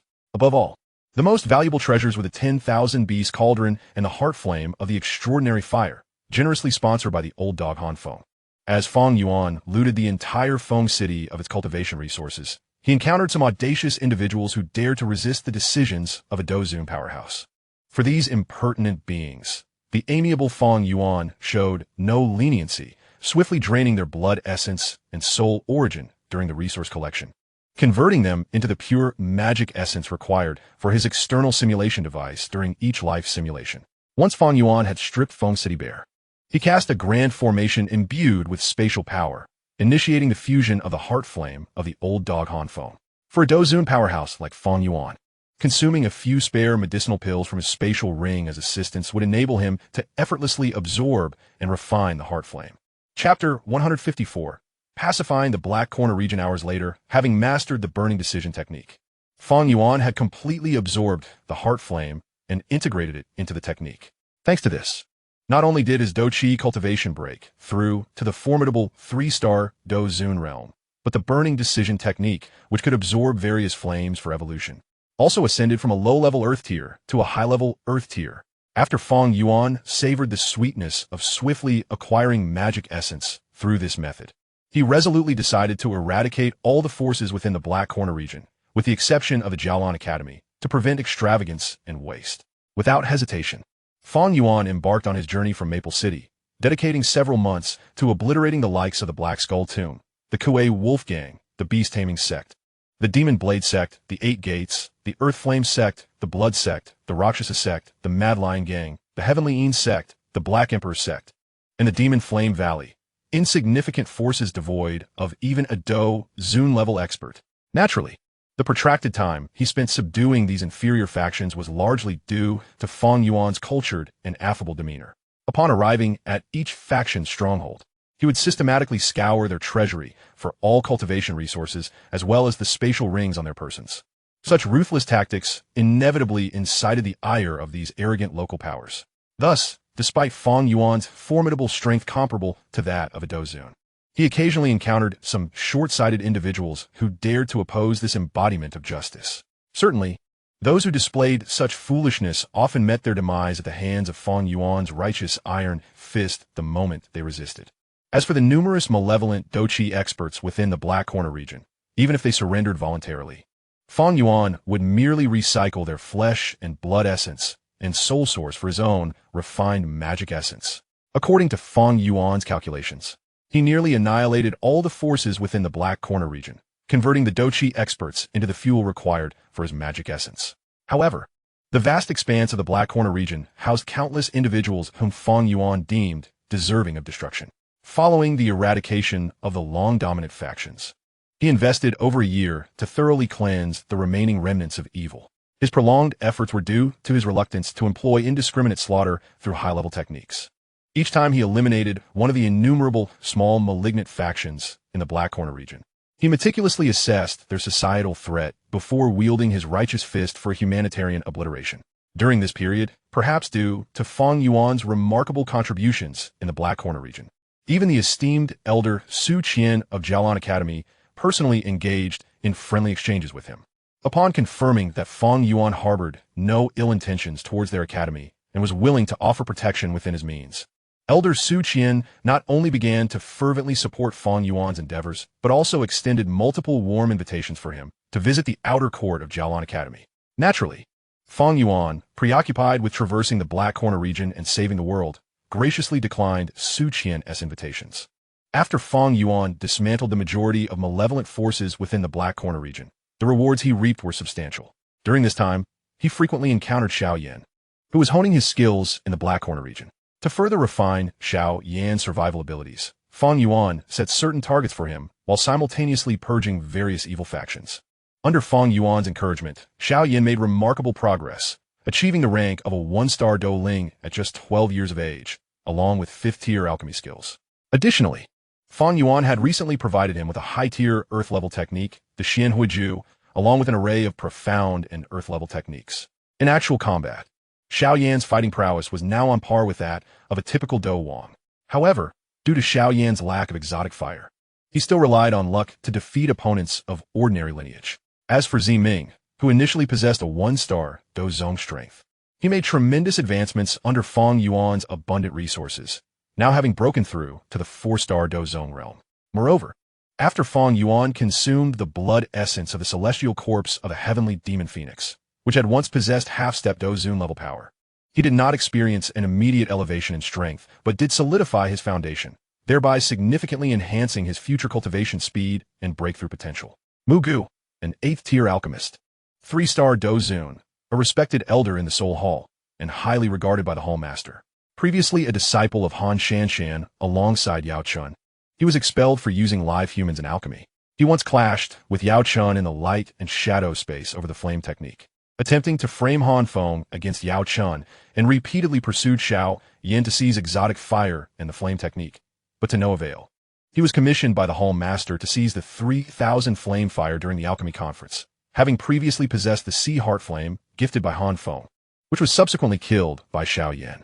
Feng Chen, a peak 3-star Dou Zun, the leader of the Wind and Thunder Pavilion and a disciple of Thunder Elder. Her true form is an exotic beast, the heavenly demon phoenix. She has instigated conflicts with Xiao Yan multiple times, resulting in deep-seated enmity. She was defeated by Xiao Yan at the Four Directions Pavilion Conference and later clashed with him in the ancient ruins of the Bone Mountains over the Dragon Phoenix Origin Fruit, where she was knocked unconscious by Xiao Yan. Gu Ling, Wind Elder, originally named Feng Xian, a close friend of Yao Chun. He appears with a power level of 4-star Dou Zun and serves as the deputy leader of the Starfall Pavilion, effectively managing its affairs. After Xiao Yan's identity was exposed at the Four Directions Pavilion Conference, he intervened to assist Xiao Yan escaping safely due to Yao Chun, and subsequently accompanied him to the Soul Mountain to rescue Yao Chun. Huang Quan Elder, the master of Huang Chun, the leader of the Huang Quan Pavilion. He once harbored resentment after being defeated by the Wind Elder in 100 rounds. Naturally sinister and domineering, he employs unscrupulous means to achieve his goals, possessing strength around 2-star Dozun. Tang Jun, the leader of the Flame Valley, a 5-star Dozun expert wielding control over the 9-dragon Thunderfire. He has collaborated with Xiao Yin to refine the Fire Bodhi Pill and holds a high regard for him. Chapter 155, Jialan Academy. I truly did not expect to encounter this dog master, even in the Black Corner region. Speaking of which, my cheap master is indeed quite perverse. It has been over a year of slaughter, and he remains tireless in his pursuits. Day in and day out, he is relentlessly killing throughout the Black Corner region, hardly taking a break. While he shows no signs of fatigue, I, his unfortunate disciple, am utterly exhausted and on the verge of nausea. I truly do not know when this inhumane suffering will come to an end. Sigh.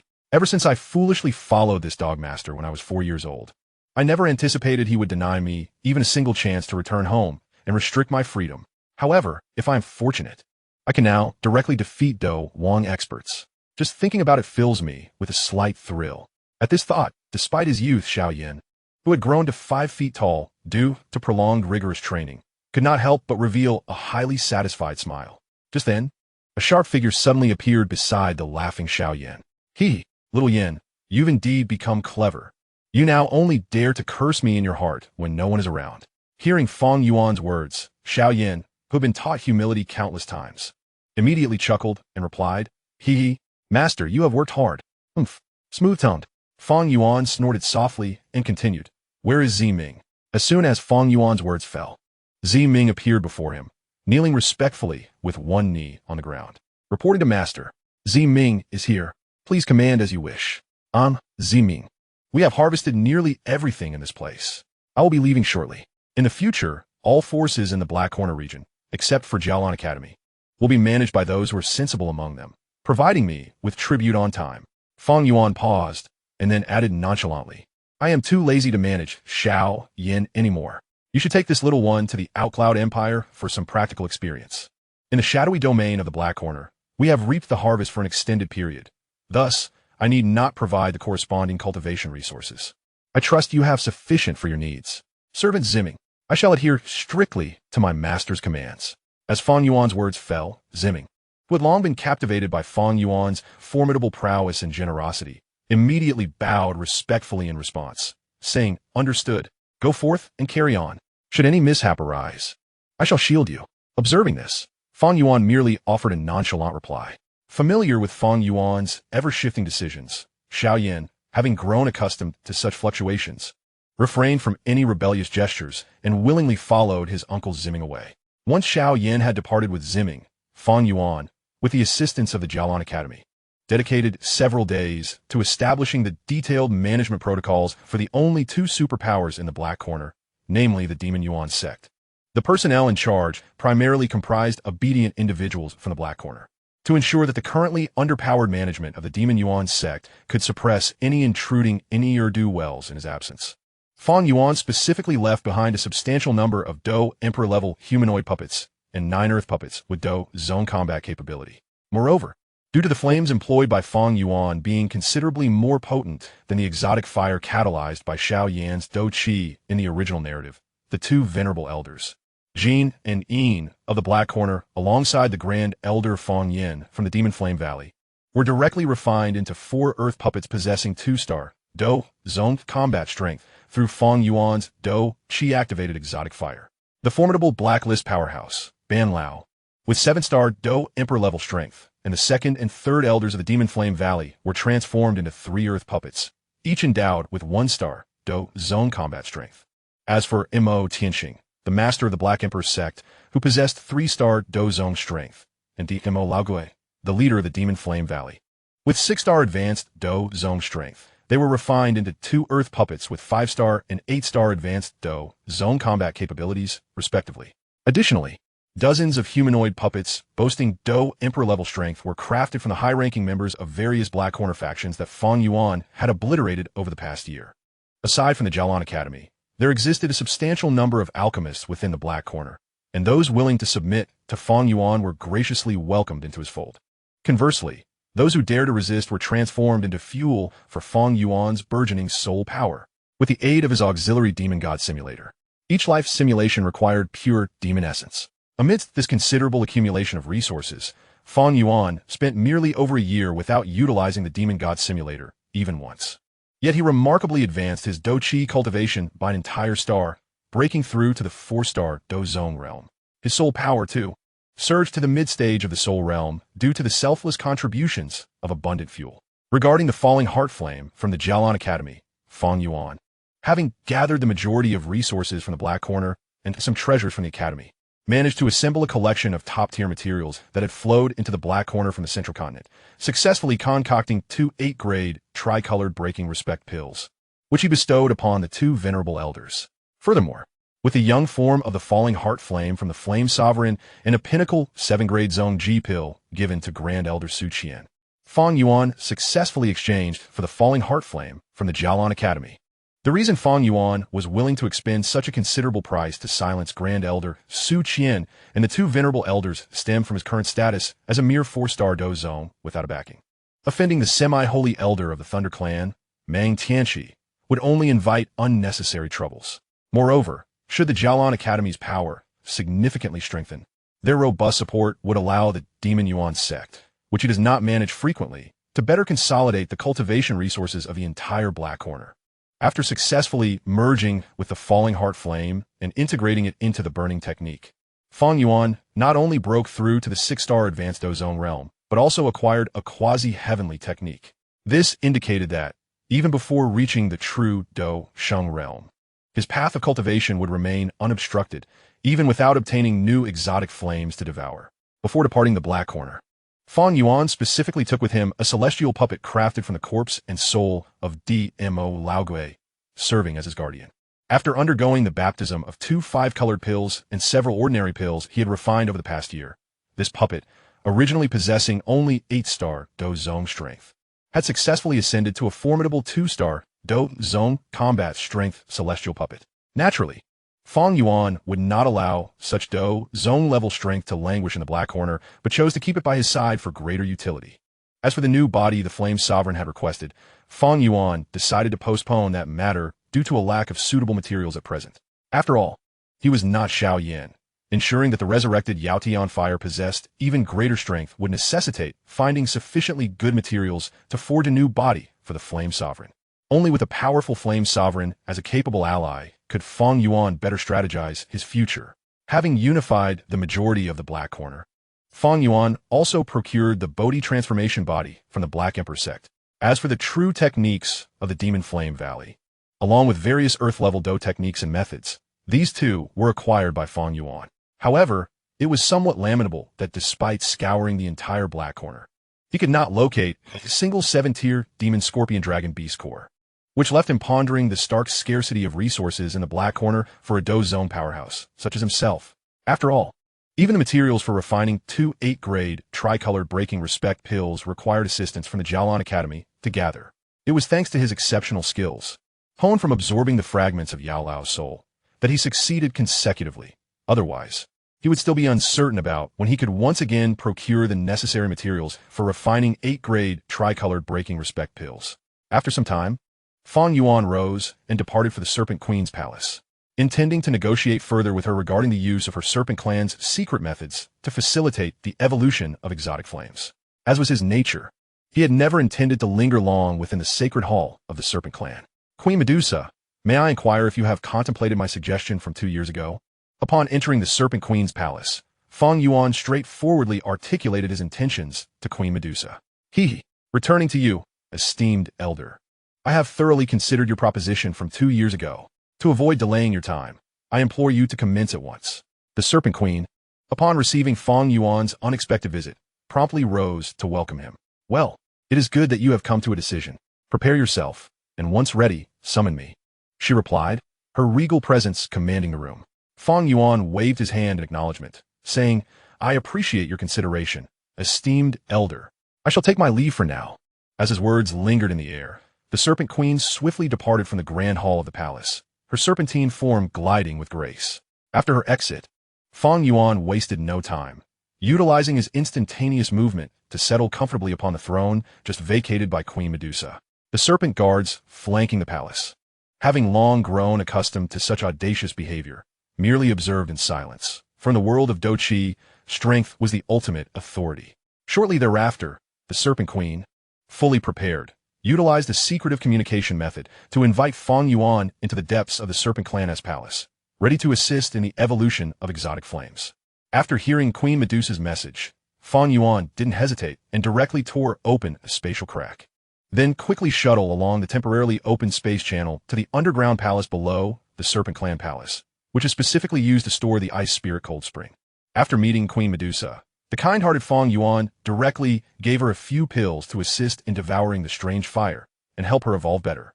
After thanking Fang Yuan for her reward, Queen Medusa no longer hesitated and swallowed all the elixirs given by Fang Yuan in one go. Immediately, she began to transform into a serpent-like companion, allowing Fang Yuan's strange fire to burn her. Under the slow-burning technique of Fang Yuan's small fire, the entire body of Queen Medusa, who had completely transformed into a serpent, quickly began to show a charred black color. In Fang Yuan's perception, at this moment, Queen Medusa had been completely enveloped by a sea of fire, and her huge snake body floating up was constantly shrinking with the raging flames. The suffering of the flame devourer is beyond the endurance of ordinary people. Even though Queen Medusa has a much stronger monster body compared to ordinary humans, the sixth-order serpent monster she has transformed into still cannot help but let out heart-wrenching cries. And for the tragic situation of Queen Medusa at this moment, Fang Yuan, who has long been accustomed to it, naturally has nothing to feel sorry for. After all, for him, it's just this childish thing now. His cheap apprentice, Xiao Yin, can bear it. Therefore, regarding the current situation of Queen Medusa, Fang Yuan naturally has nothing to say.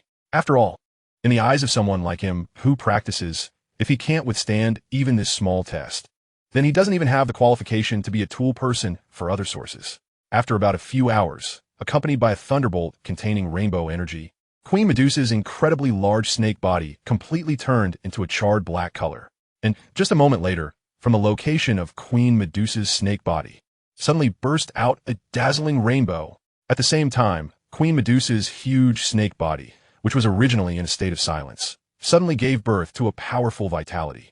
Moreover, this newly emerging vitality is rapidly growing at an extremely fast pace. And as this rainbow light continued to spread out in all directions for a longer and longer time, a sound that seemed to be the breaking of some kind of biological embryo suddenly sounded from within. At the same time, a seven-colored beam of energy shot straight into the sky from the location of Queen Medusa's snake body. Upon seeing this vision, numerous snake-human guards perched on the surface began to cheer and burst out in excitement, from worry to joy. Chapter 157. Successful Evolution. After all, the fact that Queen Medusa is devouring a strange fire this time not only affects the hearts and minds of the entire snake race, but also concerns the future of their snake race. Only Queen Medusa has successfully evolved. They, the snake people, can truly get rid of the current embarrassing situation of internal and external troubles and exhaustion. That's really good. Its body is colorful, and its eyes are slightly purple. Its body is fragrant, and its power reaches the sky. It seems that this is the ancient mythical creature, Rainbow, swallowing python, with the potential to fight saints evolved from Queen Medusa. Fang Yuan grabbed the Rainbow, swallowing python, which was trying to break free from its constraints, and observed it carefully with great interest. After obtaining the Rainbow, swallowing python, transformed by Queen Medusa, Fang Yuan directly tore open a spatial crack to urge it to complete its evolution as soon as possible and return to his residence along the spatial channel. Then, he first gave the Rainbow, swallowing python, transformed by Queen Medusa, some accompanying amethyst sources in order to temporarily gain her trust and make her swallow a roamling pill without resistance. Immediately afterwards, the Rainbow, swallowing python seemed to suddenly notice something and began to fiercely resist. In the face of a strong person of Fang Yuan's level, her inexplicable resistance was undoubtedly futile. However, in just a moment, guided by the power of Fang Yuan's soul, the original soul of Queen Medusa merged with the newly born soul of the colorful swallowing python. Immediately after, the snake body of this young, colorful swallowing python burst out again with a rainbow radiance. And this rainbow radiance didn't last long. As soon as a female silhouette began to appear, immediately, a jade body with concave and convex shapes directly adhered to Feng Yuan lying flat on the bed. Looking at the extremely seductive face in front of him calmly, Feng Yuan didn't show too much expression, just casually savoring the softness and fragrance in my arms. I gave a simple evaluation. It looks pretty good. Qualified to be a woman of this seat. Regarding the unrestrained evaluation given by Feng Yuan and his recent irregular work, he knew that he would definitely not be able to defeat the opponent's Queen Medusa. He did not have much intention of refuting it, but directly got up from Feng Yuan's bed and began to transform himself into a suit with fighting spirit. Junior Medusa. Thank you to the senior for bestowing the pill. Although Feng Yuan's behavior was a bit presumptuous just now, Queen Medusa, who still seeks help from others at this moment, still showed her utmost respect in front of him. Is there anything you want from me? With Feng Yuan's current experience, it is easy to see through the thoughts of Queen Medusa. Haha. Indeed, I can't hide anything from you. It's like this, as the queen of the snake clan. I would like to join your army on behalf of our snake clan. May I ask if you can help us snake people migrate to a relatively shaded area to live? Upon hearing Feng Yuan's initiative to speak, Queen Medusa quickly probed her soft voice and said, Hee. Since you are now willing to submit to me on behalf of the entire snake race in the Taggart Desert, I can help you naturally. How about this? Go out and organize your subordinates now. I will ensure that your snake tribe safely migrates to live in the Black Horn area under my command. Thank you very much, Senior Feng. I'm going out to organize the relocation. After obtaining Feng Yuan's consent, Queen Medusa, who had already learned about Feng Yuan's deeds in the past 2 years through some channels, did not hesitate much, even after urging Dou Qi to leave Feng Yuan's residence. She began to organize her snake tribe to carry out specific relocation tasks and division of labor, with the help of Feng Yuan. Despite being burdened by a large number of ordinary snake people, it took less than half a month for Feng Yuan to successfully lead the snake people in the entire Taggart Desert to migrate to the Blackhorn region. As a new force under Feng Yuan's command, with the help of various departments of the Gallon Academy and the Demon Elemental Sect, the snake people led by Queen Medusa quickly settled down in a shady valley near the Gallon Academy. After settling in the snake clan, in order to cultivate Queen Medusa, he specially provided her with a batch of elixirs that could accelerate her cultivation speed in advance to help her grow faster and become your own support in the future. Queen Medusa had little intention of refusing this and simply thanked Feng Yuan for his reward. After all, she also understands in her heart that only a strong enough her can better assist Feng Yuan and thus seek more cultivation resources and further enhance the status of the snake people. After handling the matter of Queen Medusa, Feng Yuan, who had not used the demon simulator for a long time, began using magic elements to simulate a new life in a quiet room where the Serpent Clan was stationed. With Feng Yuan's thought, a series of crisp electronic sounds echoed in his mind. Ding dong, loading successful. The Demon God simulator is dedicated to serving you. Immediately, the corner of Feng Yuan's eye began to slide rapidly as usual with rows of small characters. 24 years old. As a quiet practitioner in the martial arts world, you choose to stay in the Black Horn domain and focus on cultivation. 25 years old. With the help of barely decent cultivation resources, you, who possess extraordinary talent, successfully accumulated 1-star level of energy and broke through to the 7-star Dou Zone. In the same year, Feng Xian, the Wind Venerable who went to the Black Horn domain to search for the Medicine Elder, heard about your deeds and decided to visit. As someone who had already come up with a solution, you did not hesitate much. After warmly receiving the Wind Venerable who came to visit, Feng Xian, the Wind Venerable who was carrying the bone inflammation ring in your hand, immediately fought against you. And after you taught him the principles of being a good person with a rational attitude and convinced him, Feng Xian, who was already intimidated by your principles, began to listen carefully to the arguments you had prepared in advance. After receiving recognition from Han Feng's soul body, the Wind Venerable Feng Xian initially dispelled his doubts about you. As for all the relics you currently possess from the Medicine Venerable, due to the difference in strength between you and him, Feng Xian had to give up after personally torturing Han Feng and completely crushing him to death. However, due to the difficulty in resolving his own depression, the Wind Venerable Feng Xian politely declined your invitation and left the Blackhorn domain on the same day. Qinghai, Soul Hall Soul Zune, 2-star fighting Zune strong. Halfway through the mission, he rushed to rescue Wu Hu Fa and attempted to capture Xiao Yan. The soul was collected by Xiao Yin, Chapter 158, Heavenly Demon Phoenix, 26 years old, as a quiet member of the Godao sect. You have accumulated 1-star level of energy again by continuing to stay in the Black Horn domain and focusing on cultivation. From then on, you have successfully broken through to the realm of the 8-star Dou Zone. Insufficient magic element. This simulation is over. Respected host, please wait a moment. Your simulation reward is currently being quickly settled. Sigh. This cheat is really burning money. I almost killed the entire Black Horn domain to get the magic element, but I can only simulate this little time. Seeing this, Feng Yuan, who was a little unhappy, couldn't help but mutter twice about his cheat. At this moment, the unique electronic sound of the Demon God simulator quietly sounded in Feng Yuan's mind again, considering the magic elements consumed in this simulation. You can choose one of the following 4 rewards. 1. Your fighting Qi cultivation level at the age of 26. 2. Your soul realm at the age of 26. 3. Your experience and memory at the age of 26. 4. Purifying your heavenly demon phoenix bloodline. Please confirm if you want to receive the reward immediately. Confirm receipt. I want a reward for. Looking at the light curtain in front of him, Feng Yuan didn't hesitate much and immediately made his decision ding-dong. Congratulations. Confirm success.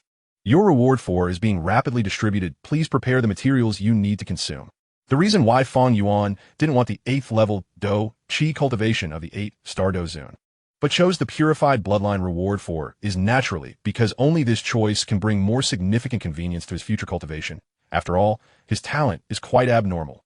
When it came to the Dou Zone stage, his cultivation speed was still far inferior to the top geniuses of the ancient imperial clan. If he could purify his bloodline through this, it would not only alleviate the crisis from the heavenly demon phoenix clan as much as possible, but also help improve his cultivation speed in the future. Moreover, according to the description of the Demon God simulator, if he can collect enough ancient phoenix blood essence or other materials from the heavenly demon phoenix clan, he may be able to directly transform into a purebred heavenly demon phoenix and grow into an ancient heavenly phoenix. If he really reaches that point, not only will he evolve to the realm of fighting saints without many bottlenecks, but even his natural lifespan will be greatly improved as a result. After receiving the prompt from the system, Feng Yuan took out the processed Tianwang bone wings and some materials such as claws, skulls, and torso extracted from the heavenly demon phoenix corpse from his own bone inflammation ring. After Feng Yuan prepared these materials, he used the Demon God simulator to simulate the rewards of his life and began to infuse them directly into his body. At the moment when this special energy was injected into his body, Feng Yuan clearly felt that the ancient phoenix blood essence that he had not fully absorbed before began to spread rapidly into his body. However, in a moment, Feng Yuan felt a series of obvious tearing sensations spreading throughout his body.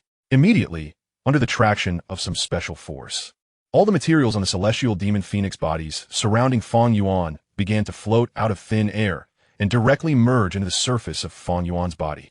Under the guidance of the demon simulator, when these materials encounter obstacles from Feng Yuan's skin on the surface, Feng Yuan's skin on the surface of his body began to rapidly activate like a liquid, and he immediately inhaled all the materials into his body. In an instant, Feng Yuan felt a long-lost extreme pain once again, which began to ravage his entire body. And Feng Yuan, who has long been accustomed to the pain of strange fire burning, naturally cannot face the same level of pain as before in the face of this conventional level of pain. I will pass out in direct pain because of this. Under the joint guidance of the Demon God simulator and Feng Yuan himself, the entire process of bloodline purification was successfully declared over in less than 3 hours. Bang, bang, bang, accompanied by waves of muscle and bone movements. Feng Yuan's fighting Qi cultivation also successfully broke through to the realm of 7-star Dou Zone with the momentum of this blood purification. In addition, Feng Yuan was surprised to find that he no longer seemed to be a pure human, because in his perception, as long as he was willing now, he could directly transform into an adult demon phoenix with noble bloodline. Of course, due to the relatively weak bloodline power contained in the Warcraft corpse he used this time, his time to cast the demon phoenix's true body was still limited, obviously unable to support long-term battles. However, having this result now is already satisfying enough for Feng Yuan. After all, with the identity of the heavenly demon phoenix clan, as long as he doesn't act too recklessly. Basically, it's about self-protection. After making some minor adjustments, Feng Yuan mobilized the power of the entire Mo Yuan sect to attack the 3 major empires of Izumo, Milan, and Luoyan around the Black Horn domain in order to obtain more resources. Feng Yuan now has so many Dou sect level land demon puppets and Dou emperor level human demon puppets under his command, plus the combat power of the Mo Yuan sect. This expedition to these three garbage empires naturally does not require his personal efforts. After all, the reason why Fang Yuan chose to establish a power was naturally to allow himself to have some leisure. If he had to work as a nanny for it every day after building a power, what use would such a power have? Of course, as his direct power. Fang Yuan did not send the Snake Clan to battle against the Flame of the Sky, Venerable of the Flame of the Sky, former owner of the Fallen Heart Flame, and a powerful 5-star fighting Venerable. He never died of old age, had a wide range of knowledge, and answered Xiao Yan's difficult questions multiple times. After merging with Xiao Yan's refined body, his strength was restored to the 1-star Dozuan, accompanying him around. Later, Xiao Yan used elixirs to restore some of his strength to the 3-star Dozuan and accompanied him to the Soul Mountain to rescue Yao Lao. During Xiao Yan's journey to the Flower Sect to deal with Yun Yun, he stayed in the Star Meteor Pavilion and waited for Xiao Yan to return to his peak with Yao Lao's help when he returned from the Flower Sect and Gulong Island. Accompany Xiao Yan to the Ancient World as the guest elder of the Star Meteor Pavilion. When his later strength reached the peak of Dozun, Xiao Yan secretly swore to help him reach the semi-holy land of Imo Lao Ge. The founder of Imo Yin Valley, 7-star Do sect, Ice attribute, has been killed by Bai Lao. The corporeal form was originally intended to serve as a vessel for the medicinal elder, yet it was subsequently utilized by Xiao Yan to forge the celestial demon puppet, the Meng Tianqi, the elder of the Lei clan. The head of the inner academy of the Jia Nan Academy, by the conclusion of events, had attained the status of a semi-holy powerhouse.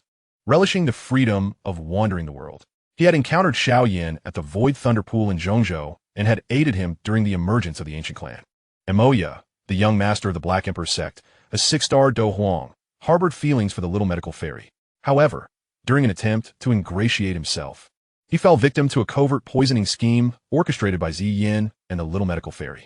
As the narrative unfolds in Chapter 159, Flattening the Branch Hall, one must acknowledge that the personnel fluctuations within the Demon Yuan sect established in the Black Corner region are exceedingly vast. Each day, numerous desperate individuals traverse from various corners of the Dou Qi continent to this locale. Consequently, for Fang Yuan, these subordinates, driven by self-interest, may not be particularly reliable, yet they remain convenient tools for his purposes. After issuing commands to his subordinates, Fang Yuan diligently continued to utilize his cultivation resources, relentlessly refining his Dou Qi energy in pursuit of reaching a higher realm. A year later, having devoted himself to seclusion and cultivation in the Black Corner region, Fang Yuan successfully amassed energy to achieve a breakthrough to the 8-star Dozun level. During this period, he effortlessly managed the visit of the Wind Sovereign, Feng Xian, just as he had done in his previous life simulation.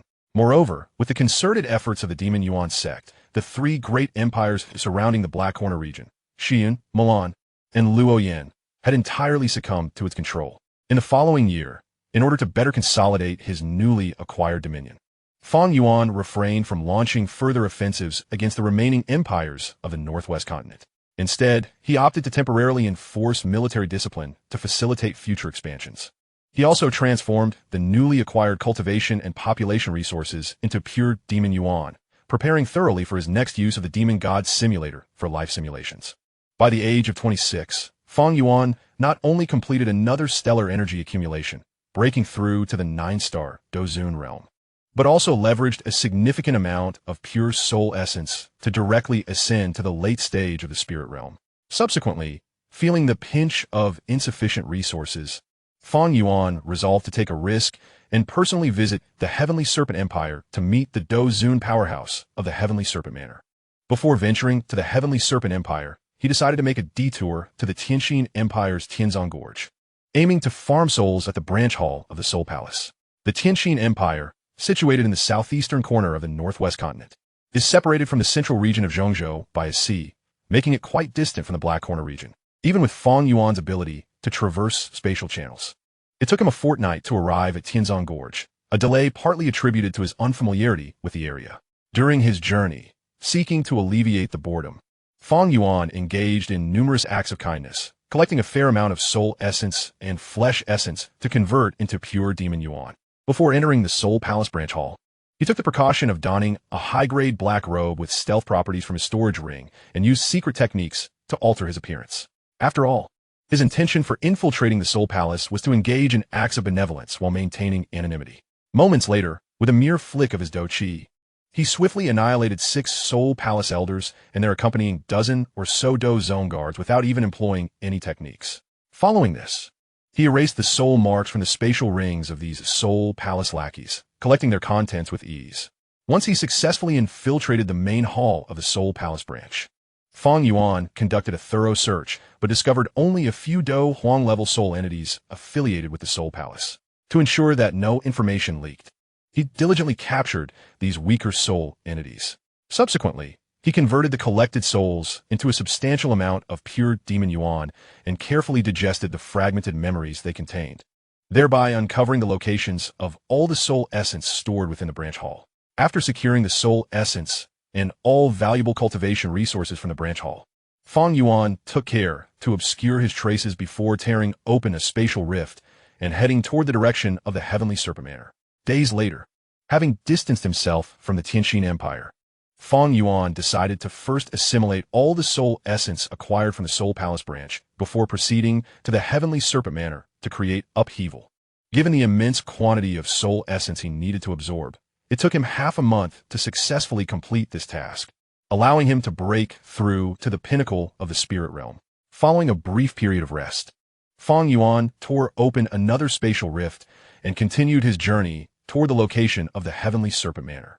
After several more days of traversing space, Feng Yuan easily located the headquarters of the Heavenly Serpent Manor, which dominated the entire Heavenly Serpent Empire. As one of the few top-tier powers in the Northwest continent, it boasted 2 Dou Zun-level elite warriors and attracted numerous aspirants each year seeking to join their ranks. The Heavenly Serpent Manor, renowned for its expertise in serpent cultivation, was situated in a narrow valley nestled between 2 continuous mountain ranges. Though the area was not conducive to long-term habitation for ordinary folk, the presence of the Heavenly Serpent Manor had led to the construction of several prosperous cities nearby. Hey, do you know why the Heavenly Serpent Manor is so lively today? Feng Yuan casually inquired of a nearby youth. What do you want? The boy, initially impatient, changed his demeanor upon sensing the terrifying aura emanating from Feng Yuan, immediately adopting a respectful posture. Esteemed senior, you may not be aware, but today marks the annual recruitment day of the Heavenly Serpent Manor. This is why the area around the manor is bustling with activity. Every year during this time, various forces within the Heavenly Serpent Empire send their talented disciples to this location in hopes of gaining entry into the Heavenly Serpent Manor.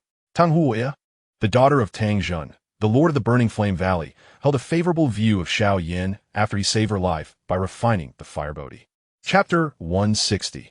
The Heavenly Serpent Great Formation for Recruitment? Huh, how intriguing, Feng Yuan mused, observing the throngs of people before him.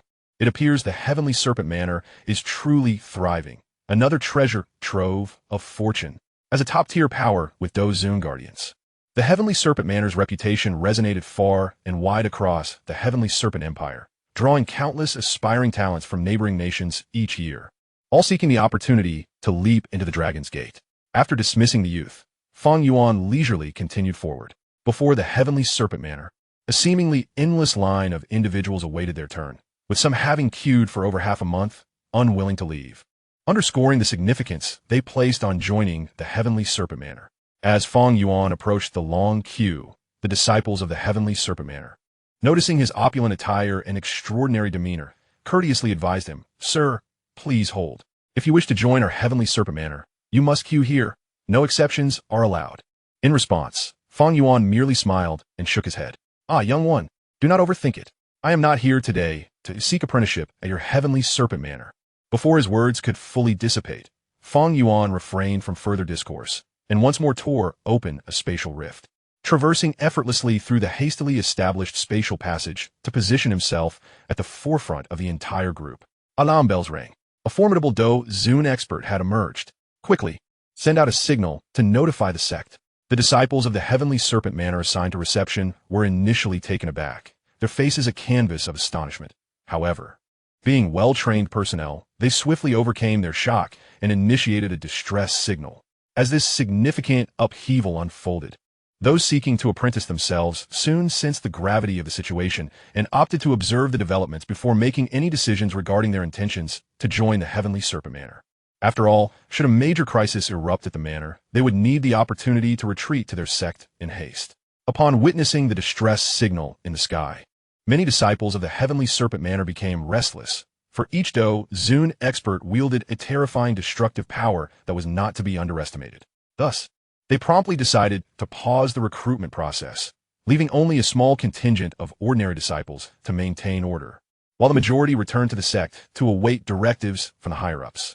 Feng Yuan, utilizing his spatial traversal ability, reached the exterior of the Heavenly Serpent Manor's grand formation in mere moments. After effortlessly dismantling the obstructing spatial barrier, the interior of the manor unfolded before his eyes. Audacious intruder, this is the sacred ground of the Heavenly Serpent Manor. Who dares to trespass upon our domain? Upon his entrance, he encountered a terrifying Dou Zong expert, a peak Dou Zong of formidable strength. Although the Heavenly Serpent Manor boasted 2 Dou Zun level masters, such powerful beings could not be expected to manage the sect's affairs at all times. Thus, the majority of daily matters were handled by the numerous senior elders, with only the most challenging issues escalated to the sect leader. Only when the sect leader was also at a loss would the elders unite to present their dilemmas to a more powerful former leader. The peak Dou Zone before Feng Yuan was the sole Grand Elder of the Heavenly Serpent Manor, and in the eyes of the sect, was second only to the 2 Dou Zun masters. Might I inquire who you are? Why have you so brazenly entered the Heavenly Serpent Manor? If you cannot provide a satisfactory explanation at once, our 2 Dou Zun masters will not permit your easy departure, despite the overwhelming fear stemming from his primal instincts. The Grand Elder, as the face of the sect, spoke with an air of dominance toward the seemingly insignificant ant before him. Feng Yuan, however, paid little heed to the feudal bravado and unleashed a spatial assault before the elder could react, thus acquiring a complete set of materials required for refining puppets. Witnessing Feng Yuan's ruthless display of power, the surrounding elders of the Heavenly Serpent Manor cried out in outrage, "Impudent thief! You shall pay dearly for this." Fellow brethren, form the Heavenly Serpent Great Formation. In an instant, a dozen Dou Zone-level senior elders, alongside 100 Dou Huang-level mid-tier elders and nearly 1,000 Dou Wang-level low-tier elders, gathered their Dou Qi energies to conjure an intricate top-tier formation aimed at annihilating this Dou Zun expert. How intriguing! I never anticipated that a horde of ignorant ants could summon a formation approximating the might of a 3-star Dou Zun's full strike. After assessing the power of this so-called Heavenly Serpent Great Formation with his sole power, Feng Yuan mused with interest. Without waiting for the formation's energy beams to descend, he unleashed a spatial attack equivalent to the full force of a 6-star advanced Dou Zun, effortlessly dismantling the so-called Heavenly Serpent Great Formation. As the formation recoiled upon its creators, the elders of the Heavenly Serpent Manor suffered severe injuries, spewing forth torrents of blood. At this juncture, some of the more experienced elders began to grasp the extent of Feng Yuan's terrifying prowess. Cease at once. This esteemed elder is a high-level Dou Zun. Quickly summon the 2 masters to adjudicate this matter. Consequently, several senior elders of Dou Zong strength raised their voices in a unified call. Lin Quan, commander of the ancient clan's Black Yen army, humiliated Xiao Suner when he took her from the Inner Academy of Canaan. Later, when he sought her back from the Yi family in Central Continent, he was again humiliated by Xiao Yan, who easily defeated him. His Dou Qi is superficial and not genuinely cultivated, making him unworthy to be Xiao Yan's rival. Defeated by Xiao Yan, he was further vanquished in ancient sacred city. Now reduced to a 1-star Dou Zun, no longer a contender for the role of protagonist. Before the remaining elders could react, the 2 past masters of the sect, having heard the commotion, appeared in the sky. Heck, come down. Observing the audacity of the 2 elder masters of the Heavenly Serpent Manor, Feng Yuan unleashed a spatial attack with the intensity of a 9-star Dou Zun's full force, resulting in the acquisition of an entire set of materials needed for refining 2-star Dou Zun puppets, as well as a complete set for 6-star Dou Zun puppets. Elder Qing Yuan, young Master Qing Ming, you have met a tragic end. Witnessing Feng Yuan skillfully capture the corporeal forms and souls of the 2 elder masters in a separate storage rings, those present were overcome with sorrow, and many devoted elders began to weep openly at the brutal scene. Cough, cough. Silence. After effortlessly erasing the soul imprints on the rings belonging to the 2 elder masters, Feng Yuan, irritated by the cries, bellowed with his Dou Qi. In the face of the overwhelming aura emanating from Feng Yuan, the assembled elders, though reluctant, instinctively fell silent. You and you, come here. Feng Yuan pointed to 2 high-level Dou Zong elders who had not joined in the lamentation, hoping to glean crucial information regarding the Heavenly Serpent Manor's legacy and treasury from them. Upon hearing Fang Yuan's summons, the eager Qing Wu and Qing Dao immediately responded, "He, how may we serve you, esteemed elder? I wish to inspect your treasury at once. The two of you shall lead the way." After a brief pause, Fang Yuan continued, "And do not forget to gather more personnel to properly organize your sect's top-tier legacies. I intend to inspect them personally. Yes, we shall comply with your esteemed orders." After respectfully acknowledging Fang Yuan's commands, Qing Wu and Qing Dao wasted no time acting as his guides, leading him toward the location of the Heavenly Serpent Manor's treasury. Along the way, although many of the disciples harbored resentment toward Qing Wu and Qing Dao's actions, they were cowed into silence by the overwhelming pressure exuded by Fang Yuan. Upon reaching the entrance of the treasury, with the assistance of Qing Wu and Qing Dao, Fang Yuan effortlessly deciphered the spatial seal guarding the treasury using a hidden mechanism within Qing Yuan's storage ring. "Esteemed elder, please enter." With the treasury door now ajar, Qing Wu and Qing Dao bowed respectfully to Fang Yuan. I will inspect it myself. You two may leave." Upon witnessing the scene, Fang Yuan merely uttered a few casual remarks, devoid of any intention to linger upon the two defeated foes, and proceeded directly into the depths of the treasure repository. The three primary ingredients required for concocting the bone-melting blood pill were the blood essence demon fruit, the 10,000-year-old green spirit vine, and the snow bone ginseng. The three essential materials for crafting the heavenly soul blood pill included the dragon blood mushroom, the bone spirit fruit, and the Xiantian green vine. The ingredients necessary for the 6th grade advanced clear soul pill comprised the clear body grass, the ice fire soul melting fruit, and the water spirit lotus seed. The two main components needed to forge the Yin-Yang Fate Soul Pill were the soul-returning demon fruit and the Fate Soul Ghost Face Flower. Astonishingly, all of these were present. Moreover, some were available in abundance, with several materials even reaching dozens of units. Indeed, I remain quite impoverished.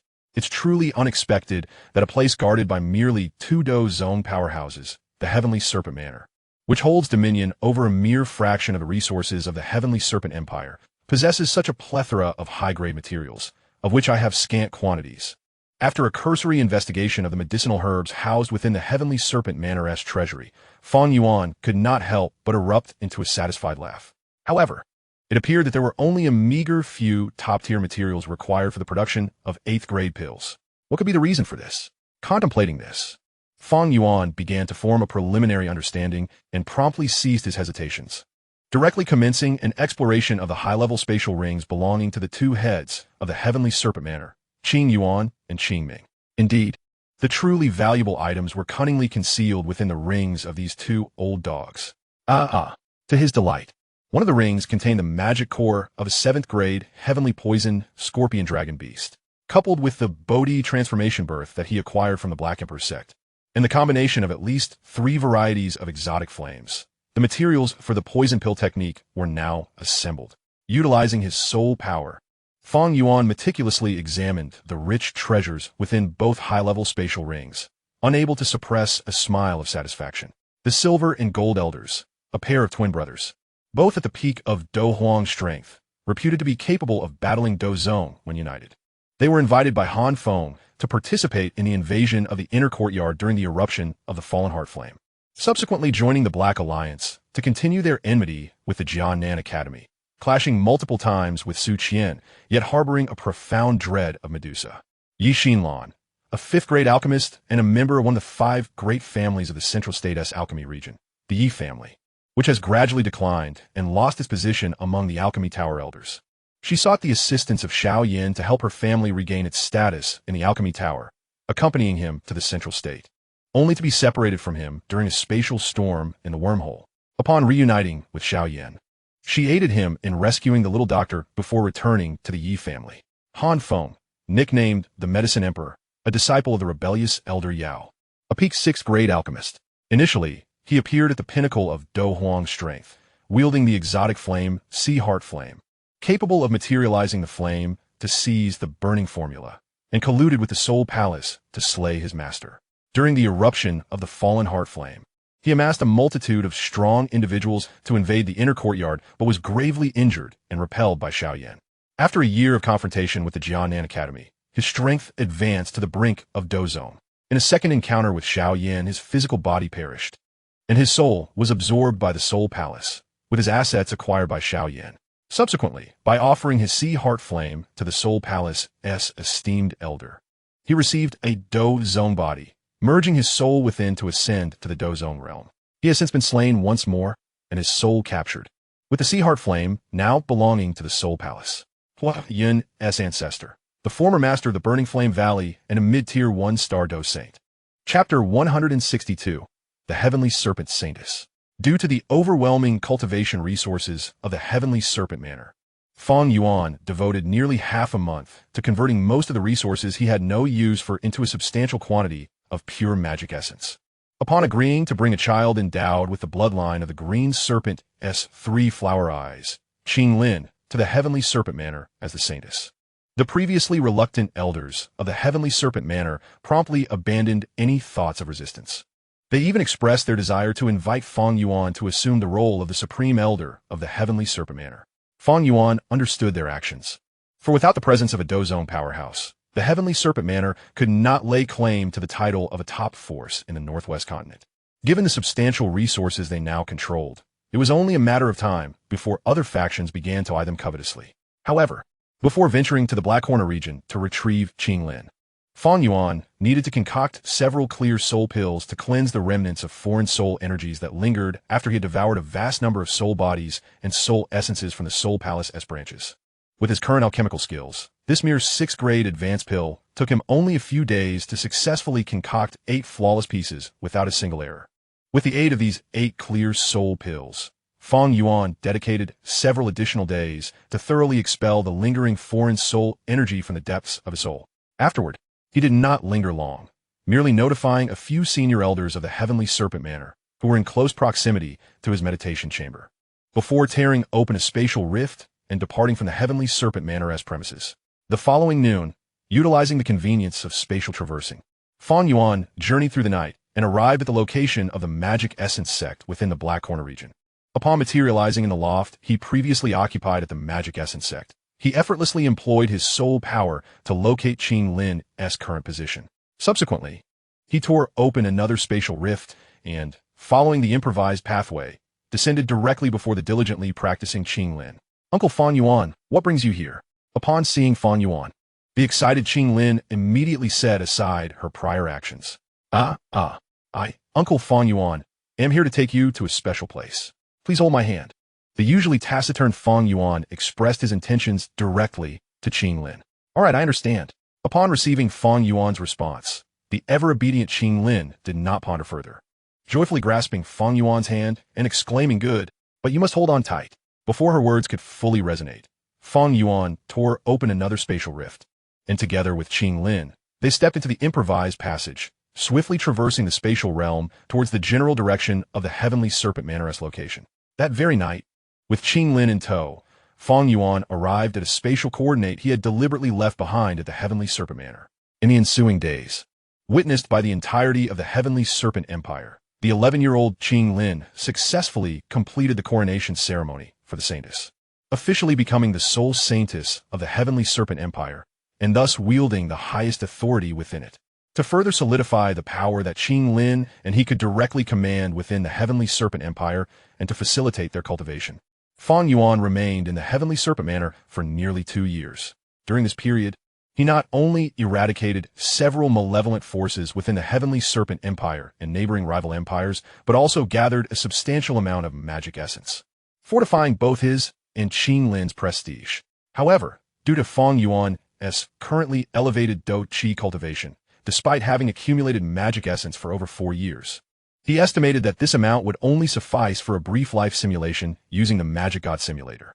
Meanwhile, the now 13-year-old Qing Lin, with the unwavering support of the entire Heavenly Serpent Manor, successfully broke through to the 3-star Dou Huang realm and could wield the power of 7th-grade Serpent-type magical beast, engaging in combat alongside 10 6th-grade Serpent-type magical beasts. Soul Jade, specific strength unknown, likely at the pinnacle of 8 turn Dou Zone or above. A holder of the divine bloodline of the Soul Clan. Though appearing gentle, she is ruthless at heart, utilizing other strength to overcome beast tides, resulting in the deaths of 9/10 of those in the impacted teams. Severely wounded the Bodhi ancient tree in her confrontation with Xiao Yan. Yu Quan, female, a disciple of the Starfall Pavilion, attained Dou Wang level at the age of 17. Her talent caught Elder Yao's attention, leading to her being accepted as a named disciple by Xiao Yan, harboring feelings of affection towards him. Soul Palace Master, Hun Mieshing, initially possessing the strength of a Dou Saint at the early stage upon his appearance, wields the void, devouring flame. During the conflict with the Heavenly Alliance, his prowess escalates to the mid-tier of Dou Saint before being vanquished by Xiao Yan. His fragmented soul is subsequently taken by Hun Qianma, and upon resurrection, he attains the strength of a 7-star Dou Saint. Northern Dragon King, the sovereign of the Northern Dragon Island, he stands on the brink of the 4-star Dou Saint level. By absorbing the bloodlines of the Western and Southern Dragon Kings, he ascends to the 6-star Dou Saint realm. Ultimately, he falls to Xiao Yan's Devastation Firebody. However, he is later refined by Xiao Yan into a celestial demon with the strength of a Dou Saint. After absorbing the Black Magic Thunder, he becomes capable of rivaling a 6-star Dou Saint, with the protagonist naming him the Northern King. Dou Qi, the 3rd-ranked expert in the Inner Academy. His strength parallels that of Lin Xiuyan. Due to his cousin Liu Fei's enmity with Xiao Yan, he fiercely contends with Xiao Yan in the strong ranking competition, resulting in a stalemate, and they are ultimately ranked jointly at 10th. He once accompanied Xiao Yan to the Yunlan sect for revenge as the patriarch of the Liu family in Zhongzhou, possessing the strength of a 7-star Dou Huan. After Xiao Yan resolves his family troubles, he harbors gratitude toward Xiao Yan. He currently serves as the patriarch of the Liu family. Wu Hao, a member of the law enforcement team at the Jianan Academy, he cultivates blood-colored Dou Qi and possesses a bloodthirsty nature. He is wholeheartedly impressed by Xiao Yan's strength and vows to defeat him one day, embodying a character of integrity. Upon entering the Inner Academy, he forms a good rapport with Xiao Yan, Sun Air, and the founding members of the Panmen. He now holds the position of Elder within the Inner Academy of Jianan. Fa Ma, a Dou Huang level expert, he is a contemporary of Hai Bodong and Jia Xingtian, a peak alchemist of his era. Among the publicly recognized alchemists of the Jiama Empire, he stands second only to Dou Qi and is the president of the Jiama Empire Alchemist Association. In his youth, he received guidance from Yao Lao during his travels across the continent, and he currently presides over the Dan Hall of the Flame Alliance.